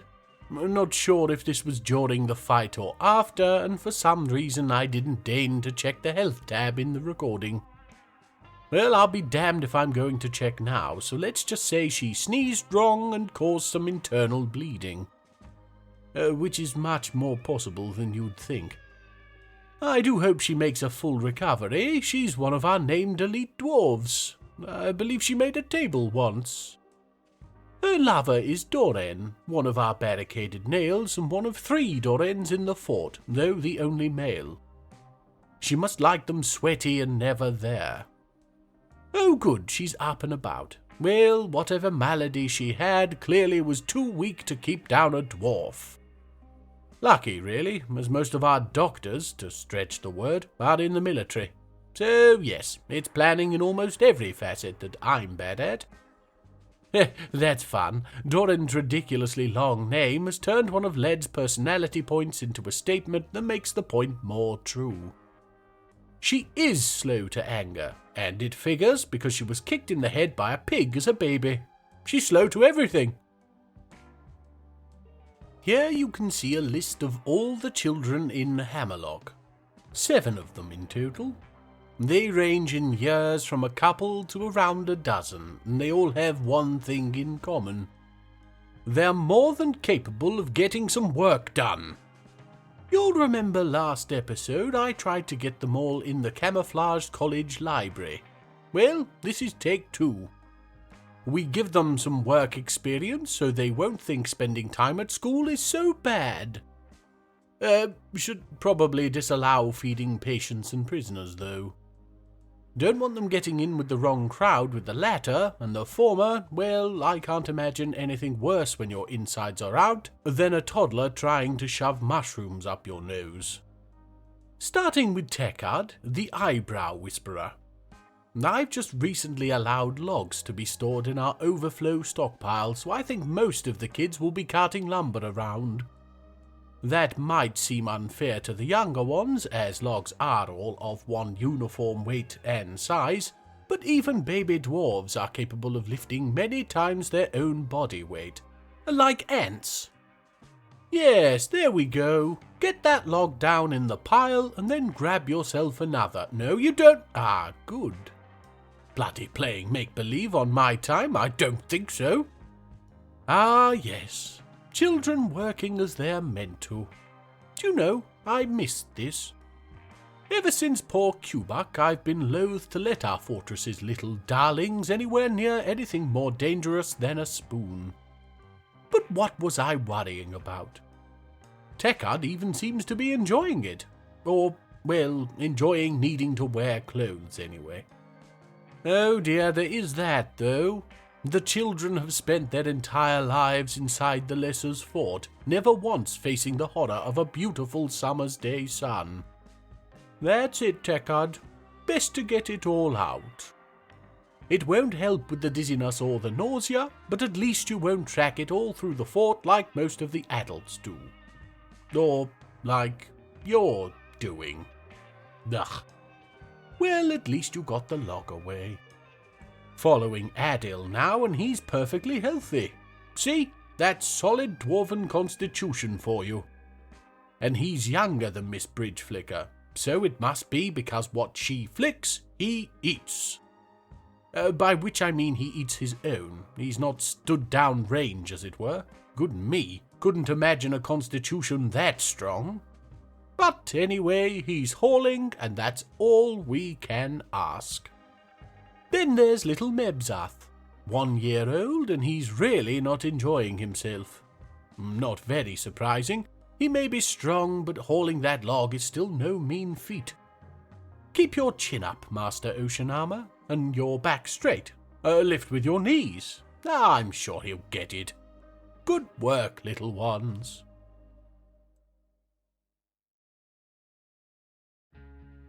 Now then, I've let a little time pass. The children have all been working hard, so I think it's time to reintroduce a little structured learning. Just following Cadol, the other 1 year old in the fort. We just witnessed him attending a meeting that he asked for with Moldath. It didn't last very long because Cadol can't speak yet. I'm sure there was some pretty furious hand signalling going on, though. Moldath certainly seemed desperate to get away. Now he's off to store an item, after which, with any luck, he will make his way to the Camouflage College library, and we can put this nonsense behind us. Yes, come on, Cadol. Good me, our entrance is busy, isn't it? There. Ah. Slight issue then. So, what's happening here is I thought ahead a little. Very little, it would turn out, and decided we didn't want the children starving, so I added the tavern to the burrows, and some of the kids have decided to stay in there. Oh, but Uvash here does seem to be making their way up. Yes, here we go. So there's only Uvash right now, but this does at least act as proof of concept. Oh yay, and Adil is here too. She made that chalk bracelet, if you'll remember. A feat for which the older dwarves decided to bestow the title of legendary stonecrafter. I can only imagine out of kindness, because the piece would crumble if you tried to pick it up. Now, neither of them are doing anything but playing, but it's better than what this lot is doing. I don't know. Give a choice between a good book and a mug of ale, it's not even a competition. Well, you know, except for the drinking competitions. A benefit there to being a baby. You're already under the table. Aha, here's something completely unrelated to babies. Olin has gone into a strange mood. A clothier by trade, Olin earned her place in the Hollow Hill by... well, to be honest, I can't recall. She's a legendary clothier, so that would hint at her having already made an artifact, but not at Hammerlock as far as I can remember. Her being a legendary clothier does get me a tiny bit excited, though. We've been purchasing all kinds of leathers and cloth, not to mention large gems, precious metals. Oh, the choice she'll have is unparalleled. And then we see her hauling mudstone. Just when I let myself get the tiniest bit hopeful, these dwarves sure do know how to bring me back down. Well, let's let her work.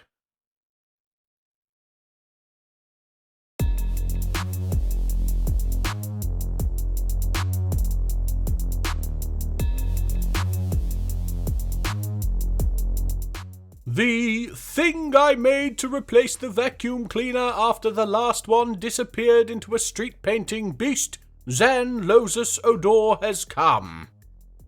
Dust deep. Certainly is now. You think it's bad keeping on top of regular dead skin cells? Wait till you're dealing with the cement created from a pile of rocks the weight of a car, crushing its own gravel trails with every step. Oh, and Snod's shedding. You see him and you think, okay, so it's just like an octopus. And yes, it is. You just try keeping a mollusk dry for extended periods of time. Honestly, the shedding. Every day is Christmas here, just don't touch the snow. Anyway, hopefully Zan will instinctively clear up the last of that salamander's dust. Do without experiencing that again.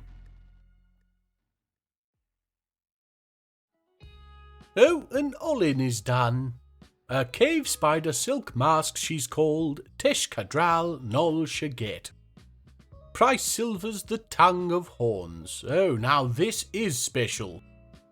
Firstly, it's a piece that commemorates the creation of granite clobbers in year 1, something I had zero hand in making past the literal mountain it sits on. Then there's the image of oval cut gems in shale. Oh, that's truly inspired because you see, we have cut gems in many a shape, probably even oval. So she decided to specifically make them out of a less precious material for some reason. Then there's the dog bone, in case the rocks stuck to it weren't weird enough. Nobody will be surprised to note it isn't worth anything in artifact terms, and on top of all that, it's got a name that makes it sound like it wouldn't look out of place in any kind of dungeon you can imagine. Yes, even the ones you could imagine. Now where on Destiny am I going to find a rock big enough to hide this under, do you think? Oh joy, Bummis is back. You know, I set those cage traps out to catch her and she slipped the lot of them. Don't know if I shouldn't just stick all the goblinite into a pile and surround it in traps. But then again, I'm not sure what I plan to do with her once I've caught her. Can't kill her now, she's practically a mascot since Ignore disappeared. Heading back to the fortress after Bummis left, I noticed Durr was wandering the hills and she seemed to be sweating an awful lot. Now, this in itself is nothing too unusual.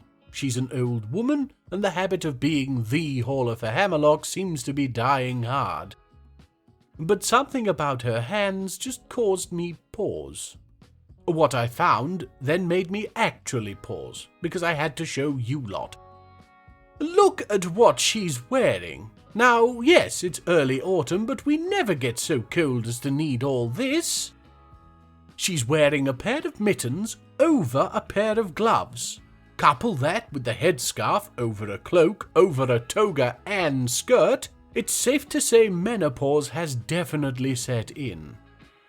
That, or Durr is secretly a forgotten beast made of soup and she's saving herself from becoming unpalatable.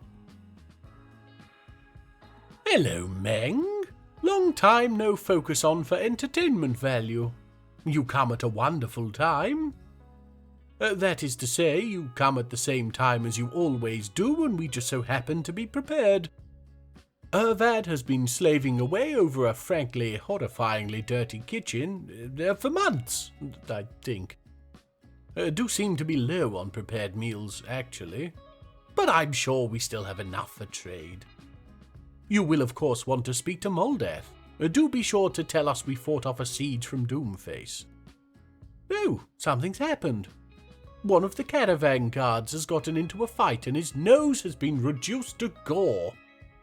Oh no, it's the slight Decline Devil.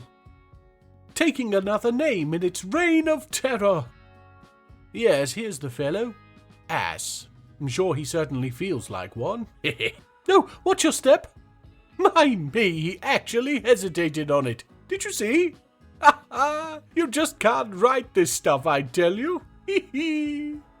Enjoy your time at Hammerlock, Mr. Blot Towns. If anybody asks, just say there was 4 of them, and they came at you from below.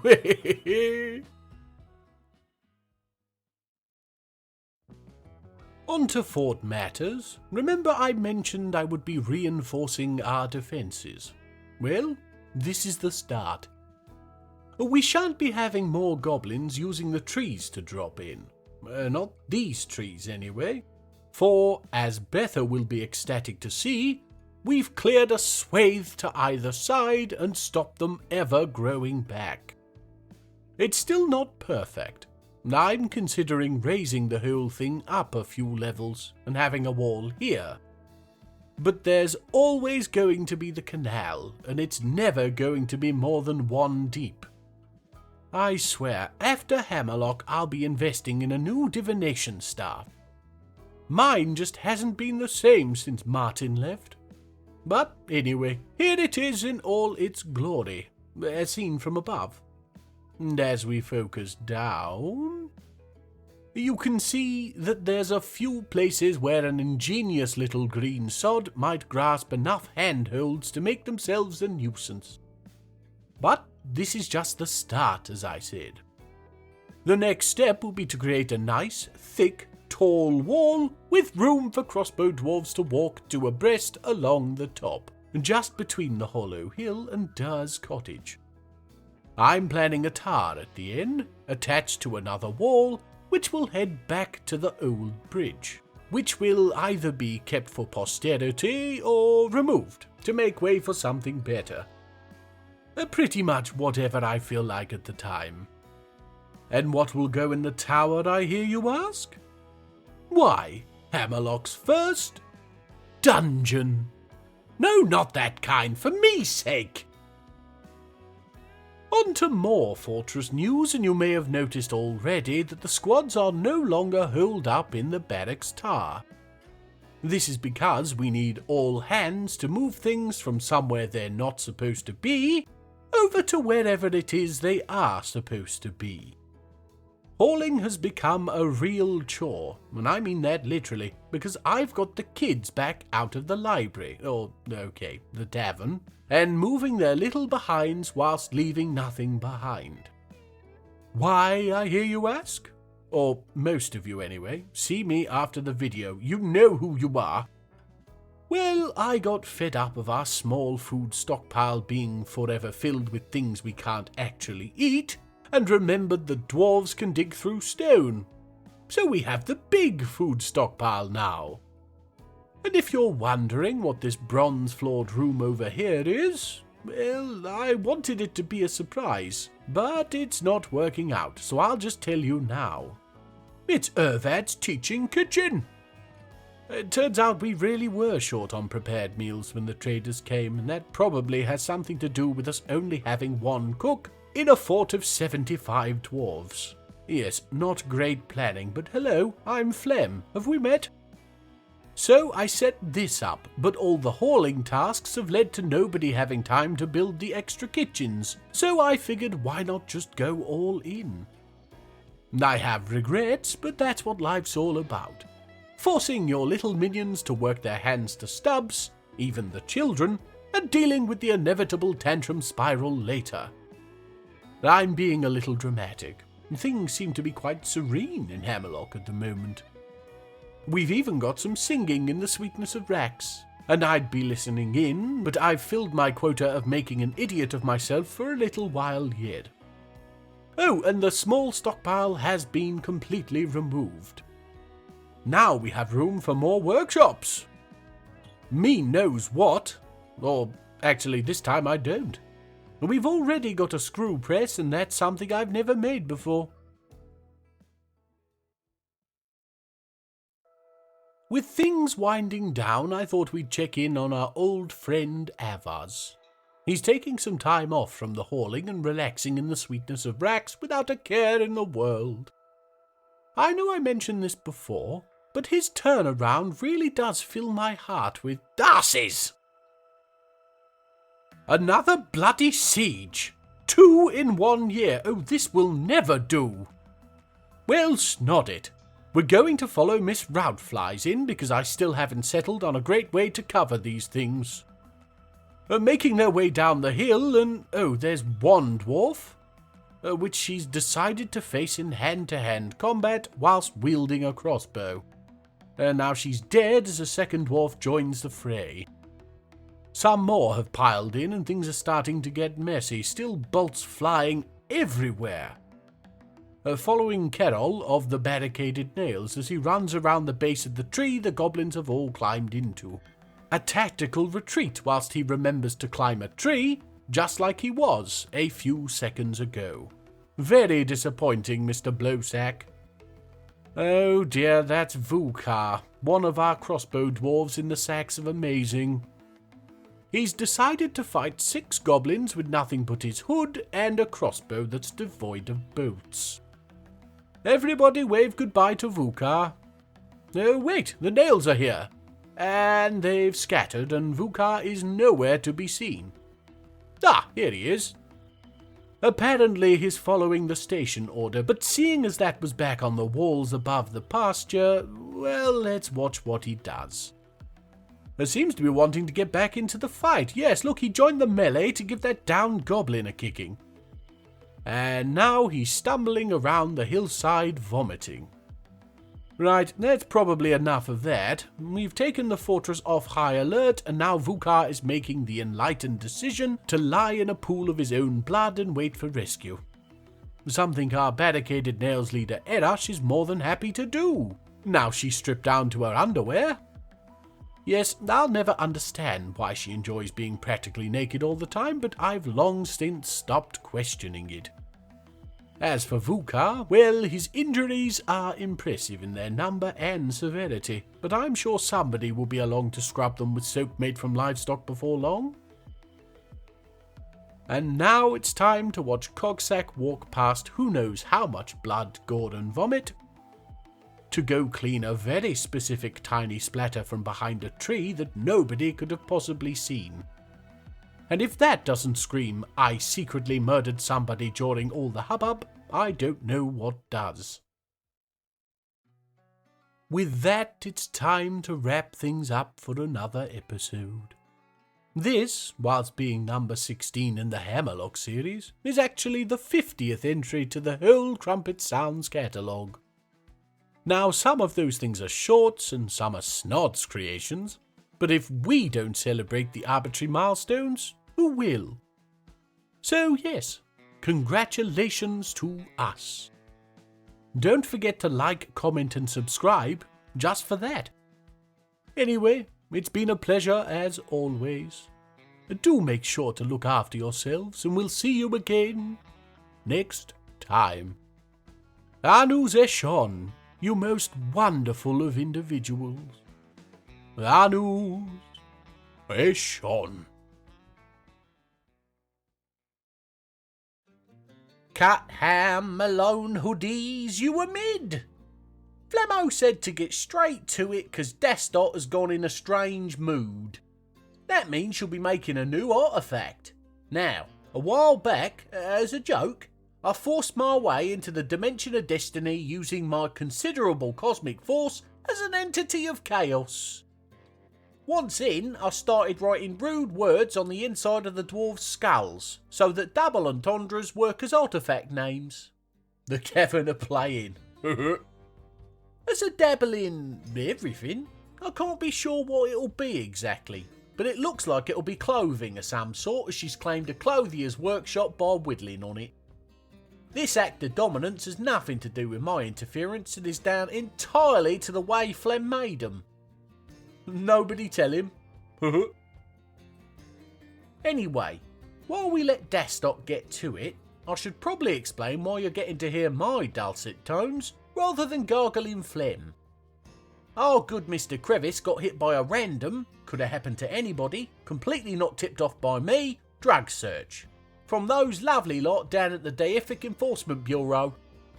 Turns out, as a level 4 multi-dimensional being of incalculable omniscience, I guess the dial doesn't go that low, he is required by law to be in ownership of at least 3 congregations worth of mild to mumpy hallucinogenic substances, which I've told him on no less than 15 occasions, when I've run out of mine. But no worries, a few days in the pokey and he'll be out right as rain. So yeah, you got me till then, you lucky lot. Before we start proper, just look at this little weirdo. She's listening to music. There ain't any music. Never mind, she's part of the hazy attics. Hallucinogens will do that to you.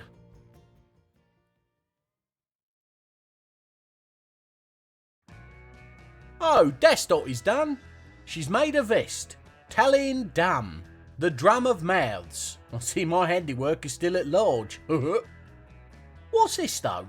Covered in little bits of wood, pebbles and gemstones? Isn't a vest something you wear under other things?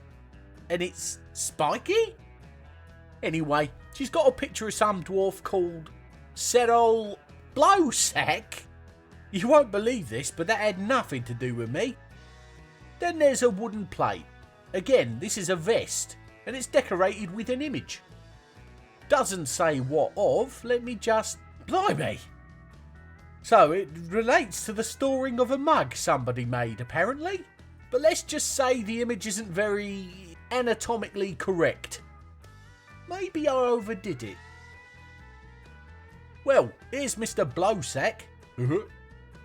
He seems like a stolid little bloke. Strong, intuitive, focused, can tell a rectangle from a square, which makes sense as he's a member of the squad Phlegm's always harping on about, the barricaded nails. Oh, and he values peace, which I take to mean he appraises it, and not very highly given how prolific the nails have been. Doesn't seem to know his face is on a vest now, unless melting stuff is how he shows excitement. Maybe Destot has kept it to herself. Here she is, a legendary weaver now. That's got to be a title she's given herself. And yeah, I don't see her parading it round. Stuffed it in a box and carried on with her day. Oh, she must have had a crush on him. Let's see. No, never met him. Not even a passing acquaintance. Dwarves.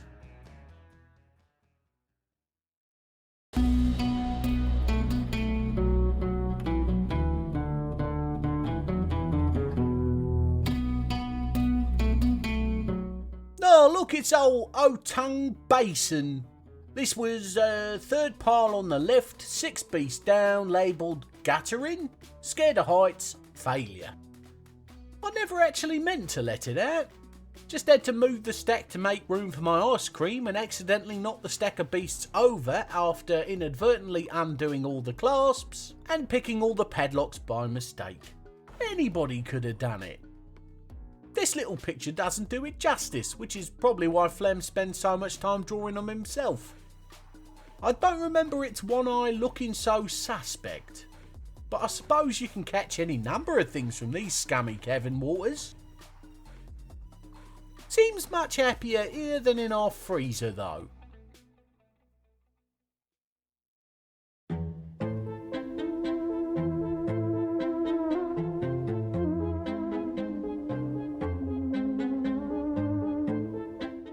Oh, what in the name of Phlegm is this thing? An etting, eh? Good job Mr. Crevice can draw people, else that might have looked daft. But don't worry, this is all pre-recorded footage, so I'm not doing any of the controlling. I'm not to be trusted after channel glazes, apparently. But this is still first watch, so you're getting my honest-to-godness reaction. Not that there seems to be much to react to. Turns out a 2-headed woman in a leaf poncho ain't up to much in the way of fighting, even if they are gigantic. Good Phlegm they're beating on her. Can we show this? Well, it's over. Just this little puddle left where she was. And even that's been cleaned up now. Oh, we're looking at the hospital. Does that mean somebody got injured? No, just washing off the blood. And even that's been cleaned up now. Oh wait, more warriors. Maybe they're... no. Bigger they are, the harder it is to get the stains out, I guess. That's it. Just leave the soap on the floor in the muck. Dwarves. Here's 87-year-old Supercut. He looks to be trying to build a wall, while standing exactly where the wall needs to go. Yep. Says here in Phlegm's notes that he noticed Supercut standing here doing nothing a few days before he started recording. So I should say something funny. Bumhole! Supercut seems my kind of dwarf. Values leisure time, quick to love and shameless, which probably explains why he's bunking off, rather than doing the wall. Of course Phlegm would see this as some sort of glitch. There's a deity in desperate need of 3 congregations worth of hallucinogens. As for Supercut, seems like his skiving stint must come to an end. Can't say I ever dodged a job so hard I dehydrated myself, but that says more about me than it does this legend. There we are, job's been cancelled and he's away. Get yourself a frosty one, you've earned it. Oh, what's this? Seems the fortress has been graced by this tall glass of sap. Betha Amelie Bicana. Oh, he's an elf. Singing away in the tavern in this cliffside cavity. Oh, more notes. Listening with... And I hate trees with their stupid branches. Dwarves have got the right idea, burn them all. My Phlegm, seems to be some backstory I'm missing here. Well, the dwarves seem to be enjoying it. Oh, here we go. More of the long-eared blighters. Amu, Athave, Igdala. Can't imagine they're going to have much to trade. If I remember rightly, they make all their stuff out of wood, no? That seems like a fire hazard for a race of beings that use magma to smelt stuff. Well, it looks like we'll be taking a look anyway. That seems like a bit of a security problem. That any trade caravan can wander in whenever it likes, but what do I know? Quite a bit as it happens. But Phlegm would pitch a fit if I dared tell him his dimension of destiny is built wonky. Right, so we're watching this cat now, which Phlegm has decided is important because it killed all these rats. Which I suppose is an awful lot of rats, but says to me more about the cleanliness of the fort than the prowess of the cat. killing rats is what cats is for. Show me that same picture, but a rat has taken down a dozen cats, and I might be impressed. Oh, hang on, there's notes for this too. Oh, good him, this is an essay. Let me just... You what? Right, in a nutshell, Phlegm got all poetic, started talking about blood in the river grass and dappled sunlight, all because of a cat. So he's decided that such an epic endeavour has made this moggy deserving of a name. Something which I gather only happens here if you perform an act of martial prowess or live in the special hill. Then we've got some heavily scribbled out names, which I think means he didn't want me to read them, but I can just make out Excalibur, Meowderer, enemy AC 130 above. That doesn't even make any sense. But he settled on this. He explains arsenic is an ingredient in rat poison, which was a good starting point but sounded too unfriendly. So he finished it off with the Colus, because by a happy accident, Nicholas is already a name.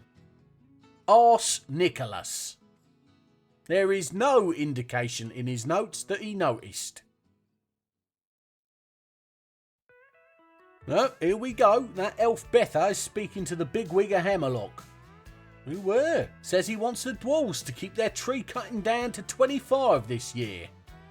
Wasn't he the one singing about hating them? Why does he care? Oh, he raised the number without being asked. And if I'm not mistaken, he called Moldath a butcher with a wink. Think you might need a new job there, fella? Or, I suppose, how can an arbicidal maniac cause more damage to trees than as a diplomat expressly requesting more lumber mills? My interest is piqued, Mr. Amila Bicana. Show me on the doll where the shrubbery hurt you. Oh, now Kylob's gone into a strange mood. This is fun. The keen-eyed of you will have noticed that Kylob is actually Dastot's friend, so he might have been a bit jealous of her making that vest for Serol earlier. He's an adequate stone cutter, and he's teased out some pungent oils from the scent gland at the base of his tailbone to rub all over one of the stoneworkers' workshops. Add to that, his hands are full of gypsum, and you can guess he's doing something with stone. Given he spends most of his time around drunken dwarves and one of his desperate needs is to pray, I'm expecting something vaguely club-shaped. Let's skip ahead and see what he does. This Tunnymac, the goldenrod quill. Well, you can't get them all. Weird little thing. It's a figurine of a load of dwarves. They're supposed to represent the foundation of Hammerlock.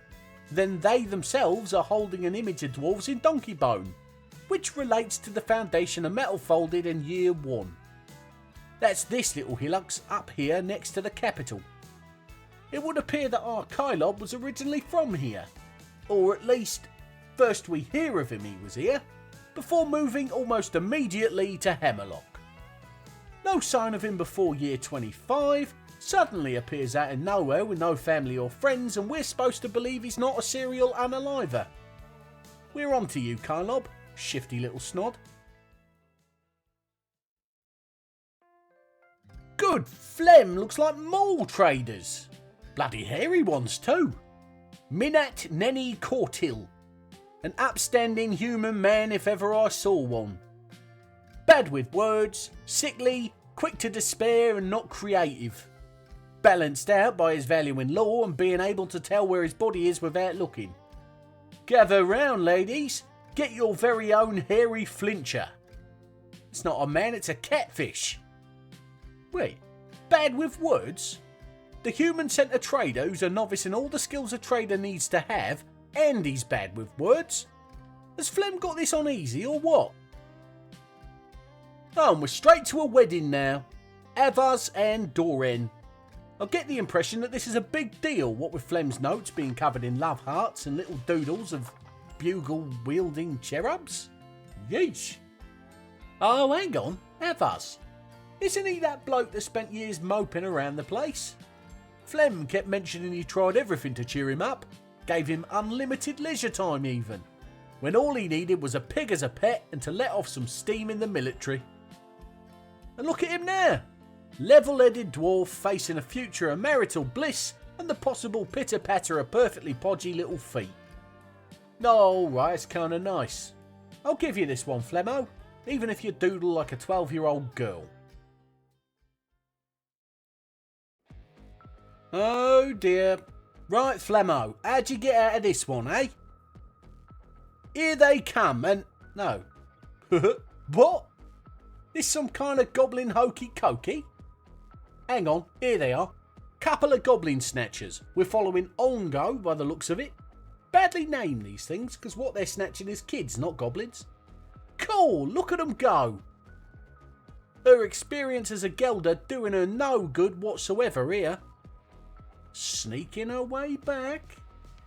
And she's gone. Good riddance. That means we're following Zom now. Ruthless itch. You should probably wash more. Or ever. Oh, and someone's got her number. Nearly got away, but not so lucky. And that was Obok, a member of the Barricaded Nails. Currently running around on the surface with his member very much unbarricaded, if you catch my drift. He should go get himself some trousers before he catches his. Oh, and did I just see? I did. They've only gone and caught one of the goblins in a cage trap. Ooties here is going to be a guest at Hammerlock for the rest of their natural life, I'd guess. Good spatial sense. That'll come in handy in that little cell.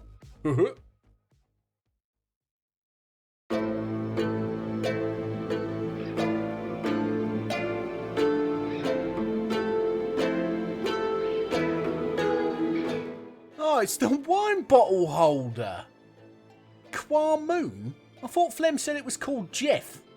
Oh well, this one I lost on purpose. Imagine trying to bring girls round and there's this dirty great monster stood in the corner of the room dribbling round a Merlot. Puts him off something fierce. I still think he'll thank me for it. Eventually. If he ever gets over his phobia of women. And he said it was a family heirloom, but that only counts for stuff, right? Nobody gets the will read out for their old granny and hears, "And to Eustace I leave Godzilla's cousin."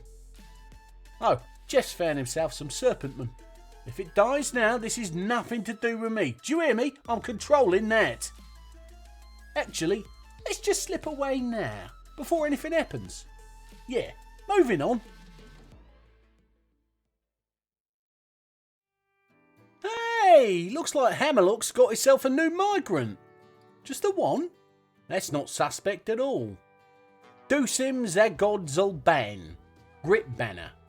Another valuer of peace, he'll do well in the military. Though he's a talented woodcutter, maybe Phlegm can put him to work pleasing that elf. Guess we'll see. Looks a bit off to me, to be honest. Nice thick dwarven beard, but that do is awful. Looks like a short bowl cut. Dodge the humans even. Says he disdains merriment, and with a haircut like that, I can imagine he ain't comfortable hearing people laughing nearby. Oh, he shaved. Can he hear me? If you can hear me, go into the temple and slap the alpaca on the bottom. Well, that just proves everybody hates alpacas. Right then, Phlegm's notes are pretty shatty at this point, because he was looking forward to showing this off and the DEB only gave him 10 minutes to get dressed from his bath, which he used to write these notes. Left the house sudsy. The general gist is that the inner garden with the human's house is now surrounded entirely by impenetrable stone block walls. Within the walls to the north and west are corridors for possible storage, and there's a dungeon off to the southwest that we'll get to later. Above the walls are patrolways for the Sacks of Amazing, which is apparently the name of the fort guards, with, no way, chalk statues to the dashingly handsome cephalopod-headed deity Asmel, what I modelled after myself. The walkways, sorry, his handwriting is terrible, will protect from mouse. That can't be right. Moose, maybe? It's not me. I'm bigger than moose that you need a wall this sturdy to protect you from them. And what's this? Duel? Moose duel. And remember, if you run out of funny things to say, just pretend to... oh, wait, that bit's just for me. Here's where you'd think we'd be setting up to speak about the dungeon. 40 seconds solid footage at the top of this corner of the wall with nothing but the occasional cat to liven things up. Well, no. Moving on. Going in blind now. The rest of the notes are expletives and threats of violence. Good for a laugh, but not much else. So, this here seems to be some kind of kitchen area. We got 4 brown kitchens and 1 golden one. Interesting. Oh, and we're following Ervad. Oh, I know this guy. Phlegm won't shut up about Hammerlock's bronze chef. I guess his was the fancy kitchen. He's got his hair tied back with a cloth. Very good of him. Normal hair in the soup is gross. Dwarven hair can be lethal.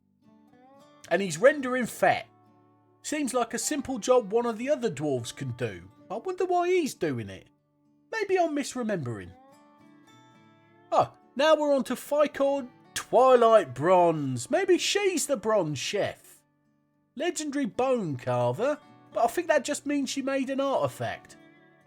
She is at least preparing a lavish meal. That does seem more like a dimension-renowned chef. And she's got her hair tied back too. Oh, off to another dwarf. This one's Athel. She's gone a step further than either of the other two and has shaved her head completely. Well, that's commitment to the job and no mistake. Preparing a lavish meal too, but she's only a dabbling cook. Alright, I think I know what Phlegm was doing here. Cullet Trade Static. Another dwarven chef willing to lose his locks to prepare food. Though, whenever you see chefs in TV shows, they do seem to have long hair, don't they? Reckon that's so they'll have ammunition for the really bad customers? Nah, probably not. Anyway, Cullet's preparing lavish meals too, and that's 4, which means we should be seeing 1 other chef. No. I don't care if his hair's held back, he's got a bloody hole in his face. 1 mistimed sneeze and the mist will ruin every meal in the kitchen. Luckily, it does seem as though he's more interested in socialising in the tavern.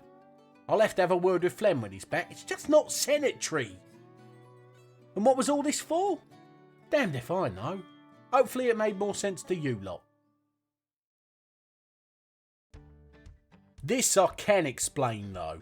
Datan has gone into a strange mood, which means she'll be scratching the trees around her workshop of choice, ensuring to reach as high as she can to scare off any potential rivals, and rubbing the bark with the end of her nose where sacks of a thick, glue-like substance will leave pheromone-laced tracks across the wood to inform others of her readiness to mate. Ah, wait, that might be badgers. Regardless, it's another clothier's workbench, so another article of clothing. Let's skip ahead and see what she makes. A sheep wool cap named Orotsus. Large ankles. You know, I always heard Phlegm say these artefacts were weird and put it down to my tinkering, but I couldn't have done this. This is bizarre on a level I couldn't begin to achieve. It's covered in bone, rocks, gems and wool spikes, which is barking by anyone's standards. But then there's a little picture of dwarves in wool, with a little picture of trousers in wool. Bookending the central piece, which is a gypsum plate with a cat carved on it. The cat is, quote, withering away, which is not the way I would describe what appears to be a furry sock filled with wet dog food being drowned. But it's okay, because there's a lovely little bird carved next to it in shale. Now, we're following Mincott, who's the fort's broker. If you're wondering why we're following her rather than Datan, you're where I was half an hour ago. Let me catch you up. I think Phlegm's given Mincott the hat. He doesn't show her putting it on or anything, but I vaguely recall he thinks she's a breadbasket. So who better to wear what amounts to a dwarven dunce hat? That's the best I can do, you. He really didn't leave me with much to work with. Such an inconsiderate deity. And with that, we are pretty much done. Here you can finally see the finished dungeon in all its glory. decorated now with the goblin that was caught in the cage trap. I can add one little bit of extra information to this because Phlegm actually told me about it. He's now realised what Captain of the Guard means and finally understands why Hammerfist was annoyed by the lack of chains. Which he's grateful for because he was starting to think the whole dimension had been irrevocably tainted by my snoddy tentacles. And then we're back to the bronze kitchen area, where we can see that some tables and chairs have been added, with a statue planned for behind the head table. The statue is of Ervad, in bronze, so that clears that up at least. I'm sure Phlegm will explain it all better when he gets back. And with that, we'll give it a rest. Cool, this talking for 20 minutes thing is murder on your voice.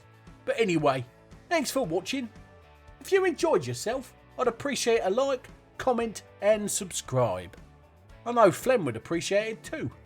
Might take the sting out after his incarceration. What is it he says at the end of his videos? Oh yeah. Anus Eshon, you most wonderful of individuals. Anus Eshon.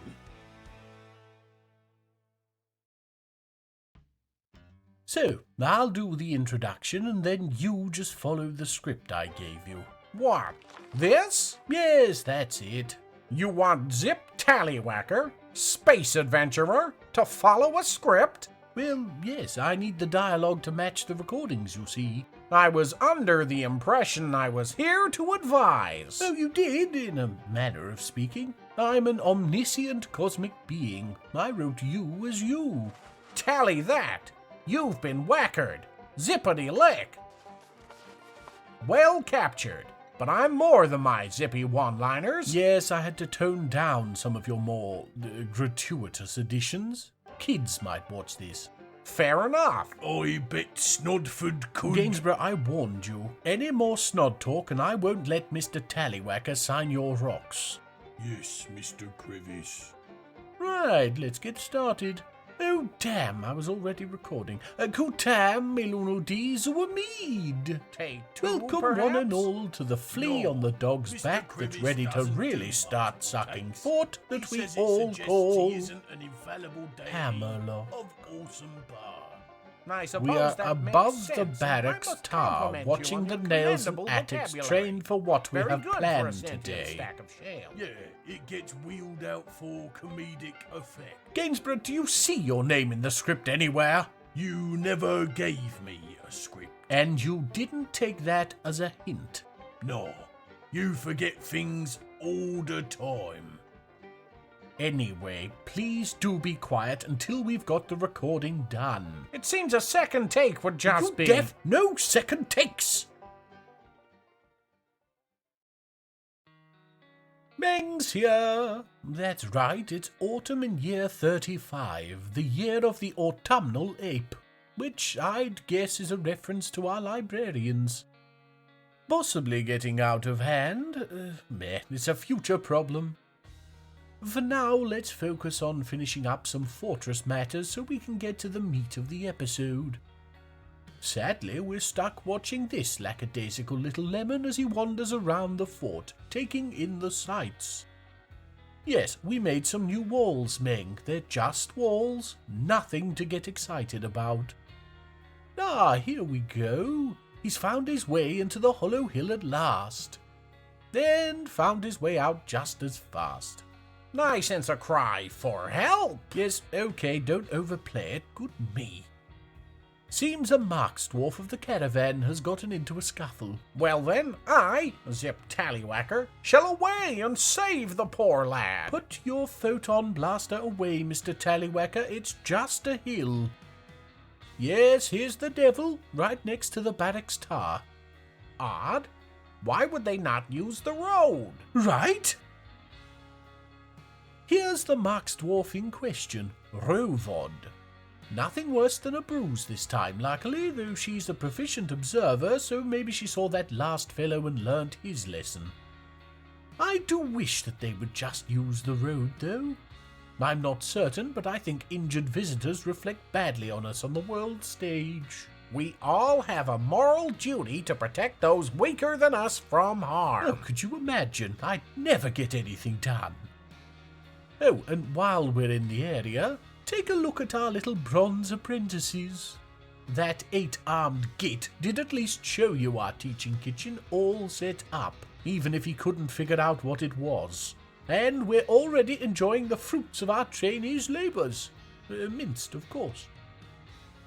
Now then, Mr. Tallywhacker. Call me Zip Tallywhacker, Space Adventurer. No. Please just follow the script. Now then, here you can see the group of goblin pits that's been causing us so much hassle. Given your time as a hero for hire, I was wondering how you would deal with them. Well, that's easy. The script, Mr. Tallywhacker. First, let me thank you for asking me to be here. It's both a privilege and an honor. No, don't mention it. But your thoughts. Unrecordable, I'm afraid. What? Oh, no, we've got a kobold for that. Gainsborough? Juicy tomato laundered shirt. Oi, Juicy! Mostly expletives plus crude mental image of Mr. Crevice with... Yes, that'll do. Okay, Zip Tallywhacker, Space Adventurer. 8 pits, filled to the brim with goblins and their beasts of war, all controlled by a mouse the size of a bear with untold demonic powers. What would you do? Easy. I'd beam up to my galactic mega yacht and let fly with an ionic hypershell. Yes, that's my fault, really. Didn't set the parameters of my request. Replace all of that space stuff with roughly 20 well-armed dwarves and a handful of war dogs. Ooh, yes, that is a toughie. How about I start by sending my dwarves to attack the fringe pits, as you suggest in the script, and work my way in slowly. A war of attrition? Why not strike for the head of the beast? Because, and I will stress again, this was all in the script, the head is a demonic mouse the size of a bear. Look, why don't you go with Gainsborough into the lounge and give it a read through? I'll call you back if things get difficult. Gainsborough? Come on, Mr. Adventurer. I can show you those rocks what you promised to sign. All right, but you're making a huge mistake. I'm a big deal. Wherever I go, people cheer, from here to the pits of Uranus. It's pronounced Uranus.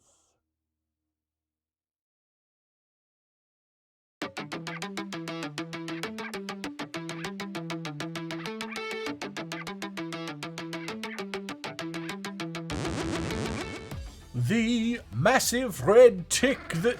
What's that noise?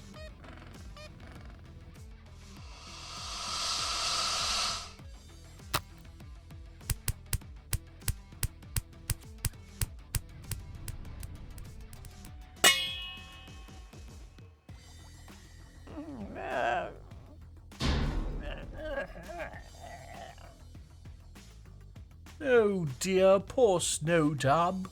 He's certainly a very spirited Stegosaurus penguin, though clearly no match for this Triceratic. Dustlund Sinkfrost, originally created to break the seal on Caprisuns when they moved over to paper straws. I found it easier to just switch to other beverages than keep helping Gainsborough down out of the tree in the garden, though. He's scared of bugs, remember? Yes, here's the penguin, licking his multiple wounds on the cavern floor. Honestly, don't know what got into him. Is that more noise I hear?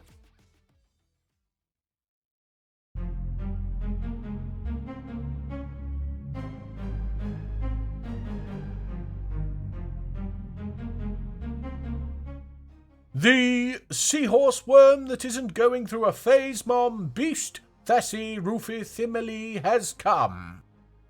Luckily, it's on a different layer to the other two. Well, lucky for Thassi, I mean. I built it as a holiday decoration before that is, somebody mentioned the reluctance some people have to sharing the dinner table with an ornament that's trying to pre-digest the turkey. And I retorted, if they can stand to watch you climb to the top of Mashed Potato Mountain for some big skiing, They've stronger stomachs than most.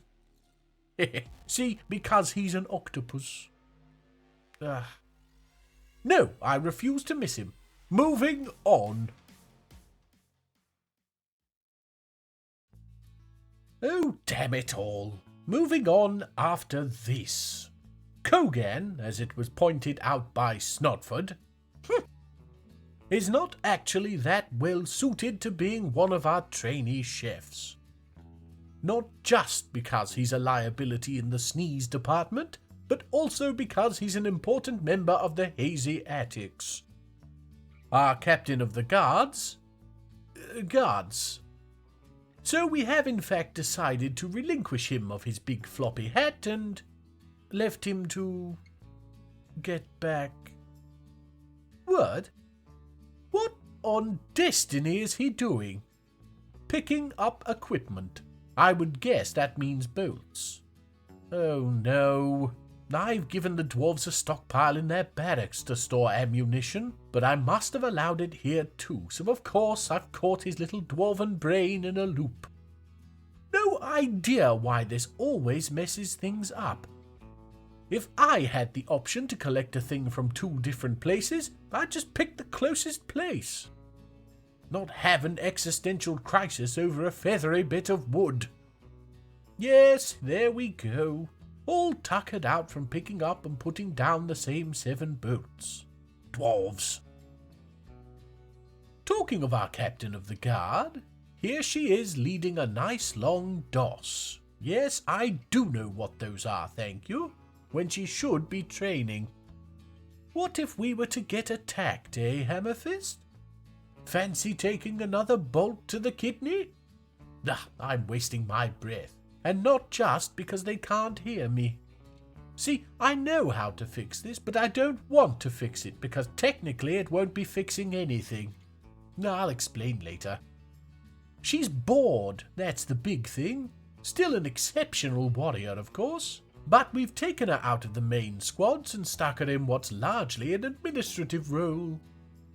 It doesn't help that I didn't know what Captain of the Guard actually meant and failed to build a dungeon for her to feel properly prepared should any ne'er-do-wells decide to appear.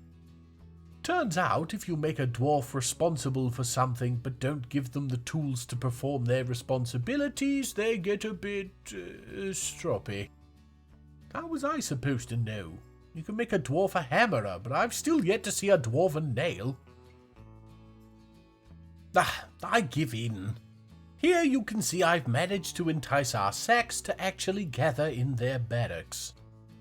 You'll notice only one of them is actually firing. Well, was. Yes, this would be because I've allowed them to train skills other than Mark's dwarfship. Because there's nothing more useful to a dwarf 30 meters from the enemy than to know how to perform the perfect suplex. Though we all know how dwarven crossbowmen can be. It's why the bows are made of steel. The Hazy Attics have returned, and we're following Avars in. Yes, that's Avars, not Avars. You can tell because he's still stressed. Avars is over that and has a pig now, remember? Anyway, he's hauling a backpack, so I have high hopes for their mission. Okay, a lot of fighting. I even saw a dwarf on the goblin side. Poor brainwashed fool. Though it doesn't appear that Vystran was actually raised. I guess we didn't quite get them all. I've seen worse spoils reports, though. Well done, Hazy Attics. A silver two-handed sword certainly sounds interesting. Maybe we'll have Moldath wear it. A decision for later. For now, get back out and destroy Vystran. A third time's the charm, or here's hoping anyway. And I'm sorry about the stress, Avars, but until we stop getting goblin sieges, none of us can relax now, can we? That's a dwarf. Onal has gone into a strange mood. She's a novice. Well, lots of things, but the one we're interested in is metal crafter, and given she's making her way down to the magma forges, I think it's a good bet. Hopefully this will cover her need to craft an object too. I can't see how it wouldn't, as she'll be literally crafting an object, but then perhaps she has higher standards for what she considers crafting. Me knows some of the nonsense the other dwarves have made can be described as having been stacked, and shoddily at that. Let's leave her to it. Aha, the barricaded nails are back. We're following Dwarven, and yes, that is Dwarven. Nice to not have to correct you all for once. He's a very happy dwarf, so I suppose it's always preferable to hope it's him than Dwarven. Now, I can't quite see what he's carrying, but it's worn out, whatever it is. That's what the little X means. So I only hope it isn't underwear. Looking to the report, we can see an awful lot of fighting. It seems we lost a handful of dogs to some individual called Sportship? Ah yes, that makes sense. Sportship is a horse. Not important enough to have a mention in Legends mode, I checked, but apparently sporting some sort of vendetta against any and all canines. At times like this, I wish we had some sort of mundanes mode. Tekard dealt with it eventually, but it would have been wonderful if they'd been able to bring it back as spoils. The actual spoils were fine. Another silver two-handed sword. Moldath won't be able to keep his trousers up, because his belt will be weighed down steady now. And Wicked Tomes was actually raised, which goes to show if you want a job done well, send the nails. Which is exactly what we're going to do. Off to destroy Scorpion Top. Go on, Dwarven, and you can drop that underwear. We saw no mention of it in the spoil screen, so I don't know where you found it. No? Emotional support pants, I guess. Well, it's not like it's keeping you from hauling anything important back. Good luck, Nails, and swift return. Oh, what good timing. Onal is done. She's made a goblet, Noxam Meringue, the Battle of Languishing. It's worth 15,100, which in Ushildasim coin is probably close to the whole hoard, or would be if Moldath would let us use any. It's just a nice dwarven goblet. I guess that damnable octopus's influence has started to wane. Amazing what a little time and distance can do. And here we can see, yes, Onal has indeed lost her need to craft an item, but it's been replaced by the much more problematic drink alcohol and cause trouble. I think martial training is going to have to go to the wayside until these feelings subside. No need to sharpen the precarious axe we have leaning next to the baby, eh? And yes, we have ravens in the forbidden section of the library. No, I don't know why she felt the need to boot one of them at the wall. See what I mean, though? Best not to shake this champagne bottle. Ah, well, we've only got the sacks to defend us, so hopefully this doesn't go too poorly. Here they come, climbing through the trees like horrible green monkeys. I've switched the burrows on and I've called the sacks to defensive positions. Oh no, there's a cat out there. Hope it's not Arseniculus. And the goblins are here. Oh damn, I left the doors unlocked. The sacks are shooting, but there's civilians getting involved in the fighting and somebody has gotten into melee range. Oh, this can't go well. But wait, is that Hammerfist? Doing what she does best, dodging and weaving between the goblins. Bolts are flying in all directions. I don't think we've lost anybody. And goblins are beginning to drop. Yes, we've got a winded Marksdwarf, but he's keeping up the pressure. Hammerfist finished with her goblin dance partner and is assisting, and oh no, there's more! And Vomit, that dastardly son. Why is it never night time? And I think we're good. Haha, yes! Even got a couple more additions for the dungeon, stupid goblins. Oh, but the hospital isn't looking too pretty. I'm counting 4 injured dwarves. Ast, Shorest, Saigon, and Vabok.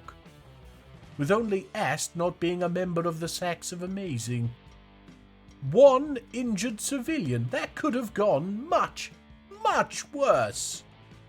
Oh damn, it's worse. We lost Rigoth. I did see him fighting bravely during all the excitement, but I didn't note him here until the 3 goblin corpses had been peeled off him and hurled unceremoniously into the multiracial burial tomb. He shall be missed. By somebody, assumedly. Not by you lot, though, I'd wager. I record these and have no idea who he is. Aha! The hazy attics have returned. Are they all naked? Why are they all naked? Here's Thob, and yes, completely naked. No armour or weapons. What on destiny is going on? Looking at the report, it's completely bloody useless. They looted treasure, then they rampaged. And what did they loot? 1 iron toy axe. And Viceran is still not raised. The Scorpion Top is, and the nails haven't even returned yet, but not Viceran. They didn't bloody go, did they? They left Hammerlock, stripped down to their underwear, had some sort of weird drunken wilderness party, and after discovering kobolds had run off with their gear, had to traipse back with naught but their toy axe of shame. What am I supposed to do with you now?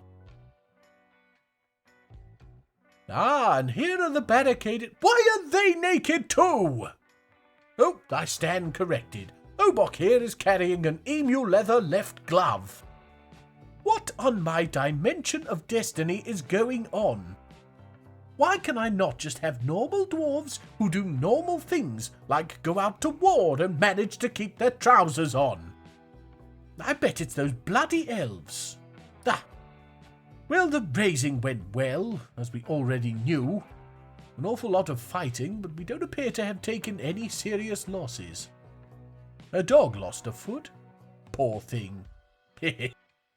Then the spoils. 2 iron toy axes. It's looking more and more like some sort of bizarre party favour. It's all adding up.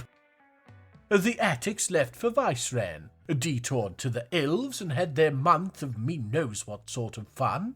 Meanwhile, the nails left for Scorpion Top, destroyed it, and on the returning trip met up with the attics, whereupon they stripped off to join in. Cue the blaring morn with 20 sets of steel armour and maces mysteriously missing, along with their elven hosts. Nothing left but the toy axes, which they bring back, but not before having the sense to stagger their return so as not to raise suspicions. I want to be angry, but let's be honest, we've all been there. Just lucky they've all still got their organs. Damn and double damn, we're almost out of steel, and the only maces in the fortress are bronze. So I guess the barricaded nails are going to be spear wielders for a while. We can't fight like this. Stupid, stupid, stupid dwarves.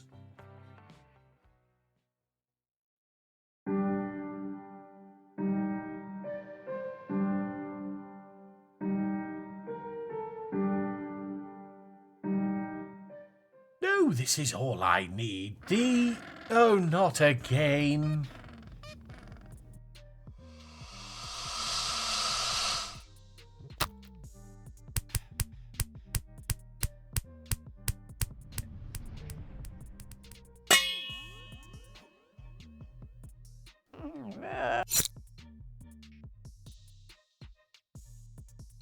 No, my penguin!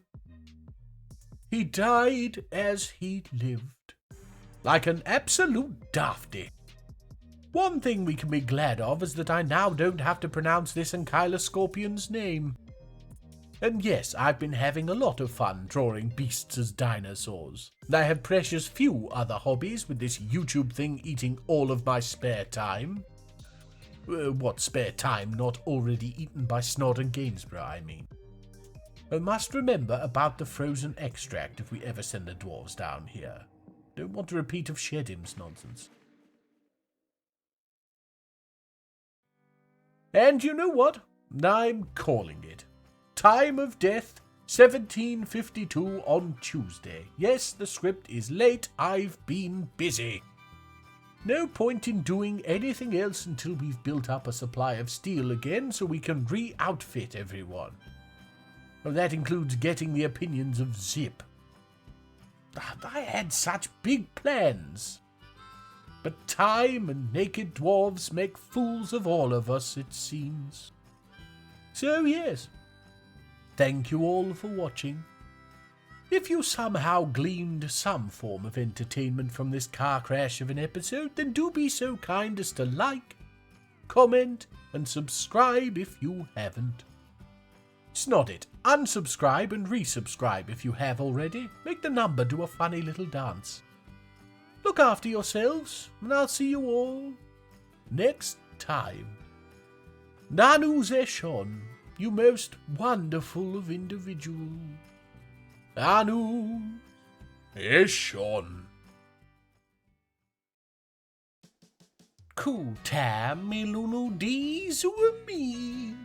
Welcome one and all to the... Snodford will be Gainsborough, here in... I didn't even say come in. I'm recording. What? No, don't! Come in, Gainsborough. Snodford will be here in an hour for the exchange, Mr. Crevice. Yes, I'm aware. I do have a clock in here, you know. Right. And you don't need to keep adding the inverted commas. He's dropping off his key and collecting his box. It's not a hostage situation. So you still haven't changed? No. Get me incarcerated once, shame on you. Thrice is where I draw the line. But where is he going to go? No, honestly, he's a centuries-old chaos squid, not a puppy. No. A puppy would have an easy time finding a new home. Don't mind me. Look, I have work to do. Just go play with your rocks, would you? Where was I? Oh, snod it. Welcome to Hammerlock, I suppose. And as you can see, things are looking a lot less spattered with blood. I did as I threatened and cleaned the place up using my awesome divine powers. Well, it was that or risk the seagull in a wastebasket I call a computer bursting into flames. Looks better, no? We're still full of sheep, but we can't have everything. Speaking of, here's the elves. We're following Imara Decent Incenses. We'll be the judge of that. Elves means it's springtime again, which means we find ourselves now in the 36th year. Named the year of the awe-inspiring apex by our Ushildusim dwarves. Dwarves getting excited about mountains. Stop the presses, right? It's been 17 years since Hammerlock was founded. The blink of an eye for a dwarf. Less than that for elves. Like when your eye twitches, maybe. For us, though, that's 9 months. Good me, is it really? Blimey. Anyway, get set up, elves. Midcott will be out shortly. Now, here's Moldath. It's been a good long while since we checked in on our Duke, and as you can see, that's because he's doing very well. Still zany, and it's that screwball attitude that lets him deal with all the moaning that he gets from the less happy members of the fortress. But then, he's got it easy. Never seen him have to deal with tinfoil on the toilet bowl. And before you start, yes, I know it's usually plastic wrap in those pranks, but Snot knows I hate seeing my reflection from crotch level. It's very unflattering.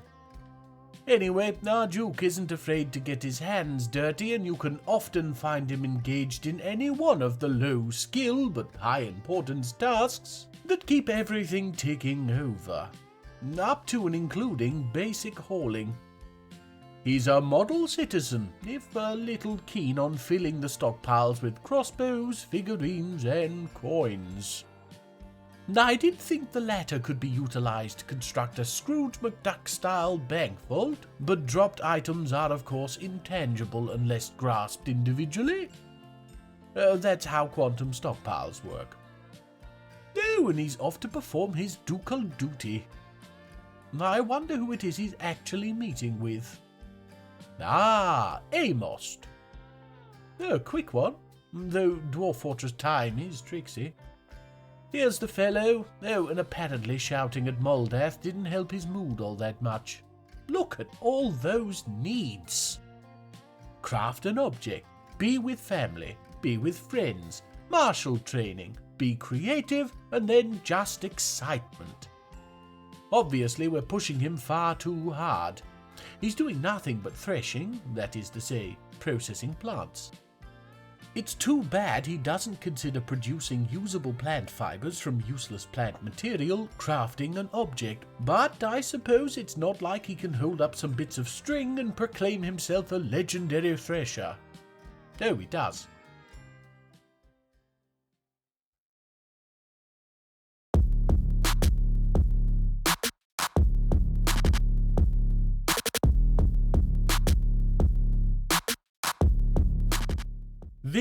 Yes, I'm migrating to digital artwork, but haven't had time to update all the assets. Beast, Akmam has come. Akmam was actually created with the express purpose of removing creepy crawlies from the basement for Gainsborough. So now I think it's rushing through the caverns to... Yes, I thought so. Kill the ankyloscorpion. Wow, that didn't last long.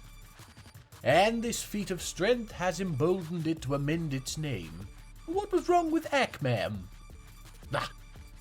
Children and genetically fabricated horrors beyond human imagination can be so unthinkingly cruel. Here's something I don't normally say. We bought something useful from the elves. Well, useful might be a bit strong. Interesting, perhaps. This 5-year-old male leopard being dwarf-handled by Deucim. He's being trained for war, the leopard, not Deucim. And Deucim is doing it because, unlike our much more qualified Deucim is a woodcutter. And I guess not an old lady. Okay, maybe I'll give you this one, Deucim. But how good's that? We'll get him assigned to Erash, and once the dwarves are all outfitted in steel again, there'll be an extra set of claws and teeth set against those damnable goblins. Ooh, maybe we can get him a little helmet. Speaking of Erash, here she is now. Just caught her sleeping in the spare dormitory. Does she not have a room? Whoops. Well, never mind. She's far too focused a military mind to allow something as insignificant as a lack of proper bedroom to get her down. Me, I hope so. She's strong as an ox. Could you imagine her tantrum? As you can see, we're getting closer to the nails at least being properly armoured again. It'll take a little longer for the maces. I've decided, seeing as we don't have the steel, we may as well let Risen hone her craft with bronze for better maces in the end. We have a lot of bronze. And here's our human. Does not doing very well, I'm afraid. Something about being the only person out of 75 that can reach the top shelf seems to have gotten her down. That, or it's her unmet need to be with family and make romance. She does have a husband, of course, the unfortunately named Cecil Baby Passion, that visited our old fort of Channel Glazes. Taking a look at Legends mode, we can see... Oh, my me! Mr. Baby Passion is the leader of a band of human bandits. band of bandits that have been seen in and around Scoopstick. Not only that, but it would appear Mr. Baby Passion, no, I refuse to call him Cecil, was actually born, or, well, okay, created, at Scoopstick. I always knew he was a spoon. None of that helps Dirt, of course, but it's another one of those things that makes playing this game feel more like being some kind of omniscient deity floating above it all, unfettered by the winds of time. Another tick in the column marked "Buy this damn game and get playing." As for Durr, well, it's hard to see what we could do for her beyond cutting her workload down. She's 70, but humans living with dwarves can find themselves reaching the ripe old age of 120. There's something in the air, I guess. Dwarves are very gassy. So there's not much hope of her mortality taking the task off our hands. Hehe. Too dark? Snotford would have laughed. Hello, Barmy. Ah! What on my dimension of destiny happened to you? Far cry from your Baywatch days. Yes, get out of here. Go on. That's not old age either. Kobolds can hit 170. Yick! Ah, the humans are... Yes, Gainsborough, what is it? Snodford wanted me to give you this. A rock. He spent all day shaping it for you. It's a dodecahedral dodecahedron. See how he folded it in the fourth dimension? Yes, it's making my eyes vibrate. He shaped this today, did he? Yup. Took him hours. I bet. And he gave it to you... Last week. But he shaped it today? Yes. Thank you, Gainsborough. It's very nice. I'll just be getting back to the video now, okay?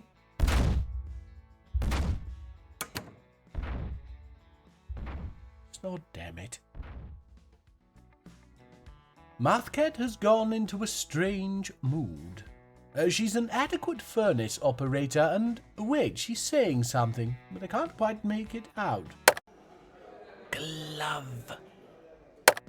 Well, that scans. She's taken over a carpenter's workshop, so I'm not massively excited. Best we can hope is she claims whatever she makes to clear that acquire object need. As usual, I've no idea whether that will work the way I think it will, but a deity can hope. Oh, and it would seem another human has taken a tumble down one of our slight declines. I'm going to have to remove the tree and install a railing. I swear it's the pomelos. It's like Kevin McAllister made our hills. Oh, good. We've one fully armed squad, and it's the bloody Sacs. Well, let's get to it. Here they come, funneling in from above the hollow hill. Me, I hope there aren't too many. Nails, get your fists ready. Following Atu... Evil name. Imaginative. And the nails are in, and Atu is Flatu. Sorry. The nails continue on, with some of the Sacs firing away from the top of the wall. Oh dear, quite the mess being made of poor Nguslu here. And he's down, and the Sacs can focus fire on the hill. Following Abel and the barricaded nails as they push their way through raining bolts, advancing up the incline. Go, my warriors! Depending on the flesh and blood maces at the end of their arms. What marvels! Is that it? He's saying no reachable target. Does that mean no target at all, or is there a goblin in the river? Let's leave them to patrol. I think the only goblins left are our trio in the dungeon now. Yes, a quick search has brought us empty hands, so let's release the Sacs from their station. I need to check on the hospital anyway. Oh, not now!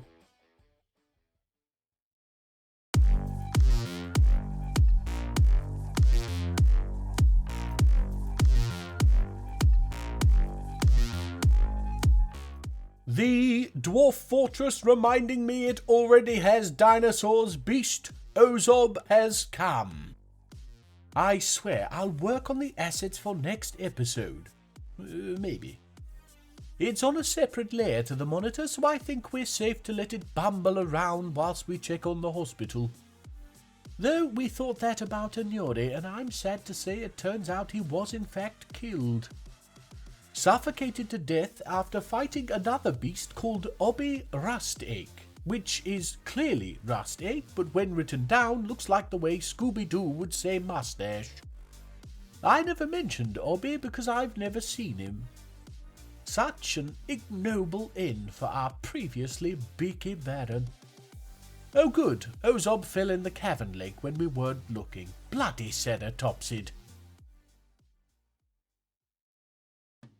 So, we're at the hospital and we can see that only Saigon was injured, which is a little hard to believe given the mess our defences are in.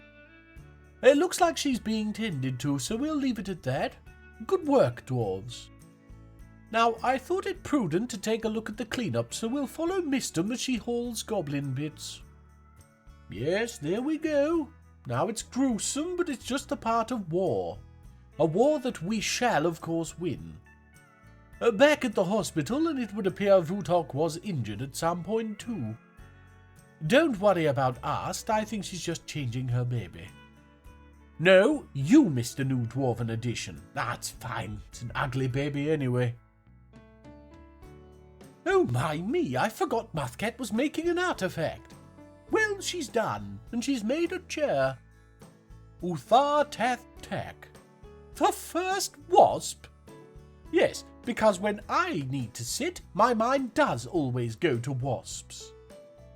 And it's covered in spikes and rocks and... Oh, no, I know what this is! Look, it's got an image of one of our attacks down into wicked tomes on it. This is a rare dwarven artifact indeed. Allow me to explain. When a dwarf is overburdened with the horrors of war and wishes to make a stand, they do it sitting. By creating a chair of incomparable discomfort, they can ask their leaders to park it and think about what they've done. Before long, the heavy burden bearing down on the pointed arguments of the chair are quick to stimulate the minds of those currently skewered. Not least because dwarves' brains are in their arse. Makes sense, no? Only thing that doesn't make sense is that Muthcat isn't in our military, but does want to be. Hoping to change the outfit from the inside? Well, eating donkey intestines in Dur's house isn't going to get you anywhere. Beyond Dur's house, of course. Ah, well, thank you for the chair, Muthcat. I'll sneak it into Moldath's office for a laugh. What's all this? Violation of production order. Injured party is Moldath Urith Fikad, Duke of Hammerlock. Convicted is Aban Asmel Tunom. What production order could Aban have violated? Aban's a minor, isn't she? Yes, here she is, being carted off to the dungeons. What on my dimension of destiny is going on? Oh, that's all we need.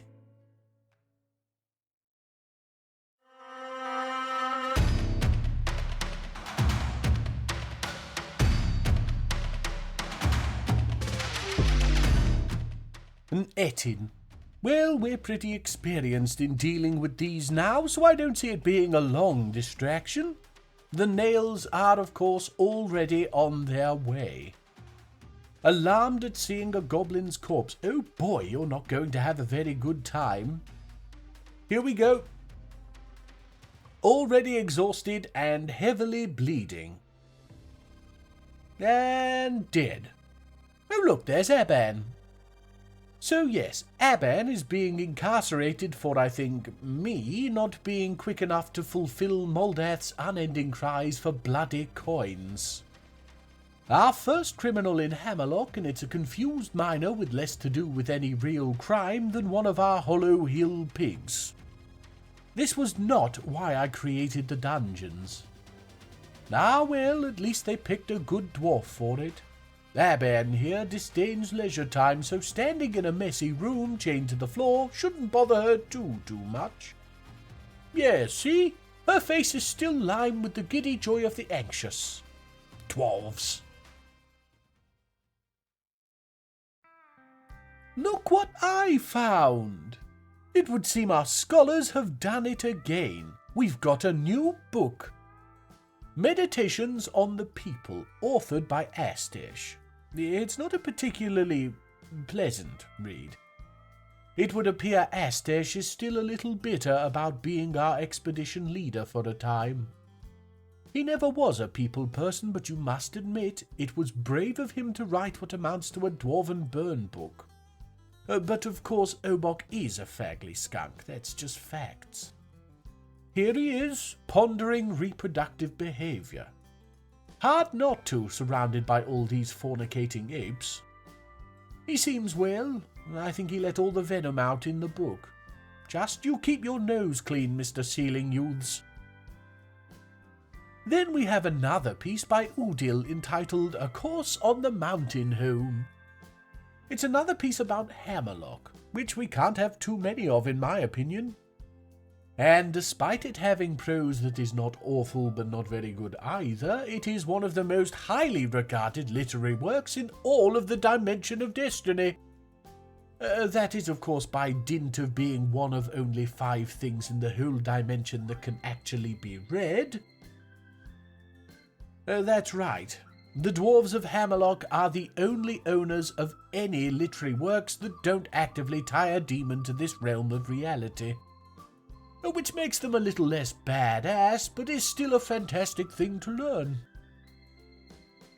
Udil Lashland is the most prolific author in the entirety of the Dimension of Destiny. Good me, their toilet breaks must be swift and dull. There are worse dwarves that could be named in that sentence. Astesh springs to mind as one, in all honesty, but still, it's not one I thought would ring true. There isn't a day goes by when I don't wonder if it mightn't have been better to let a few centuries pass before starting this whole YouTube thing.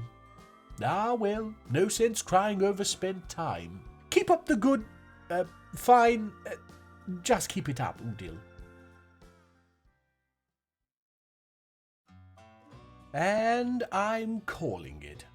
Snodford will be here any minute and I've got a decision to make. Yes, I can hear you out there, Gainsborough. Give me 2 minutes, would you?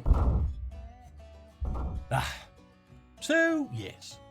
Thank you all for watching. I do hope you enjoyed yourselves today, and I'll see you again next time. Anu Zeshon, you most wonderful of individuals. Anus Eshon.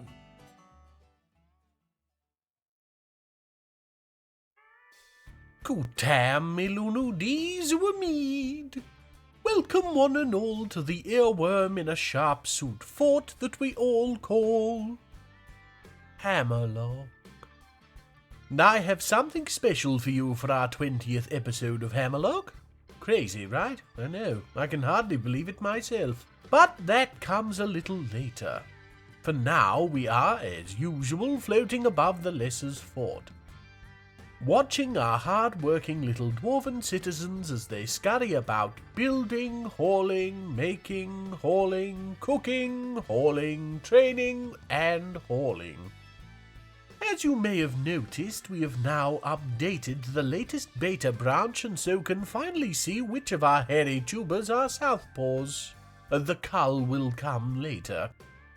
There are other small changes, plus hopefully some fixes that'll make dealing with the sacks easier. But really your experience should be little altered.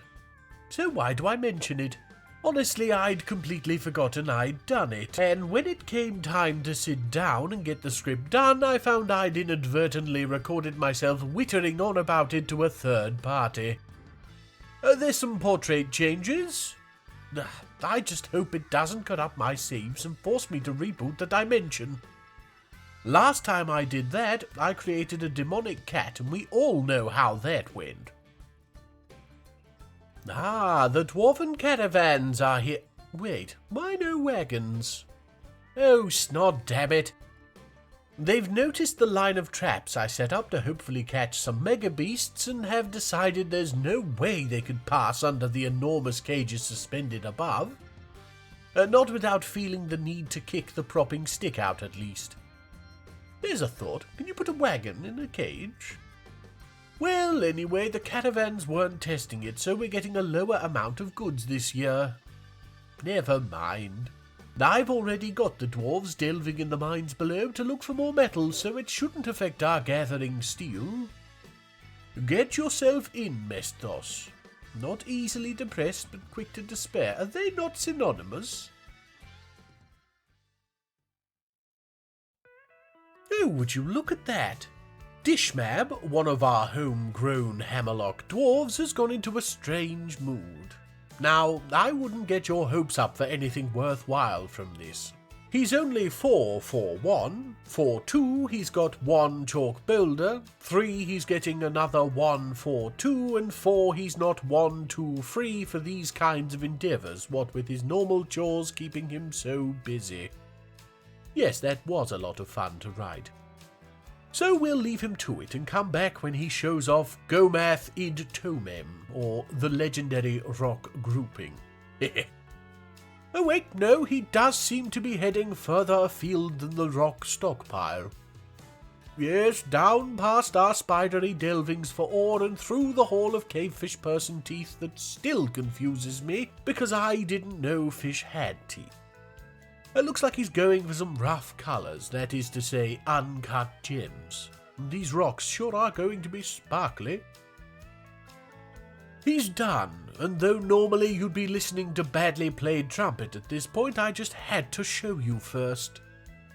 It's a ring, Limer Engig, the nadir of flax. Nadir is the opposite of zenith, so instead of directly above, it's directly below. So, flax roots. It has an image of Moldath being coin mad on it, and Ervad making one of his signature dishes, some minced roast. The reason I wanted to show it off now is that you'll remember 2 boulders went into the making of this, and you'd think, wow, that's a lot of wastage, until you see the worth and realise, nope, it's bloody huge! Not really sure why he chose to do this. Perhaps our young Dishmab has noted that the Etin that visit are short on coverings, and is looking to corner the market. Regardless, the most important thing to come of this is the knowledge that even the fort's youth are aware that our Duke has a lust for coins that borders on the insane. Learn to control yourself, Moldath, you're literally scaring the children.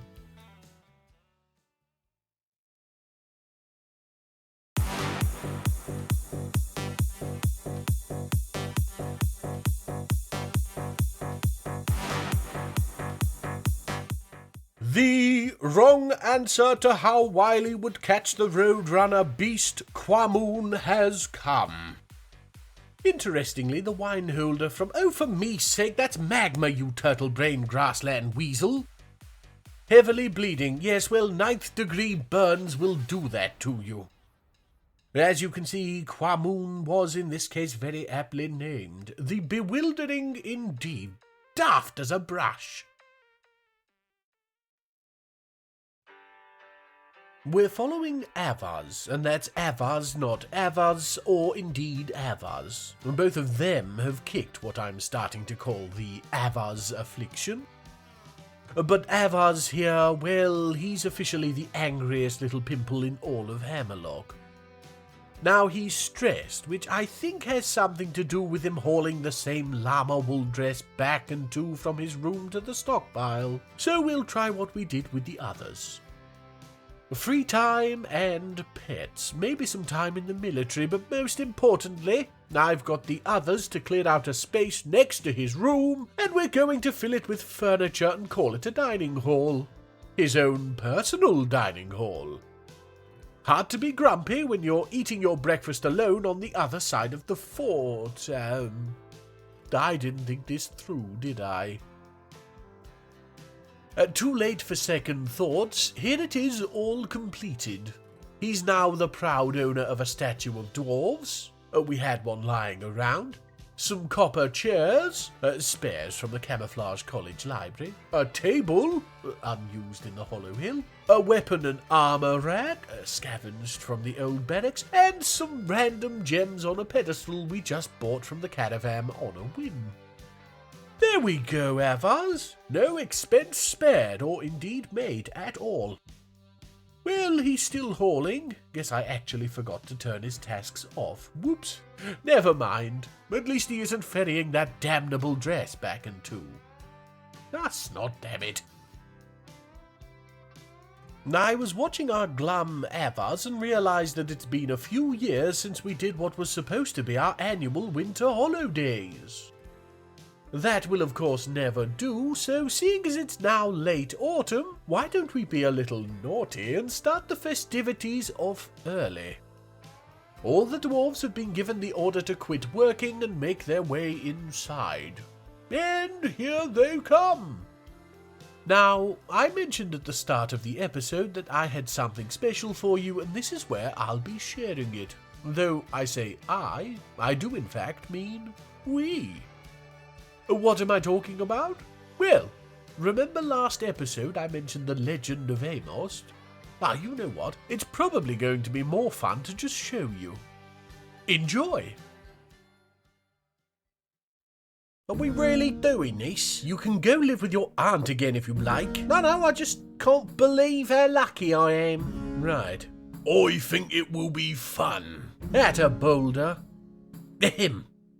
Hear the tale of him, the legend. We almost lost the string and fibres he wove. Our purchase a bullet to cost. How'd we nearly forget the king of flannel and net, the lord of linen and silk? Oh yes, he can do stuff to live. Hear the tale of him, the legend. We almost lost the string and fibres he wove. Our purchase a bullet to cost. How'd we nearly forget the king of flannel and net, the lord of linen and silk? Oh yes, he can do stuff to live. Hear the tale of him, the legend. We almost lost the string and fibres he wove. Our purchase a bullet to cost. How'd we nearly forget the king of flannel and net, the lord of linen and silk? Oh yes, he can do so to leaves. Your bit's coming up. Are you ready? Do I really gotta do this? It's fun if you don't think too much. Easy for you to say. I can move your cot to the shed.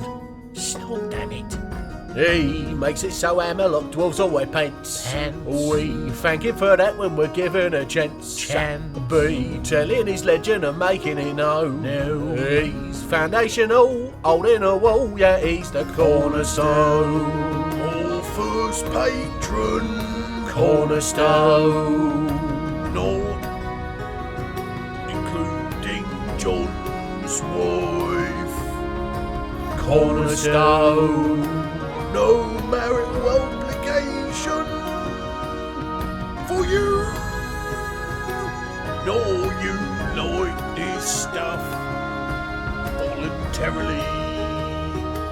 That was good. Yeah. I need a share. I wasn't going to say.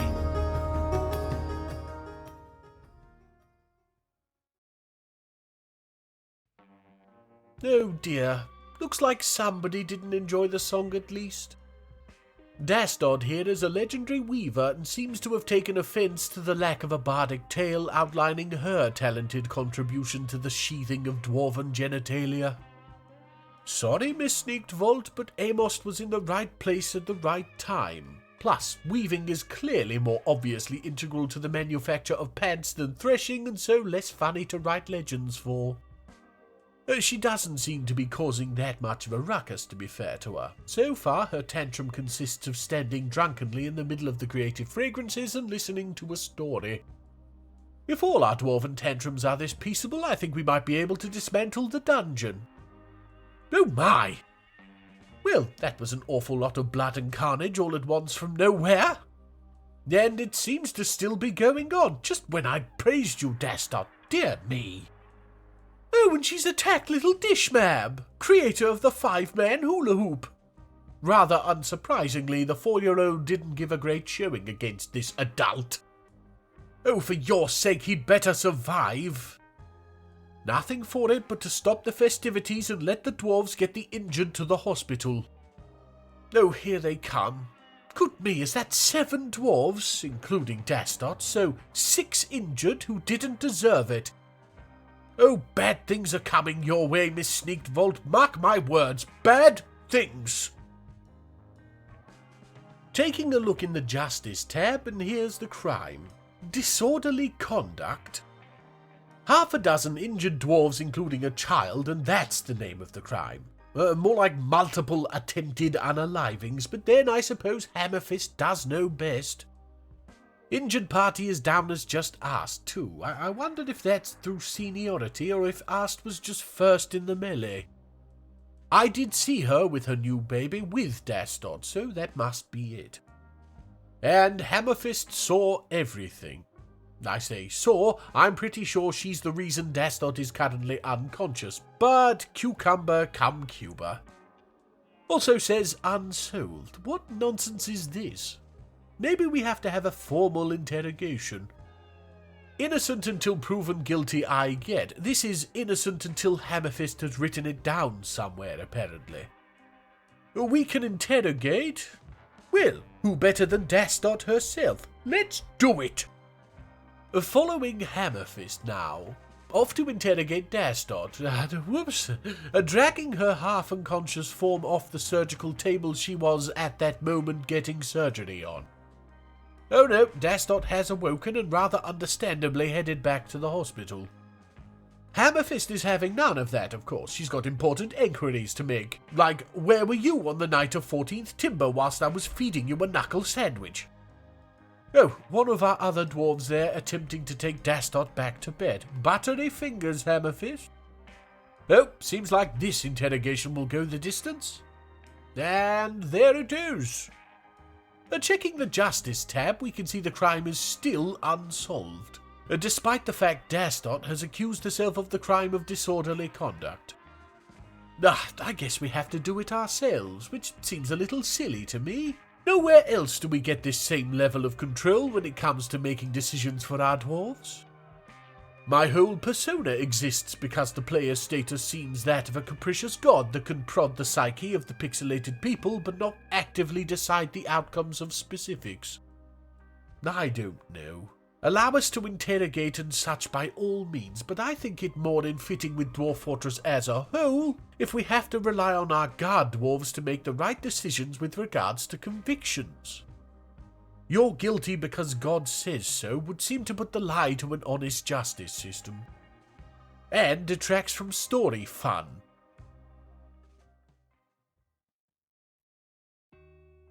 I've done it anyway, and Dastot, now healed, seems aware of that fact because she's bolted for the library tower. Here we go, Sodal's got her, she being one of the sacks of amazing, and is dragging her to the dungeon to face her sentence. A month in chains in the dungeon. A sentence which begins now.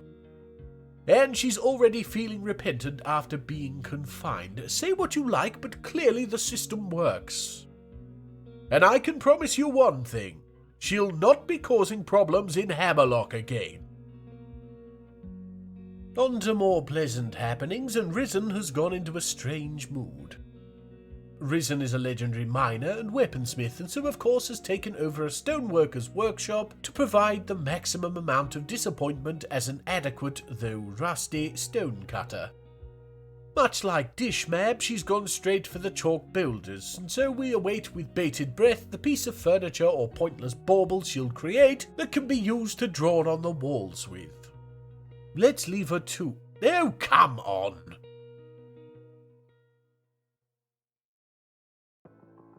Our nails and attics are still underarmed and armoured, so as we watch the goblins pour in, it's with the knowledge that only the sacks await them with bows at the ready. And already bolts are traded back and forth. Hold firm, sacks! No, some of our dwarves are already pulling back. Must be out of bolts. Damn, didn't think of that. Down to 2 defenders, and goblins have scaled the walls and gotten into melee range. Seems as though Uvash is going to need to dig deep and earn herself a nickname much like Hammerfist did before her. Hold on, Uvash! Oh, the nails are here, but too late for poor Uvash. Now the barricaded nails are here, they can at least take the close quarters combat, leaving our few remaining sacks to fire out at the now seemingly retreating goblins. Yes, scurry away like your demon, you bogey-coloured metal veins. In fact, we'll follow Uti's clean witches, is that a description or a demand, do you think, as the nails are sent to run her out. And stay out! Poor Uvash, we knew ye practically not at all. It's good news at the hospital at least. Sodel and Amos, the plant processing legend, are the only injured dwarves, and neither of them are all that hurt, really. Better news is the fact that we caught 2 new goblins, which puts our total up to 5 captive green boys now. And I've been thinking on that. What with our dungeon getting pretty full of these foul things, we really do need a more permanent home for them, and I was thinking, what if we feed them to Akmam?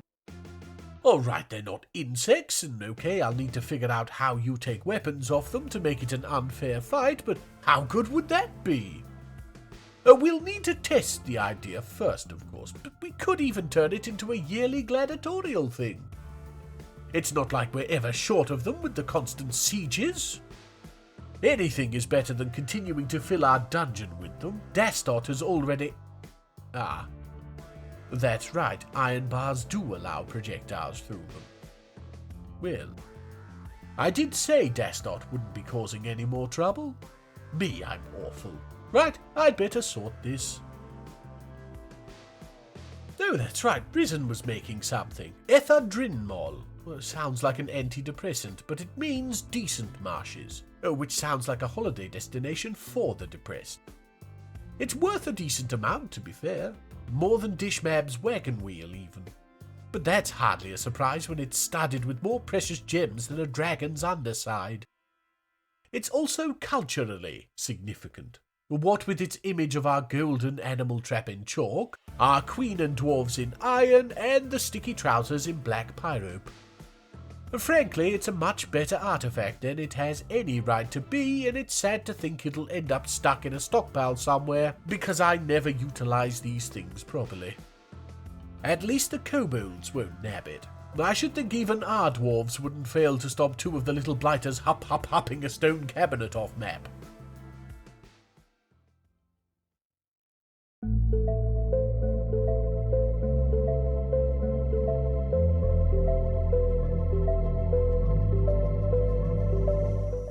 The big blue scorpion I created as a part of a set of color-coordinated battle beasts for a small group of karate-wielding teenagers, Beast Nathami, has come. Snotford did me a favor letting these things go. The potent changing vigor raiders were a very inefficient way to stop Mrs. Legume again from sending her massive putty monsters to crush my vegetable patch. And not least because once Gainsborough started spending time out there, he got to them before she ever could. Anyway, it's nice to see it still kicking. Oh, that was the Blue Raiders' speciality, which always annoyed the Brown Raiders' kangaroo. But we have fun.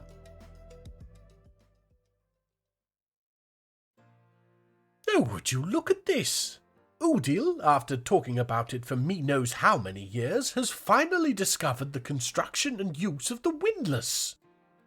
How, on my dimension of destiny, they were discussing something which none of them knew existed before this point, I'm not quite sure. But now Udil is beavering away, writing a manual on the thing in a scroll. Yes, here it is. The Pursuit of the Windlass, written by Udil Mengnir and currently being dragged around by Law, who I think was planning on reading it, but then realised they had a meeting set up with Moldath and so decided to pocket one of only a handful of written works in the whole dimension as though it were a simple shopping list. No respect for the literal years that went into the creation of the work. For shame, Law! Ah, there we go, she's putting it back. Probably dog-eared the rollers.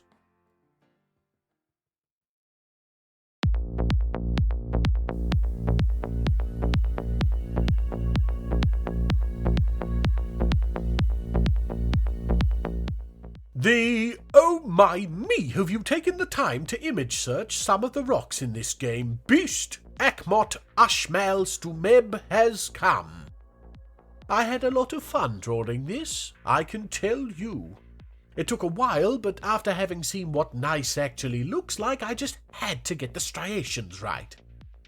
Not least because Gainsborough might have checked my work. Can't imagine anything more horrifying than having my artwork critiqued by somebody who can tell these things apart by taste.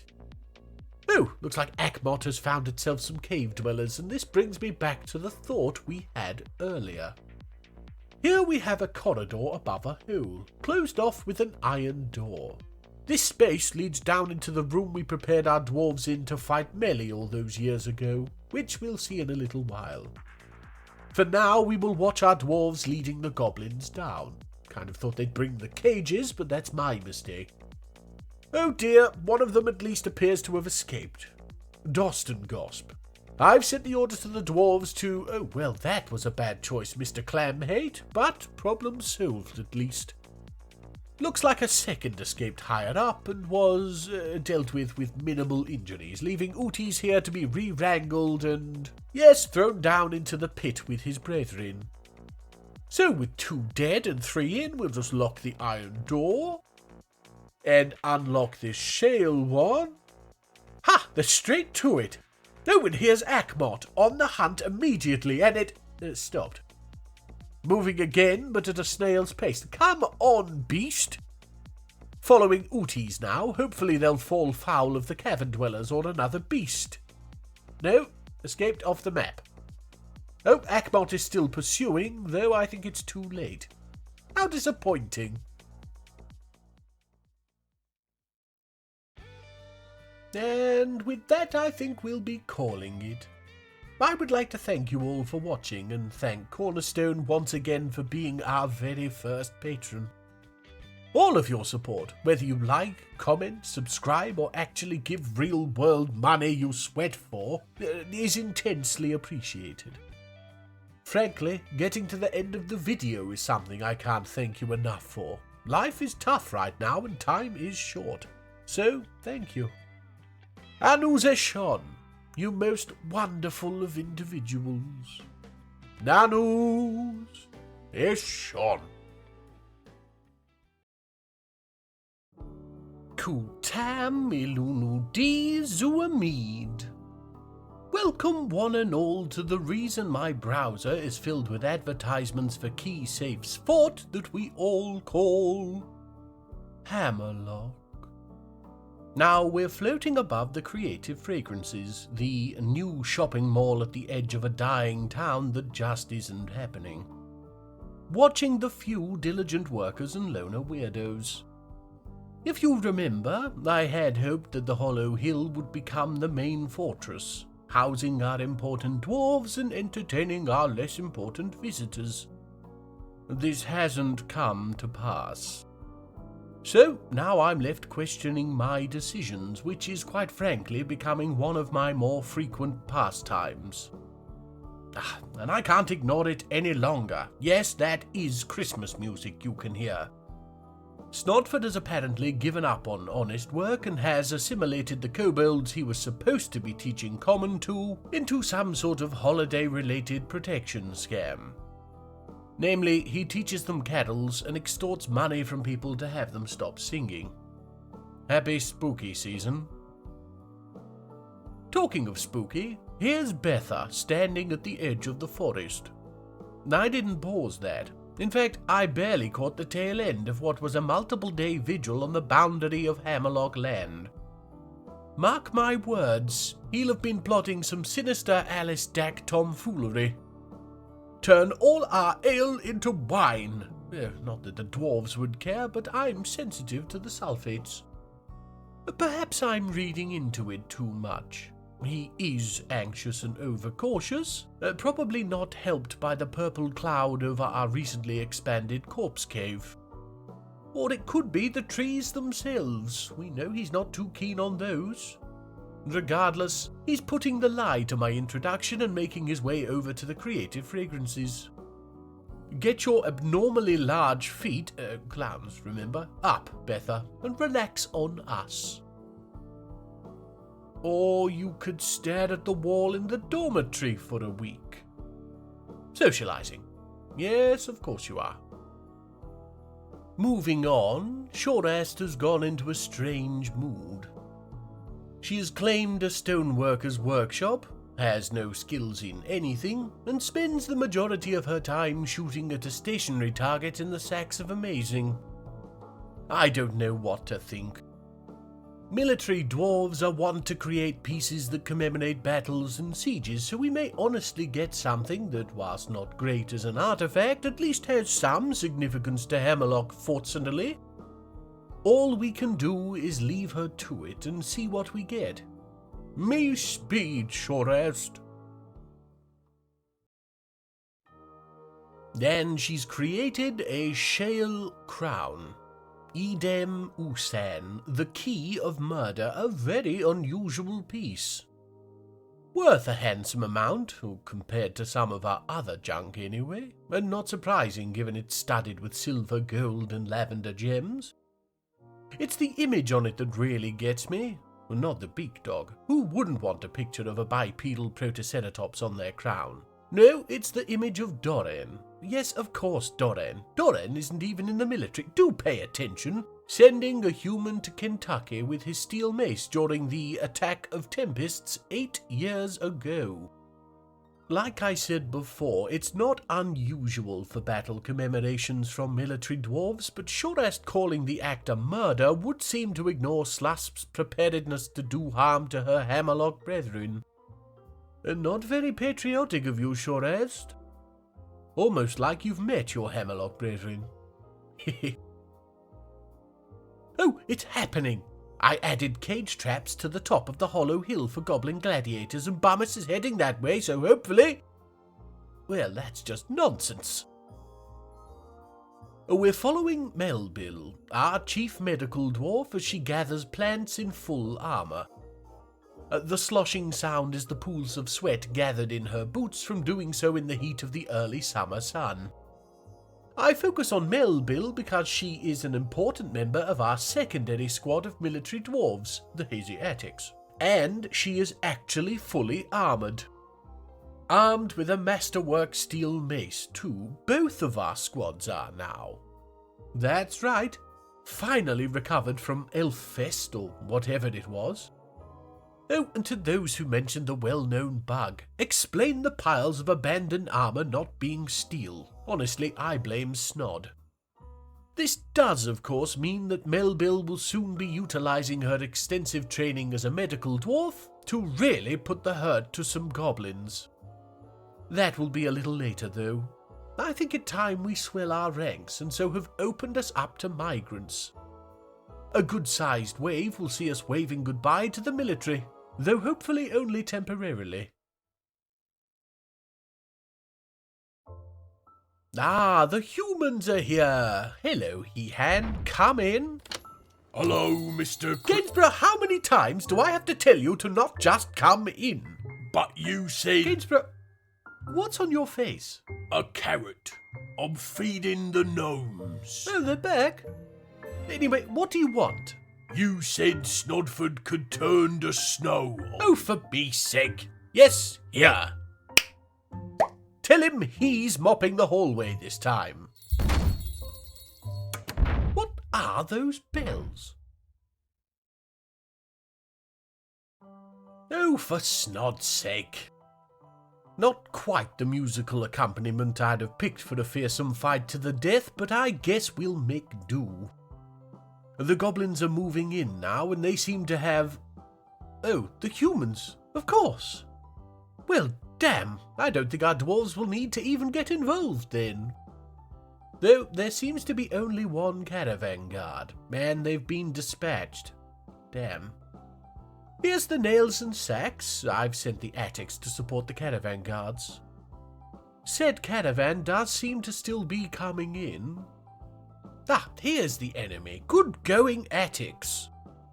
The efficiency of properly prepared dwarven warriors. Following Aggo Wicked Relieved. What a name. Let's put the lie to it. Yes, he's spotted our dwarves, and no amount of legging it will save him now. pancaked. Lovely. The squads are stood down, all enemies disposed of. Just need to figure out why the orangutan babies are aping the walls.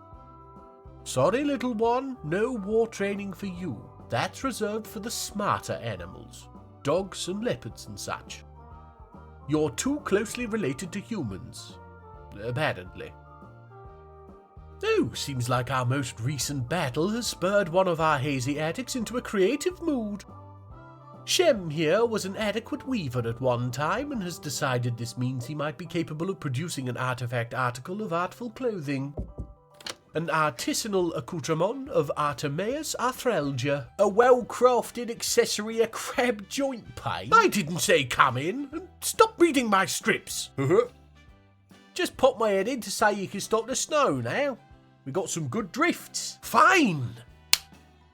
Now get out and keep the noise down. Bloody snodford. Oh, Chem, what clothing are you going to make out of clay? A muddy t-shirt? Nope, it's a cloak. A sleek Kanaf cloak called Lila Zareth. Pattern desert. That'd be sand, not clay, you utter breadbasket. It's encrusted with clay, decorated with Kanaf and encircled with bands of clay. This is a sheet of bloody Kanaf cloth that you've rolled in mud. This isn't an artifact, it's pig bedding. It menaces with spikes of Kanaf. In my undying existence, I have never been this bloody disappointed and— Snodford, turn off the snodding Christmas music, it's October!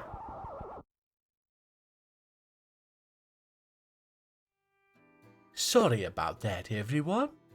I've had a little walk to calm down and am ready to continue.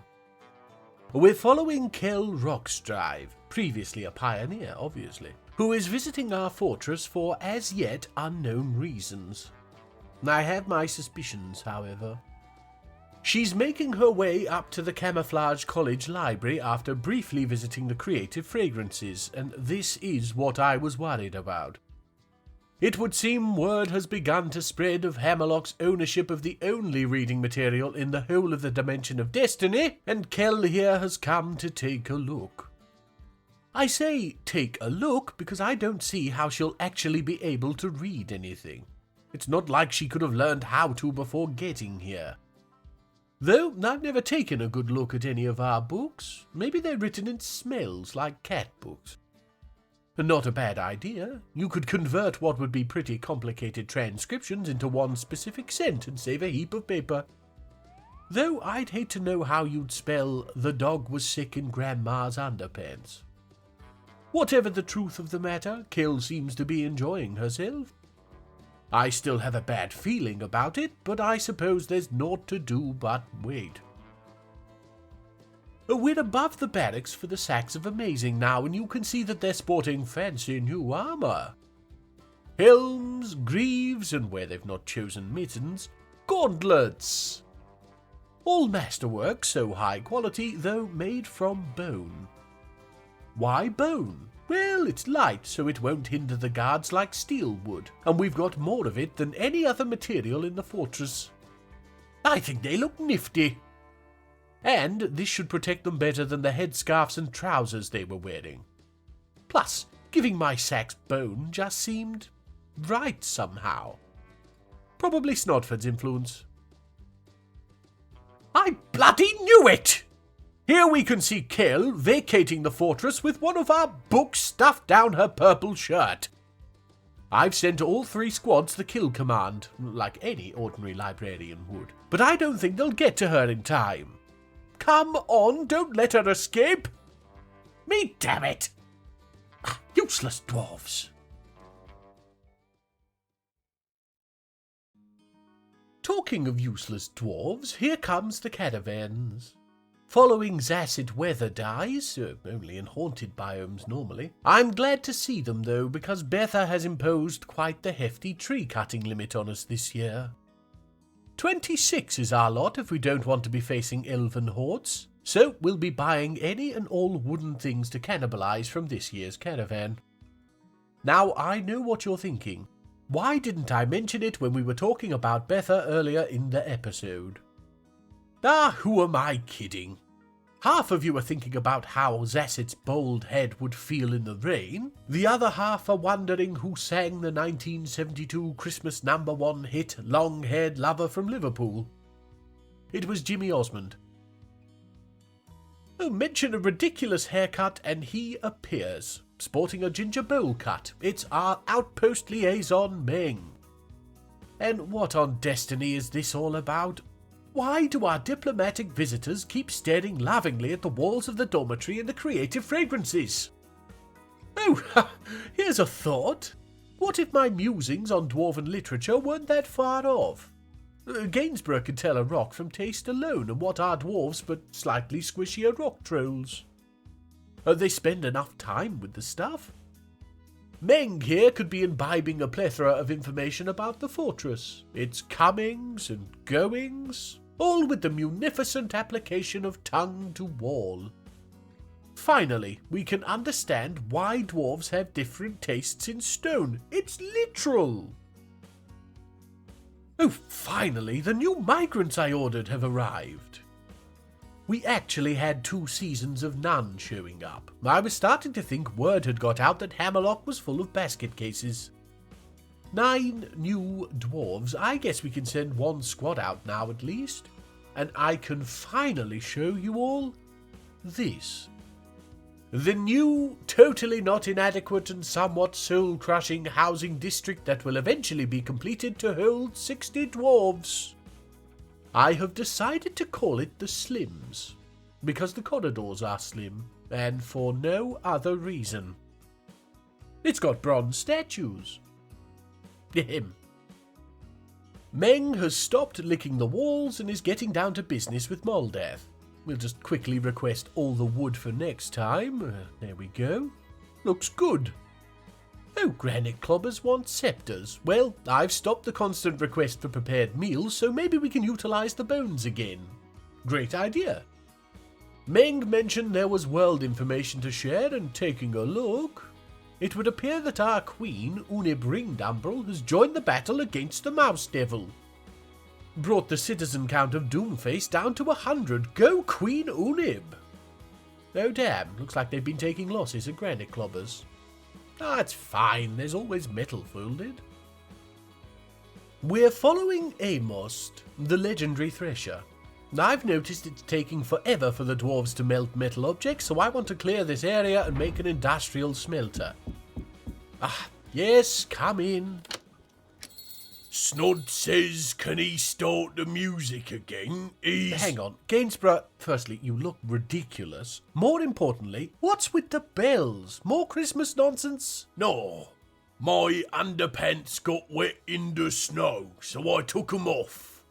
Things always get jingly when it's cold. What? Down there. Tell Snod to put the music back on. Loud as he likes!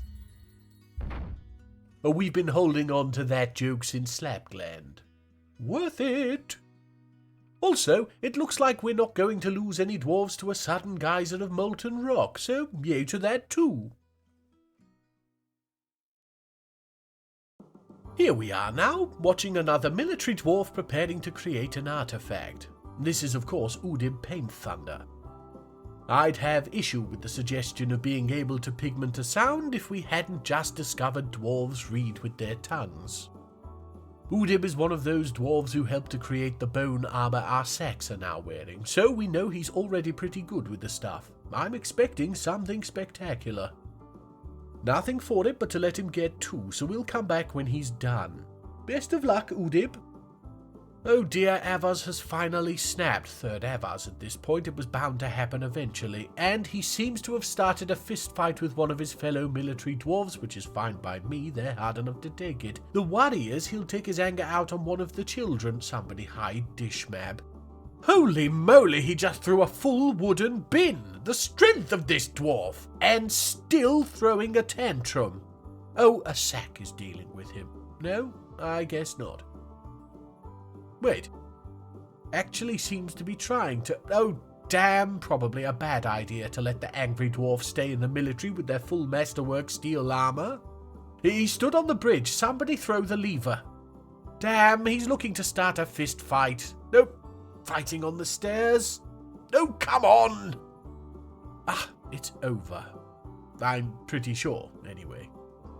Yes, he's cleaning up the blood of his victims. No, I think we lost somebody. Yes, Vukar. Taking a look at the Justice tab, Avaz is down for 4 counts of disorderly conduct. Because of course he is. He murdered another dwarf, but no, the inconvenience he caused this cat is much more important. Well, we don't need to interrogate anybody. We all saw him. And here is the foul being now, continuing to clean the aftermath of his crimes. Is this early signs of repentance, or are you just trying to hide the evidence? Regardless, one thing is clear. You are no longer fit to be a member of the Hazy Attics. You sully its name. Remove your armor that you tainted with the blood of the innocent. Oh, well, that was some timing. Looks like Cogsack saw him disrobe and took his chance to administer punishment at that point. Clever little sod. That isn't the end to the punishments, however. Once he's healed, I think they'll wait anyway, he'll be spending 57 days in the dungeon. What happens to him after that? Well, I think that's for us to decide. Comment down below for what you think his fate should be. Best idea wins. Oh, that's right, Udib was making something. Sheep bone crown. Whoopee. It's called Megid Langard. Slid shins. I don't know. Image of Moldath surrounded by dwarves, image of 2 purring maggots, image of 2 goblin caps, and a second image of Moldath, surrounded by lesser yam plants. I'll be honest, I'm completely stumped by this one. Maybe it loses something if you can't taste it. Regardless, it's got Moldath on it, so despite Udib claiming it as a family heirloom, I'm sure he wouldn't mind Moldath wearing it. Or, actually, I'm not sure in the slightest. It could be a dwarven faux pas to wear sheep bone after summer, but snod damn it, am I a deity or not? Don't answer that. Congratulations on your new acquisition, Moldath. I'm sure you'll wear it like nobody else could. Oh, bloody me. Fine, let me get the military roused. Right, here come the goblins. Yes, come on, I don't have all day. Here we go. Not many dwarves have managed to get here yet, but I don't think it'll take that many to rebuff this attack. No, see, lots of green boy blood already being spilt. Good me, I know I say this a lot, but our dwarves really are expert unalivers now, aren't they? Well, you know, unless they're up against the literal spawn of the blackest pits. I think we're pretty much done here, yes, just mopping up the last remnants. Right, everybody get yourselves to the hospital to wash off and then back to work, please. We've things to do. Oh, one more goblin. Aw, bless, he shares a name with the cray stegosaurus penguin. Oof, sure did have a lot of teeth. Had being the important word there. Nope, tell a lie, we've another goblin here, Uti's Terrorlaw. Really seeming to live by that name. And dead. Moving on.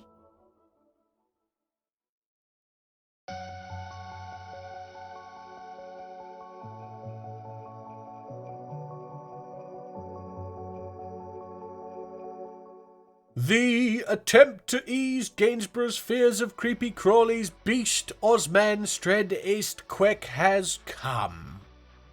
You might think my method a little mad, but see, although he's terrified of things that have no hope of harming him, he quite likes alligators. Anything large enough to not fit down his trousers. I have pointed out that what he wears is closer to a skirt, which is when he provided the cucumber cum Cuba line. Yes, that was one of his. No idea when Osman made its way to the Dimension of Destiny, though. As far as I knew, Snod was using it to make Halloween decorations. Oh, of course it would come down here. I was just about ready to link this magma lake to the smelting room. Oh, let's do it anyway. Just dig this block out. Then a channel here. May as well remove this block too. Then channel here. Lock this door and we're ready for somebody to throw the lever and open the floodgate. There we go. Wait, what happened to the floodgate? Oh damn, did we not use magma-proof mechanisms? Stupid dwarves. No, it wasn't my fault. How dare you suggest such a thing? Ah, well, it doesn't matter. We've got 9 magma smelters up and running. Just try and make me run out of steel now. I dare you.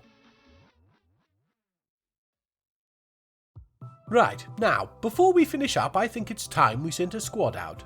Granite Clobbered is living up to its name and being clobbered, so we need to take some heat off. Barricaded Nails, get yourself to Bewitched Nightmares, bloody goblin names are ridiculous, and get smashing. It's almost time to end this war. Good luck, Erash. May you and your war dogs, and Leopard, taste victory against the goblin horde. And that's all she wrote. Or, actually, he. Hammerlock has been a fun ride so far, but I'm sensing the end. If I were a dwarf and ate a rock, I could say I can almost taste it. It's very flavorful, and if not quite overdue, certainly overripe. Stupid dwarves losing their armor, making me make more episodes. Grumble, grumble.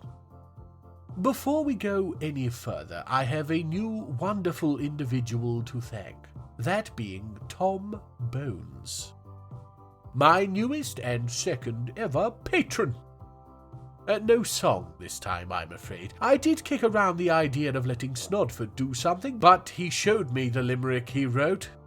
It rhymed bones with moans. Suffice to say, I nipped that in the bud pretty quickly. Your support is, however, truly appreciated. As I said last episode, just knowing you watched brings me no end of joy. So, yes, thank you all. But especially Tom Bones, you legend! Make sure you look after yourselves, and I'll see you again next time. Nanu Zeshon, you most wonderful of individuals. Anus Eshon. Kutam Elunu Dizwamid. Welcome one and all to the newly discovered edible fort that we all call Hammerlock. Normally we'd begin with some light whinging, but today I thought it pertinent to let you all know how much of a keyboard-chewing nightmare this episode was to make. Absolutely nothing went my way, which is of course the norm. So you can expect grime, filth, vomit, blood, death, and of course, socks. I wish I was joking, on all counts.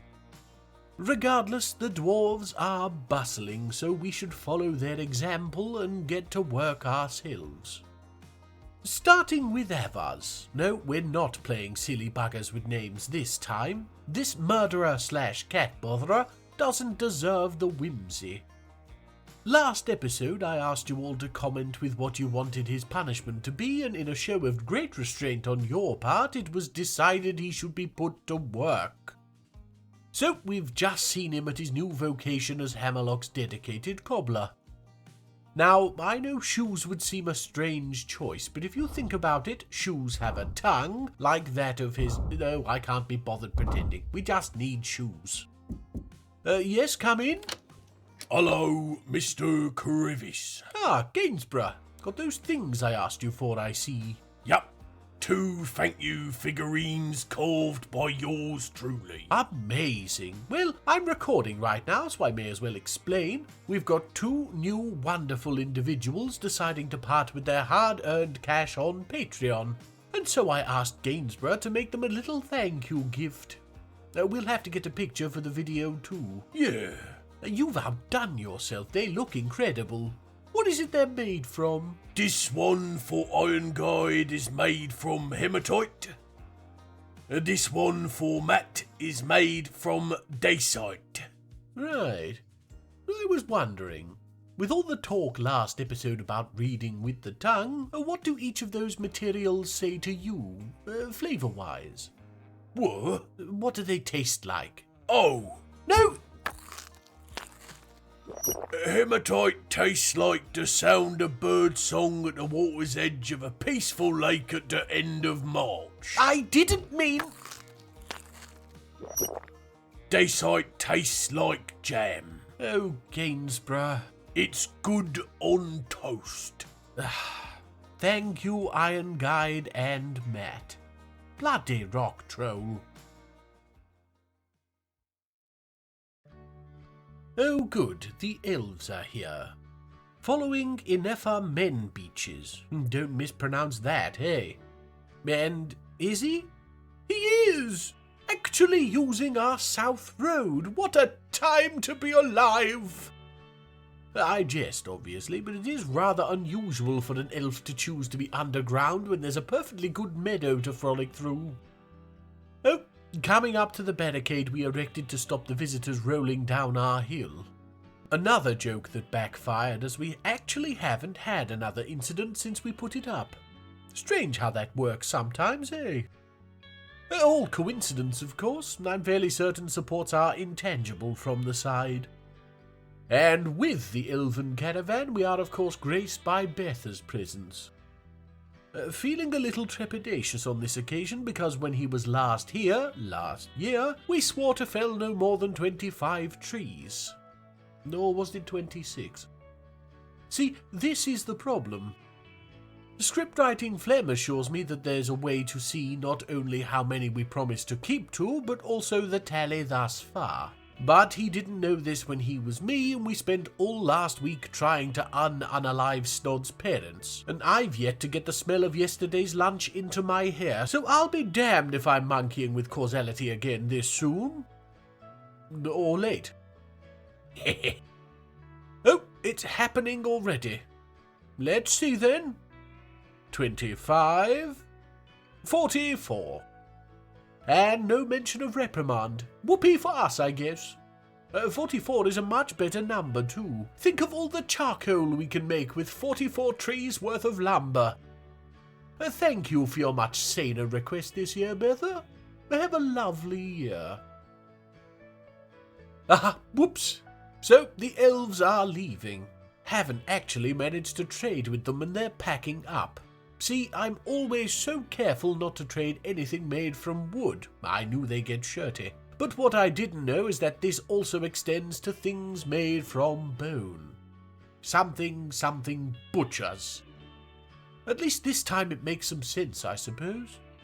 Ah well, best thing we ever got was spare clothes. Good riddance. There, see? When I close a door, I always open a window, which in this case has let in a brace of new dwarves. All strong-backed, ready and able. Such fantastic news. We're still yet to see the return of our nails, so I'll grab to any good news we can get at the moment. Up to and including new beasts of burden that are laughably called pets to eat up my dwindling supply of frames. Oh, I thought that might be it, but there's still dwarves coming. That might bring us to our new soft cap, but we'll have to see. And there's been no familiar faces as of yet. I have been checking, but Channel Glazes and Labelliord had a different government, so I don't think we'll see any. Oh, why do I have to go and open my stupid fat mouth? Mr. Blowsack, who could forget that name, was one of our warriors in the barricaded nails, but here he is, bold as brass, missing all of his meat-damned armour. Again! With fresh new clothes that stink of elf, pretending he's a new migrant. You can take off the novelty glasses with the big nose and fake mustache. We all know that's you, Carol. What does this mean? Have we completely lost the nails? Do I have to spend the next few years gathering them up off the proverbial floor of the proverbial shed? Why doesn't he have his armour? What happened to bewitched nightmares? Why am I so damn bad at this damned game?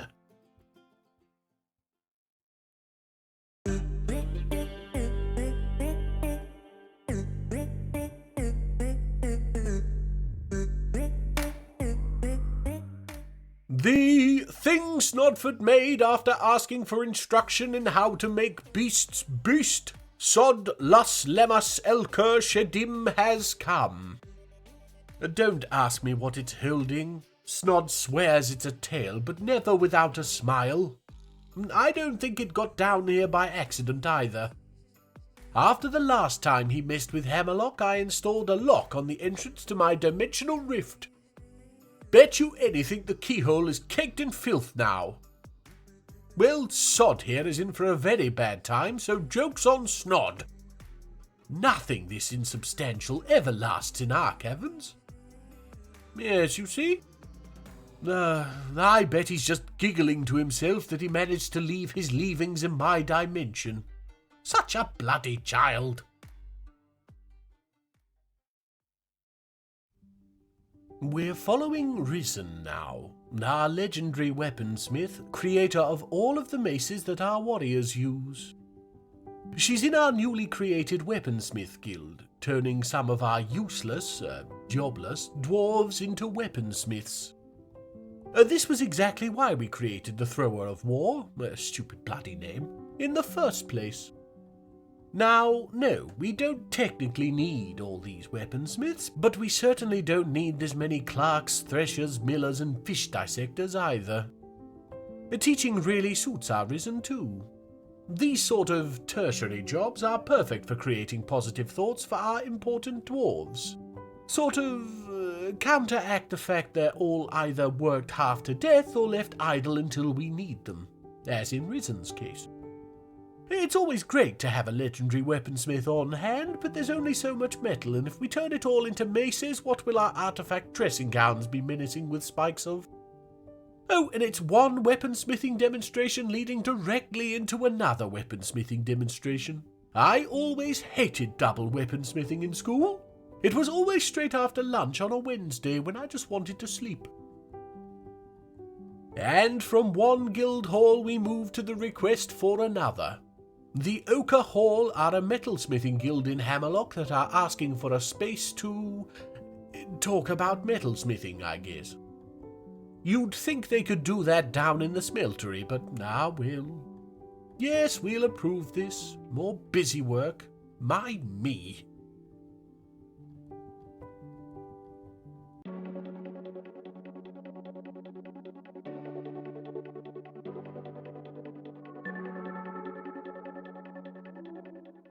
The tin opener that didn't work because pewter is a useless metal beast, Gethak Letosimo Dekoth Ithbe has come.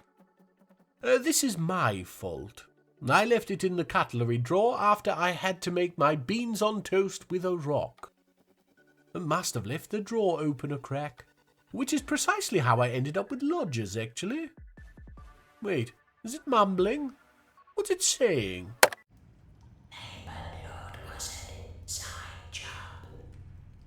How very perplexing. That's enough of that. We're following Lead Peak Fence, one of our new migrants if I'm not mistaken, and a student of Risen. Now, I'll take an artifact from an adequate weaponsmith over a legendary literally anything else any day of the week, so we're excited about this one. As a new face, we don't know all that much about Lead. Or, well, you don't. I know the colour of his underpants. Which isn't as impressive as it sounds. Dwarves don't wear underpants. Oh damn, he picked pig iron as his base material. I could manipulate what the dwarves use by forbidding items, of course, but on top of that being awkward and time-consuming, I think it more interesting to use these things to learn a little something about our delightfully diminutive denizens. Like now we know Lead is a pillock. Right, we've reworked an old barracks into the new Metalcrafters Guild Hall and named it the Cave of Avalanches. The name's actually pretty clever this time round, being an allusion to the sound of a room full of hammers on anvils. Not that there are any. Oh! Onal here, a legendary metalcrafter, has apparently gotten so excited at the prospect of having a new guild hall that she's filled her pants with baby. And hold your comments, I didn't say underpants. Stackard, then, gets to be the newest member of Hammerlock. Is that trade dent or traded ent, do you think? Regardless, she's creative and tough, which will help with the name-calling when the other dwarves realise she looks like Joe Biden. And lustful? Yick! Thank me Mr. Baby Passion didn't follow his wife here. Ha! Low stamina. No, actually, I don't think I'll touch that one. Oh, Led's done, and he's created a crossbow called Barashak Gosubil Bufut. Raked clinches the robust tusk. Oh, for me's sake. The name is fairly simple. It all comes down to Led being a pillock again. Firstly, you practically have to read it backwards. So the robust tusk rakes during a clinch. Clinches here being used to mean a close-quarters scuffle. And the hedgehog explains the tusk. It seems our Led had never seen a pig before coming to Hammerlock and was rather impressed by our boar's tusks. And the rest is explained by him never having seen a hedgehog either, and thinking hedge in this case just meant big. Why this name for a ranged weapon I can't answer, but then again I suspect neither can Led. Though this does explain the pig iron. See, if I'd interfered, this whole thing wouldn't have made any sense. And the nails have returned. They haven't attacked bewitched nightmares as far as I can tell, but I don't care. They're home and whole and healthy. Why in Snod's name am I following a dog? Ah, it's Doran. Don't mind the fact he stripped off most of his armour at the map edge. We can get that gathered back up in no time. Oh, I'm just glad they made it back. I don't know what it is that's causing our warriors to glitch out like they are, but this page on the wiki helped me to fix it, if you ever find yourself in the same situation. Oh, Erash, you've no idea how good it is to have you back. We'll get you sworn back in as militia commander in no time at all, don't you worry. There we go, leader of the new squad, the Wires of Grooving. We could have kept the barricaded nails, but Snod's well and truly gotten in my head, and now I'm thinking he did something to the name to make them go off partying. Regardless, all the members have been swapped over, so it isn't like it makes any difference really.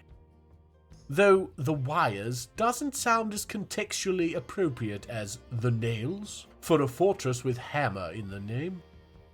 Anyway, we'll leave Erash to collect her things from everywhere except the place she actually left them. Bloody dwarves. Oh, damn. Well, we just missed it. Degel here just killed one of those skulking filth we've been plagued with over the years. Luckily it wasn't Bamis, but it was one we'd seen before by the name of Kiglega, which coincidentally is the noise it made intercepting the mace. Degel was out grabbing her gear, so she only had the mace, her helmet, and her boots at the time.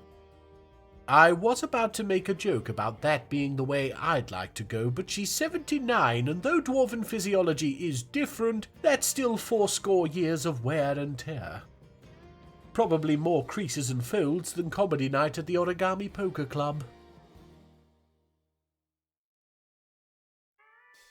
Ah, the humans are back.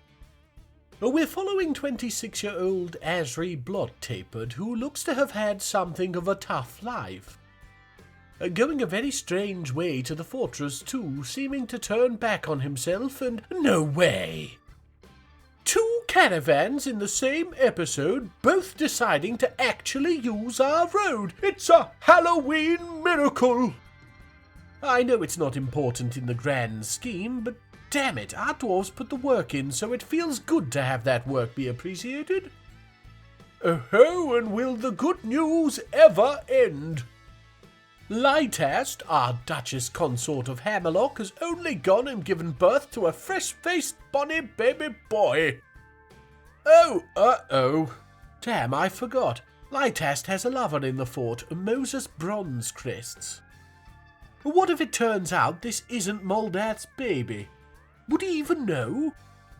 Here's the boy, anyway. Datan Galley patterned. An overcautious, depression-prone altruist who's prone to discord, but unassertive and not vengeful. All perfectly standard traits for a baby. Oh, and to save this turning into a soap opera, he is in fact Moldath's son. Probably only because Moses has been too dead for the last few years to perform his duties as a lover. Me, I hope, anyway. So yes, congratulations to our Duke Moldath. I'm sure you'll make a wonderful father. Out of stone, if nothing else. Oh, for me sake, fine, let me get my half-clothed warriors roused. Right, here come the goblins. You know, it feels like that damnable mouse sends less and less of them every siege. Tishmap could probably clear this lot out himself, and he's a child. And crippled. A sad life he started there. Anyway. We're following Nguslu Phlegm Plague, for obvious reason. Now, he's a skilled crossbow goblin, so I'm hoping he'll last a little while at least. No sign of our warriors yet, but they do mostly have one leg into their greaves at the moment, so it's not a huge surprise. Ah, here we go. All gathering around the tripping hill, and oh, for me sake, really? And Guzlu throws himself into a one-wide trench, so we don't get to see most of the action. Typical. Well, here's Aslot. Seems he hung back and upon hearing the commotion has decided to bravely head home to warn the Mouse Devil.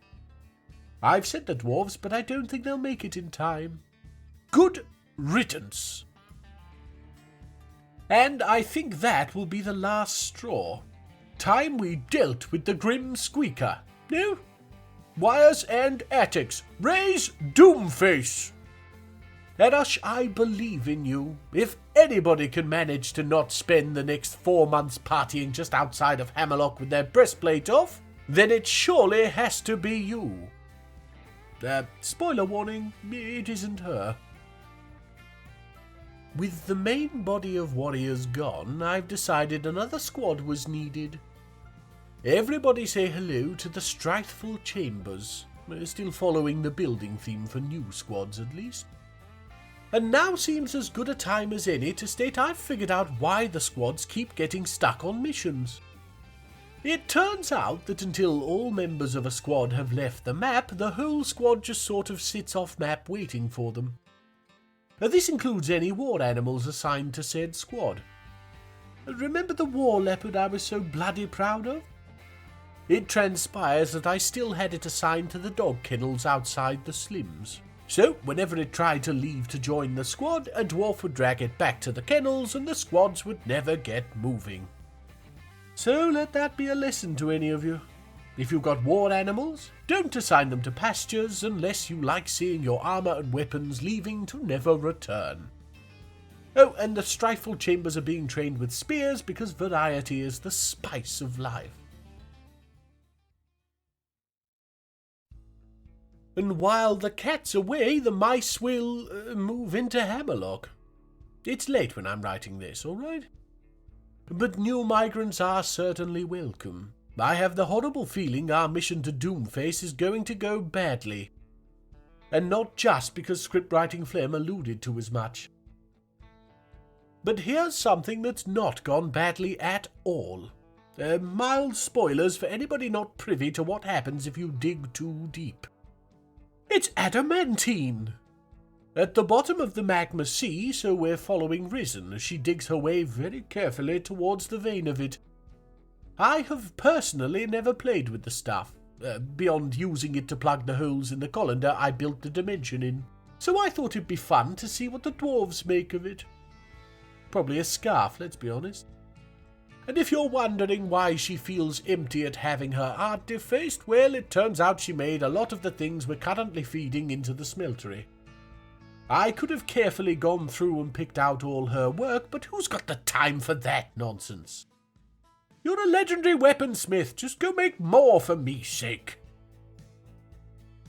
Yes, see, Lytas knows what I'm talking about.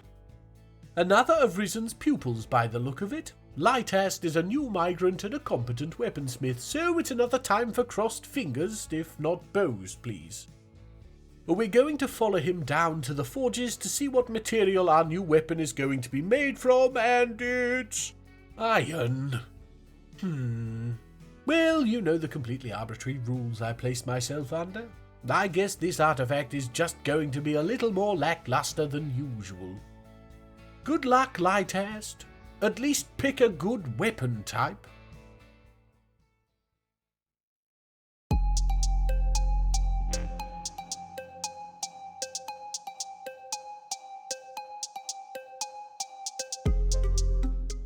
The filling I made for a mud pie when I was just a lad beast, Meng, has come.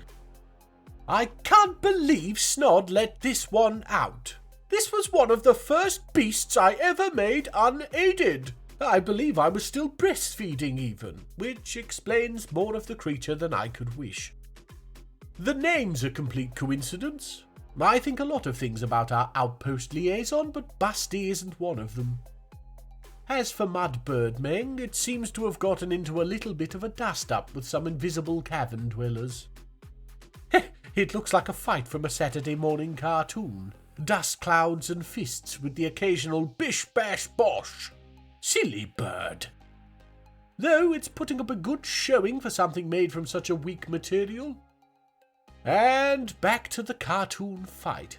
Is that a tiny empty can of spinach?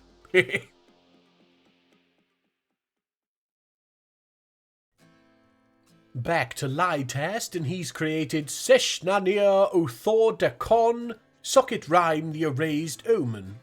A pick. A steel pick. And yes, okay, I forbade the iron after all, but only because I had to. It turns out Lytast took a bit of time to get started. In all of our delving for adamantine, I didn't notice him screaming for uncut gems, and so to stop him going insane with the waiting, I performed a little trick where I reset his timer by making him grab a different metal. I did choose the iron, hoping he'd choose steel, but he could have grabbed anything. He then, of course, made a pick, so that'll show me, I guess.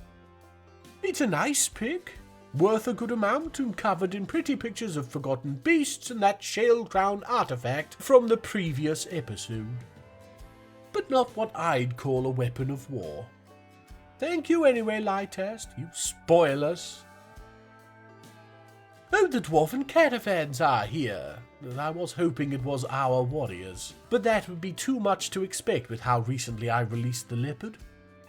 Oh, for me's sake, another dwarf has fallen down the tripping hill. What do I have to do to make this damn thing safe? Wait, it's a different hill? Oh, well, I can't just flatten the whole of Hammerlock for you. Watch your feet, Miss Peaceful Abbey. Proficient observer, my leftmost heaven bead. Google it. No way, another baby. Ast has 4 in the fortress now and has started to whistle in a crosswind. But that's not relevant, just an annoying habit. And here's the little lady now, Kib Gravel Shrine. This one's got high stamina, which will come in handy with all that long-distance running babies are expected to do. And I must say, I don't know what it is about the females of the Ushildusim having a propensity to look like old men. I'm not against it per se, each to their own, but if you're going to put that much work into maintaining hair on the head, eyebrows would just seem such a strange pick. They're one college pass-out away from years of hard work down the drain.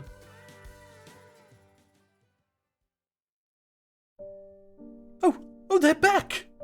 Yes, come on in, warriors, get yourselves to the hospital if needs be. And grab a drink if you've not been reduced to stumps. Oh dear, I'm missing a few important faces in the line. Best to check the report than count heads. Looks like they got down there okay, eventually. Then Erash outmatched the Mouse Devil with a cunning plan, probably involving cheese, and the battle was begun with the clean deaths of 7 goblins. Sadly, it would then appear that the fighting began to turn, mostly down to the presence of the mouse. The dogs made a good showing, but bared teeth against metal never does overly well. They did their best, I'm sure. Things go back and forth, dogs dropping, but the goblin pile rising too, until Goroth stepped up. I can't stomach the full report, not least because it scrolls for 60 seconds, so I'll speed this up and you can slow it down or pause at your leisure. All told, it's 5 dead dwarves. And Goroth still lives. What a bitter disappointment!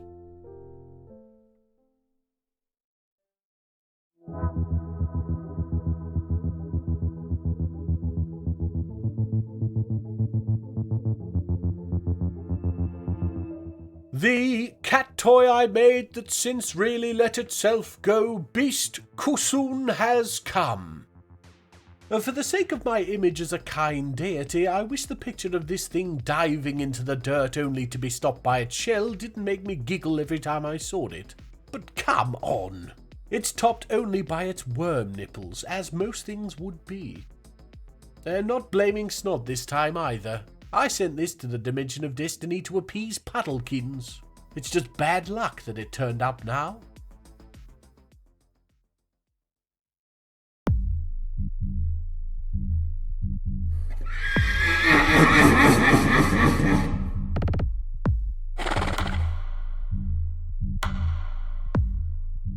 Oh, blast it all, more bad luck! No, Ast!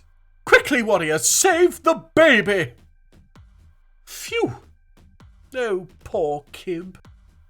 I had her mother carving out an area for floodwaters, and would you believe it, there was an evil zebra in my ast hole. Her death was not worth that joke. It was, however, not in vain, because in that same area we have found raw adamantine, which is obviously what we came down here for, but also my bright metal socks. I've spent years looking for these things. I was certain they'd been eaten by the washing machine. This always happens when I decide to do a bit of spring cleaning. Something always turns up in the most unexpected of places. Never more unexpected than the feet of a were-zebra made of coral, but the point still stands. And will the amazements never end? It's Kel Rockstrive, the nasty little sneak thief that pilfered one of our books in the last episode. And I can hardly believe it, but she comes bearing said book. Hole and hail and oh my me, of course she has, hasn't she? I made a snodding library. This is what you do at a library. I nearly murdered this dwarf for borrowing a book from a library. In my defence, the Camouflage College Library is the only such in all of the Dimension of Destiny. How was I to know she'd be aware of the correct etiquette? I haven't licked the walls. Those of you unaware with what Dwarf Fortress can offer in the form of endgame fun, that's capitalised with an exclamation point by the way, this is your warning for real spoilers ahead. We have discovered an eerie cavern.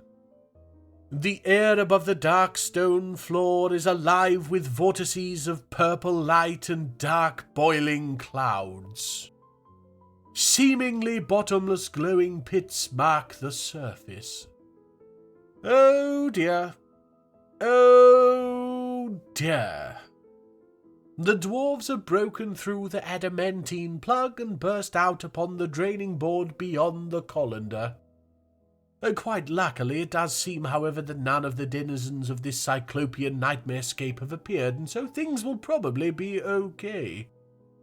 Ah. A roiling mass of shade brutes. ash monsters in the shape of winged vipers. Well, it was a good run.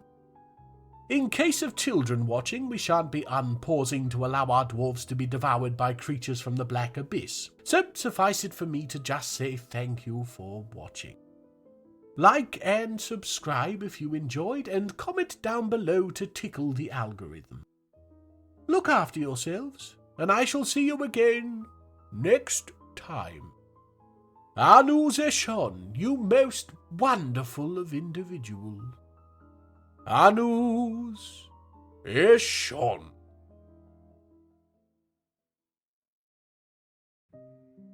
Hello everyone, John here. Hammerlock ended a little ignobly, so I thought it best to pop in here at the end to explain. I had never planned for the series to go on this long. Initially I wanted something with necromancers. We were going to have a tower near an evil biome where the dwarves would be corrupted by its presence, and then I realised, after attacking around, that there were no books anywhere, let alone books containing the secrets of life and death. The joys of starting a world at year zero. So I looked around and found the goblins, a worthy adversary. They even had a cool-ish leader in the form of Goroth. But then we had the whole missions issues thing, lost the armour, and a drawn-out war of attrition, taking down each individual settlement, just didn't appeal to me. So sending the wires, nay nails, and attics out this episode was the last roll of the dice. But then they came back, and it was such a wet fart of a scene to end on, so I used my prepared plan B, which was the hole to hell. Which in itself was rubbish, as none of the Vipers ever did move from the south to attack. All this to say that Hammerlock is finally done. I want to move on to other styles of forts and things, but first, I have a lot of behind-the-scenes stuff I want to work on, the intro being most pressing, and for that I need a little hiatus from main series uploads to have the time. You'll notice I said main series uploads. I have other bits and bobs I'll be uploading, but I won't describe them in any detail here for fear of nailing myself to an even bigger cross. Suffice it to say, you won't have chance to miss me. Now, I know Phlegm's already said it, but I wanted to sincerely thank you all for watching. Your kind words of encouragement have been the difference maker in a hobby that's turned into a second job. If you want to support me further, then there's the Patreon, but please don't feel obliged. I'm not going anywhere even without it. Look after yourselves, and thank you.